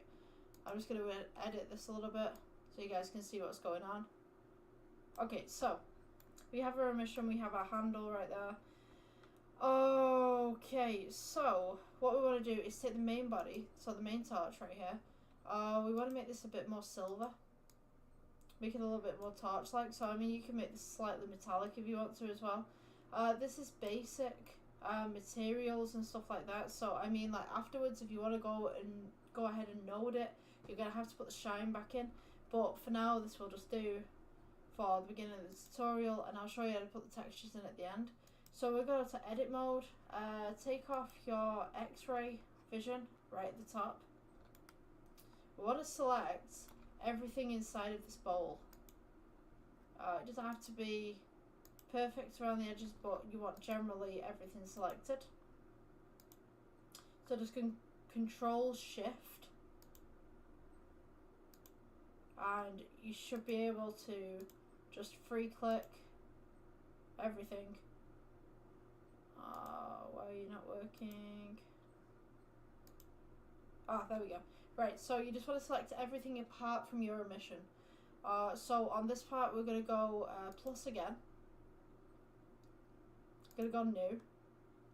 And on this particular one we're going to turn the metallic all the way up, the roughness down. We're going to click assign.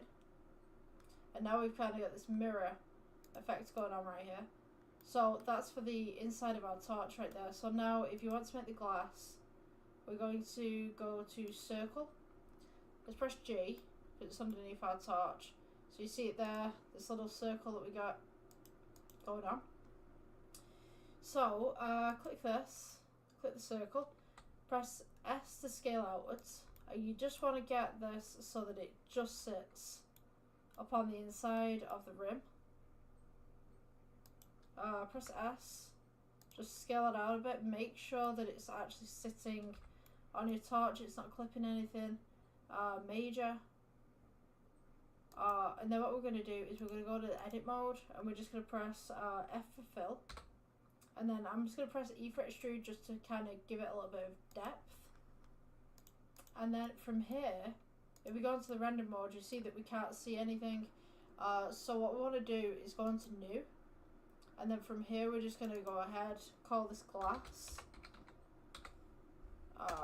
And then go from your principal BSDF and go to your, you don't want emission, you want glass. You want glass BSDF. I nearly said emission then. So now you can see that we have some sort of light coming through this. So we're going to go ahead and turn the roughness down. It depends on how rough you want this, but now you can see inside of it. Now you've got this massive grey part right here, this mega greyness right here. So we're going to go IOR, and we can mess around with how much the glass refracts the light on the inside. Okay, so that is primarily our basic torch done now. You notice that it looks a bit flat, it looks a little bit it doesn't look like a torch as much. So what I'm going to do is I'm going to take this section right here. We're going to go to edit mode. We want to go for main body of torch. I'm just going to go Control R, and I'm just going to make a couple of roto cuts here.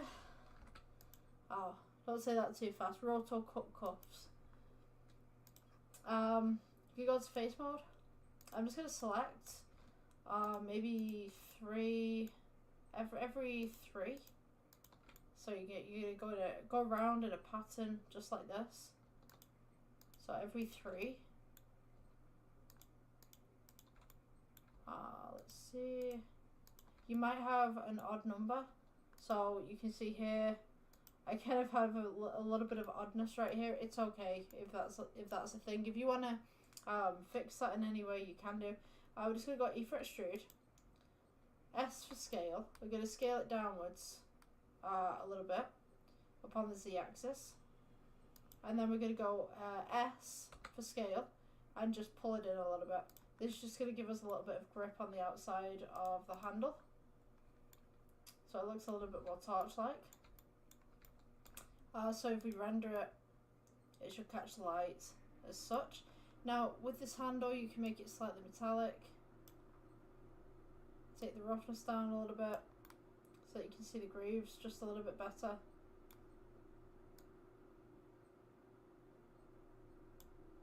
You can make it a little bit lighter if you want to, so you can see that detail. Okay, so as regards to shading tabs and nodes, you guys can come over here to the shading tab at the top.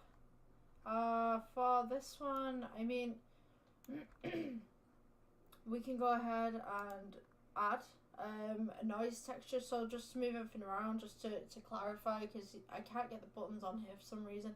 You want to press shift and then click your center button on your mouse, and then you can move it.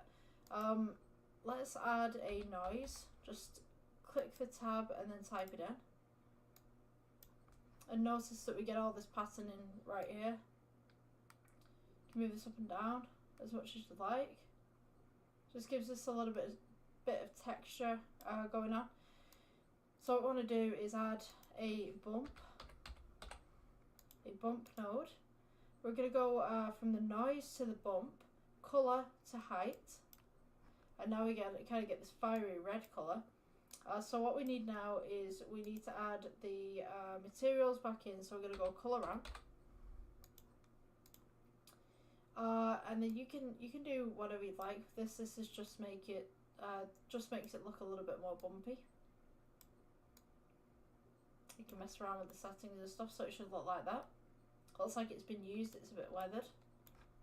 You can scale it up with a little bit more detail if you want to. Just give it some grip. You can distort it a little bit. So that's how it looks, and then you can bring in the black a little bit. You can minus off the white, so you kind of got this detail going on. You can reduce the metallic on here. You can put it up if you want to. Increase roughness. We can do the same with the outside of the torch as well, but we're gonna do Veroni because I kind of feel that if the outside of the torch is gonna be silver, it's gonna have been bumped and knocked a couple of times. So I kind of want some scratches in there.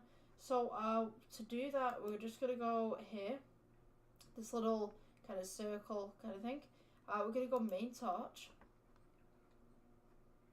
And then we will add, and we're going to go Veroni texture, which is this one right here. Going to go color to base color. Now you notice it goes a little bit funky. Now this, you can randomize it, you can have it in squares if you want to, you know, it's totally up to you, it's your design. I'm going to make it a little bit big so that we've got some scratches on there, but it's not too much. I'm going to add a bump node. Straight in the middle there, colour to height again. So now it looks like we've got cracks coming across its surface. We're going to add, let me think, I'm going to go colour ramp first and then I'll try noise. So colour ramp that in. You're going to want to pull down your roughness to make it look shiny.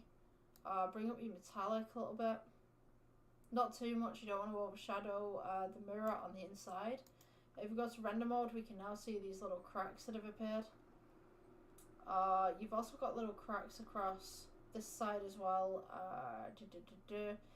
Pretty sure that's just part of the rendering at the moment whilst we've got hold of this particular one.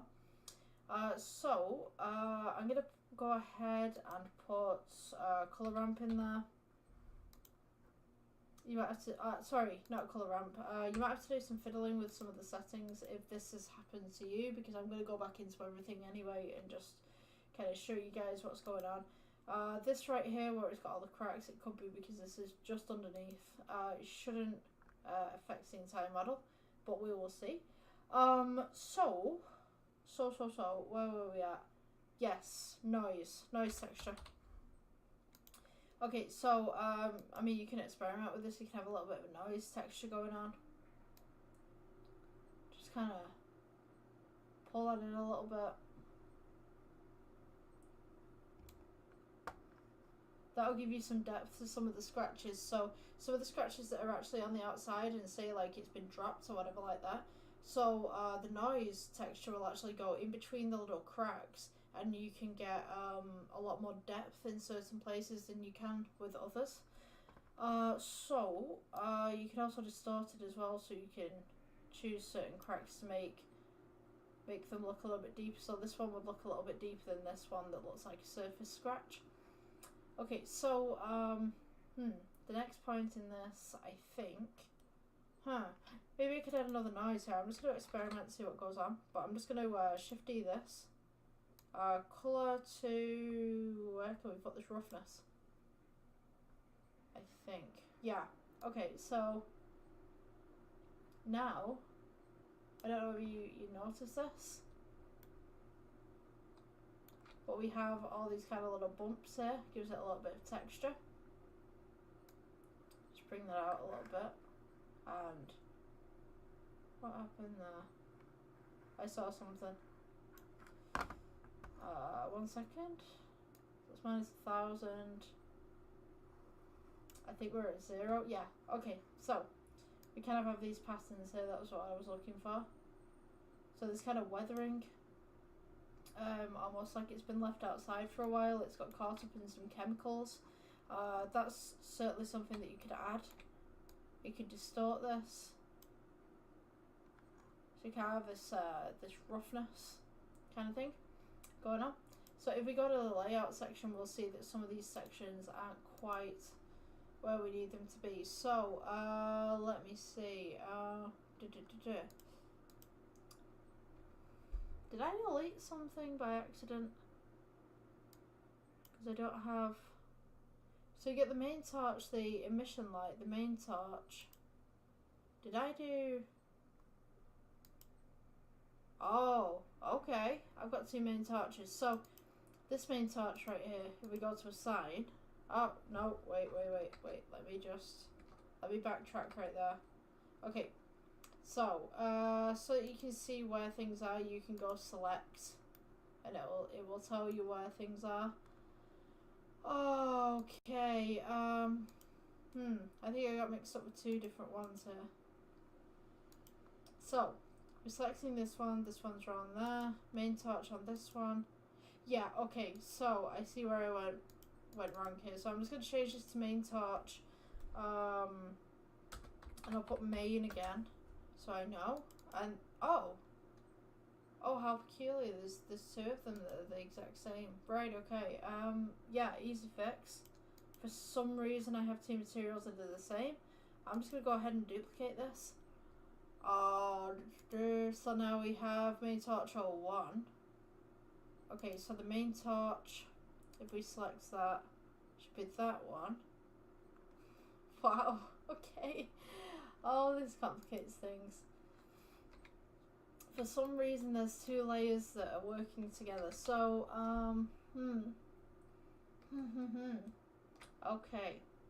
You know what I'm going to go ahead and do? I'm going to go ahead and make a brand new layer for this one, just in particular, because if I start deleting things, I'm probably going to delete the wrong thing. I think Blender glitched. I think that's what's going on. So I'm just going to go box select again. Just select these. So it's definitely mainly this one. X-ray mode. There's definitely something that went wrong. Either I've messed up or it's glitched. So I'm just going to go plus. And we're just going to go new. And then this one, I'm just going to call ESP. Assign. And then we're just going to change the colour to black there. Oh, how peculiar. So now it's 2 separate things, but strange. That was really bizarre. So yeah, you can add, if you go to shading, and then we've got ESP right here. So we'll just go to add noise. I like showing you guys times when this kind of messes up, or when I mess up, or you know, whatever, because at the end of the day we're all learning. But it's good to see someone messing up who might have a little bit more knowledge than you know what I mean? Because if you sit there and go, yeah, I'm no good at this, you know what I mean? That's all you're going to be thinking, really. I don't want you to be thinking that. I want you to kind of understand that there's other people in the world that do this, that they mess up too. Okay, so I'm just going to put a bump in here. Right there. Colour to height. Yeah, so now we got some texture going on. Okay, so yeah, I'm gonna put this sideways actually. Let's go on layout. I'm just gonna, well, everything's selected anyway. I'm just gonna rotate this 90 degrees so that it goes on its side.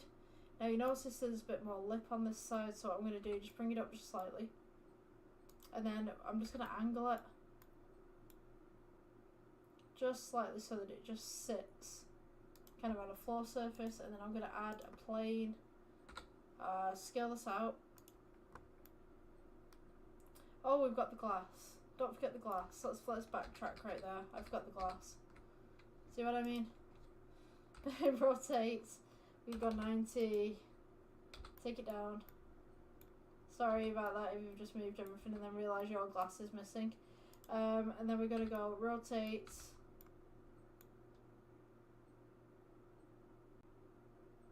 Just get it relatively flat to the ground, to the grid at least. And then we're going to go add, and then plane, scale it out. I'm just going to drop my plane a little bit.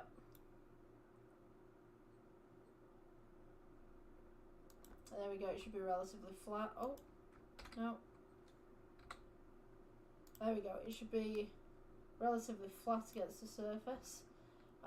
Let's change the colour on the background to black. Then maybe change this to, you know, I'm going to take the sun off. I'm going to take the sun right here, press delete. And this is basically what we should see. So we got this emission coming from the torch right here. So to change your emission, you just go back to the materials tab. And we named it the emission light. And we're just going to go ahead and just change up the strength right here. It should be a lot brighter.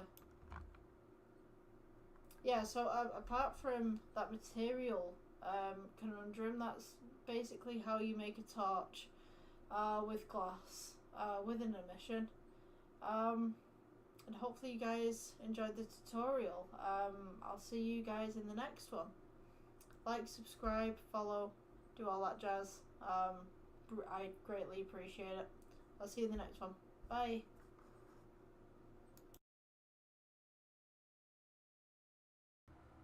Okay guys, welcome to the next Blender tutorial. So this is going to be a huge tutorial today.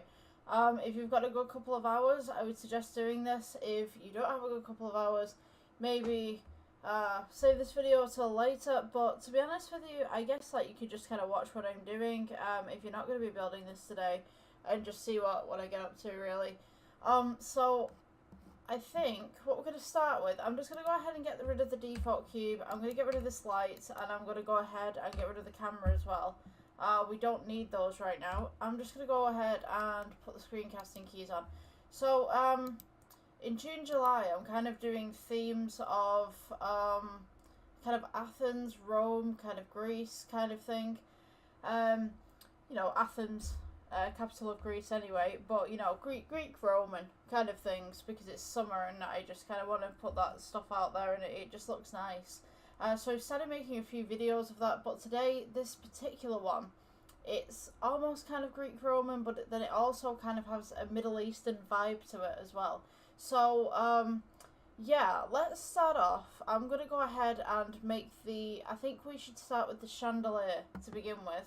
And then we'll work on everything else. So this might be a couple of hours worth of tutorial, but hopefully it's worth it for you in the end. So this particular chandelier, we've made chandeliers in the past. We're just going to go with a circle. Let's just pull this out. So don't worry about the size of everything at the minute, because we can just like size it all back down. So what we're going to do, we've got our circle right here. We're going to go ahead and add, let's go with I think we're going to be going with circles maybe, or, I think I did it with the cylinder last time. I'm going to do it with the cylinder this time. So this is going to be one of our jewels that's on the side. I'm just going to go ahead and just squish it down just slightly, so that we've kind of got this oblong, almost shape going on. We'll go to Shade Smooth. And then what I'm going to do, go to edit mode, and we will take this, I'm just going to go E for extrude, and then rotates this part just in slightly so that it's got this nice little kind of point bevel thing going on. You can just bring that down just slightly and rotate it again. You want to just scale it outwards just slightly. So we've got that nice little point going on. And then we'll do the exact same to the top as well. So we'll go E for extrude. And then we'll rotate this one. Just bring this roughly around to the top. Just again, scale it out to where it needs to be. So you've got almost an object just like this. Doesn't have to be perfect, but we just need something for the glass. So we're going to go, sorry, ignore D. So it selects this, scale it down. Press G, bring it over. Let's go 7 to heaven. And we're just going to place it here. Now before we do any editing and duplicating this around the ring, we need to put a material to it. So we'll come over to your materials tab. We're going to go with glass. You can go with Principal BSDF for this again, or you can go with Glass BSDF. So just turn down your roughness. Remember, if you put this material to any other object, it's going to be the exact same material as the original. So just bear that in mind. You can also change the colour to this if you want to. That's totally up to you. I'm just going to take this ring right here. I'm going to go edit mode, and I'm just going to go F for fill, E for extrude, and just bring it up just ever so slightly so that it's got this little ring around it. Just press G to bring it up if you've not already. And then I'm going to go ahead and get rid of this face and this face. We'll just go delete. So we've got this delete faces right here. Press A to select everything. And then E for extrude, leave it where it is, and then scale inwards. So we've got this nice little ring going on. So now what we want to do is take this ring, shade this smooth, and we're going to go with gold for this one. So we've kind of got this other material that's kind of come into play right here. I'm just going to go ahead and change this to gold so that we've not got any rogue materials. You want to just go for a nice orange, turn up your metallic, turn down your roughness slightly. So once we go on to the render engine right here, we'll change from EV to cycles because I work in cycles. Excuse me. And we'll notice obviously we've not got any lights in here right now, but we've now got this kind of glass theme that's going on. And we've got the little gold ring that's going around. So what we want to do is let's go 7 to heaven. We're going to take this glass right here that we have. I'm just going to go ahead and call this the glass 1. Oh, you can just call it glass. Usually it'll number it afterwards. Let's go ahead and we want to go Shift D, bring it across to this side.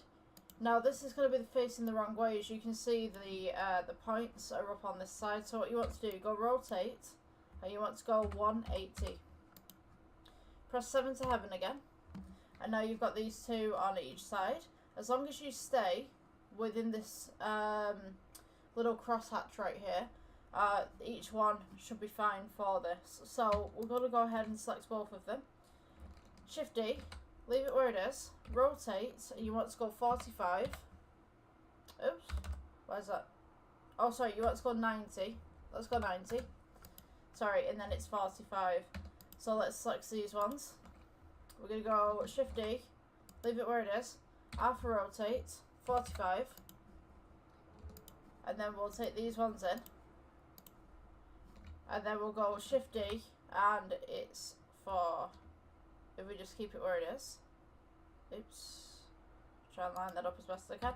Rotate, and then I think it's 22.5 that should be there. I'm just going to go ahead and grab my calculator just to make sure that calculation was correct. So we had 45, we divided by that 2, yeah, 22.5, then we're going to divide again by 2, which is 11.25. So we need to select all of these points just around the edge right here. Then we want to go for Shift D, leave where it is, rotate, and we are going 11.25. And that should be the basis of one of the tiers of the chandelier that I've got on here. So we're not going to have light to it, but if I do this, we can now see we've got this kind of glass thing going on. So we will add the lights into this. So the light is actually a central light that comes down, and the great thing for us right now is the chandelier isn't multiple tiers where everything has to be the same size. The chandelier is actually multiple tiers where the tiers are actually different sizes. So we can actually take this design right here and we can just make a little chandelier right out of it. So if we press 1, which is a side view, take this and we just shift D it, bring it down, make sure there's a little bit of a lip, scale it in, because the jewels on my plan actually get smaller as they get to the bottom. So again, shift D, and then you can just scale this in as much as you want to, whatever seems correct for you. And what it is, we get smaller and smaller and smaller to the end. What I want to do is shift D again, smaller, shift D again, smaller. And then what I'm going to do, I'm going to just scale this one up. So we've got this nice long tier at the bottom. And then we're going to go shift D, bring it down, scale it inwards, and then just bring this just a little bit shorter, and then we're going to make it up to a point. So this is going to be kind of one of those weird fancy chandeliers. Shift D, bring that in. And then, once we get right to the point right here, go shift D, bring it in. Actually, you know what, I'm going to take this one. Just elongate it. Press G. Obviously, now this is your chandelier. You can do whatever you want with it. And then I'm just going to go ahead, put another one of these here, and then even thinner. So it's almost like one of those really posh chandeliers where it's kind of very artistically made. So, once we get to the top again here, I'm just going to go ahead and select this ring up on the inside right here and just go to the side view for you guys. So these are actually, this is going to be a double tier right here, so we're going to put these ones right here, and I'm just going to slightly pull it out, just slightly, and then we're going to go back in again. So, shift D, scale it in, and then shift D again. And then you would just want to scale it in, shift D, scale it in, and just slowly start going up the tier, really, of what you would like.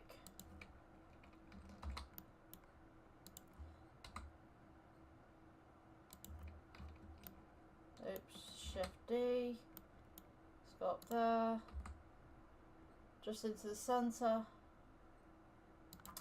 And then we've got this nice little kind of weird looking chandelier, but trust the process, because this is going to be hanging in the main lobby that we're going to make in a moment. So we want to go ahead and just add a cylinder just at the bottom here, bring this up, just press G, bring it down, scale it so that it just clips the edge of your jaws right there, just in there.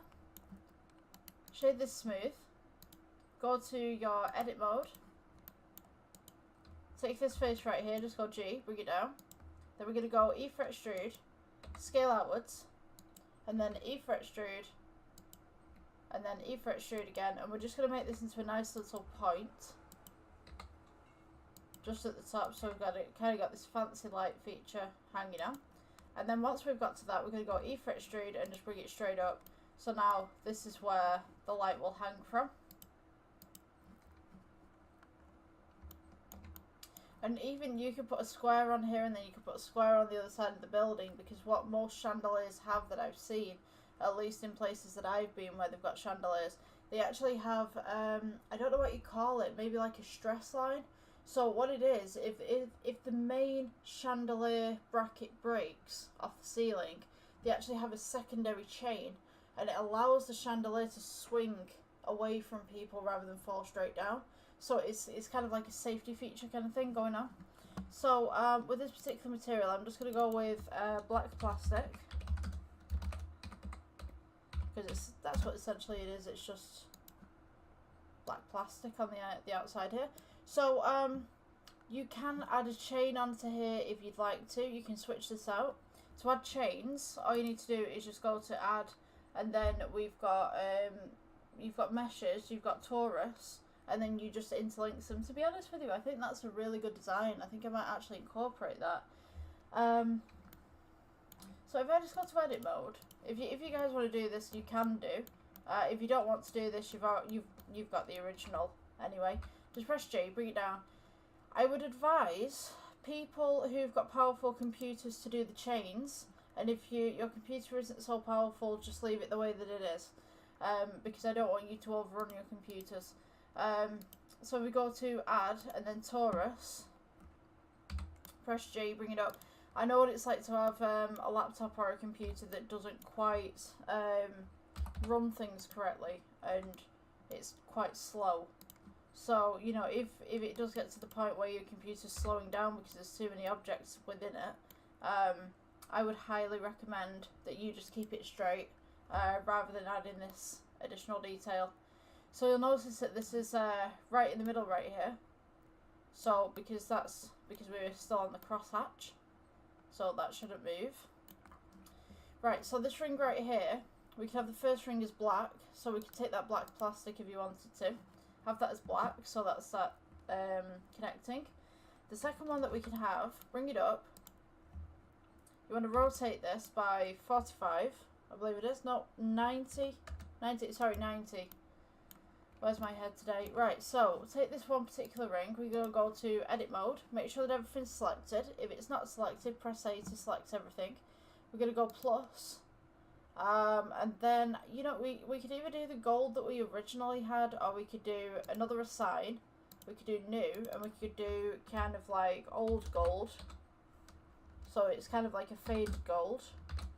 Could you imagine if this has been hung up for quite some time, maybe no one's cleaned it? So you can call this one the old gold, and then maybe it's a bit more duller. So you can pull up your metallic right here, bring that in, maybe pull the roughness up a little bit. Maybe it's dusty. And now, what we can do is we can go Shift D, bring this up, so that the link's just there. We're going to go alpha rotate at the 90-degree angle, and then we'll take these two, and we'll go Shift D, bring it up to the point, take these two. Let's go with, where am I going here? Yeah, so, take these four, bring this up. And you can just go all the way up the chain right here. Just on multiple. Bring this up. And now we have these nice little chains that are going on, holding up the chandelier. You can make these smaller actually, they look a little bit too big, but 1 second. I can do that. If we select them all and then we just shrink them down a little bit, we can make those a little bit different. Just box selects them all, I guess. So it is a little bit too big for the chandelier. So I'm just going to go ahead, scale these down to a point where it looks relatively good on the chandelier. If we press 1, then we can see how big the chain is in comparison to the chandelier. So scale it down just a little bit. Maybe you want big chains for this because, you know, it's a big chandelier. You don't want little chains holding it up. So pull that down just a little bit so that it fits and sits. So if I go on 1 now, hopefully from this point on I should be able to just add to the next one. So let's see, I need a chain going that way, chain going that way, chain going that way, chain going that way, chain going that way. Trying to figure this out. We keep going, box select, just hit shift just to keep those in line, and then we go Shift D, duplicate, and then we can add onto that chain just right there. So I would definitely implore at this point that you go to your save and you definitely save that. You can go ahead and save this as chandelier if you wanted to. We could just call this chandelier. I might make another tutorial just out of building this chandelier, to be honest with you. So yeah, there's your chandelier. We've got no light in it at the moment. So what we can do, we can take this object right here, we go to edit mode, and then we come over to toggle X-ray. We can now see just about the face underneath. Just right there. So we're going to go E-fret extrude, bring this down, just ever so slightly. And what we can do is just scale it inwards. This is going to be the light source of the chandelier. And then E-fret extrude and bring this down. So if we go into the wireframe right, let's go to the wireframe right here. So now you can just about see this object is just coming down into the center of this. You can't see it very well. There you go. So now you can see this object is going down to the center. If we go E-fret extrude, just bring this out. E-fret extrude, and then we can go E-fret extrude again and just bring this in. So this can be the light right here. So if we box select this, so we're selecting all of this, we go to plus and then assign for this one. And we're going to call this one the chandelier. I'm just going to call this shander light. Ooh, it's getting windy outside. We're like bright sunshine right here in the UK at the moment. Like the temperatures are really hot, but it's we complain about the temperatures and stuff like that, but it's the humidity that gets you. We have very high humidity at the minute. So with this, sorry, I'm getting off topic. Select your principal BSDF, go to emission, and then we want to make this slightly orange. And then obviously click your assign, and when we go back to object mode, take off your X-ray mode. And now, in theory, we should have a chandelier that lights up a little bit. And the best thing about this as well, we're going to be doing some daylighting as well, so there's other lights coming into this. If you want to turn this up, you can do. Make it a kind of bright chandelier. You can also extend that pole in the middle a little bit more. So if we go to edit mode, and we can just see it right there. So if we scale this up and then bring this down just slightly, we should be able to get a lot more light within this. Just make sure that that top bit, this is all the emission, and that top bit's just tucked in right there. And that looks a lot nicer for the light. This glass as well, you can also, the IOR as well, you can edit that. So you can just pull that back slightly to let a lot more light come into the bottom. Obviously you won't see this properly unless you've got an object beneath it. And you can actually see the shade that's coming through it. Oh, come on. For some reason it's not allowing me to shift. There we go. So now you can see the light emitting from the bottom of it, and you can see all the patterns and stuff like that. So this is our main chandelier. The room surrounding isn't too bad. Like the build of it's not too bad. Whether you want to add furniture in there is totally up to you, because I'm just going to make the hall and show you a nice chandelier and show you how to make a nice netting, almost a netting effect over the dome that the chandelier is actually going to be dangling from. So let's go on to the next bit, shall we? Let's take this at the bottom. I'm just going to get rid of that. Now this chandelier, select it in whole. Make sure that you've got everything selected so that you've not got any rogue pieces. We're just going to press G, bring it to the side. We'll bring this back a little later on, and we'll size it up to where it needs to be. So in the centre right here, we're going to add a circle. Just scale it out so that it's big enough that you can see. I think I made the chandelier just a little bit too big because I just wanted you guys to see what was going on with it. So this right here is going to be the centre of our hallway, if you want, or a meeting room, or whatever you want to call it. So we're just going to go to edit mode, just press F for fill, Let's go on the outside. So for this particular one, we're going to go E for extrude. And we're going to have like a little fountain going on in the middle, just like a little greeting area. I'm going to go E for extrude again. Just scale it inwards. E for extrude. Scale it inwards. So this will be the little kind of, I wouldn't say fountain, but just little area. E for extrude, we scale this inwards. E for extrude, scale outwards. E for extrude, scale outwards. E for extrude, scale outwards. Don't go past this little ridge right here. E for extrude. I'm just going to take off this x-ray. This is really distracting. This is going to be like a small little table fountain thing. I don't know what you call it. E for extrude, right in the middle right there. Scale it inwards. E for extrude. And then we'll go just about there. So we can put like a little bit of glass. We can put a little plant in the middle there just to make it look real fancy. We'll just shade smooth. Just for now. I, to be honest with you, think that it needs a little bit more vertices because that just looks a little bad in my eyes. It looks okay for what it is, just for now. Okay, so we're going to go with another circle. Scale it outwards. Wherever this circle's gone. Yeah, there we go. Okay, so this is going to be the outer part. So we're going to go to edit mode. Press F for fill.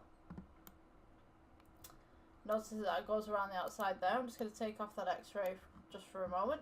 We're going to go E for extrude, bring it up. Now this is the point where we're going to have to get rid of this face on top because otherwise it's not going to work. You want to go E for extrude, just use your imagination a moment. So we'll get rid of this face right here. So let's go with faces. Yep. Select everything on the outside. So Control Shift or Shift Control. Make sure that you clip the outside rim from this option right here. We're going to go E for extrude, scale it outwards,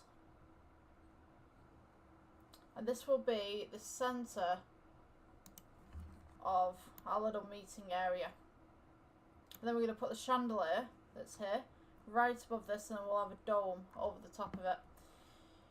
So, it's a pretty tall room, so I would suggest pulling this all the way back because it's a circular room. We kind of want circles with that one. We're going to go and shade that smooth. And it looks a little bit odd at the moment. Trust the process. We're going to go ahead and take this chandelier. I'm just going to place it where I need it to be. So just grab with box select right there. We're going to go with G, bring it over. If you want to press 7 to heaven to make sure that this is mostly central, you can do. So we're going to go ahead and just press G again. And we're going to bring this up just to about here. Now just leave it there for the moment, and if you wanted to just press your render, this is what it's going to look like.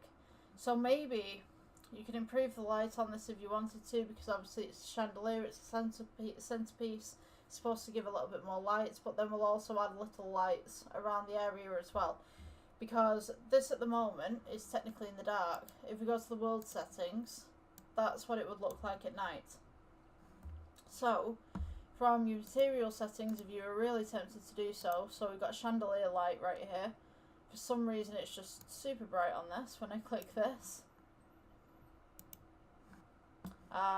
We can just do that. I think maybe just tone this down just a little bit. I think the program's having a little hissy fit. It's not quite the way that I want it to be. So this right here, let's go on to shading mode. Let's see what happens when we go into shading mode. Just regular general shading mode. Let's go on to edit mode. For this piece right here in the middle, we're going to want a nice little blue kind of colour, like nice little blue offset. So I'm just going to go ahead and change the material to this. So we can do the... I don't know why there's chandelier light on there. Oh, I get what I know what I've done. I know what I've done. Okay, so if I just go back out of this, I guess you guys are probably sat there going, she's done this. she's made this the wrong way. Right, so ignore what I just did about that chandelier light. Thankfully we didn't move on before I figured this out. So what I've actually done is put the chandelier light to this. That's why it went really bright. That's why it had the little bit of a glitch. So if I can just get to this light right in the middle right here. So if we click this at the top, it's just really easy access rather than trying to click through all these. So if we go to chandelier light right here, and then we go back to the object mode, and then we can turn this up as needed. For some reason, I decided to change that to chandelier light. I don't know why. Unless it was just a glitch. I really wondered why that happened, because I was kind of panicking then, going like, why is that happening?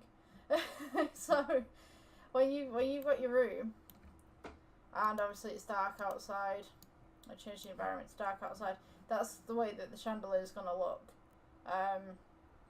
Now obviously what you have here is a very I wouldn't say pixelized version, but it's a very unrefined version. So this gives you a rough look into what it's going to look like, but it won't be the final version. When you render this out, this will look a lot better. There'll be less buzziness and less, I don't know what you call it. We call it kind of buzziness. It's like flies on a TV, if that makes sense. A lot of people are going to like look at me going like, flies on a TV? What are you talking about, Bex? Flies on a TV, like back in the 90s we used to have these tube televisions, and they used to give these kind of like black and white dots all over the place, and we used to call them flies, because the TV didn't have a signal. And I guess you could call this the same thing. That's probably the closest thing that I associate to that with. So that's how your chandelier will look. That's what I was trying to show you, but for some reason I put the chandelier light on the back. Don't ask why, I don't know. So let's go back to the regular mode, and we'll go to yeah, we were up at shading, right? So let's just change that into the middle. Let's go to edit mode. We're going to take this center piece right here. So now this object doesn't have any materials assigned to it, so we're going to go new. This will be the centerpiece. So this will actually be the base. Yeah, I'll just call it centerpiece. So this one we want to have a nice little blue to it. So you'll notice that we only selected this part right here. Everything else is changing because this is the first material upon this piece. It will always be that material. So you need to change the rest of the vertices around the outside to change it to a secondary material. It's just how Blender works. So this gives us a really good idea of what we might expect for the center. So if we go for the add point on this and we go to the noise texture right here, we go to color to base color, we now have this beautiful kind of pattern going on of different colors right in there. So we need this to be blue, and we need to have this as kind of a shiny kind of look to it. So what we're going to do, we're going to go to the color ramp, stick this in the middle, and then we're going to put a blue within this. Put a teal, nice blue teal maybe. Yeah, okay, so we now have this nice little pattern going on. We can add a few other things if you wanted to. You could have a Veroni texture, you could do different ones. I personally, I think on a couple of tutorials ago, we did marble. Marble's a really nice effect, but it can be overpowering for your projects. So I would suggest that if you are going to do marble, maybe try some different techniques out with marble to begin with, and then come back to this. So we've got this nice little blue going on in the middle. I'm just going to go E-fret extrude a moment. I'm just going to scale this in, because what I want to do is I want to make a nice little blue, and then I would like to make kind of an orange in the middle. So to make this orange in the middle from this one, we're just going to go duplicate, and this one will be, so we've got center P, and I'm just going to add orange to this. So this one's going to be orange. So all we need to do For some reason it decided to do that. Let's assign the orange to the middle. See if this works. Oh, it's really bizarre. I've not done something there. Right, so we've got the center orange right there, so we want to assign that one. Let's do one thing. Let's select everything. I'll press plus.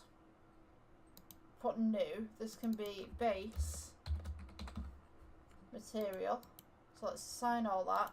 Let's take this piece right in the middle. Let's go with assign orange P, and then we want to take all of this, shift control all the way around, and we want to find the blue one. So center P was blue, and then assign it to that one, and then this one on the outside, this is going to be really fiddly.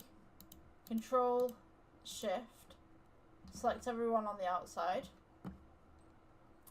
We're going to place this one to a new texture, so let's press plus. Then we want to go 0 base, assign. And now we've got the orange, the blue, and the white around the outside. So I'm actually going to put this one to 0 base as well, for this edging that's going around the edge as well. So this can kind of be really confusing if this is done in the wrong way, but once you get used to doing this, it should be fine. So for the edging right here, we've selected everything, we just click assign.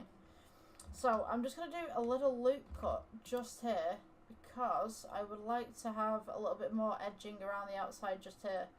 So we're going to keep with this white theme just around the edges, just to edge that step a little bit. And then I'm going to take these ones that are around the outside. So if we go to the face tab, shift control, select all of these, and I'm going to make a new material. So you just want to leave this little bit out. So let's go plus and we'll click new, and this new material will be tile, because we're just going to make some tiles. Assign it.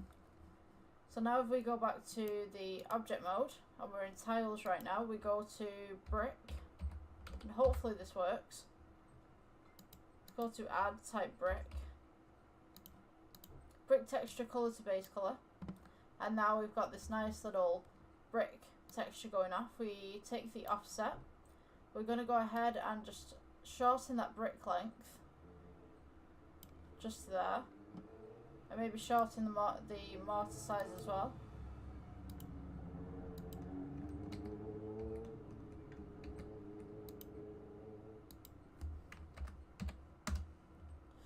Okay, so now we've got this. Sorry for the motorbike. We'll go ahead and just scale this down so it's nice and tiled.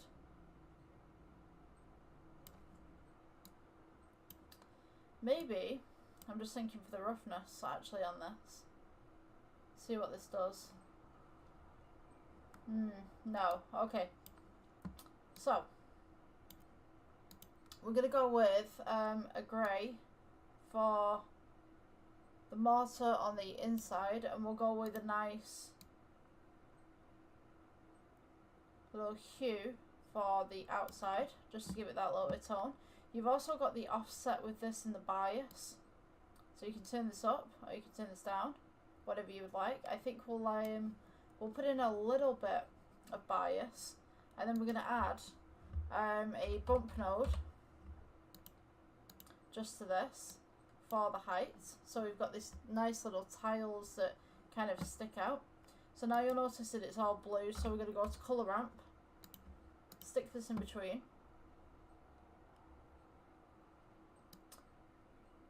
and we can kind of pull this back, we can pull this forward. So on this brick texture as well, I want to add noise just to give it a little bit of texture. So we're going to go color to color 1, and if I just scale this up, you can see that all of this kind of noise appears.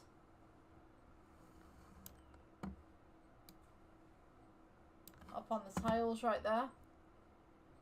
And you can change your mortar to maybe like a light colour or a dark colour if you wanted to as well.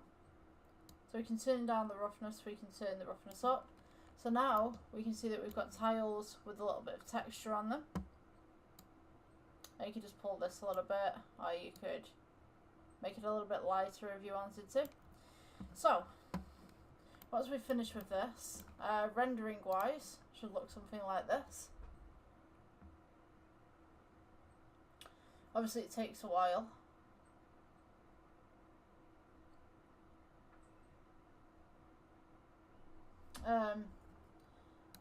So I mean, yeah, you can sit there with that for a while. Like, to be honest with you, I know what it looks like. Yeah, I don't need to sit there.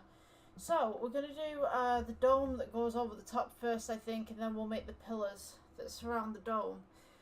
So for the dome, what we want to do is go to add. I want to go circle. Press G, bring it up. You can also scale this up as well if you wanted to.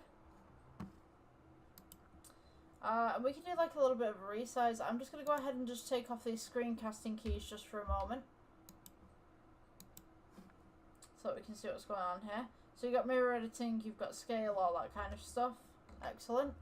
So what you want to do is just make, if we go 7 to heaven, just scale this outwards.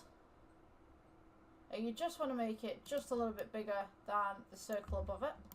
So what we're going to do with this is we're going to go edit, press F for fill. Now don't worry about intercepting the chandelier right there, we can fix that. So we're going to go upwards on this side, just slight by slight. We could go scale inwards just a little bit, E for extrude. So we're actually working backwards right now for the lip of the chandelier's hold. But E for extrude, scale it outwards. So what I'm going to do, I'm just going to go ahead and delete this face right here. I'm going to go ahead and delete this face right here.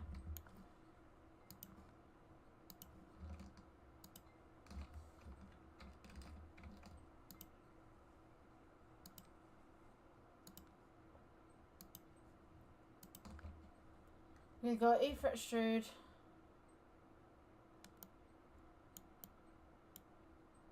Scale downwards, scale outwards. So this is going to be part of our roof.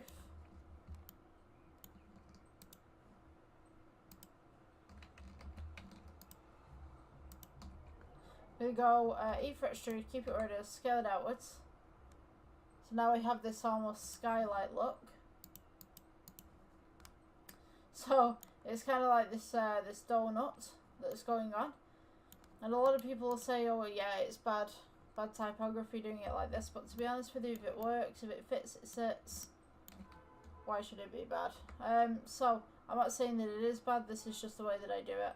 So I'm just going to go ahead and just make that just above there. It's almost like a teacup, like a tea bag in a teacup. And then on the top right here, what I'm going to do is we're going to add a, we can go with UV sphere, bring it up, right in the middle right there, just scale it outwards.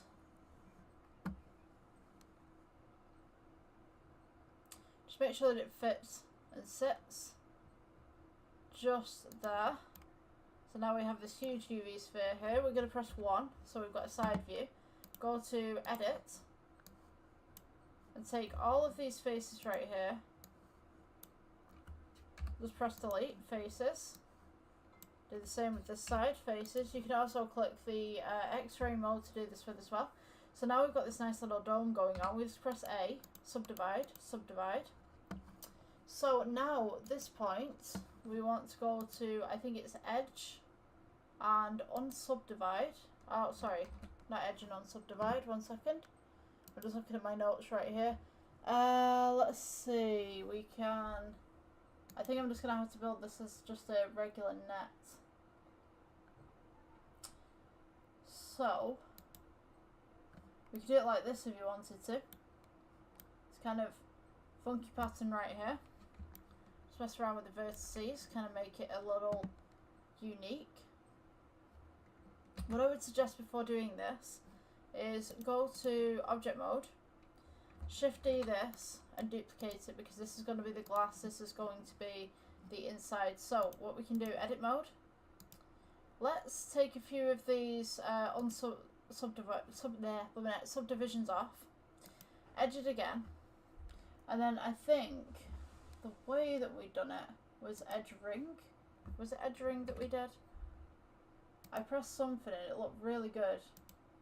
Bridge screw loops. Let's see. I don't know what I did for that one. That was really weird. That actually looked really cool as well. I think I'm just gonna go down the listings right now and see what's going on. The only thing that I can do is just go back into what I've just done. Like, stop the recording and see what I've done. I think it was edge, cut and slide? No? Okay. Subdivide screw. I think we're on screw. Maybe? Maybe we're on screw? Oh, I don't know. This is... Oh, come on. It's being weird with me. Yeah, I'm going to stop the recording, see where I was at, and then I'll come back to you. Right, cool, I got it. Because I clicked something random that I didn't have in my notes, and it kind of did a really cool pattern, and I just want to make it for you guys. So it's rotate edge CW. Right there.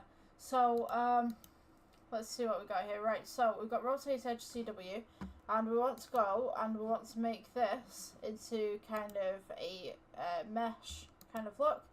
So if we just type in mesh on the side, we can do mesh deform. This is modifiers, so usually it's mesh. Let's see what we can do. Let's make this look cool.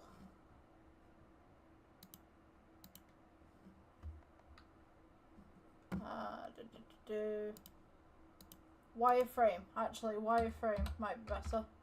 I think that's what I'm thinking of. So here's the wireframe of it. It's kind of a little bit glitchy, but we could go to edit mode and we could kind of edge CW. Let's see. Let's backtrack a little bit. I'm just kind of experimenting at this point. So let's go with edge SCW. Counterclockwise. I think we've got too many vertices up at this point. I think that's our problem. If we go to modifier and go wireframe, we've still got all this sticking out right here, but if we could kind of adjust it. Here we go, here we go, here we go. So, once we've adjusted it, we've got relative as well. Boundary, that was exactly what I was looking for, so we didn't have all the spikes sticking out at the top. What are we on? Let's unselect that one. So we've got this nice little pattern going across the windows. This will be our window. Shade smooth. So press G to bring it down over the top. We could just have it just there so that it's not intersecting anything, but you can see what's going on. So we can actually take the edges of this window right here and we can just bring them down. So if we go to edit mode, try and select all of the edges that are just running around the outside of this building. So we've got them right there. If we just press E for extrude, just bring those straight down. Make sure they don't clip through the ceiling like that, and obviously you need to select everything. So, shift control, and then E for extrude, bring them down, just about there. And I realise the screencasting keys aren't on, sorry guys. So you just want to click shift and then control, and then you can select everything around the outside. So now we have this wonderful little thing going on, and we've got this chandelier right here going on that doesn't quite reach the ceiling, so we're going to have to amend that. We could also take this dome and the underpiece and we can just scale these down just ever so slightly. So now we have this dome that we can be seen from the floor. So with this chandelier that we have right here, we can actually take the chains. So if we go to side view of one, let's go with, oh good, it doesn't intersect that bit I don't think. Oh yes it does. Right, so let's box select this back off. This is why I like to do the chandelier last. Let's get that off there. Get that one off. Just double click them. This one might be a little bit harder to get off. Just try and double click it up at the edge right here. There we go. Alright, so take this, bring it down. So we've got an open loop there and a closed loop underneath. So what I want to do is do the we'll go from here. Or was it open loop, closed loop from underneath? So you need a closed loop to begin with. So let's start with closed loop, bring this up, adjust to about there. Shift D, just bring it up to where you need it to be. And then I'm going to do one more just to make sure that that's in the right place. Now obviously you've got a closed loop above a closed loop right here. You could go ahead and just fit one of these, or take one of these off if you wanted to. Let's just unselect that one. Oh, actually, you know what, that would work. Shift D. Place that just there, and hopefully that works for a long enough chain for this, and we can cut off the excess in the end. So just double click those off. Yep, there we go. Okay, so when we get this into the room, now we've got the chandelier selected, most of it at least, hopefully all of it. Yeah. Okay, just make sure everything's selected, and then we're just going to press G and just bring it up to where we need it to be. So it's a nice long chandelier, and it's in the ceiling, just right there. Now you can take all these vertices right here and just kind of change the colours if you wanted to. But to be honest with you, this one's a net. So what I'm going to do is just going to put a cylinder. Press G, bring it up. You want to scale this down just slightly. So now you can see that it's almost on the chain right there. Just scale it upwards. This will be the stopper for the chain that's hung from the ceiling. So now we can do something like this kind of design, and then change this to the black plastic so that we're keeping in with the same design. Just shade it smooth. So now, in theory, we've got no other lights in the scene at the moment, so bearing in mind there's going to be no sunlight coming through this. But hopefully we get a nice little pattern when we render it. That's my goal, really. I'm kind of just looking at this going like, do we have the pattern? Is it there? Is it more defined? Do we need to define it more? I'm pretty sure when we have the glass, we should be able to see the pattern a little bit better. So what I'm going to do is just take the glass on the outside right here, and we're just going to go with glass. And we've got this kind of nice little look going on. If you wanted to smooth that out, you can do. So, in theory, when we render this, we should be seeing patterns, but I think the reason why we're not seeing patterns is because at the moment we don't have a light source coming in. So, I will amend this if it doesn't work, but just bearing in mind we're trying to make it work. Well, I'm trying to make it work. Let's go with light, let's go with sun. Just going to press G and bring it over. Now, suns originally in Blender, you had to put them in certain places so that you could see them. For the future versions, you don't really have to do that. It's quite unique. So, let's go with the sun blazing down on this side. Put the light on. So now we can see the glass is working a little bit, and we can see that beautiful pattern. Look at that. So with the sun, you're going to want to put this as kind of an orange, just slightly. Increase your strength. And we've got that beautiful, I don't know what you call it, it's where the light bounces off other objects. So we've got this nice stained glass roof with this pattern going around it. To be honest with you, you could probably make this a little bit bigger if you wanted to. So you could go with the modifier that you've got. Thickness 2mm. You can make this a little bit thicker if you wanted to.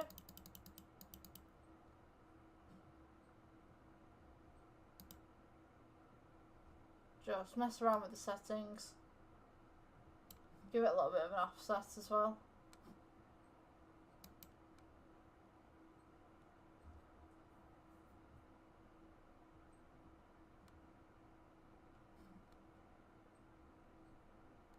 So, for the sky outside, if you're wanting clouds and stuff like that, we could go ahead and go into your world settings at the side. We'll also go to the shader tab as well. So, if you come to objects, go to world settings, just right here. We'll change this to blue.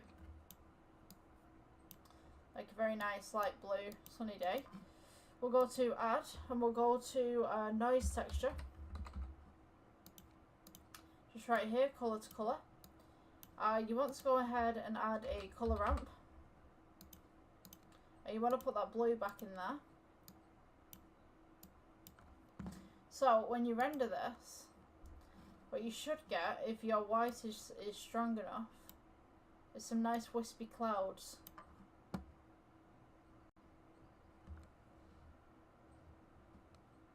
Just scale this up a little bit, or a little less, depending on what you'd like. So now that you can see the chandelier right here, we've got the roof, we've got everything like that. So, at this point we want to put pillars in, and we want to make this look very grand. So, what I'm going to do, I'm just going to place this here. Almost like you stood and you're looking up at it. And then we're going to go ahead and align camera to view. Now obviously I got rid of my camera before. So we're going to go ahead, put a camera in, view, align camera to view. Just press G, you can bring this back a little bit. So you get the whole space of what you're doing, just offset it just slightly.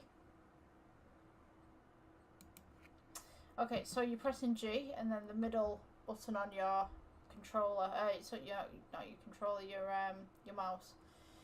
So, in the background here as well, I'd like some hills before we make anything else. So I'm just going to go ahead, put a plane in there.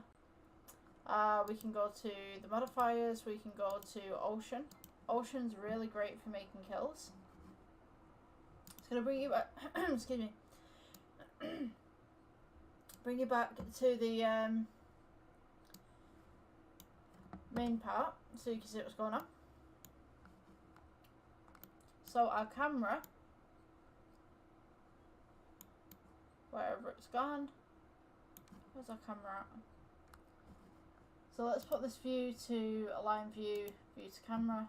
Oh, sorry, not that one.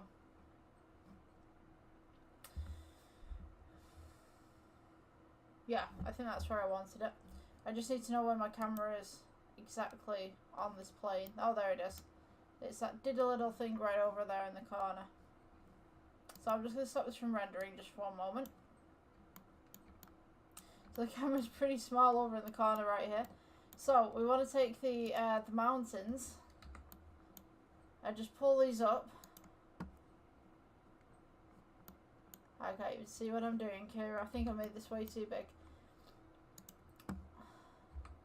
But then again, I guess it's a good thing because then you can see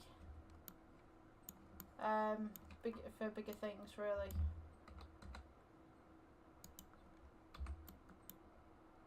I'm just going to go ahead and actually select everything and just kind of take it down a notch.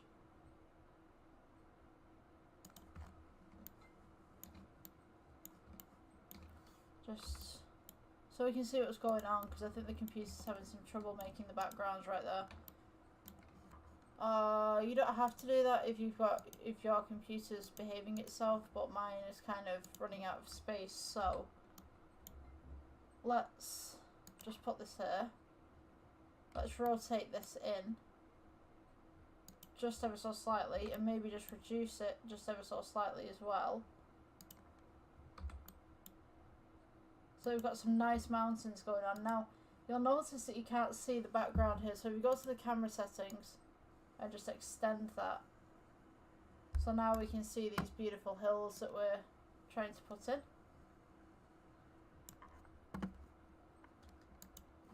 Just going to go ahead and amend this just ever so slightly. Just maybe tip it down.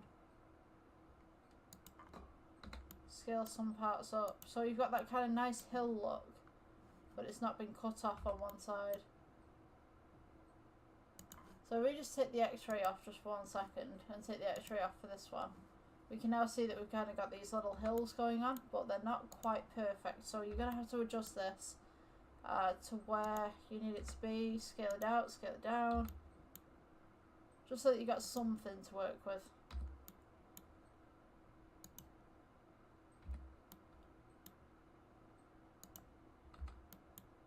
Bring that over just a little bit. I'm just going to go ahead and amend the camera a little bit because I think that it's not seeing the entire picture there. Just pull that up. And then with this, just extend it just slightly. And just bring it across. So you can see that there's hills in the background, but it's not quite as subtle. So what you can actually do as well with this is you can amend the depth of field. So if we go to depth of field right here, use this dropper, and maybe our depth of field is a chandelier. You can turn this down, and what we can do with this is, as you can see, things start to blur out in the foreground and the background. So now we have these little hills and this little kind of meeting area in the middle. So now we just have to add all of the pillars and all of the fancy stuff to this, which is pretty easy to do. So this floor right here as well, I don't know what I've got for it, but I think it's too light. I think we were doing the edgings. Did we do the edgings? Did we finish that bit off? So with this object in particular, there's 3 of them. So there's the orange, there's the base. Let's see, go into the edit mode. Ah yeah, we've got all this selected right here. So is this the base? No. This is the tiles. So maybe we want to make these tiles a little bit darker. Just go back to object from your world thing. Just slightly darker for this. And maybe make these metallic. And just pull down the roughness as well. So for the centre bit right here, we can also go with a nice blue. So we can actually go with the same material that we just made centre P, which is the same blue. So now we've just got the pillars to make in a couple of plants and stuff, and then obviously we've got this as well. So if we go to new, and then we can go ahead and go to colour ramp to base colour. We can go to noise texture. You want to go colour to FAC, FAC, or whatever it's called. I probably just mispronounced that and butchered it. We can go ahead and add some greens, maybe some, since this is almost like a desert theme, we could go with some oranges, just in the back right there.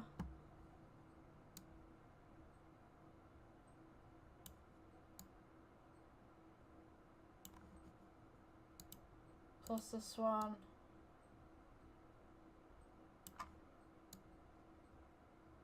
Orange on that side as well. So when we go to view and we go to viewpoint camera, we can now see that we've got all these hills going on. And lower the scale just ever so slightly of these hills so that we can get some of the colours into this.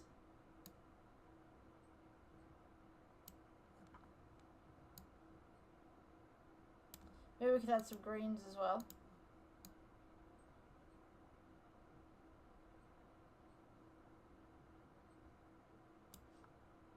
You just want a variation, really, of different kind of tones and colours with this.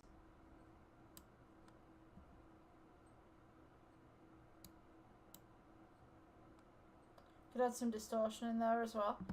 I think this is too big for what it is.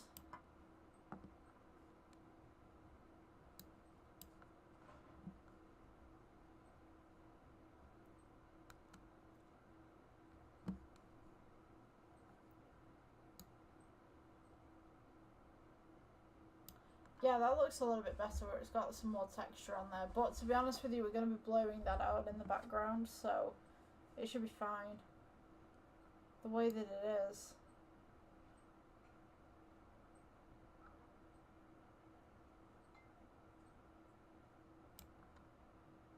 Yeah, I think that looks a lot better. You've kind of got like a lot of texture right there. Maybe that green, not so much. Bring that down just slightly. And maybe that distortion, just put that to 0. So you've got a tiny little bit of distortion just coming in there. And maybe take that green to make it a little bit more yellow. So again, I mean, this is going to be blurred in the background, so it shouldn't matter too much. I'll just take it down a little bit. So what I'm going to do with this in the background once I've finished it, I'm going to go to the layout. Just take that off render just for one moment.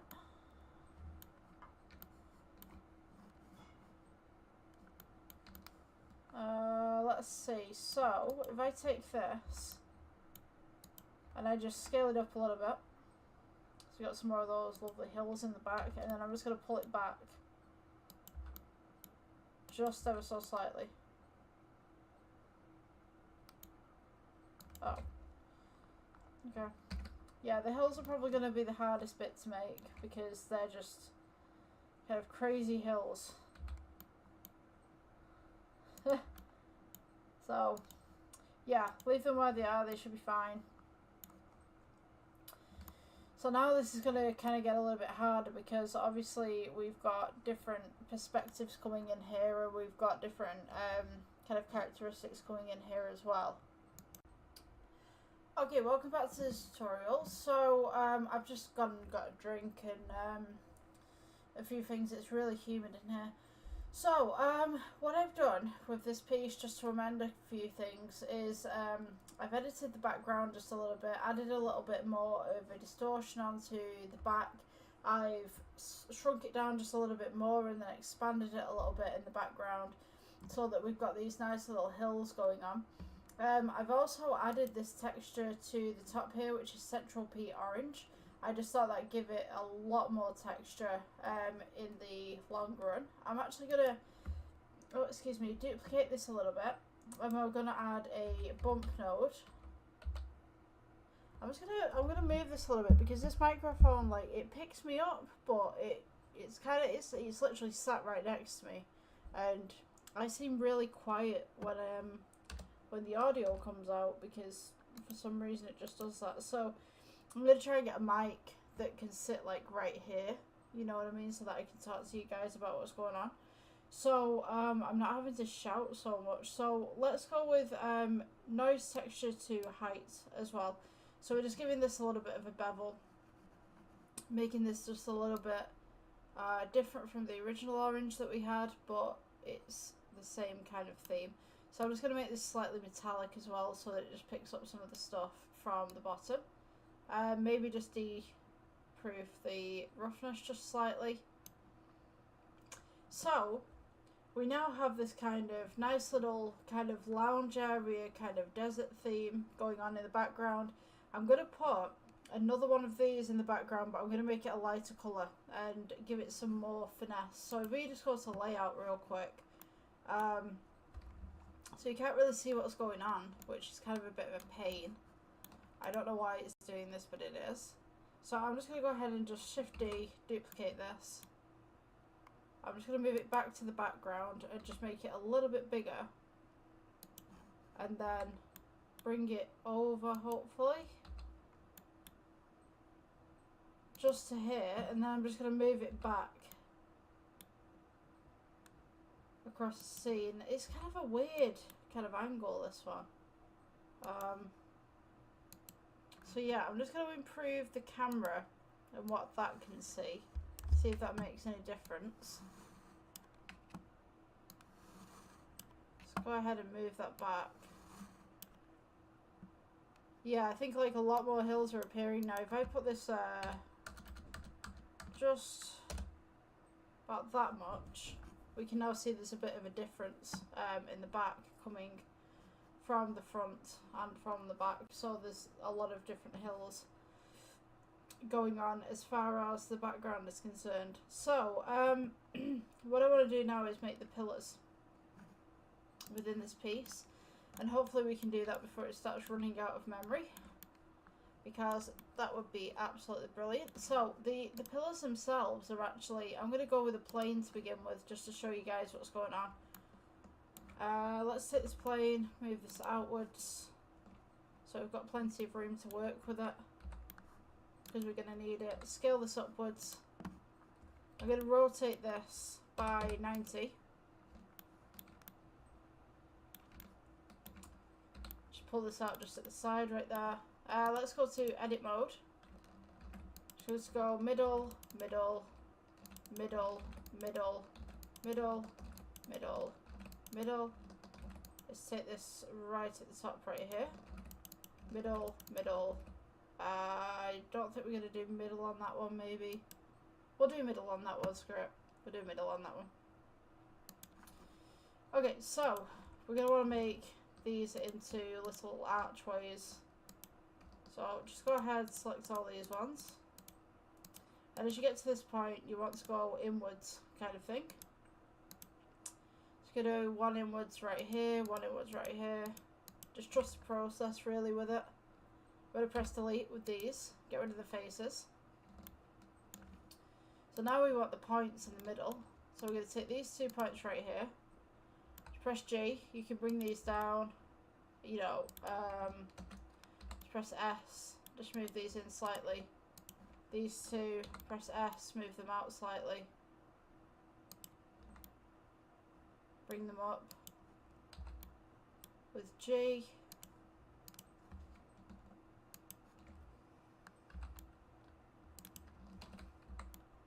Scale these outwards. You could bring these just down, just ever so slightly.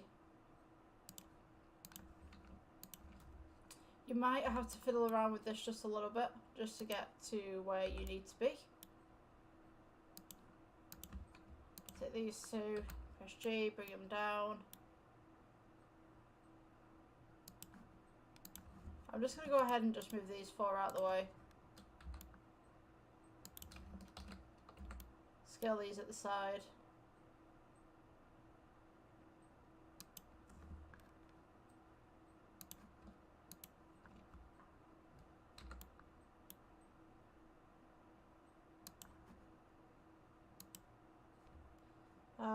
Let's see, I'm just going to select the entire thing and just going to pull it in. So now we've kind of got these nice little archways going on. They're not exactly smooth, but they're better than they would have been. Just leaving them the way that they were. Jeez, man. So yeah, I think those will do.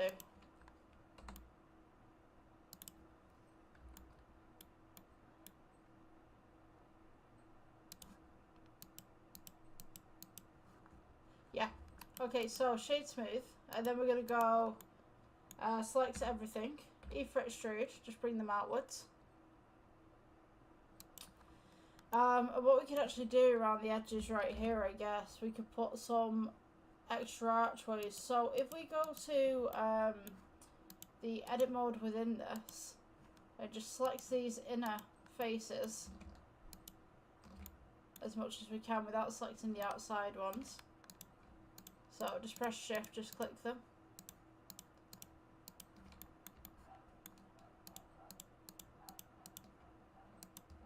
There we go, E-fret extrude. Just scale them in ever so slightly. So these ones now can become these little kind of inner archways that we can put gold on, or we can put paint on them or something like that. So this one right here, and then we'll go ahead and just click these, just select them all, and we can add that nice little gold colouring to them. So you want to use the exact same gold that you used for the chandelier, just basically keeps it in theme with the material ranges that we have here.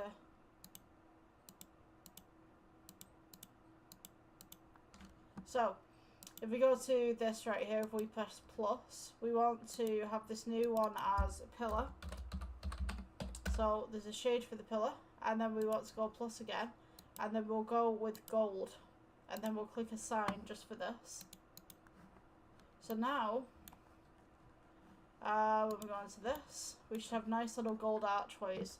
Now these aren't exactly foolproof, you can change them at any point, and to be honest with you, I'm going to use them for the project, and they might not be your style depending on what you want for your style, but this is what I'm going to have for mine. So if we go into the shading tab right here, and we've still got this, we can go on pillar, especially if we're actually facing the correct piece right here, if it ever lets me go across.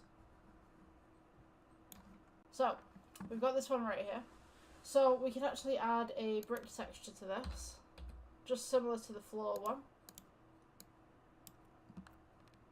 The bricks are going this way, so we can mess around with the row height, so we can mess around with the brick height as well.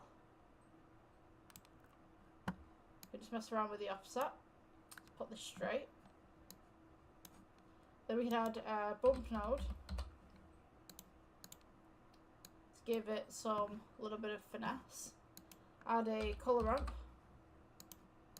just right in the middle right here. And we can go ahead and add a nice kind of offset white just for the background right there. So when we go back to the layout mode, we can then take these and put them into where they need to be. But before we do that, I'm going to go ahead and make the actual pillars themselves, because we need those. So I'm just going to go ahead, bring this one out, scale it up. I think we made this project a little bit too big, or at least I did. So let's go scale this up. And what you want to do with these pillars and these supports right here is you want to do a few tests with them to see how they sit, and then amend them as needed. So with this one, we're going to go edit mode, take the top, take the bottom, and I'll just press 1, see if we can do it like that. We're going to go E-fret extrude, leave it where it is, scale downwards, scale outwards, and scale downwards again, but inwards. You're going to go E-fret extrude, scale, we're going to scale downwards. It's got these nice little pillars going on. E-fret extrude again, scale inwards just slightly, scale upwards. We're just going to go scale inwards just slightly, oops, about there, scale upwards just about here, then E-fret extrude, scale upwards, and then E-fret extrude again, and you just want to scale this upwards, oops, scale upwards, and just scale naturally, and then scale it back down. If this is ever going to work, come on.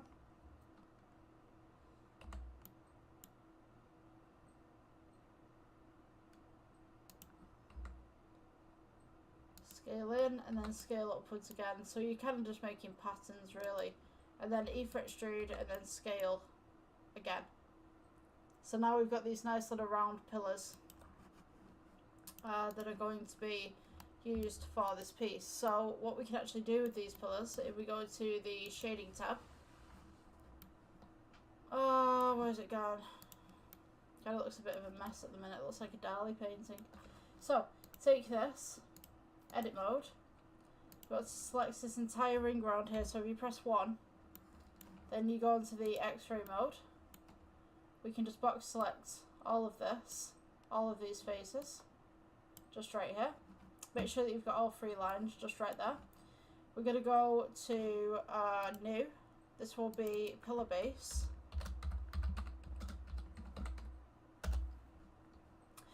Go new right here.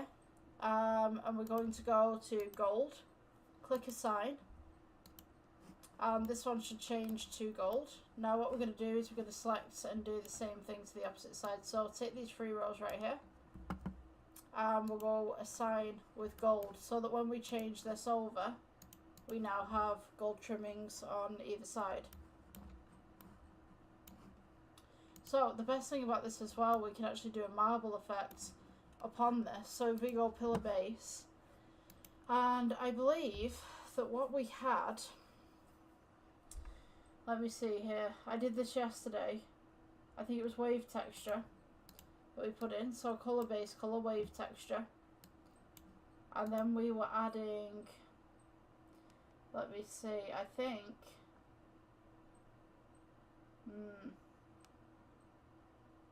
it was like a noise texture or something. Let's see what happens if we just, so we get that one that moves, detail, rotation, distortion. There we go. There it is. So this is this can be used for marble. So now what we want is we want a colour ramp. Let's place this right here. Let's move the white across if you want to.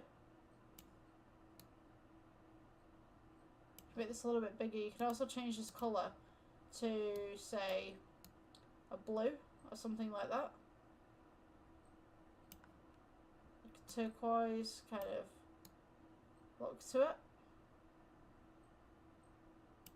We could have a green marble or something like that, but this will give you the marble effect. So on your roughness, we could also go, let's go with noise texture, just here, colour to roughness. Just turn up that roughness just a little bit. Turn up your metallic a little bit so that you've kind of got this nice little thing going on. And then you've got this porous kind of marble that's on the outside as well. So that would look really nice too. You can always change the settings on this at any point. So, given that we have this and we have this, what we're going to need to do is take this, press G, and we want to place this at the bottom of this, and we want this in there. So what I'm going to start off with, I think that might be the best option, because this needs to be just squished down just ever so slightly for the supports at the top. Take this, put this and put this together. Don't put one on the other side just at the moment, but just make sure that they fit relatively well.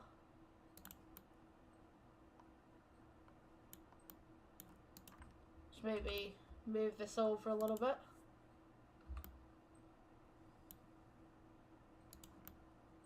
So you've got a pillar and a thing right here. I'm just going to shift D this across just to see what it looks like. And then we can select all 3 of these. We can bring this over, oops. We can go ahead and bring this over to the original design. So you'll notice as well when we put this in the original design that it doesn't quite fit. Right, so all you need to do is just scale that down a little bit. You can scale these across. This is why I didn't want to really put in the pillars to begin with, because I just thought, well, you know, I'm going to be moving a lot of things around. So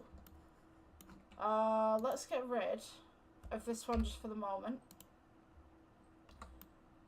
I'm just going to go ahead and just scale that one just a little bit.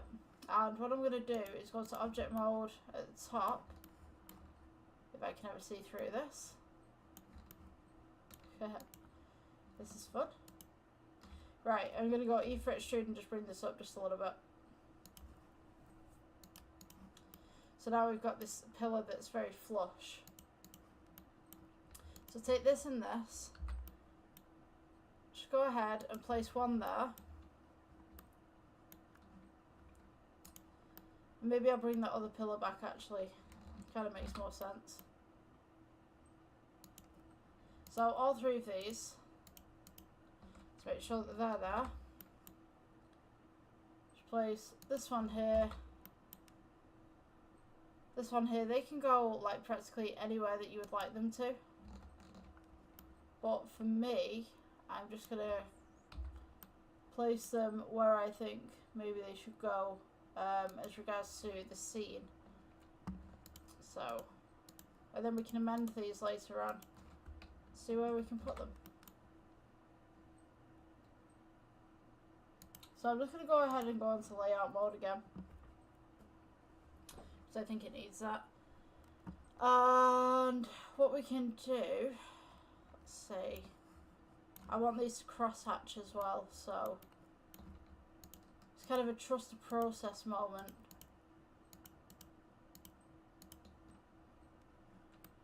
So we've got these on this side. Take these on this side, that's generally how stuff works. We can have the chandelier just through the middle right there. So that we can still see the chandelier and we can still see the mountains. But now we have this nice little kind of curve. And then we can go Shift D, rotate by 90. What you want to do is just get them. So if we put these at the end right here, we want to put the pillars relatively close to one another. So you could go right at the end here so that they kind of interact at that point. So in theory, if you've got that, then there should be four kind of stood next to one another, but in this case there's not. So we can go Shift D again, move these across. I mean, this is your world kind of thing. You can do whatever you want with this. I'm going to go ahead and put something here actually, because I think that it's just too much around the edge. I think we need an edge right here somewhere. So to do that we could do a cube.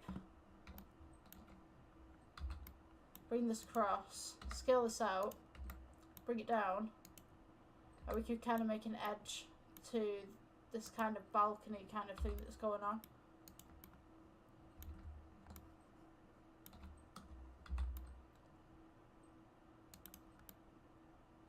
It doesn't matter if the pillars kind of go into the floor a little bit, because it just makes sense in the end to kind of do something like this. Maybe the pillars are a little bit buried, maybe this was added afterwards. So take that, then grab this side and E for extrude and bring it down here. Press G, bring it across. Take this face, and then we can go just there. So that could be the edge of the building. So we could go G, bring this across to that side, edge of the building. And then on this side we could do some little detailing if you wanted to. Some little walls. So you could actually take, let's see, one of these pillars right here, Shift D, bring it across down here, scale it down so that we all match the same theme, or at least the scenery matches the same theme. So you got to imagine how tall someone is. You place this here, G. There you go, G all the way across onto that side.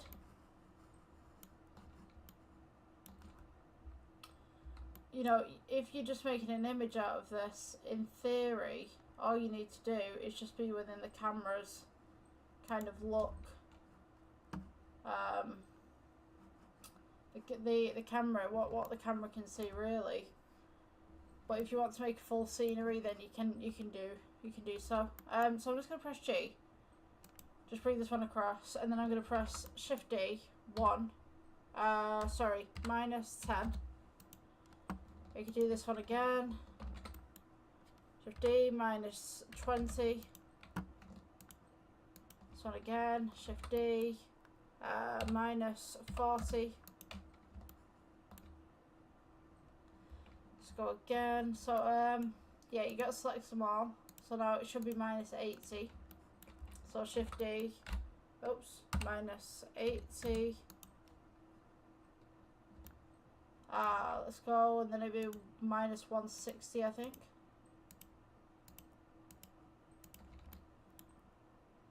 So let's go on that one, and then we're going to go minus, and then 160.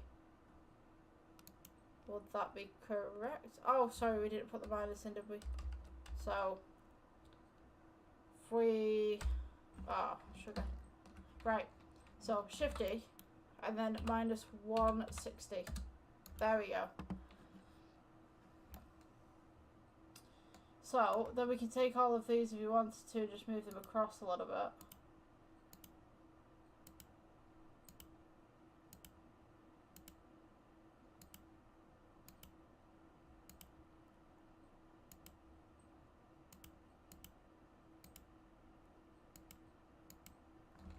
Okay, so press G, bring them across. Excuse me.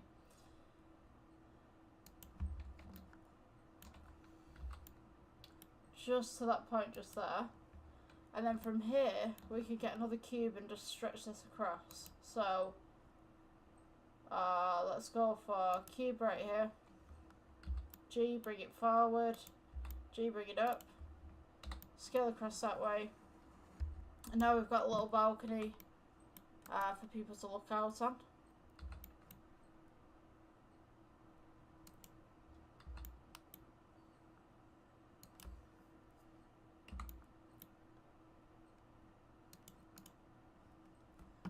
And so, when we look in the picture kind of thing, because we've got the depth of field that's going on, and we've got the lowest depth of field here, in theory, we should have some blurring and we should have some stuff going on. I don't like how shiny that floor is, to be honest with you.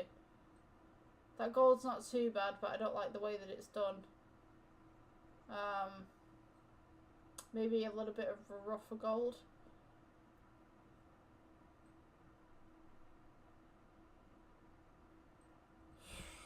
I don't like the colour. The colour matching is not very great.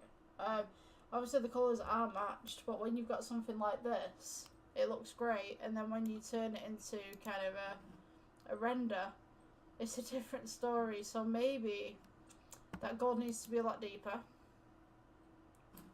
So let's go to the gold. You've got the old gold and you've got the new gold. So I'm going to assume, let's see, you've got gold, old gold, new gold. These two are gold. So let's rough this up a little bit.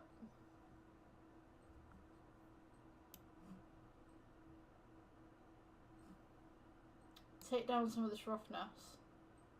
I think there's too much blue. So this flooring right here, maybe just put the roughness up just slightly.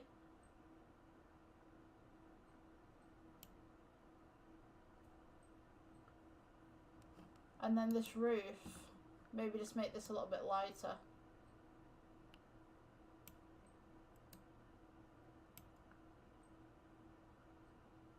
I think we're going to start adding some plants and some bushes into this. I think that would make it look a little bit more cleaner.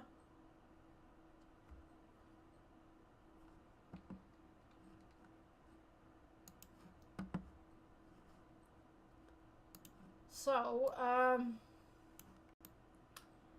it's looking pretty good, but we just need to amend some of these things, such as these pillars right here.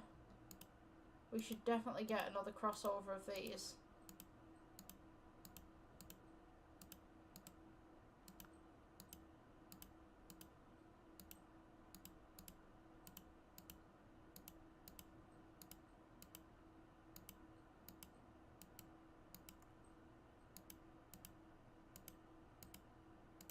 So I'm just going to take these.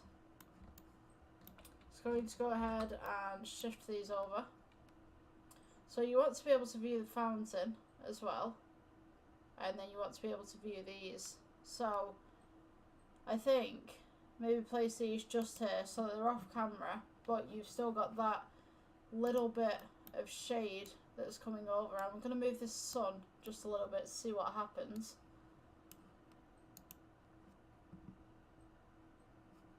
And then maybe take the colour from the outside and just turn that off just for the moment, just to see how the rest of the lighting's kind of behaving. So this sun right here, maybe we'll want this to be super powerful.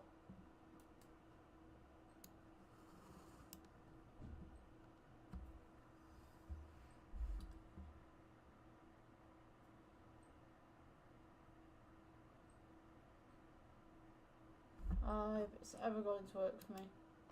Let's go 100,000. I think that's 100,000. So super powerful sun, maybe slightly orange. Maybe just tone that down just a little bit more.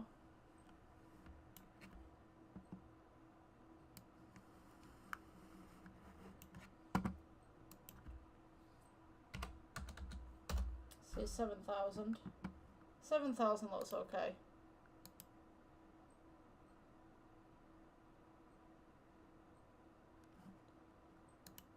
And then if we can just bring the strength back up of the clouds.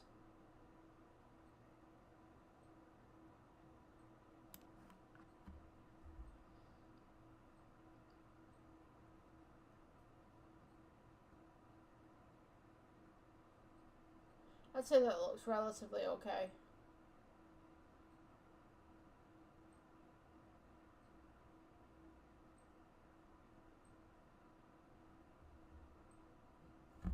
Maybe take this material that's in the background right here.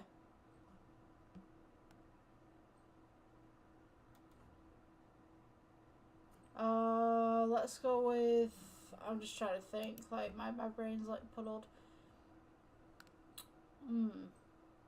I do quite like it, but I don't like how the light's refracting off it, so maybe we could turn this light down just a little bit.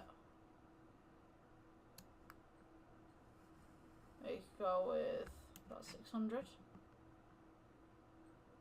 I think it's just too much. I think maybe we could rotate the lighting just by slight,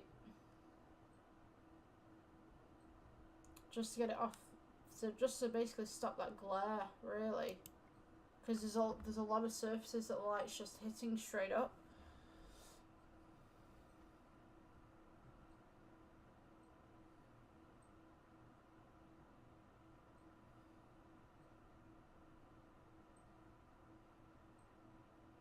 And also, that barrier doesn't look correct. Haha, no wonder the barrier doesn't look correct. I've not put the blooming bar on it. I think I've been at a certain angle and I've looked at it and gone, oh yeah, that bar's in the right place, and then realised, like, no, it's not actually, it's not even attached. So, that needs to be there. Glad I noticed that.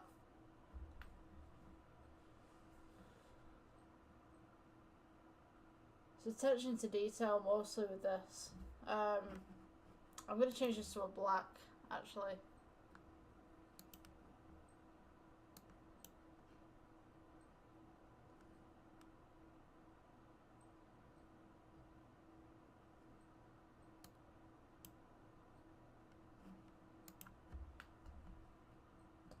Yeah, I think that works a lot better.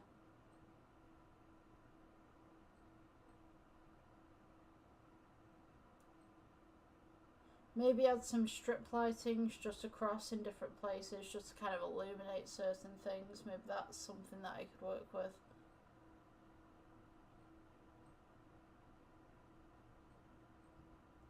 Now you kind of got this blockiness that's going on in the middle as well, which I don't quite like, but I think it just adds a little bit of character to it. We can back that camera up a little bit. I don't like the depth of field on it. I think there should be more depth of field. I think it's too big to make some of the depth of field, but I guess you could take the depth of field in Photoshop or something like that, something similar. Just have that right there. We've got that nice chandelier going on. So see, there is a depth of field just there, but it's not enough that I need for this piece. So maybe if I could press G and just bring this forward a little bit, maybe that would help. Just bring that in. And then maybe put the depth of field as the chandelier.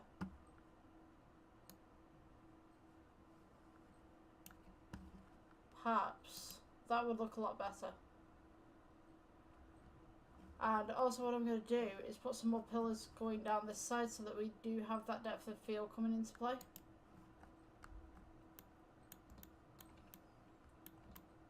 So I think what we're missing is we've got the camera facing this way and there's not much of a background to be looked at. So if we just take these,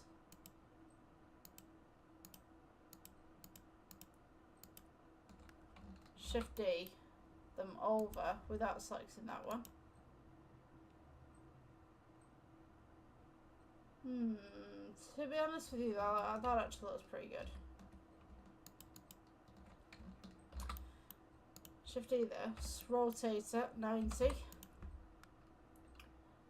Press G, bring it over to this. Maybe this is what we're missing.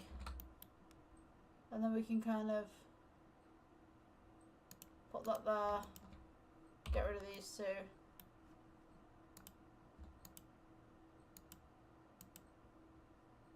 Then get rid of these.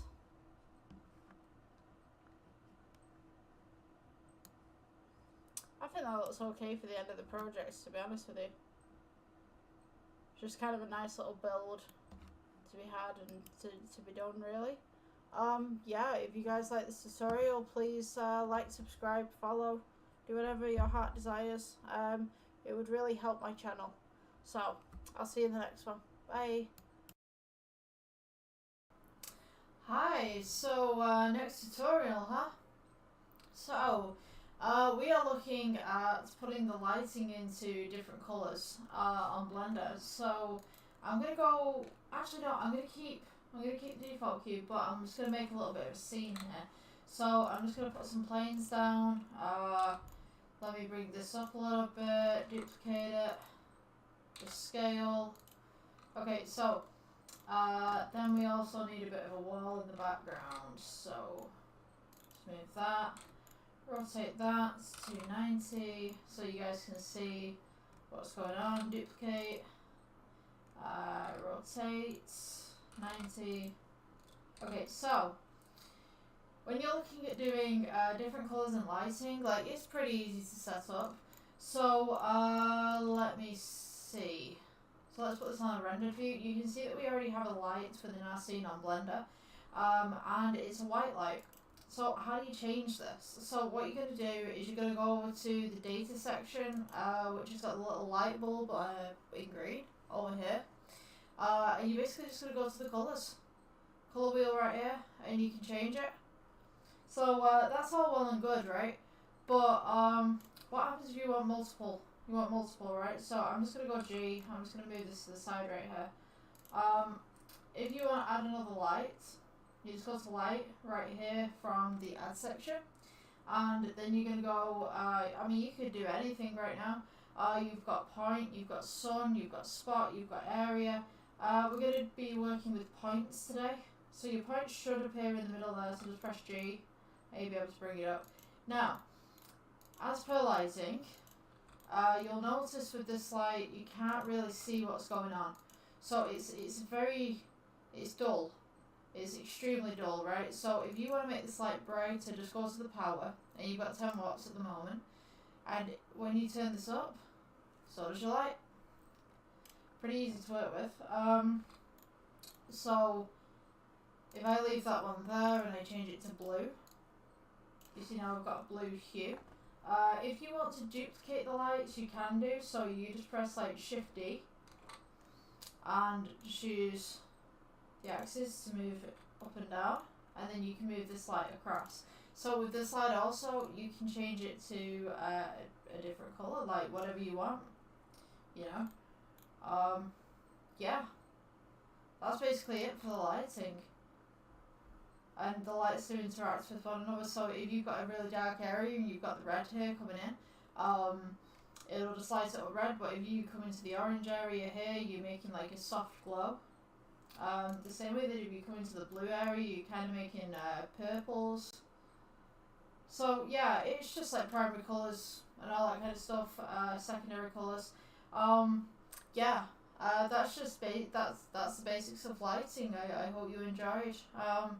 Leave a like, subscribe, and give us a follow if you're following already, I guess. If you're not following already, I should say. But you know, yeah, have a great day.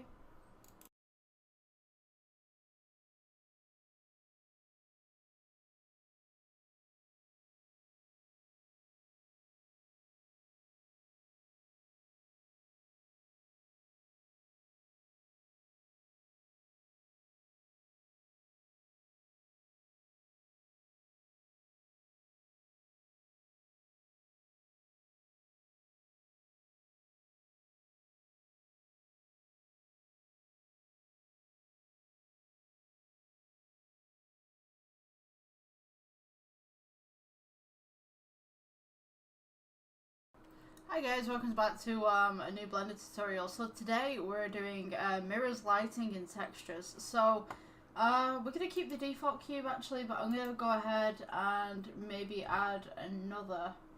Let's see, we're going to add a cube. Just going to scale it out. I'm going to make it like a corridor. So I'm going to show you guys some stuff. So I'll put it roughly about there. I'm just going to get the camera angle in. Let me not get my words out today. Get the camera angle in on this. So I can show you a little better. So let's see. You want to go view, align, camera to view. Just back that up.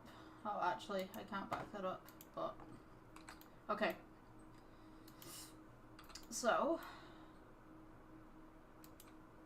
I'm just going to make this a little bit longer as well.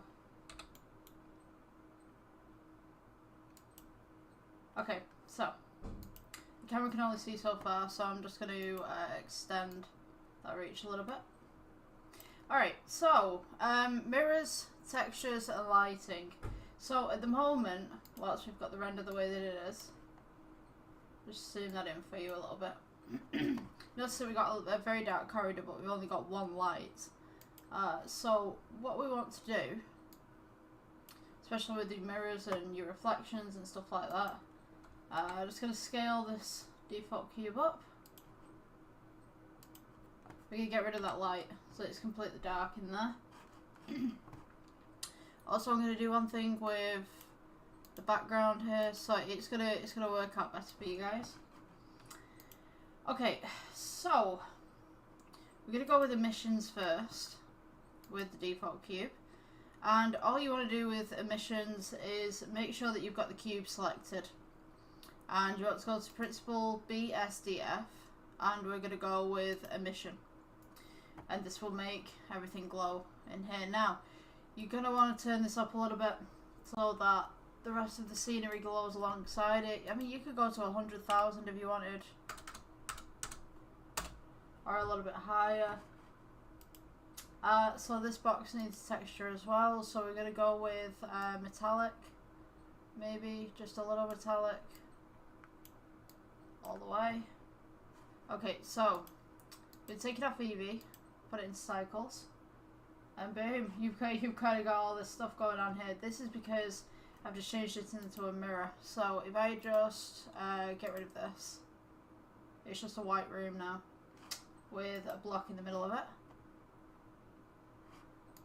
And hopefully it should show me. There we go. So if I put this down to 100, we notice that the block illuminates the room. Let's see.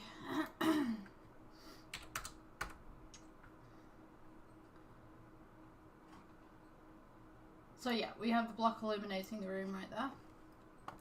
So if I add another object to here, let's go with cylinder, scale it up a little bit.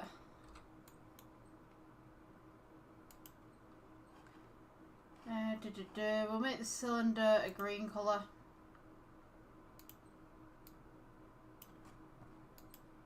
And then, yeah, we're going to make the outside a mirror. So just make it metallic.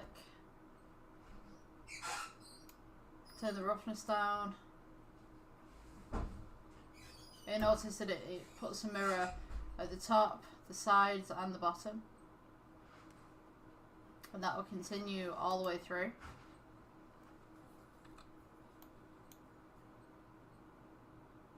Until the end. So you can kind of get this like really funky pattern when it actually loads in. Because we're currently on the render page, but it's taken a while.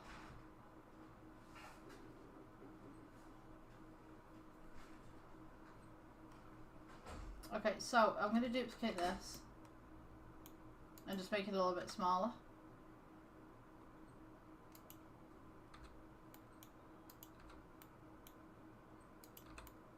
We see that it has a reflection on the floor there.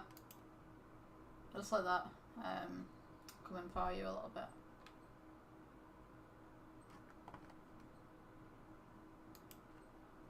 Because if we can make another one of these, you see that it reflects up against that wall right there.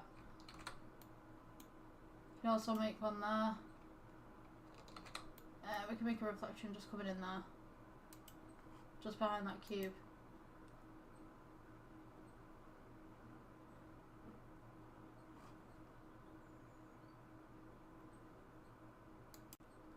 So yeah, this tutorial is a little bit of a strange one today, but this is basically mirrors, and you've got emissions in there as well. Different lighting techniques and stuff like that. So I hope you guys enjoyed. Please leave a like, a follow, subscribe, whatever you can do really. See you in the next one. Okay, so your shading tab's just at the top right here. So on this one, we could go with the material, make it black, just for the moment. So what we could do with this is we could actually add a brick texture. Oops, wrong one. Add a brick. Color to base color. It's the wrong way around, so I mean like you could, I forget what it's called. Vectors, mapping, I think it's mapping. Yeah, okay, so vector to vector. Or, you could change this out, hold on. Just trying to see right now.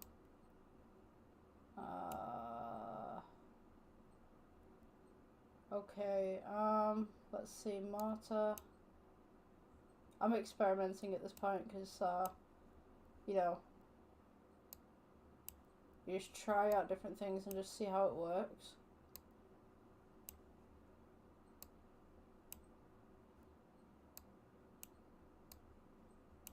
Yeah, if the mapping's not working for you, like I can't turn it over for some reason, you know, you could get these straight lines that are going through there. To be honest with you, I'm just gonna leave mine as black, but this one, you can have this clear if you wanted to. Let's press new. Gonna make it a green, kind of yo-yo. Green, transparent. Let's go with, just turn down the alpha slightly. I'm gonna make this glass.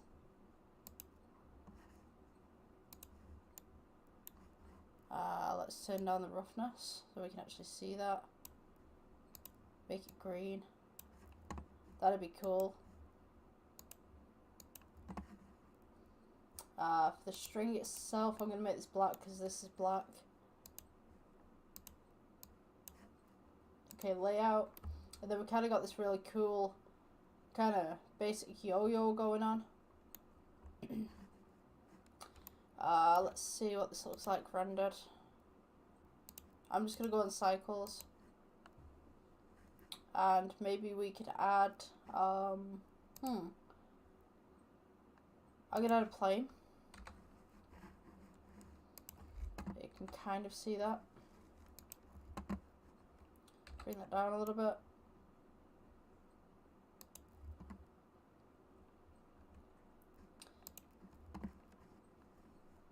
Let's go with, trying to think. Yeah, let's put the camera to the aligned view as well, so you guys can kind of see that. So it looks like the dog is being walked.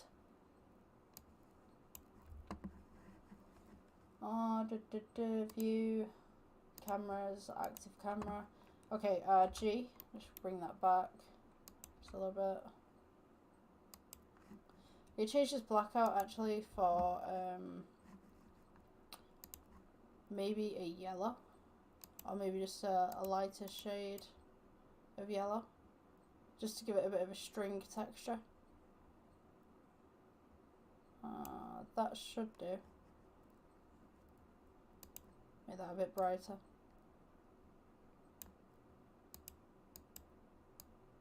Yeah, okay. So that's our basic yo-yo right there. I'm just going to increase some of the lighting right now. Shadow caustics as well. So you guys can kind of see that a little bit better. And then I'm just going to duplicate the lighting, so you can see a little bit of better shine.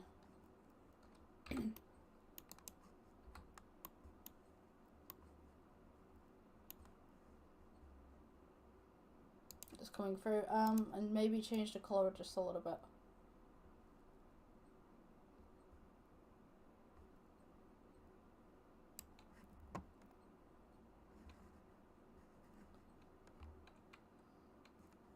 So yeah, I think that's your basic yo-yo in a nutshell.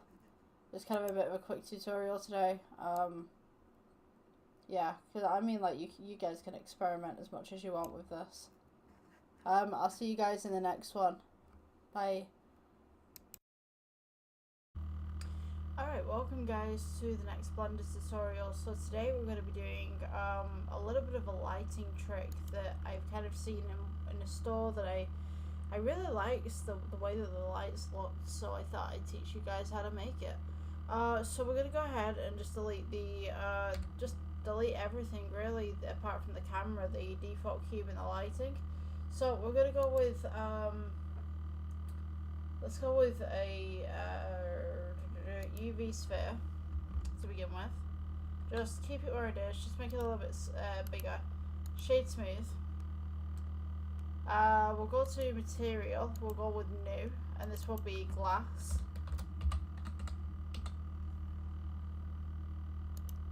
So with this, you can either go with, you can go ahead and change it to glass. Where's glass BSDF? You can either go ahead and change it to glass BSDF, or you can amend it in principal BSDF. For me, I'm going to go with glass BSDF for this tutorial.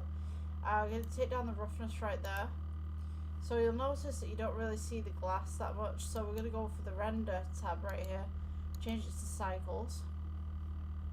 Go back to the original render. We can see right here that we have this nice little glass sphere going on.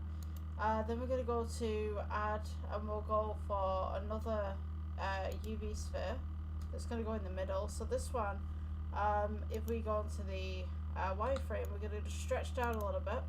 This is going to be our bulb. So you can just pull this through just slightly because we'll build over the top of this. So we're going to go to the materials tab, you press new. And then we're going to go for principal BSDF, go to emission, and then we can just turn this up for an emission. Then we're going to go to, let's go with mesh cylinder.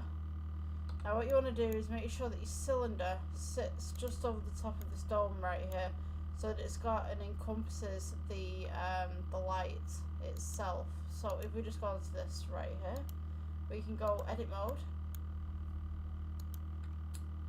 Take this face right at the top, we're going to press G, bring it down, just scale it inwards, so it's almost like it's gripping the light at the top. We're going to go E for extrude, scale it downwards again. It's a nice little point, and then E for extrude and bring out this all the way up. And for this, we're just going to go shade smooth, and then we're going to make this black. So once all is said and done, this is how the light should, in theory, look. Obviously, we've not got anything in the background. We've got nothing to really put it up against right now, but I will put something there. So let's go with a plane. I'm going to go ahead, put this right here, and then I'm going to go ahead and do another plane. Rotate this by 90. Press G, bring it back a little bit, and then we can go ahead and take that and we can go edit mode, just select this face right on the side right here, and then go E for extrude and just bring it across. So once we've got all this, just select everything within this. Just going to press G and just set these up a little bit so you guys can see what's going on. Maybe just go ahead and put the camera angle just here, so view and then align view, camera to view. So I'm just going to set this up real quick.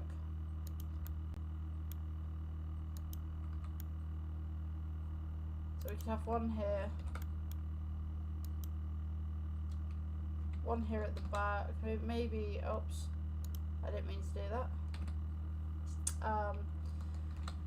Oh, there we go again. Shift D. Let's pull this one to the back just there, and then we could go Shift D, just have one in the foreground, I guess. Just move this camera back just a little bit so you can see what's going on. Depth of field, just amend this a little bit. Let's go for about there. Right, okay, so this is what you should have relatively in the end. So if we change the material of the glass right here, we can actually change the IOR inside of it.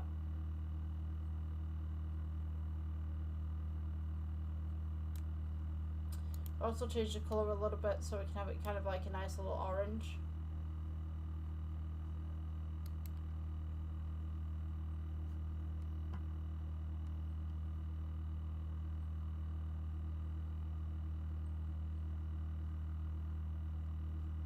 Also change the emission as well. So if we go down to, let's see if we can select this one. So we can actually tint the glass right there. We can also tint the lighting just slightly, so we can kind of make it like a rose kind of tinted glass. You can turn these down just a little bit if you wanted to.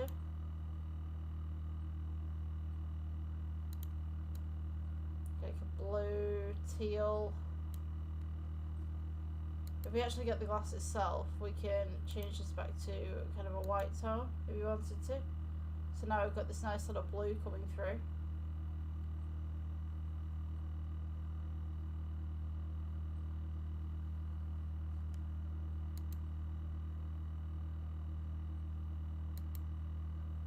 And the best thing is, as well, with all of this, let me just try and change this colour real quick. We can actually take these separate lamps and we can just put them in different positions. So if we take this one,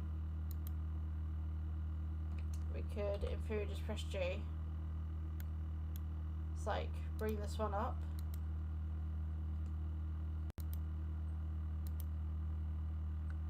Have this nice little arrangement of the lamps.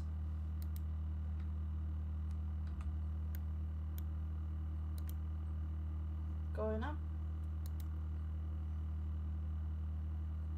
And then what I'm going to do, just to define these a little bit better, what we can do is we can add cylinder, rotate this round by 90, scale it outwards, scale it back in, scale it outwards again, and we can have some runner lights just up at the back here. So this one, we can go with Let's go with the intermission. Turn this up a little bit. Let's go back to the camera view. So, see viewpoint camera. Okay, so when we get this one into the scene, you can see that it kind of goes quite light. Just turn this down a little bit.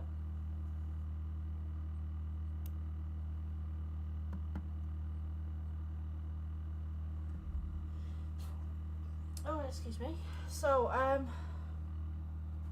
the idea of these lights is just to create some shine on the back here. So if we take this background right here and we just make this kind of a grey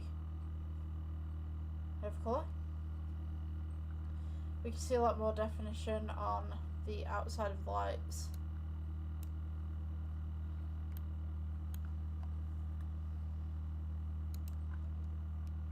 So if I just move this inwards just slightly, we can kind of see a little bit of reflection going on.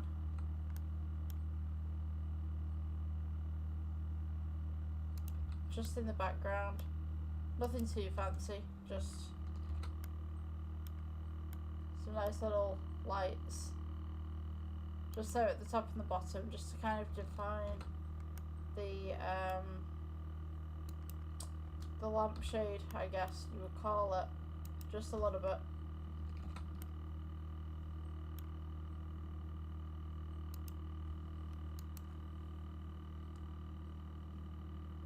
So that you're able to see more detail as well. So now you can see like we've got all these little lines going across, and maybe if I zoom in you guys can see that a lot better. Just pull this background down a little bit. So now you can see all these little lines coming across. You can now get the depth of the actual lampshade itself.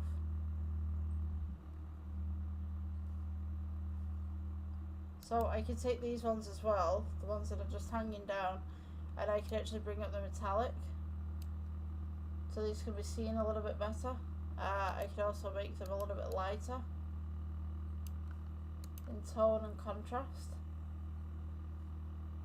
Just take that roughness right down to a point. And now we have these little kind of gothic lamps going on. So yeah, I guess that's the end of the tutorial. I'll see you guys in the next one. I am super tired. I'm just gonna go to bed. Okay, bye. Please subscribe.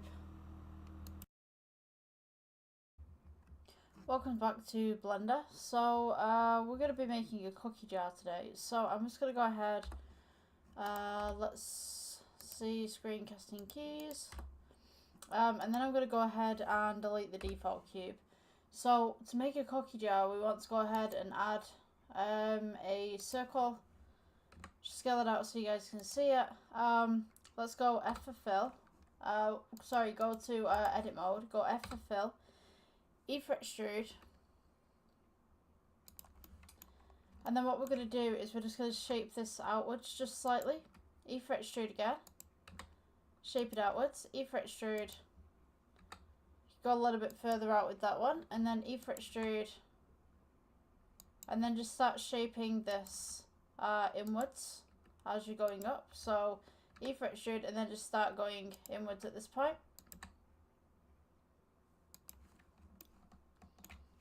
We're going to go E for extrude, and then we're going to do an extreme inwards. Let's press G, bring it down a little bit. E for extrude, scale it in, press G, and then we're going to go E for extrude. So this is going to be like the neck of the jar. You know what, actually I might just pull this out just a little bit. E for extrude, neck of the jar. Then we're going to go for E for extrude again, scale inwards slightly. E for extrude, don't move it, scale inwards slightly. And then we're going to go E for extrude, bring it down, scale inwards slightly. And then we'll go E for extrude, bring it in. If you go in the X-ray mode, you can see what's going on the inside. So maybe I'm just going to scale that one in just a little bit. E for extrude again. If we press 1 on your number pad, you can see the side view. So I'm just going to go E-fret extrude, and then just scale outwards, E-fret extrude, and then scale outwards, and then just continue doing this all the way around. Just make sure that the glass is pretty thick around the outside. Sorry, 1 second, scale, oops. Sorry, 1 second, there we go. So S to scale outwards, that was me hitting the wrong button. E-fret extrude, bring it down, scale outwards, and then we're just going to go all the way down with this one. And then once we get to the bottom, we want to make it a little bit thicker, so we can go E-fret extrude, scale it inwards, E-fret extrude, and then we're just going to scale inwards just towards the bottom, leave this all kind of thick right there. We'll go shade smooth. So now this is the base of the cookie jar. Now we want to make the lid. So we're going to go circle again. It'll appear right here. So just press G, bring it up.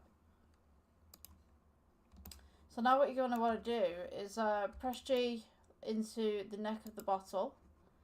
And we're just going to want to expand it to the side just slightly. So for this one, we're going to go into edit mode. Press F for fill. Scale outwards.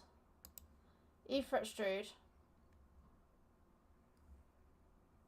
We're just going to scale this outwards again just to fit the bottle itself. E-fret extrude.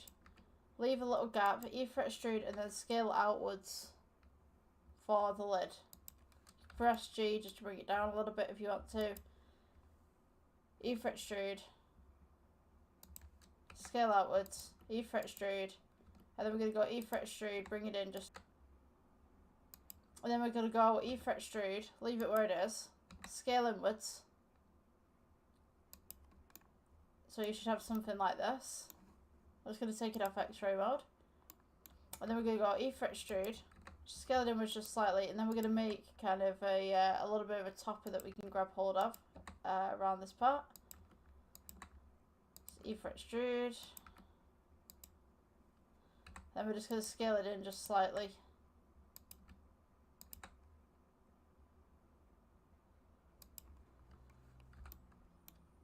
G, bring it down. And then right click, shade smooth. So this is our cookie jar right here. So we're going to make this into glass. If you go to the render engine, switch out from EV cycles, and we will go for new material. This will be the glass material, so you can change the principled BSDF to glass. If we go into the render right here, we can see this has changed to glass. We can take down the roughness just on here. And then this part right here, the jar part, just go down to this drop down menu here, go to material 001, which will be the glass. And now we can see that we have glass within our scene. I'm just going to put in a plane just at the bottom so you guys can see the glass a little bit better. So yeah, that's the kind of cookie jar aesthetic we're going for. If you want to make little cookies to go into the cookie jar, we could go ahead and go to, let's see, I think we could do this with a circle and then maybe some icosphere traps on there. So if we press G, just bring it out. Use a circle, edit mode, F for fill, E-fret extrude, and then E-fret extrude again, and we're just going to scale inwards. Press G, bring it down, E-fret extrude, and then just bring it just kind of inwards. This is just a basic cookie to use. We'll shade that smooth. Let's shade that smooth. We'll put the Ico chip, the Ico chocolate chip, as nice dark brown colour. Pull up the metallic just a little bit, and then just put this all over the cookie in different parts and in different sizes.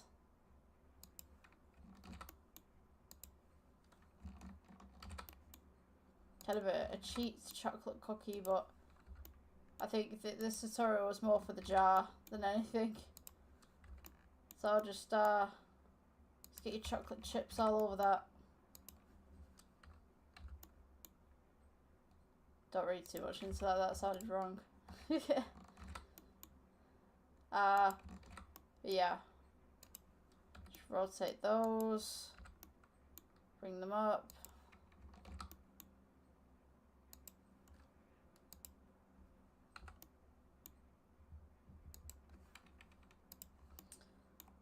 Let's see, we could like select a load of these different ones.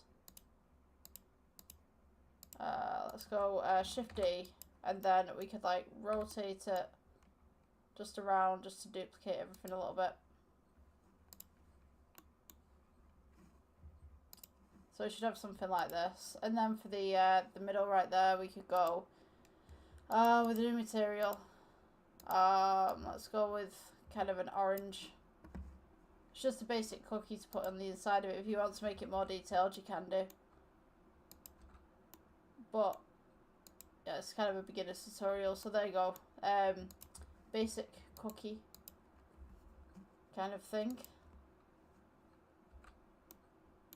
So to put the cookie inside of the jar, just select everything. Just here, just hold your left button down, and then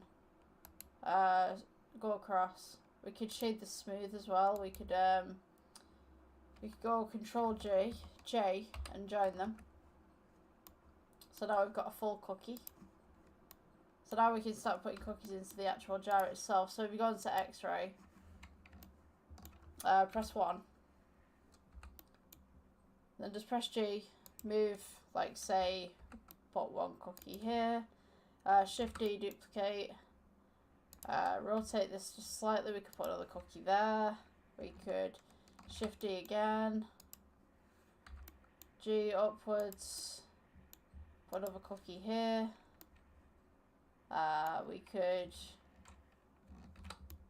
take that same reference and kind of put these sideways actually. Just gonna double click off that. Rotate this round.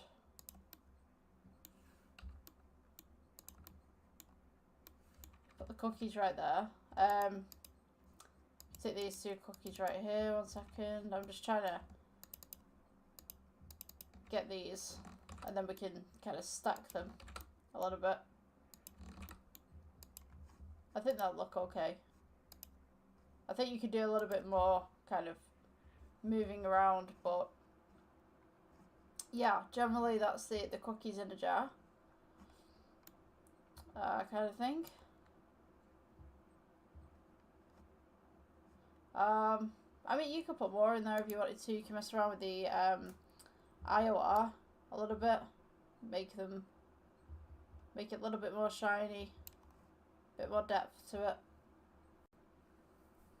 So yeah, that's the tutorial of cookies in a jar. I hope you guys enjoyed.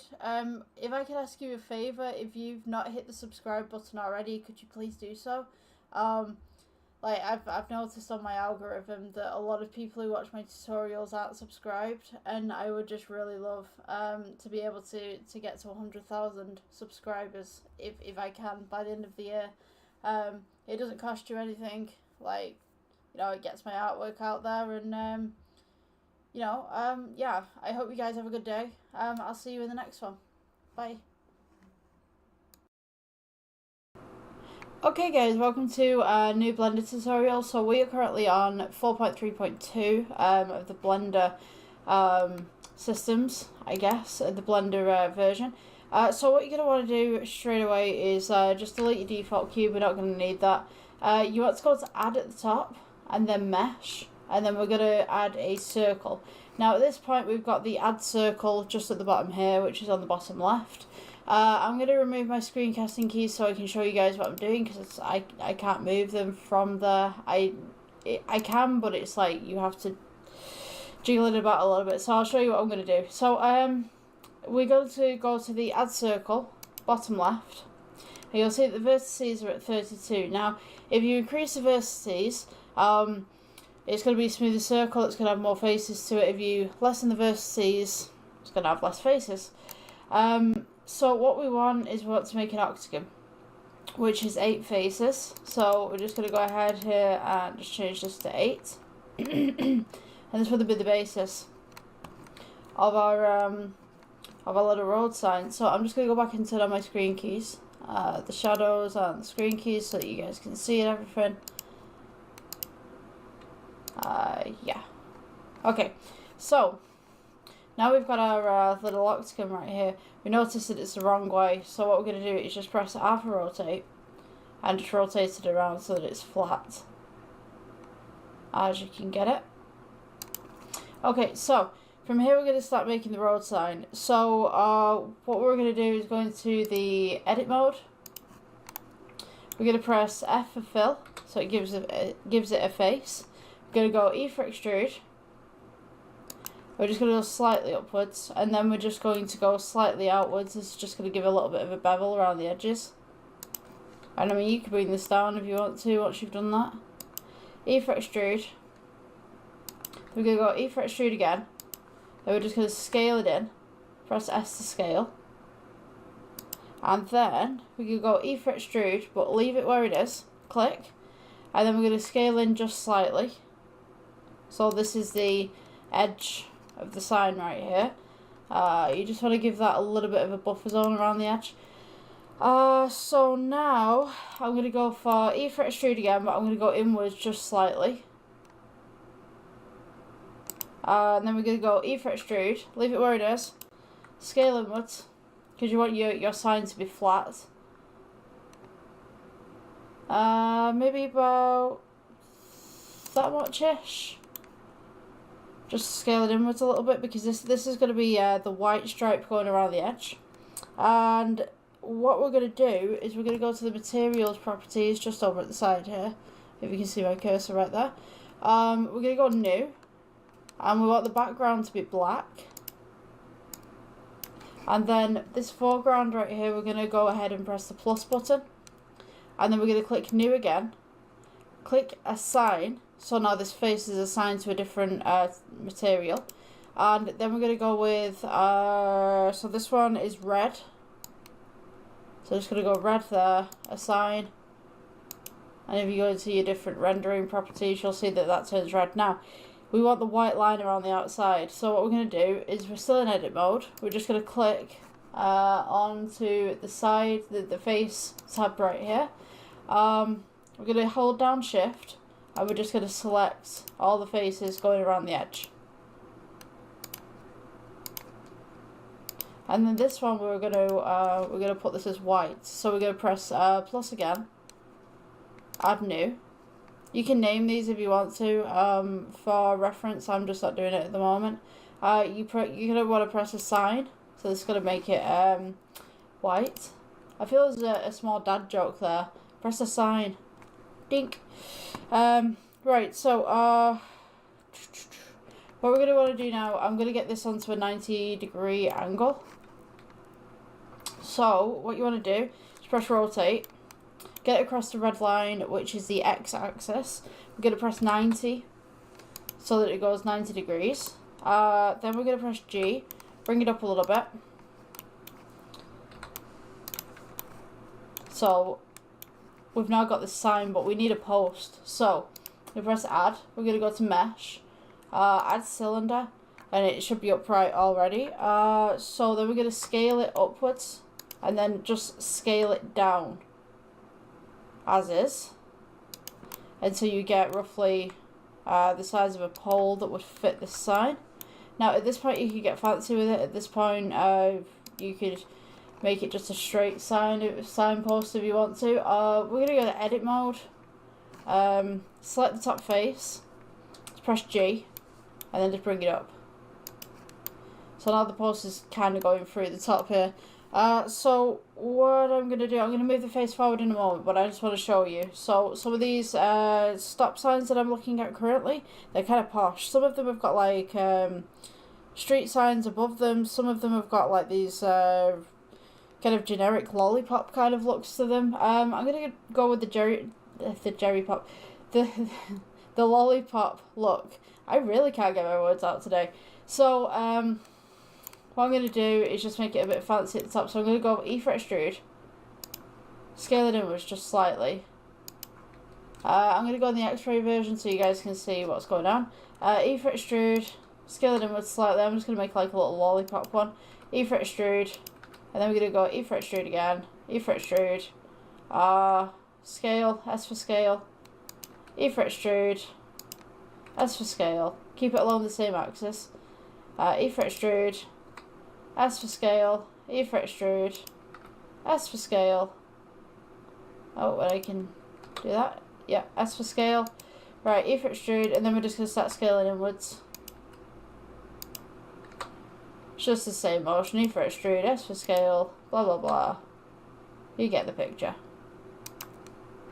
And then maybe we'll do like a little bit of a posh top on here. Just move this upwards. Just get this out a bit more.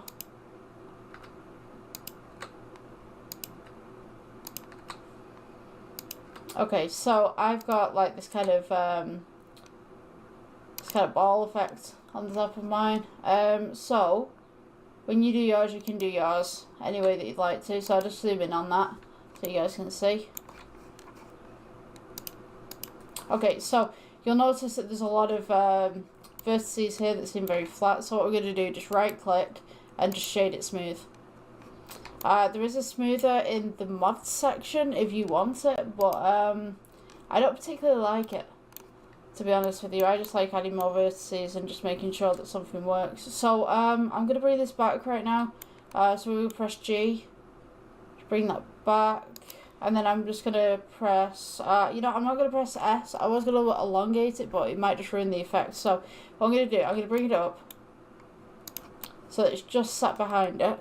And then I'm going to take the bottom here. Let's see, edit mode, select the bottom face, G, and we're just going to move the bottom face down so that it stays uniform.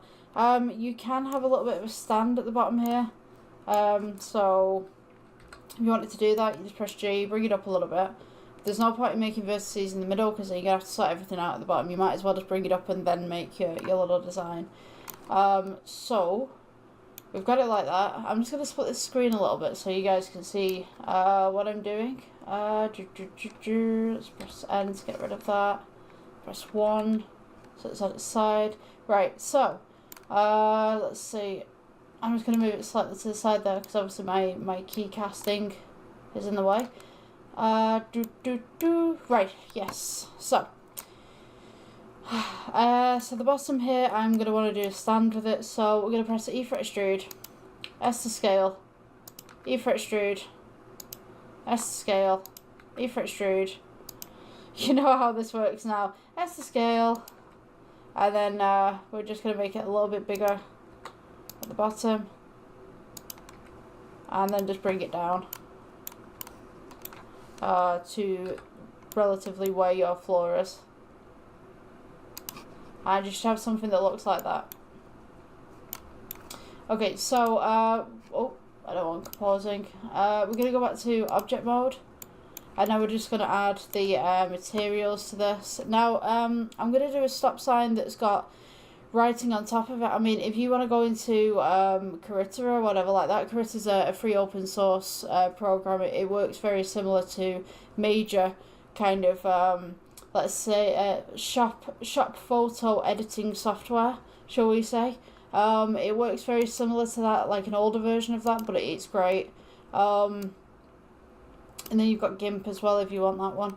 So we're just going to put this in a black tone, give it a little bit of a shine, because generally those posts are kind of shiny. Let me see.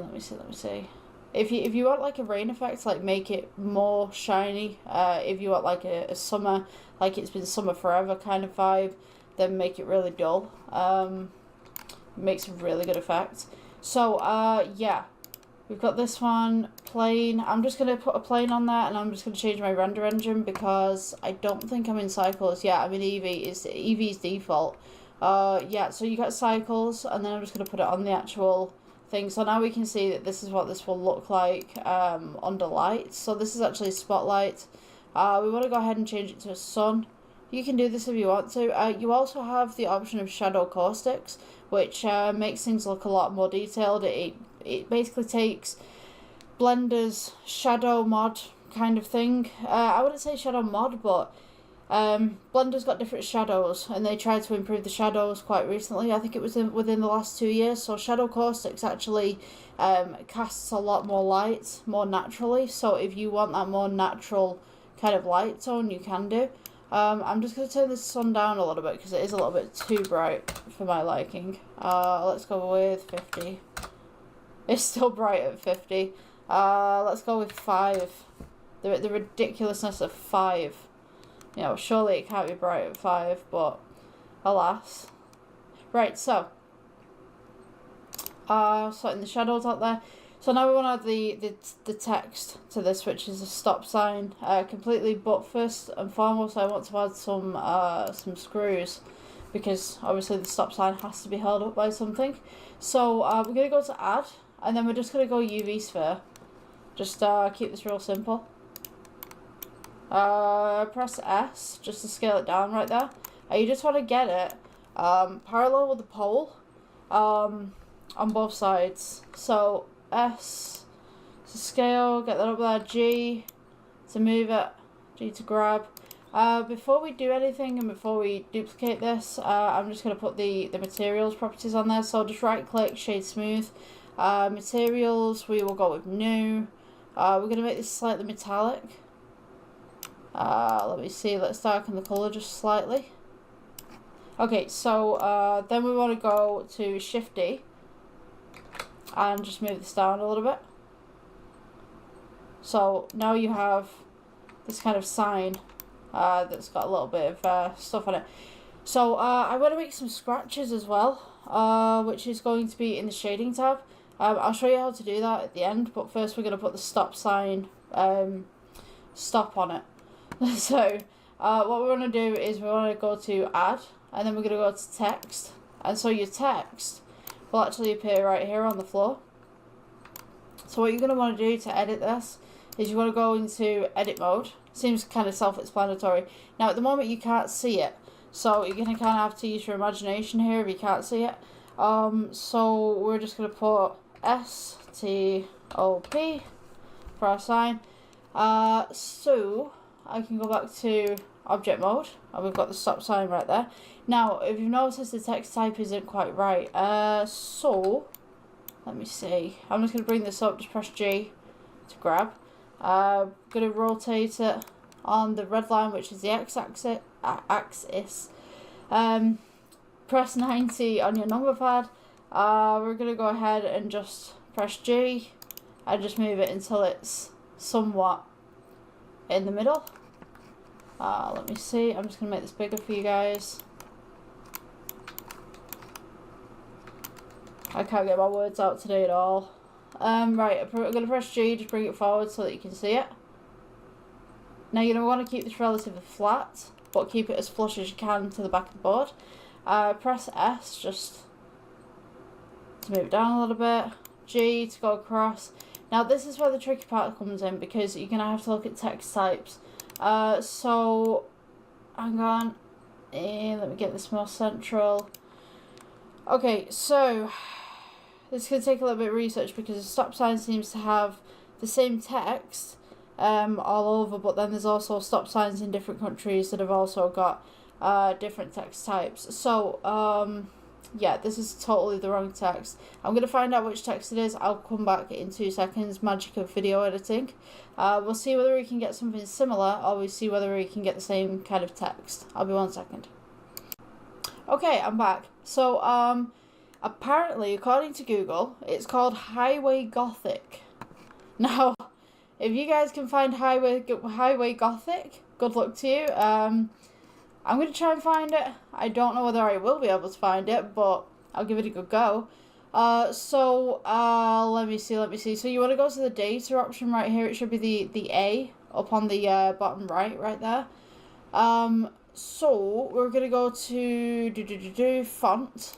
And when you go to fonts, you're going to get all these different ones. So we're just going to click. We're just going to experiment with this basically and see what we can find. So if we click this, notice that all these text types come up, and so what we want to find is Highway Gothic.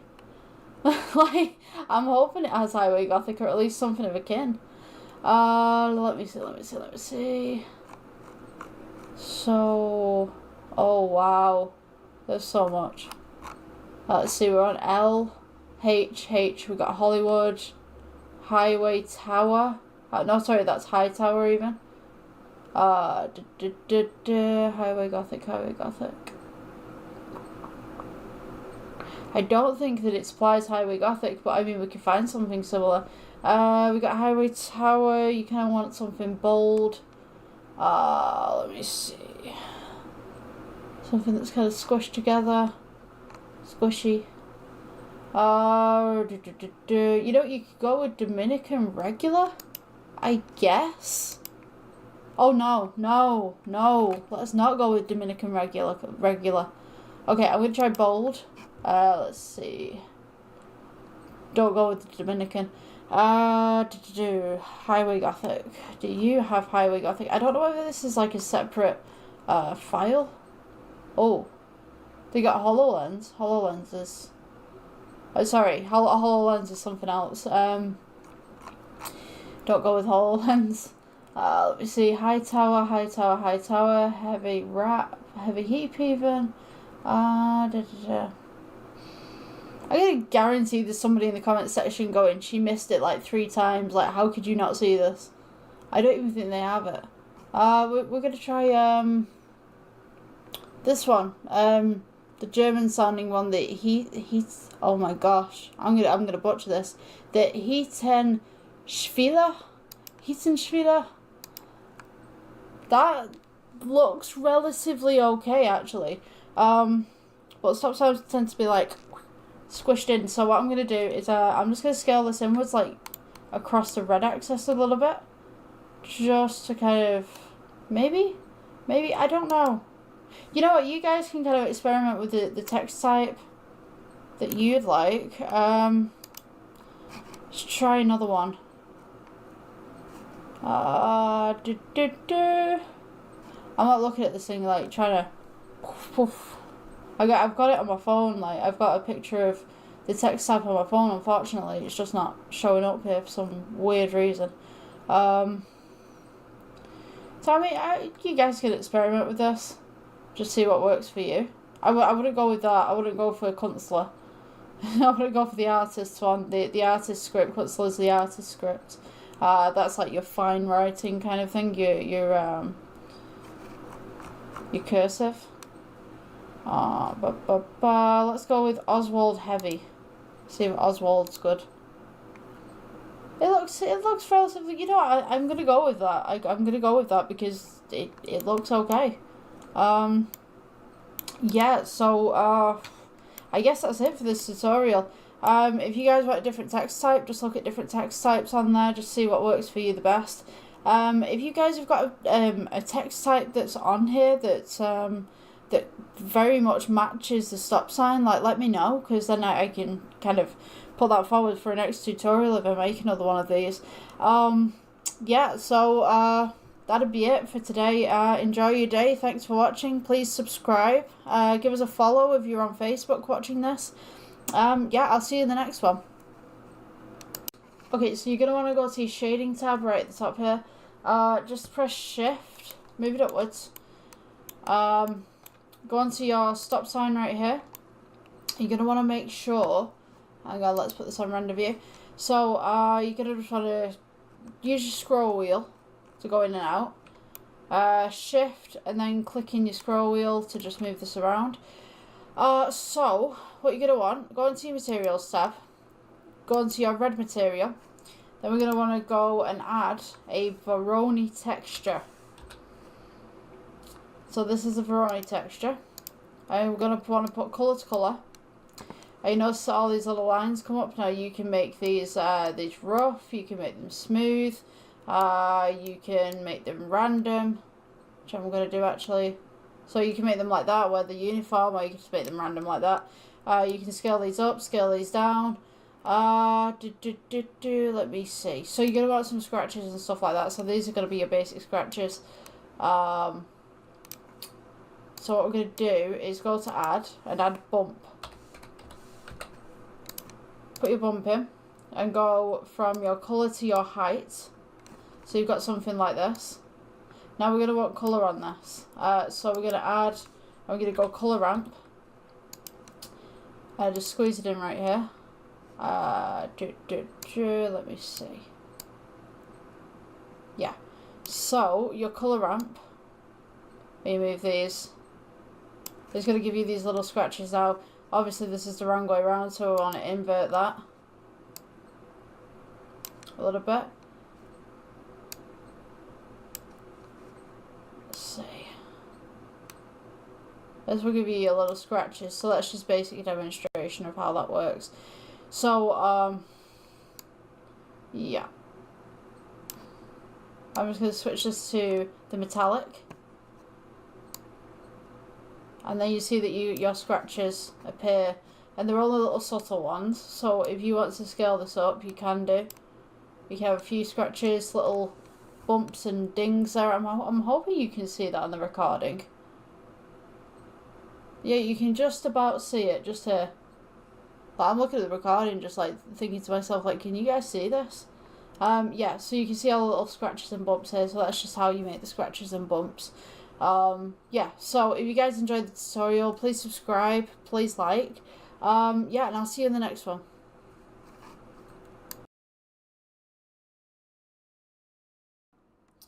Okay guys, welcome to the next Blender tutorial. So, we're going to be looking at making a corridor with some pillars and some windows and stuff. So, what I'm going to start with, I'm going to delete the default cube and we're going to add a plane. I'm just going to scale this one out a little bit. So that we've got some surface to work with. Now, what we're going to do, we're going to make the pillars first. So we're going to go cube. You know, actually, I'm not going to go with the cube. I'm going to go with the circle. So we're going to add circle. G, just to bring it up a little bit. If it's actually got on there. Where's my circle? Yeah, here we go. Alright, so scale it up. And just bring it up right here so that we can see it in detail. We're going to go to edit mode. F to fill. We're going to go E for extrude. We're just going to extrude it just slightly so that it's kind of got a little beveled bottom. I'm just going to split this in two so you guys can see a side view right there of what's going on. Of course the keys. Oh my gosh. There we go. Right. So, with the top face selected, we're going to go E for extrude. E for extrude again. We're just going to scale it in just slightly. E for extrude. Scale it in again. Maybe just bring that down just a little bit. We go E for extrude. Then we're going to come back out again. E for extrude again. Just pull it out so that it's kind of at the same height. E for extrude. And then we're just going to repeat this process. E for extrude again. Scale inwards. E for extrude. And then maybe I'm just going to do another one of those, I think. E for extrude. Scale outwards. E for extrude. Scale outwards again. We go up. And then we're just going to do blocks inwards. So, just do one block there. Let's see. E for extrude again. Scale inwards.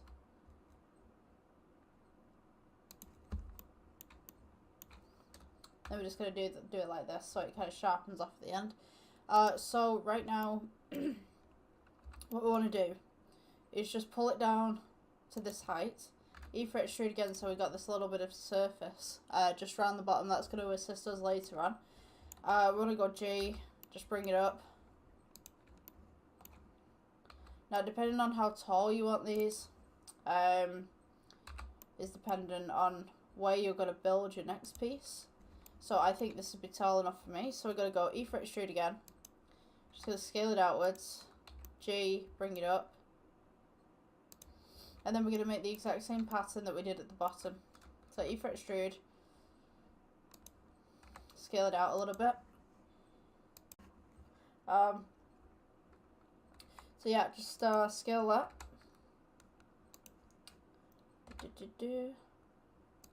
E for extrude. Go up again. Scale inwards. E for extrude. Up again. We scale outwards. E for extrude, and just carry on doing this until you're happy with your shape.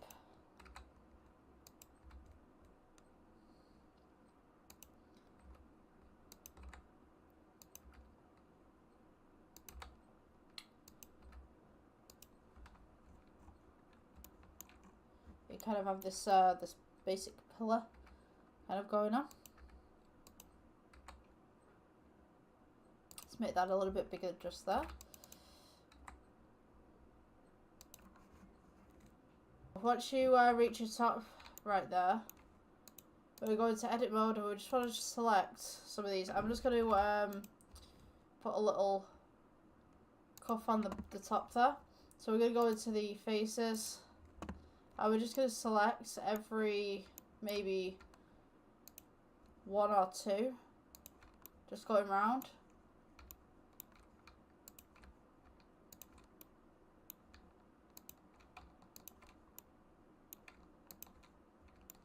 Whatever really fits with your design, really. We've got an odd one. You know what, to be honest with you, you could probably just kind of pull that in. So, excuse me, we've got these little bumps that are going around. So what you could actually do with this is like press A and then subdivide a little bit. We can also smooth that out. So these pillars have kind of got these sharp edges, but they're relatively good. So you know what, I'm just gonna tweak this a little bit. Just gonna pull these in. I'm just gonna scale it up a little so that they sit flush with the top and the bottom.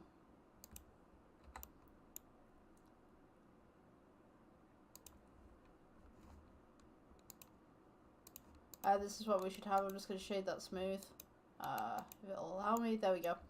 Right, so we have our basic pillar right there. So what I'm going to go ahead and do is just going to shrink that down a little bit. Place it down onto the base that we have right here. So at this point what we can do is we can actually put these in a little bit more of a perspective. So I'll just leave that at the side just in case you need it for a reference. We are going to go Shift D. If you press 1, it's just going to go like here. So if you press 10, it's going to go here. So we're going to want somewhere in that sweet spot. So press 5, I guess. You take these two. You press 10. And then take these, Shift D, press 20, and these will all be equidistant between each other. So with these, you could probably do Shift D, and then you want to go minus, and maybe 50, I think. Okay, maybe minus 40. Oops.